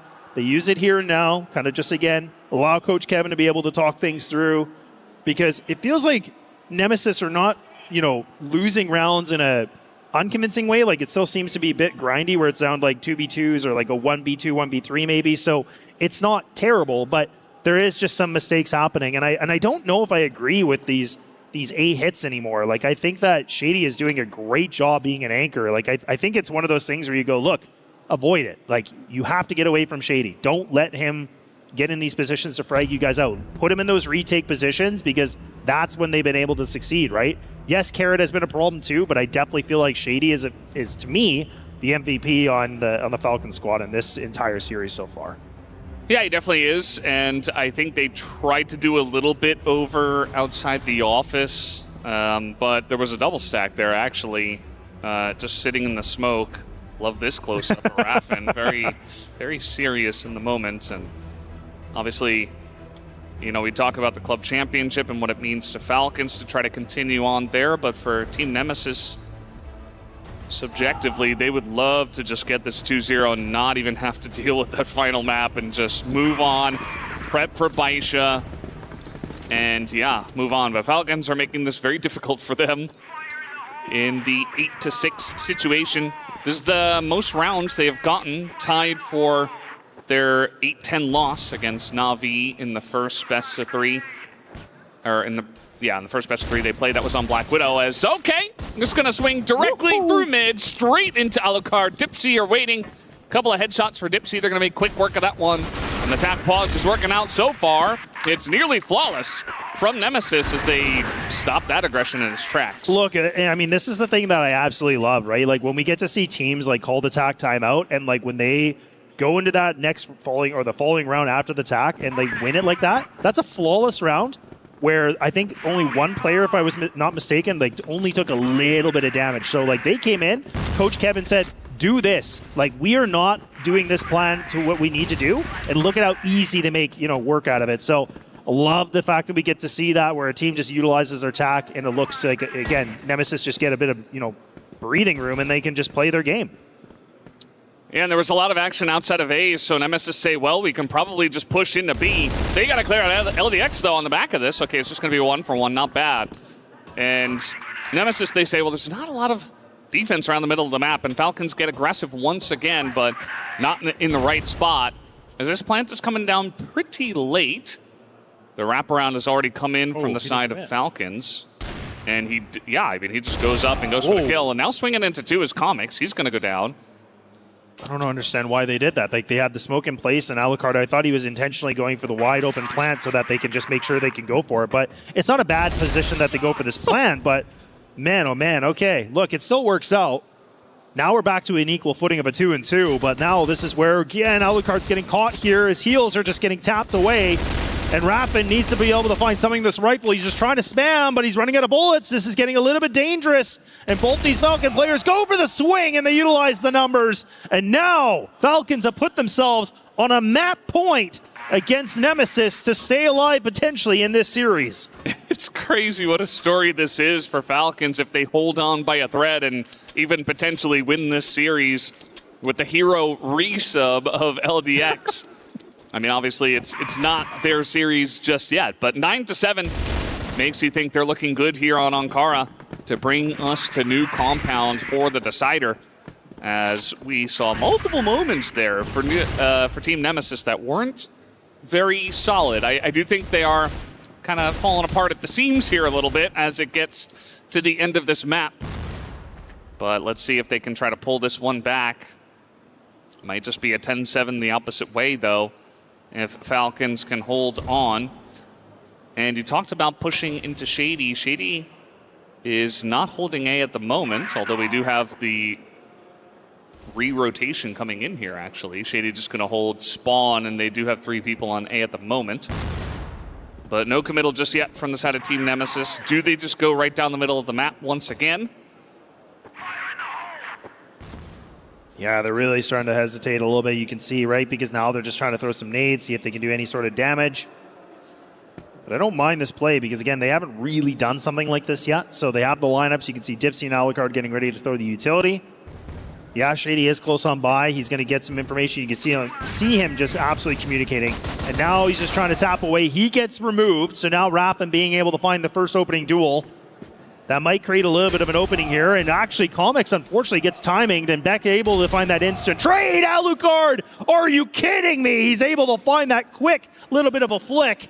And now leaving it to Dola and Carrot by themselves. And Alucard still hunting for more, playing that top position. But let's not forget, these guys are wounded on Nemesis right now. Yeah, they definitely are. And Carrot here on the sniper, not the best position for him. Maybe he's got to pull out that pistol. As Dola pushing up, he's spotted Dipsy, but Dipsy goes big. Gets that headshot and keeps this interesting. Carrot, he's going to get the one, but the triple swing. Nice timing there from Team Nemesis. They know exactly where he is. They handle it very nicely under pressure. 8-9. And now they're 1 away from bringing us into extra rounds. Yeah, that was a really good little bit of teamwork again from Nemesis. Again, you know, we've been critiquing a lot of these teams where they're just doing these like random one-man pushes and just making 1v1s when they shouldn't. But like Nemesis were like, nope, everybody swing same time right there. That's a perfect replay. You just get to see them just, again, swing at the same time. There's no way he's going to be able to win that. So now, like you said, 1 round of a differential. We either go to overtime or we're going to have Falcons being able to push this thing to new compound guaranteed. So for Nemesis, they were having themselves a lead, then they kind of fell off, and now they seem like they've getting a little bit more than warmed up right now. That fire is starting to burn. But we'll see if it can be able to burn more here as they just need this last round to push things over the edge for an overtime. And a bit of a same setup that we're seeing from Falcons. Triple and A just leaving the 1 in mid, anchoring B by themselves for LDX here. And Nemesis just taking their time. They have Dipsy just trying to lurk as much as possible. Rotate's already starting to commence here from the defensive side. Yeah, they do have the 3 people on B. As you can see at this moment, office just being cleared out for the moment. As Nemesis are really taking their time and making Falcons sweat. Oh, Carrot misses that one. Dipsy lurking in the middle of the map. He gets the one, and now he's pushing. Yeah, LDX is underneath here, kind of isolated. He's going for the chase just because he doesn't want to get timing. Does Raffin going to get 1? That's 2 for 0. Make it 3 as they open up the B site. Dipsy gets a ton of damage on a Shady. This is looking rough for Falcons. I don't know if they can pull out a win here. They're looking like it's going to go to extra time. Oh, he's still blind. Oh, he's right there! Right next to each other! And Rapid somehow wins it. Shady on 8 health gets taken out to a headshot nonetheless. And we are going to extra rounds. I want to just see Rapid's face. You can just see he's kind of like, whoo, boy, okay. He was so blind. You could tell he wanted to make the play. He's like, hey, I'm going to just try to find a strangler. I'm going to see if I can get the timing. That flash lands right in front of him. Like the pin hits his tooth, and then the guy's right in front of him. He's like, whoa, okay, peekaboo, there you are. And yeah, great work from Nemesis being able to bring this thing back. I mean, it was a big deficit. Falcons now another mental hurdle that they have to go through. They had this lead, and now they kind of, again, let it slip through their fingers, and we're at a little bit of a reset. Now we get to see Falcons being back on the blacklist side, and you get to see Nemesis. They're going to try to get really aggressive. They want to try to make a bit of a statement here in this opening round in the overtime. And now Falcons are going to just try to get some hotel control. They're going to try to fight for some map control as much as they can. But it's all for naught. Look at what we're seeing from Nemesis. They already have the repositions already commencing, so they are just actively on their feet. Yeah, Nemesis feel like they're the ones that have the momentum right now. They're just playing a little bit better. Crossfire, and when I say a little bit, I mean it's so close between these two teams. And Dipsy's not going to hit that shot. It's here on the sniper. Comics underneath, not going to get it. Danksy nice on the entry. As now they're being pulled apart one by one. And that is a 5-for-0. Easy pickings for Falcons. As they must be sweating, trying desperately to force a third map. Yeah, it's really unfortunate too, because again, Dipsy is one of those players. He absolutely is a perfect hybrid player. Like, he's one of those guys you can rely on him to be on the sniper, and you can rely on him heavily to be a good rifling player. And I think when he's not feeling one, he's going to do the other. Unfortunately, there he missed 2 shots that arguably you probably could have gotten, but it was tough though. Falcons did a great job just kind of evading those bullets, but that just allowed them to get so much control, and then that just overwhelmed him and Comics, and that's where everything just started timbering down right away. So now Falcons right back into 10th round for them. They get the opening round in this overtime. We'll see if they want to make work of it. And now the nades galore. It is a full execute. Rapid again blind. He can't seem to find anything. He is blind as a bat. And now it just seems that the defense once again is showing weaknesses, and that armor is not going to be strong. And everybody is just dropping, leaving it just down to Beck and Alucard. The two guys that have been able to put up some very good numbers so far in this series are tasked with a difficult 2v4. Yeah, a bit of spam to start just to see if they can chip away at some of the health bars, but not able to get any kills just yet. Beck trying to go through. The flash seems to be pretty good, but there's just too many numbers here for Falcons on top of the site. And they do hold it on with a nice little crossfire on top of that one. 11-9. Falcons, they're really being pushed to their limits here, but looking fantastic on the attacker side of Blacklist. And yeah, just too many angles here. You can't clear out that entire site like that. No, definitely not. Like you said, the BL side definitely seems to be a really good little bit of a side here for the Falcons team. And now we get to see Nemesis once again. They're going to try to push through the same aim. So this is now where they get this duel. I like this, but I almost kind of want them to pull back on this, because we've seen them overextend this, and then this is where they started losing their players. This is a really good call from them. They already lose Comics. They're like, you know what? No, let's not do it. They're probably going to rush towards B. This is when they should almost just instantly be rotating. I'm surprised they're taking as long as they are, but they are starting to make a move on here. Falcons are still being a little bit hyper aware. They're trying to be cautious. And now this is actually given some time here for Nemesis to get into this site. Yeah, I mean, they get in a little bit at least. There's some smoke in their faces. That is a big flash. Stola going to help out his buddy Danksy there on the corner. And Danksy just goes unseen the entire way. 3 rounds in a row from Blacklist. And Falcons, they look good to force a third map. And yeah, I think that smoke in their face, and Nemesis just wanting to get onto the site as fast as they possibly could. They don't check all the boxes, as they were having to deal with Dola, who was a great distraction for Danksy. Yeah, I'm a little bit surprised for Nemesis' sake. Like, they're not really playing anybody on Bridge. They're not really playing anybody heavily in Hotel. Like, they're just giving it up. They're allowing that control to be available for Falcons for free. So this is something where I'm seeing a bit of a gap. Now they've done this stack.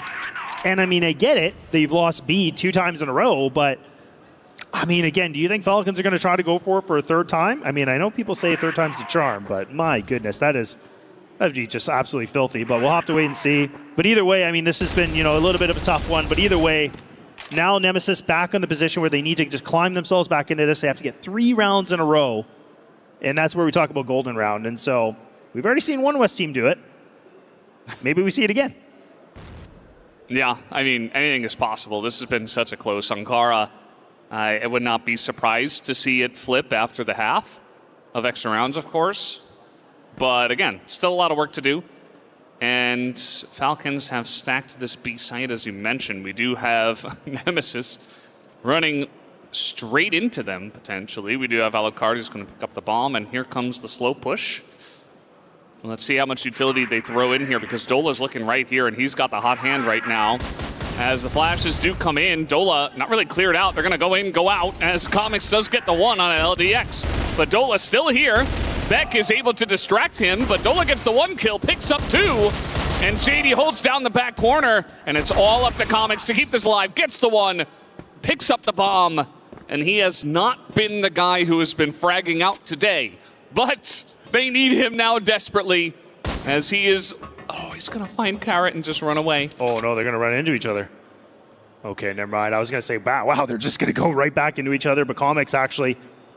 realizing he still has a little bit of time. He doesn't have a ton, right? I mean, we got 30 seconds, so this is where he has to make sure he doesn't get kind of laser focused where he lose sight of this. But he's thinking that Carrot's going to try to be aggressive and look for information. But now Comics realizes, okay, look, I got to go somewhere. Carrot loves this spot. I swear he's always in this position. So now Comics has to get a move on. Needs to be very careful about this plant position, because if he goes for the front, that's just going to be an easy kill here. Oh, he decides to go right in the middle of this. So now Carrot's going to drop down, and now Comics realizes, and he has to hit the perfect shot, and he gets caught, and Falcons will be able to find themselves into a third map series, and it ain't over yet. Nemesis cannot get it done to close this thing out with a 2-0. Yeah, just not meant to be. We will have new compounds as Falcons hang on to the club championship life and their life in the series. And at Crossfire, LDX comes in and they begin to perform just a little bit better. And that's really all they needed. I mean, it was very close. Outside of, Nemesis controlling a lot of the Blacklist side of Black Widow, this has been a very back and forth series so far, as you can see reflected in the series score of 1-1. We do have a series on our hands here, as Team Falcons hanging on by a thread. They do make it through the extra rounds, and they will make it onto new compound, as we're going to head over to the desk in just a moment.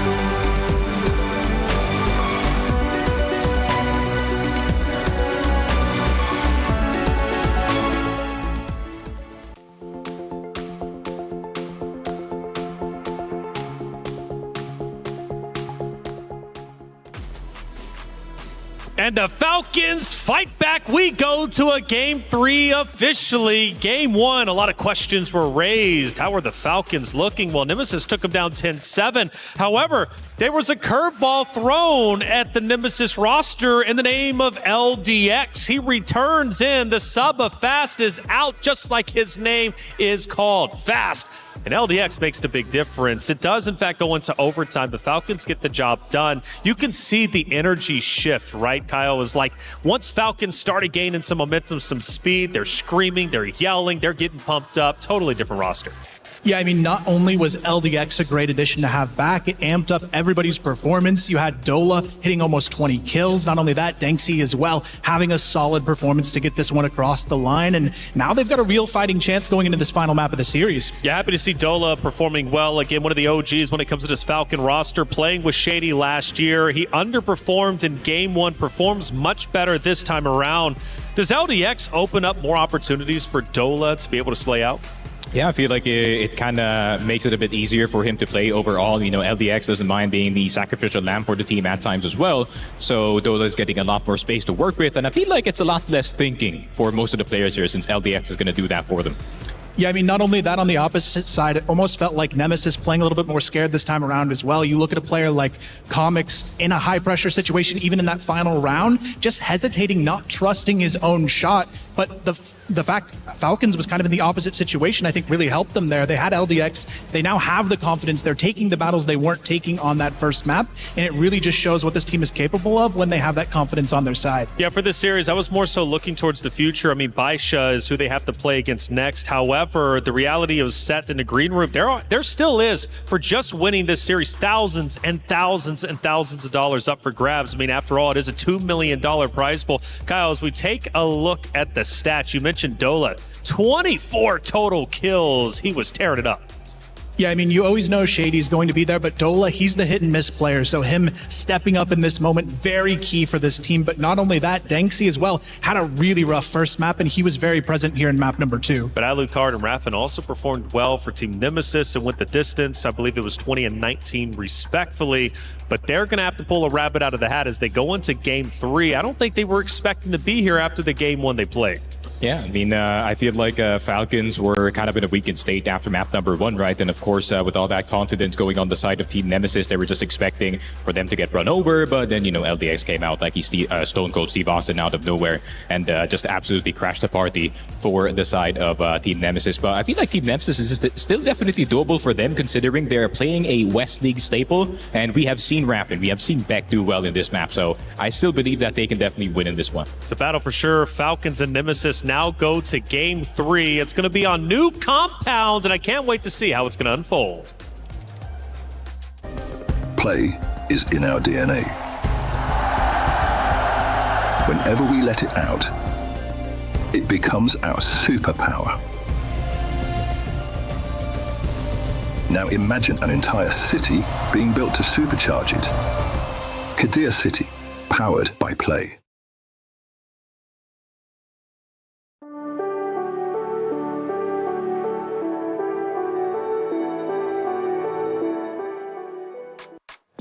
Falcons and Nemesis now moving to map number 3. It comes down to this. Win, you move forward to play against Baisha. Lose, you are out of the tournament. Your key is crushed, and you're sent packing home. Now, when we think about Nemesis, they played against Rock on the B stream. It was a great series, and we heard in the interview that they were incredibly proud how they played. New Compound was one of the maps. They lost 6-10. I still view that as a great performance against a high-caliber team such as Rock. Yeah, it's definitely not a bad performance by any means, and historically this is a great map for the West League teams they're going into. So looking at a player like Alucard, who's been playing confidently all throughout this series, I still think they have a really good chance of taking this one away. What about Falcons, though, on New Compound? How are we thinking their chances are going to be with the star-studded roster that they have? I think they're going to have a fight chance. I wouldn't say it's really, you know, them leading the charge and getting all that momentum for New Compound, right? Because this is the map to stop one of those, you know, faster teams from doing so. It's a lot more cutthroat when it comes to duels, and it's a lot more, let's say, GR-sided, which is going to be a big advantage here because Raffin has been doing really well on the GR side as well as Alucard. It just has to be the other members stepping up to the plate, because if it's only those two, they're going to be in trouble because there's two sides on the map.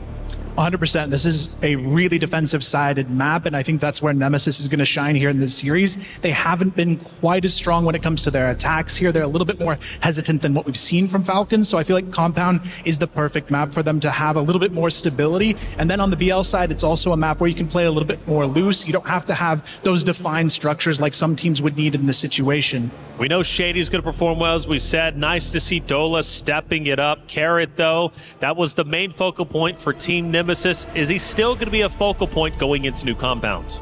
I feel like he's definitely going to be a focal point, especially knowing how important he is when it comes to defense, when it comes to the having that occasional aggression at that time, and especially when it comes to New Compound, especially in the container mid-fights, you're going to need to do that from time to time to keep the enemy on their toes. I'm feeling Falcons here, Kyle. What about you?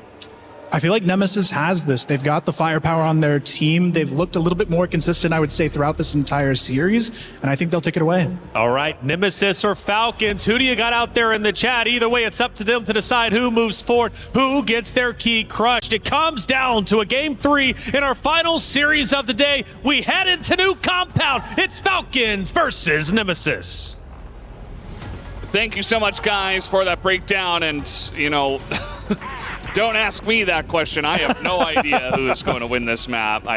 It could easily be Falcons. It could easily be Team Nemesis. I think that it really just comes down to who's got the better play. Nice little boost here. Shady looking for an angle right down the middle, but not going to see too much pressure in there from the side of Nemesis. But yeah, I don't know. It's rough. Black Widow looked slightly better for Nemesis, and Ankara looked slightly better for Falcons. I mean, you could say that with the addition of LDX coming in, they look like a better team, and maybe they have that momentum behind them after winning map 2, but new compound, a totally different situation. Yeah, it really is, right? And now it's just being that reset, just like one map remaining, and it's like, you know, the desk really emphasize this is like, look, loser is going to get their key crushed, and that's it. So we'll have to see. Now, I do agree with Kyle. I'm leaning on Nemesis still, like if I had to pick a team, but Falcons, you know, the fact that we were able to persevere through that, we'll have to wait and see. Now the execute's coming in. Nemesis, they're not going to mess around. They're going to go through this B site. Thanksy's trying his best, but he can't seem to find more than one, and look at that. Nemesis are able to just sweep the floor. They get themselves in this site, winning duel after duel, now leaving it down to LDX by himself on a 1-on-3. And there's still utility available, so Raffin actually could re-smoke this. So LDX has to find the perfect timing to slip through this before getting seen. Yeah, not going to be easy, of course, to retake the B-side by yourself through smoke against 3. But nice try from LDX. Raffin, some really nice tap headshots in that round. And even from the Blacklist side, it does look good for Nemesis so far. And I feel like also Falcons had a pretty good setup on the B site. I don't feel like they weren't ready for that push. Just came down to a really nice entry here from the side of Nemesis. And you can see that Falcons trying to get ahead of this push this time. They move heavily into pillars. This is something we see pretty often from our Global Risk side teams, just to try to, you know, go out there as a team, leave a couple of guys, maybe even just one, and try to get a sense of where they're pushing. As we can see, though, Nemesis have read this pressure, and they're looking to push into A at the moment, as a lot of flashes are coming out here. Push is a bit delayed, but they're still going to make their way onto the site. Couple of kills come in, and Alucard's just winning by himself in mid. He's taking everybody down by himself. And now it's just LDX and Danksy, but they are late to the party, as the plant doesn't even, it's not even necessary. Nemesis, very strong second round on top of it. Yeah, that was such a weird round, right? I mean, I was kind of looking a little bit awkward. I was thinking Nemesis, they got spotted along A. I was thinking maybe they were going to pull back on it, but they decide, no, let's just commit to it. And with the new update, obviously, on this map, there is that little bit of a window that you can still spam some nades through and some flashes. So you can see Beck was just trying to get everything in there. And yeah, Falcons, I think they were caught a little bit exposed, so that flash actually lands really, really well. And now Nemesis, again, just taking a 2-round lead pretty convincingly. Like, these rounds have not been close. Like, Nemesis have really started making a bit of a statement on this attacking side. So this boost from Shady, is it actually going to pan out? It does. Gets a good opening duel. Now they can pull back. This is exactly what you need to do. Now this is going to put Nemesis way more in a position where they have to figure out how do they get back in the driving seat. Yeah, like Comics' reaction, he's like, wait, is that a guy on like, is he there on the yeah, he is. Shady also a little bit delayed on the reaction, but gets him on the re-peak, so if it works, it works. And yeah, that's going to be a good start, but LDX is going to lose the 1v1 versus Beck, and that gives another opportunity here to the side of Nemesis. You really don't want to fall behind early in these rounds from the Blacklist side. You want to get the first kills, or you want it to just be 5v5 and just go for a big push on a one site. That's where we see the success come from the Blacklist side, if they're going to have it. Or just, you know, Alucard go kill and get 2 kills in mid. That works too. They are going to push now 4v4 in towards the B sites. Nice little setup so far, though, from the side of Falcons, as Dipsy just tries to force his way in early. It does not work, and the rest of the push will come in. Carrot isolated, but not taken down for too long, as Danksy gets value. Beck is sniping big time on the top here, as Alucard kind of missing him, and that is going to be Kara picking up 2 in the servers. It gets very, very close as Beck looking for the 1v1 here. He's been good on the sniper so far. He's hiding behind the pipes, behind the railing here. He's just going to hold the angle. He says, I got 30 seconds, and right as I say that, he goes off the angle. But he is going to pick up the bomb and plant it. Yeah, and I mean, honestly, like, Beck is definitely somebody that can be a really strong sniper player, too. So you don't get to see it very often, but when he does, like, when he's feeling it, he's feeling it. So now he gets this plant, buys him a bit more time, and now puts a lot more pressure for Shady to have to make the play. And again, this is a tough one because Beck's been able to put up some good numbers. Shady has been able to have himself really good performances. Beck, oh, that position. He misses the shot. Gets another chance at this. He's just throwing as much utility as possible. But Shady actually comes in with the pistol.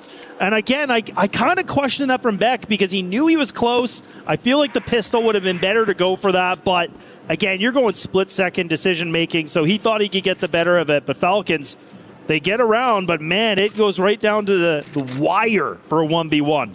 Yeah, it might have just come down to the fact that Beck was definitely feeling the snipes in that round, right? I think he got 2 or 3 in that round alone, just on the sniper on the attack. So good stuff. And speaking on the attack, that's 2 kills to Dipsy with the pistol. Dola gets taken down in the end, and they know where Carrot is. He's in the corner. Beck dealing with LDX. He's not going to win that fight. And I mean, they've been able to group up, actually, the 2 of them here as they do move over towards B. LDX has it all to do as the plant already comes down. Very nice early timing from Alucard, but a nice push in already from LDX through the smoke as he's not going to hit that shot. And he's just holed up here in the servers, hoping that Alucard peeks him. But Alucard, all he's got to do essentially is hide and allow Dipsy to come in and try to go for the double peek. But LDX pushes aggressively, gets the pick. And now all of a sudden, there it is! He peeks him when they had only 20 or 15 seconds on the bomb. And LDX, huge clutch for him. That was so unnecessary, and I don't know why. I mean, Alucard, again, he was playing the position of just like, I'll be the distraction. You need to sit back. Let us just see what happens. And as soon as Alucard went down, Dipsy should never have been peeking. He knew that he had to go for the defuse. He could have at least buyed like a little couple extra seconds, but yeah, that's just a bit of a misplay. This is, yeah, just really bad timing. And he even had the best spot because they planted right in that corner. He had the full sight, so I think the nerves just got a little bit better for Dipsy there, and he just wanted to get frag hungry, but that's where, again, these mistakes are starting to happen. Carrot now, he gets activated. He's able to find himself a great opener. And now Falcons, they are just sweeping the floor right now, and Nemesis are the trash, and they're going in the bag. I do feel like Nemesis are playing more aggro than they need to. I think even that push through the smoke there, if you run into the hot hands of Dola, you will be shut down, and that's exactly what we saw there. Falcons, 2 big rounds in a row. Totally going to sweep the tempo into their favor. Even just the manner in which they did it is huge. 1 big clutch from LDX. Taking advantage of some of the mistakes, as you were talking about there, Laz, but also a nice call, the follow-up, you know, just to rush into mid and take them down as they are pushing. So now let's see what Nemesis have in the tank, because it was a great start for them from Blacklist side. I do think that they really had something going, but maybe getting a bit antsy in the 2 follow-up rounds. Nice little flash here, the timing great on the entry as they go for a fast push straight into B, and they're just tapping them. Beautiful stuff. Dola and LDX at least got some back, but they're already on the B site here. Yeah, things are getting loud here in the arena. I love it. So now 3-on-2 advantage. Nemesis are going to get this plant, leaving it just for Dola and Carrot now, the last 2 remaining players. We'll have to see what they're going to be able to do with this. Again, they have 1 PC utility each. Beck might be able to find the timing of this, and he does. Perfectly done. So now Dola, even more of a tough task, and you can see he's kind of wondering, hey, like, do I need to go through main? Do I need to clear things out? Beck is doing such a great job of being a nuisance. He's just being that itch, and Dola can't seem to figure out how to get rid of this little bit of an itch right now, and Beck should be able to get it done, and indeed he does. So Nemesis, bring it back in. The back and forth affair continues. Nothing has changed as we got to map 3. Yeah, again, don't ask me to predict who's going to win this. I'd rather be surprised at this point. Both these teams are playing really to the top-notch level. And, yeah, very nicely done by Beck to handle that situation. It was already going to be a hard situation for Falcons, even if it was just a 2-on-2, but back in that middle position, they just couldn't root him out. They could not figure out a way to handle it. And so Nemesis back on the board. I mean, if you hit 4 or 5 rounds from Blacklist, you're feeling pretty good. I mean, Nemesis moving over to GR with a lead, I think you gotta like their chances as long as they can actually get there. So let's see. The Blacklist side has looked good so far. They move into pillars. They move into mid. And this time it's actually Falcons, bit of a stack in B main. And then you've got 2 just holding down A. Yeah, a little bit of a 3-2 setup that we can see. So now Nemesis, again, they have this mid control. You do have Carrot that's actually, again, just got that good position where he should be able to get some bit of a spot, get some information at least.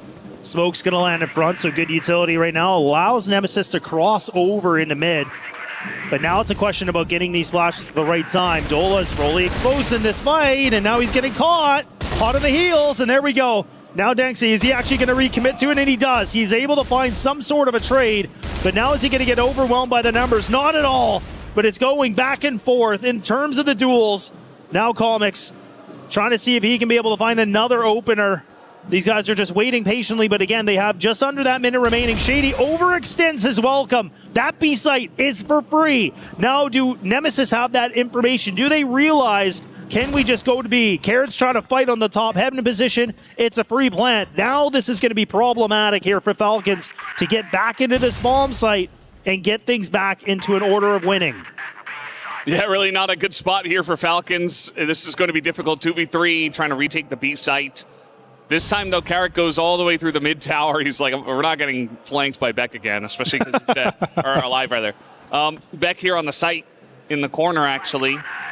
And it's just going to be playing point man. You see LDX is trying to cover that, but the flash comes in, they check the corner, and they're right there. It's Comics and Alucard put 1 and 1 together, and that is now the lead given back over to Team Nemesis 4-3. Yeah, I love it too. You can see that Kevin, he's got his hand up, he's got his finger up, he's like, look boys, we need one more at least. I need you guys to be able to find something to push this thing so we can get ourselves a great start in this first half. So slowly and surely, Nemesis have been able to bring themselves back into a lead. Well, that's the question. How long can they do it? Is it a long-term thing? Is it a short-term thing? I have absolutely no idea. That's why we're not the analysts. These guys have been able to break it down very well. And this has been such a tough game to break down just because both these teams evenly matched. And now we have to see, in terms of round number 8, Falcons, look at how fast they're rotating on this already. They have the full read. And Nemesis, they don't necessarily have to commit to this. They get that duel. They're kind of still sitting around waiting. Falcons have now been able to reposition, double in B, 1 in GR spawn, leaving 1 singular person in A. And they're trying to buy some time. They're trying to catch these guys on this little bit of a the rotates. And if they can find one more kill, that's when they're going to go. That's when they see the green light. That's when they want to go for it. And they're not going to hesitate anymore. They're going to start barreling in. The shot's made, Carrot misses, but there's the rifles. They find the activation. Dola saves the day, and there we go. Falcons are able to bounce on back, and we are going to the last round of this first half. Yeah, absolutely. That was going to be a difficult take for sure, just based on the way that Falcons had holed themselves up there in the B site. There are just way too many corners to check. You can't flash everyone. And yeah, just reading the position of Nemesis, feeling the pressure of the push, they get into position to stop it. And once again, we go back and forth. If Falcons win this round, I'd say, advantage nobody. Like from there, really just have to see how Falcons can play from Blacklist side. The Blacklist side on Ankara looks great with LDX in the lineup. And now pushing on in, Comics shooting his teammates, but that's okay.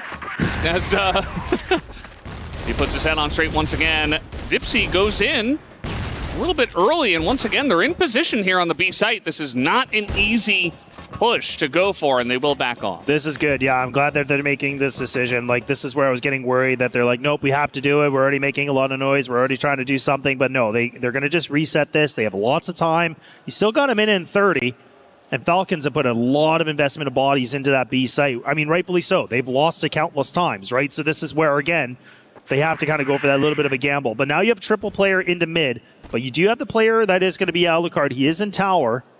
And again, I was wondering if we were going to see a player kind of swing this, and now Danksy's going to be able to find onto Comics. I think he's got that intel that he saw the double player, so at least now we can see Nemesis are aware, but Shady, he's able to find himself a duel. Now they have to find a little bit more. Beck realizes he was going to push through main, he's going to go through top, and he actually just frag it out. And now this is just ridiculous. This seems like a bit of a DM session. Alucard by himself has been able to at least spot one player. He's got that bomb, but again, he's got 50 seconds he can work with. It's a 50-50 coin toss on this one, right? You have one player in A, you have one player in B, and it's all about landing the shot here. He spots Carrot, but he can easily just retreat this. Yeah, Alucard has time. 30 seconds. As you mentioned, just try to take one of the 1v1s and then go for the plant.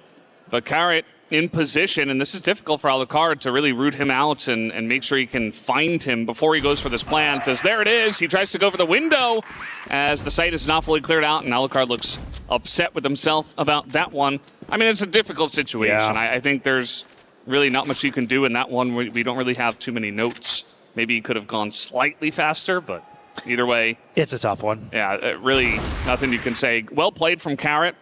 Gets the timing there of jumping through. And yes, Falcons go up to 5. And as I said, again, I still can't call it from here. Nope. Me neither. Yeah, it's not convincing, right? I mean, yeah, Falcons have got themselves a couple rounds in a row, but it's not like, again, it's not like a big lead. It's not like it's really been the determining factor in this entire series, right? Both these teams have proven they can go toe-to-toe. Dipsy realizing, okay, yeah, no, I'm going to pull back. I don't want to do that anymore. He gets a little bit of a quick little teaser, and thankfully his life is still intact too. And now Falcons, tiny little bit of damage against them. Rappin trying to go for a bit of a peek by himself. Ooh, he's trying to time this because he saw the utility flying. Not bad at all, and he does find himself that second. Gets himself a little bit of revenge, and look at that. Nemesis are just loading up. The kill feed is just showing blue. And now it's all just Falcons here with, what is that, 1 HP? I was going to say, he doesn't have a whole lot to work with, and he's going to be gone. Nemesis respond back in the same fashion we've seen from the last 2 maps. They will never give up, and they will never surrender. Yeah, it was kind of crazy from Raffin just holding the door by himself, and you could see, the utility flies, and he knows exactly how he can pre-fire to stop the push, and we know how good his spray control is and his ability to rifle. He's like one of the best that we have, and he is he just goes huge in that moment. So good on him for essentially stopping the push by himself. Good follow-up from the team. And I do like how Nemesis are saying, you guys just aren't allowed to take pillars. We're going to push in here. We're going to get in there aggressively. This time, Raffin wants to push once again over on a long, and he does get shut down by Dola.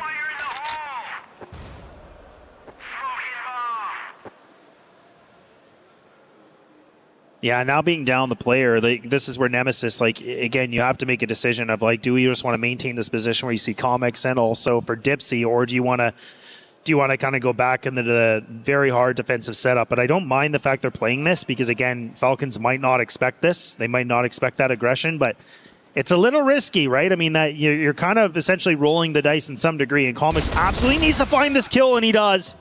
So he's been able to equalize now. How do Nemesis want to respond to this? Because they can either pull back or they can commit, and it just does seem like they want to just go back to a defensive setup. A little bit of a switcheroo on the guns. Danksy gets aggressive by himself. I don't know what he was thinking. He thought maybe he could get the timing of it. So now Falcons.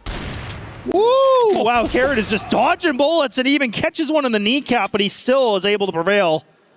Man, oh man, this is just a wild round. Yeah, and now Dipsy going to try to get revenge here, but Dola, good idea on the swing, but Dipsy just shuts them both down. And Dipsy has been a bit of a wild card. This time he rolls big as he does get 2 of the kills. Now Shady by himself. Nice headshot. Going to make this a 1v2. And still a bit of time for him to rotate out. Unfortunately, though, with that amount of time that he has, I think this might be a bit obvious where he goes. 20 seconds left. And yeah, slowly but surely Nemesis get the feeling that, hey, he has rotated over towards A. Of course, they're going to wait for the plant here. And once that comes in, they will move out. Still advantage to Team Nemesis here in the 2v1. Very common spot for Shady to play up in the window. Let's see if they try to double swing it.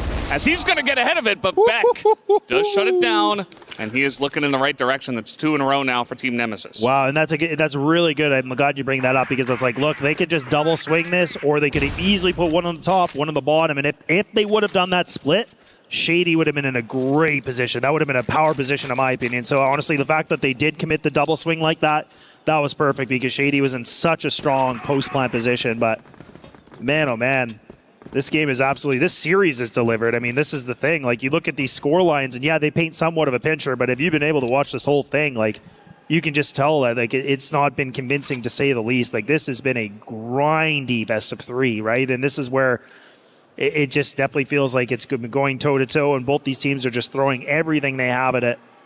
So you absolutely love to see it. And like you talked about, winner of this matchup is going to go against Baisha, which is not going to be an easy feat. So, that's a lot. That's a tough pill to swallow. Oh, nice shot here from Alucard, and he gets away. 4 health is enough for a sniper, as he'll try to maintain that spot. Comics has gone back to the snipe, but he's not going to get the quick scope, and a nade takes out Alucard, so apparently not enough HP.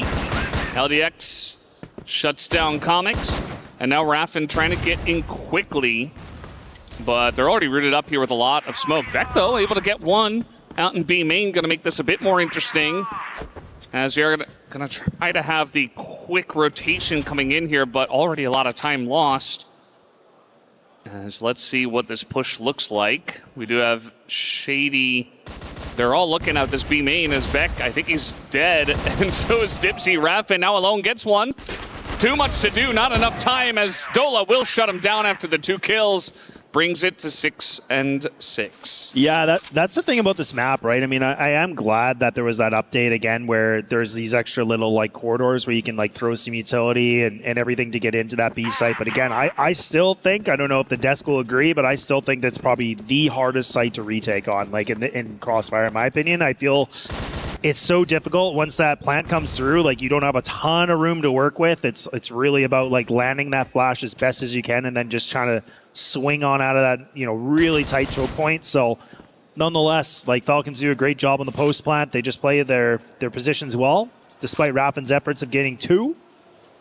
So, I don't even like saying we're back in a tie game, but we are. Like, it's just, you know what I mean? It's like, lead, no lead, lead, and tie. It's just like, what a crazy game. But again, I can't stress it enough. It's been really impressive to see Nemesis from last year at EWC to what they've been able to do here and now. Like, this is such a difference of what they were able to do. Last time I think they went 0-2. They weren't really able to find too much success. Now, I mean, you're going toe-to-toe. You went toe-to-toe with the best Brazilian team. You're going toe-to-toe with the best like Vietnamese team, like that the CFBL team, right? So that's what's really exciting. So they've proven a lot.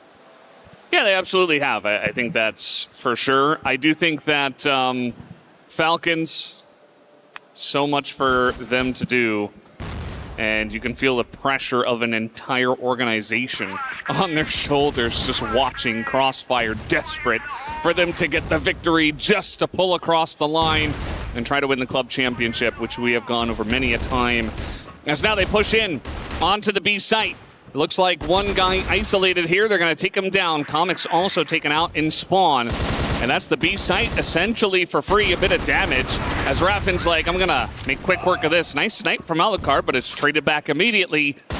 And now 2v4. This is not an easy take. They run through the smoke and they go down. Falcons take the lead. And it feels like a little bit of momentum going their way now. Yeah, I think Falcons are starting to get a good read on this. And if I'm not mistaken, I'm pretty sure both these teams, maybe just Nemesis, I think they've already burned their timeout. So I was going to say this would have been a good moment for them to... Oh, just kidding. I'm wrong. You're technically right. Yeah, they did burn it. Yeah, now. Okay, they did burn it now. But I was going to say, I think this really is a good opportunity because I think now Kevin, you can see the coach right here. I would hope he's saying, look, B site, it's giving up too easy. Like, we have to be able to find some way to lock this down better. Our setups are not quite what they need to be because the retakes, again, very difficult to do. But Falcons have been able to just soar through that site, and honestly, pretty convincingly. Like, it almost feels like it's not too much of a challenge. So I do hope there's some sort of a change, whether they want to play aggressive in mid, try to set the pace a little bit differently, or you push through B main, or even just as simple as you change maybe a player in that site or just add a player, right? I think there's many options they have to do here, but Falcons seem to just be playing the same track over and over again. And if it ain't broke, don't fix it. So I'm agreeing with that. Yeah, I'm always a big fan of if you find a weakness, just exploit it. Yeah, you got to keep pressing that button. You know, like, hey, we're getting wins. Oh, let's do that again. And yeah, I know there's definitely a lot more tactics that go into it and reverse psychology and, you know, trying to catch them off guard and bring in new strategies and not just do the same thing. But if there's a clear weakness and you see the enemy is not dealing with it well, you know, worst case scenario, you get attack pause like this in this situation, and maybe you don't get it later.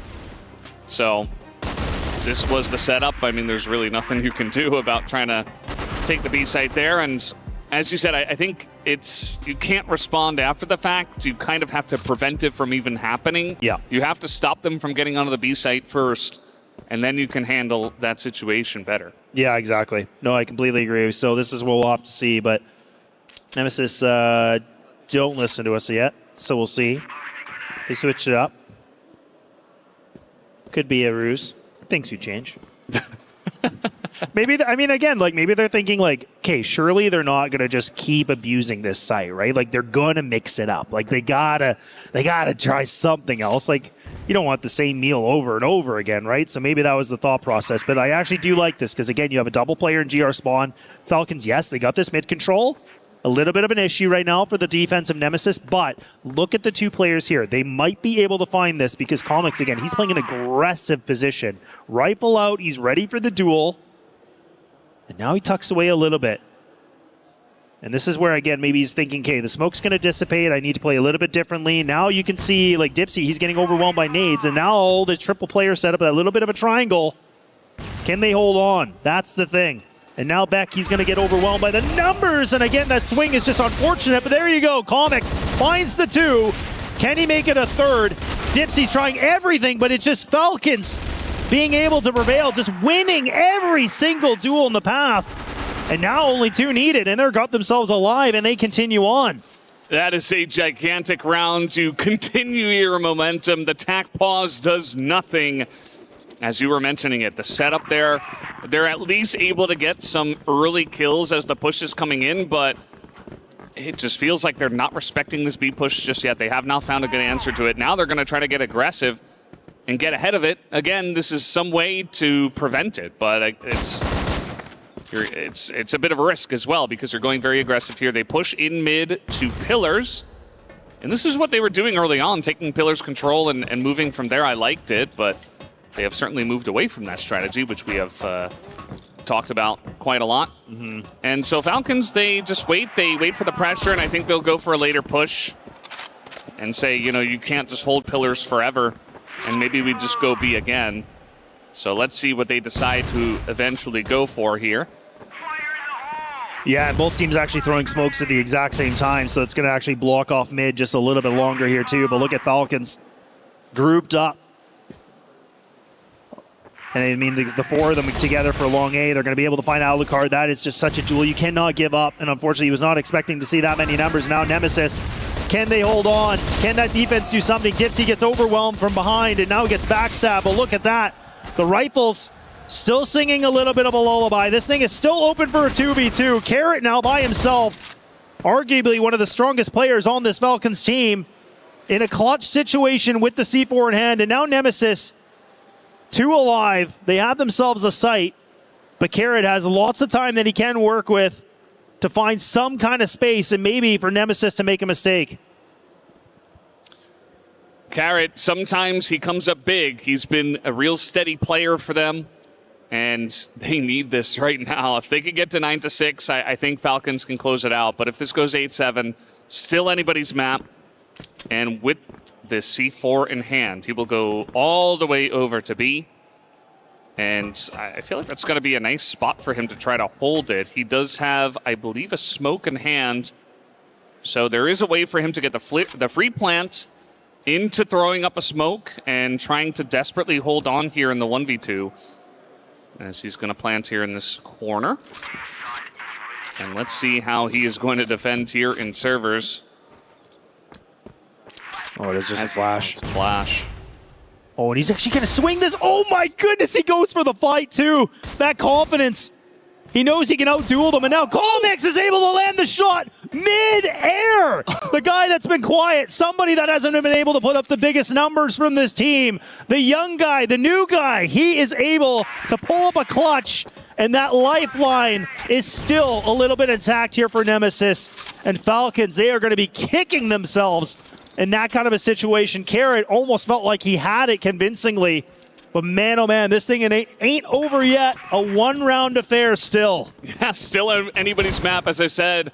Look at this shot. Ooh. I mean, he knows he's posted up in that corner, right? So he can just hold that line, but still, super clutch from him. As we do have Raffin real close, right up against the boxes, just going to be spammed down. Has a little bit of support. Oh my goodness. And Beck goes down. He's able to get away. So a bit of a one-for-one trade, has the slight health advantage. And I feel like this is going to favor Nemesis just a little bit from the GR side, but let's see how it is going to go.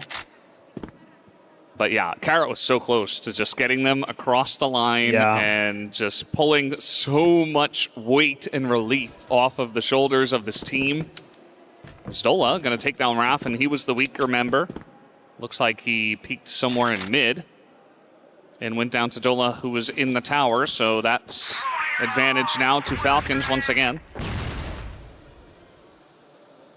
Dipsy's actually got himself the TRG as well. So this is a little bit of that switch up I talked about where he likes to be that hybrid player. This is where he's getting a little aggressive, but he's going to have to be careful. And actually he misses that shot, but will able to be the rebound. It does escape. Oh my goodness, I can't believe it. Dola's so close. Misses the nade. I thought he meant to throw that in A main, but maybe not. But now you can see Colmix is trying to go for a bit of a duel. Ooh, a nice little bit of a tapper. Reno himself, and now Danksy's trying to do something big, but oh no, Dipsy! Oh, he just lets it fly away. And Colmix now in another clutch situation. I can't believe that. Danksy's running in with a smoke grenade and he still wins the fight. Colmix, there's been so much pressure on this guy and he's not going to be able to do it this time. He's done enough, guys, for the squad. You can't expect him to do that 1v2. And Falcons 1 round away from moving on and facing off against Baisha Gaming. You can feel the relief beginning to release, but it's not done yet. They need one more round to finish it off, to cap it off, and move on to the next day and keep their hopes alive in this tournament, in the club championship. Yeah, what are they going to go for? I mean, that body language, like from Nemesis, it looks really tense. Like these guys are looking stressed now. And I mean, rightfully so. You have the match and series points against you. You had yourself in that position where you should have been able to close out on Akara. So now they have to figure out, how do you find 2 rounds and kind of reset this in the overtime situation? So they are going to go back to this 3-2 setup. They're going to play a very passive mid, so they're kind of allowing that to be in control somewhat. Dipsy is going to still commit to the TRG, so he's going to still decide to go with it. He doesn't want to rifle this. They think that they can use that range in their best efforts. And now Falcons right back to the old faithful, back to the B, and Dipsy's kind of holding a weird angle. Dipsy needs to get out of there. I don't know what that angle is, but at least he gets the utility. He can reset a little bit. Falcons, they have to make a decision. Do you stay or do you go? Yeah, I think Dipsy was just peeking through the window and just wanted to play off the utility and try to get away for info. And he does get away. He takes a little bit of damage. Here they come through the smoke as Danksy pretty good on the entry, and Dola and Shady are right behind him. And now Shady in position, takes down Beck. They will take down Alucard, and the Falcons will move on to the next round as they keep their hopes alive, hanging on by a thread. The hero resub of LDX gets himself back into the roster, and they win 2 maps in a row. Yeah, what a great amount of work from Falcons, and that is like the reverse sweep, right? This is where Nemesis were able to get the first map win. Really close affair on that second map, and unfortunately, Falcons just again showcasing a little bit of their experience as this roster, and again, the CFBL team, the #1 team, just being able to be the clutch factor and survive this mode. And like we said, the championship points are still a reality here for the Team Falcons as a whole. So that's going to feel really good. A sigh of relief for these guys, absolutely. But Nemesis, unfortunately, with this loss means that it will be the end of their tournament life, and that key will be crushed. Yeah, fantastic showing, as you mentioned. I mean, they're not going to feel good about it, obviously, but for us on the commentator's booth, they put up a nice fight, but a nice fight is not enough to move on. So many strong teams in this tournament, and Team Falcons barely get across the line with that reverse sweep. And I don't know how they're feeling now because, you know, subbing in and then subbing out and winning, but it being like pulling teeth where, you know, that's enough stress to crush a key, right? Like that is enough pressure to crush a key. They keep their key alive, but now it's just barely. Like you're barely getting across the line against Team Nemesis, the second seed from West. And then you have to face Baisha Gaming, who is a powerhouse from CFPL. It is not going to be easy, but maybe they can begin with their tournament run now from the lower bracket. We've seen it many esports here at EWC, even just making a lower bracket run.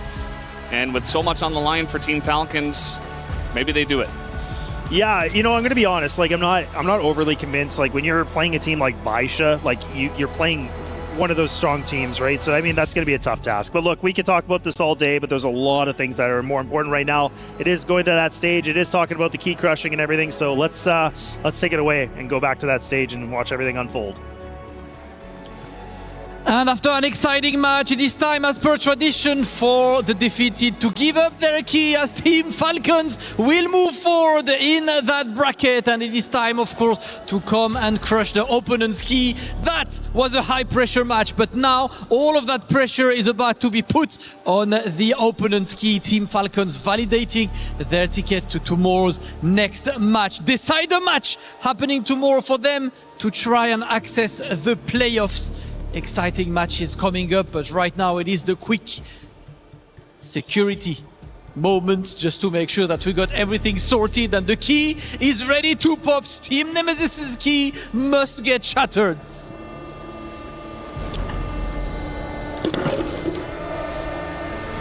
Loud and clear. Congratulations to Team Falcons, Dola. Congratulations. Just a quick question for you. This was a super tense match, right? The beginning was difficult. You got to do a sub in the middle and then came back to it. Run me through this. How did the team feel throughout all of that pressure? Hồi nãy cái trận đấu của mình đều rất là suýt soát với nhau. Mình đều rồi lại thua 1-2 điểm. Thì hiện tại bây giờ đội mình cảm thấy như thế nào về những cái trận đó? Theo em nghĩ là em thấy bình thường. Nói chung là bọn em nghĩ là phải gian nan thì mới thành công được. We think that it's just a normal thing in a game. So with the difficulty that we make the diamond. All right, and unaffected by pressure, tomorrow you have to face last year's grand finalist Baisha Gaming for a spot in that top 8. How do you approach that match? Thì ngày mai mình sẽ đối mặt với lại đội tuyển Baisha. Thì đội tuyển này mình đã đấu vào năm trước rồi, thì mình cảm thấy mình đi vào cái trận đấu tiếp theo như thế nào? Nói chung là tất cả mọi người đều cố gắng thôi, còn đâu tùy duyên. So we will try our best. Listen, doing your best is what you do here. One more match, tomorrow for Team Falcons to try and access that top 8. Congratulations again to Team Falcons. Let's go back to the studio to review the match.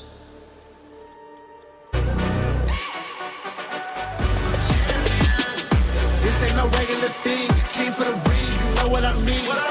You see my name in the lights. Better get right, I'm champion.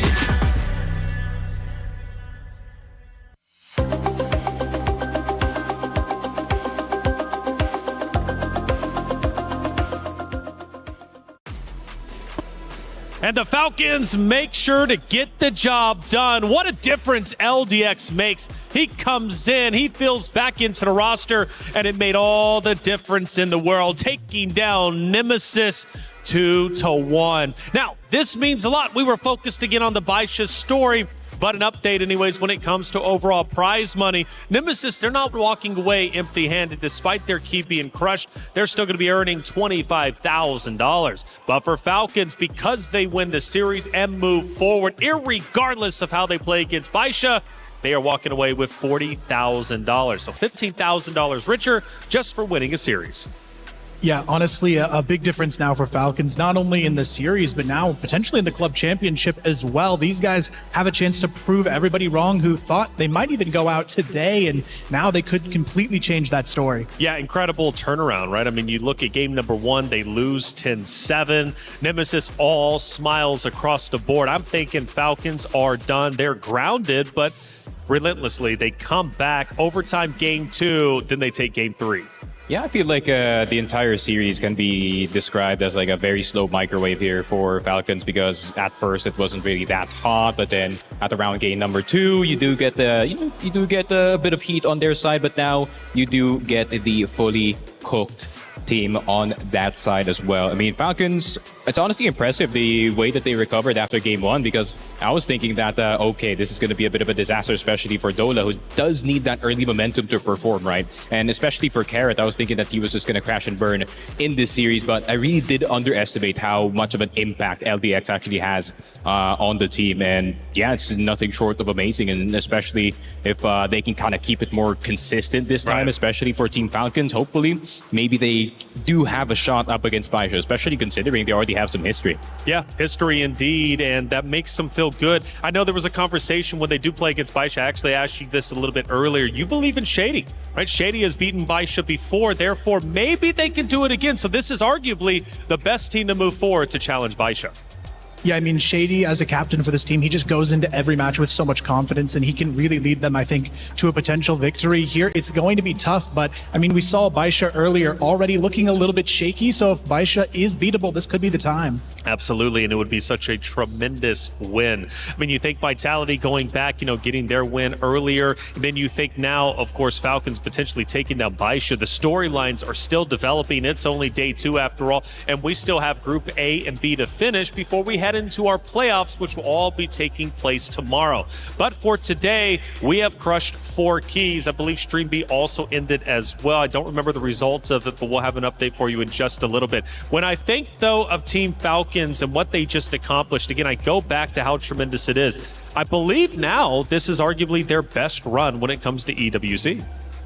Yeah, it definitely is shaping up to be that way, not only for them, but for the region as well. You've got GK with still a fighting chance, and it definitely shows their improvements from last year, because I believe all 3 Vietnamese teams went out in the group stage in 2025, so now they've got a chance at playoffs. Chance in playoffs indeed. Now for Vicious and Anubis over on Stream B, getting word they just went into OT. That is the final matchup taking place today on Stream B. Like I said, you should have both streams open, Stream A and Stream B, for Anubis. First time competing already in OT against the Vicious.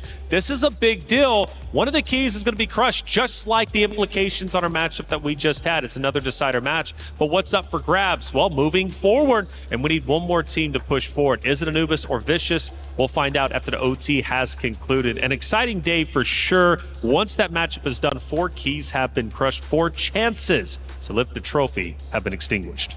Yeah, and especially it is kind of the same matchup, right? It's like West League Vietnam and West League Vietnam as well on Stream B. And the fact that the Vicious, especially, man, they still have a lot to prove, especially with the names that they have on the team, just like Ice Cube, just like Kimbum, and just like the rest of them as well. So I really do want to see them do well, but at the same time, I feel like with the recent games that we have in West League, man, I feel like I kind of got the soft spot for them. And honestly, I'm looking forward to what Nemesis or Anubis would do in the next season. Yeah, for sure. Well, Anubis hasn't lost yet, right? Hasn't lost yet, but you're still looking forward to it, right? They're still going into the OT. But for Nemesis, though, their key has been crushed. They are now out of the competition. What do you think about their performance here, though? I mean, do you think they played well enough to excite you going into future competitions?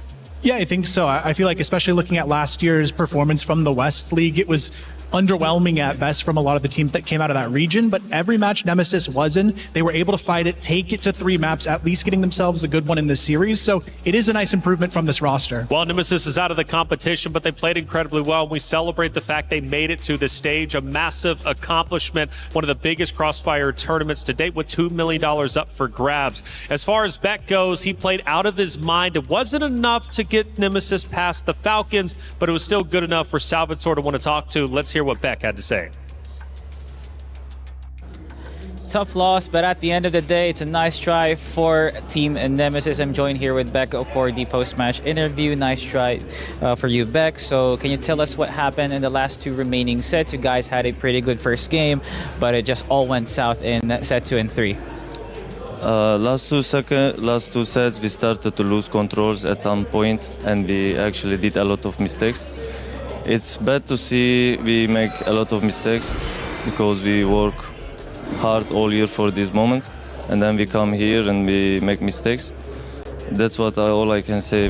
We make a lot of mistakes. Yeah, I can assure you, Beck, the next time that you will be given the opportunity, those mistakes will no longer be seen. I'm confident that Team Nemesis will definitely bounce back. Can you tell us the reaction of the team once Fast got subbed out and LDX returned to the starting lineup? So what was your team's reaction? Actually, we just say that we don't care whoever come because we were confident to fight versus back them. All I know is just like when we were doing veto, they said it's not allowed to put sub in, and they took sub in, but it's not really a problem. I take the loss on us, not because they put a player. All right, that's humbling words here for Beck. Lastly, Beck, we'll be giving you the opportunity to say anything to the fans at home, to your friends, your families, and to the fans supporting Team Nemesis. Thank you to everyone who support and cheer for us.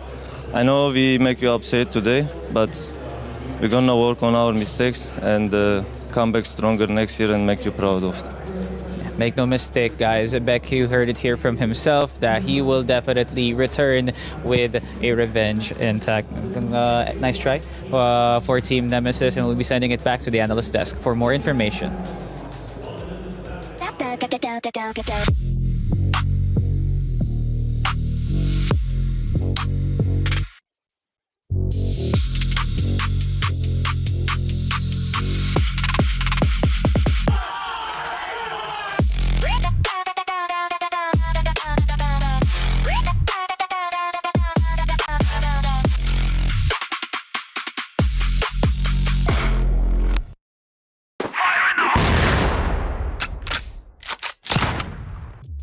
Thank you, Salvatore, as always, for the exit interview. Beck saying, look, the mistakes are on us. It had nothing to do with the team change, it had nothing to do with the sub. We made some mistakes, but next year we're coming back for revenge. Yeah, honestly, I think they have a bright future ahead of themselves, maybe even CFS on the horizon for this team. But yeah, he said it best. I mean, this team kind of let themselves down. They looked so good in map 1 of this series, but throughout you could tell the pressure just kind of got to them today. Well, either way, for Esports World Cup, Crossfire is well underway. But the stories continue throughout each and every week. We're now in the final week, but it doesn't mean the coverage will end once the broadcast does. You guys can still get caught up to speed with everything EWC with Level Up Season 2. A lot of people are haunted by their past. I'm inspired by it. They're not just playing for themselves, they're really playing for their entire family. They have defeated their demons. They have crushed the curse. Well, the club championship race is well underway. Given the fact that we are in the final week, there's a lot of implications, not only in the Allianz Vault, but around the entire venue on the multiple stages that's currently taking place. Now, when it comes to Falcons and AGAL, we need an update because they're battling for first, and we've got Trav to break it down for you. Thank you very much, Taylor. Obviously, as we've just seen, huge news for Team Falcons staying alive here in Crossfire, but it's not just good news for this team, but across the board for Team Falcons, keeping them in this race with AGL. At the moment, thanks to AGL's qualification to the top 8, they've secured themselves 200 points, which closes that gap ever so slightly. It was 300 at the start of the week, and now it's down to just 100. And that's with Team Falcons still having a chance to try and get this top 8 as well. Looking at the percentage-wise in terms of how likely these guys are to win the club championship at the start of this week, it was about 75% to Team Falcons and about 23 to AJAL, with 2 other teams having a bit of a say here and there. But at the end of today, it's looking a lot more likely that AJAL are going to get a bit of a leg up. We're getting closer and closer to that 50% as the day goes along, thanks to Team Falcons being in that lower bracket and being at a bit of a risk. That leaves, if they get knocked out tomorrow, it leaves kind of a 3-game versus 3-game matchup for Team Falcons and AGL, which could play out absolutely either way, depending on a few different games from, obviously, different performances from different teams. And we're looking like it's going to come down to those CSs and Fortnites at the end of the week too. That's it for me. Back to you guys in the studio.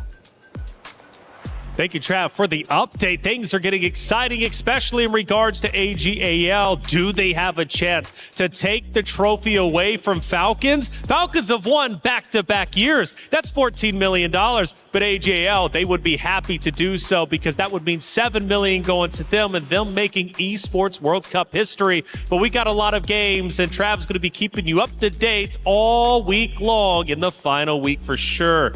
Guys, it's been a great day of competition. We have some unfinished business to attend to tomorrow before we head into our playoffs. Let's start giving the chat an overall viewpoint of what we're going to be seeing tomorrow. Now, for Group B, it's been exciting for sure. Our opening matches were great. We've talked all about that, but let's go a little bit further down to the decider matches. Hey, Sneaky, we still are awaiting Anubis Gaming and Vicious as they are in OT to play against Na'Vi, but Baisha and Falcons. Falcons win, they're rewarded with Baisha.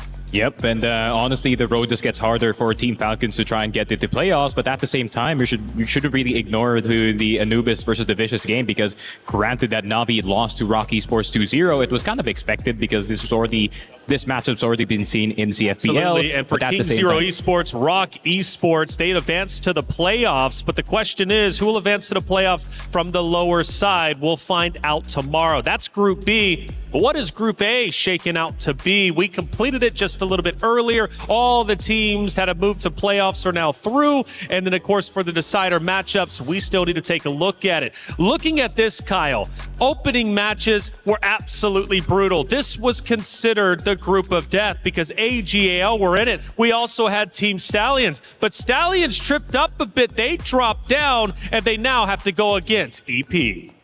Yeah, definitely an interesting shakeup here in Group A with Stallions going down into that lower bracket. That Stallions EP game is really going to be the biggest decider of how this entire event plays out, I think, because either one of those teams going through can shake up that playoffs bracket. But Vitality and GK as well as the decider matches as well, I think will be interesting to see play out because I honestly think that could go either way too. Absolutely. We crush 4 more keys tomorrow for Team Liquid AGAL.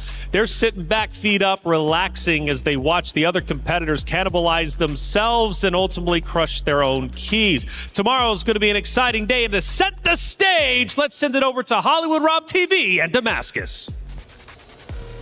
Thank you, Taylor. Great day comes to an end. Tomorrow we finish qualifying to the playoffs. And of course, we have qualified teams on the upper bracket side. Right now, teams are going to fight for their life on the lower bracket side. We have 4 more teams to qualify. 4 matches happening. 2 on Stream A, 2 on Stream B. Then bracket draw for the playoffs, and we kick off the playoffs tomorrow immediately. Man, that is absolute insanity, Damascus. You did hear that correctly. Tomorrow, we are starting the playoffs. We're starting things off with our decider matches. Who is going to even make it there? And then we will have our playoff draw where the top seeds are going to decide exactly who they want to play against. Yeah, and that's what I want to see as well, because every single time teams get to choose their opponent. This is the luxury you get when you get a solid performance on the upper bracket side of things. So you'll have a moment maybe to talk some trash, to tell the opponent who you think will win, because right now everything is up in the air. Of course, the running champs are still contenders right now. Last year's grand finalists are going to be facing Team Falcons tomorrow for a spot that is not only important for them, but also for the club championship. And so far, the matches have been absolutely just unbelievable.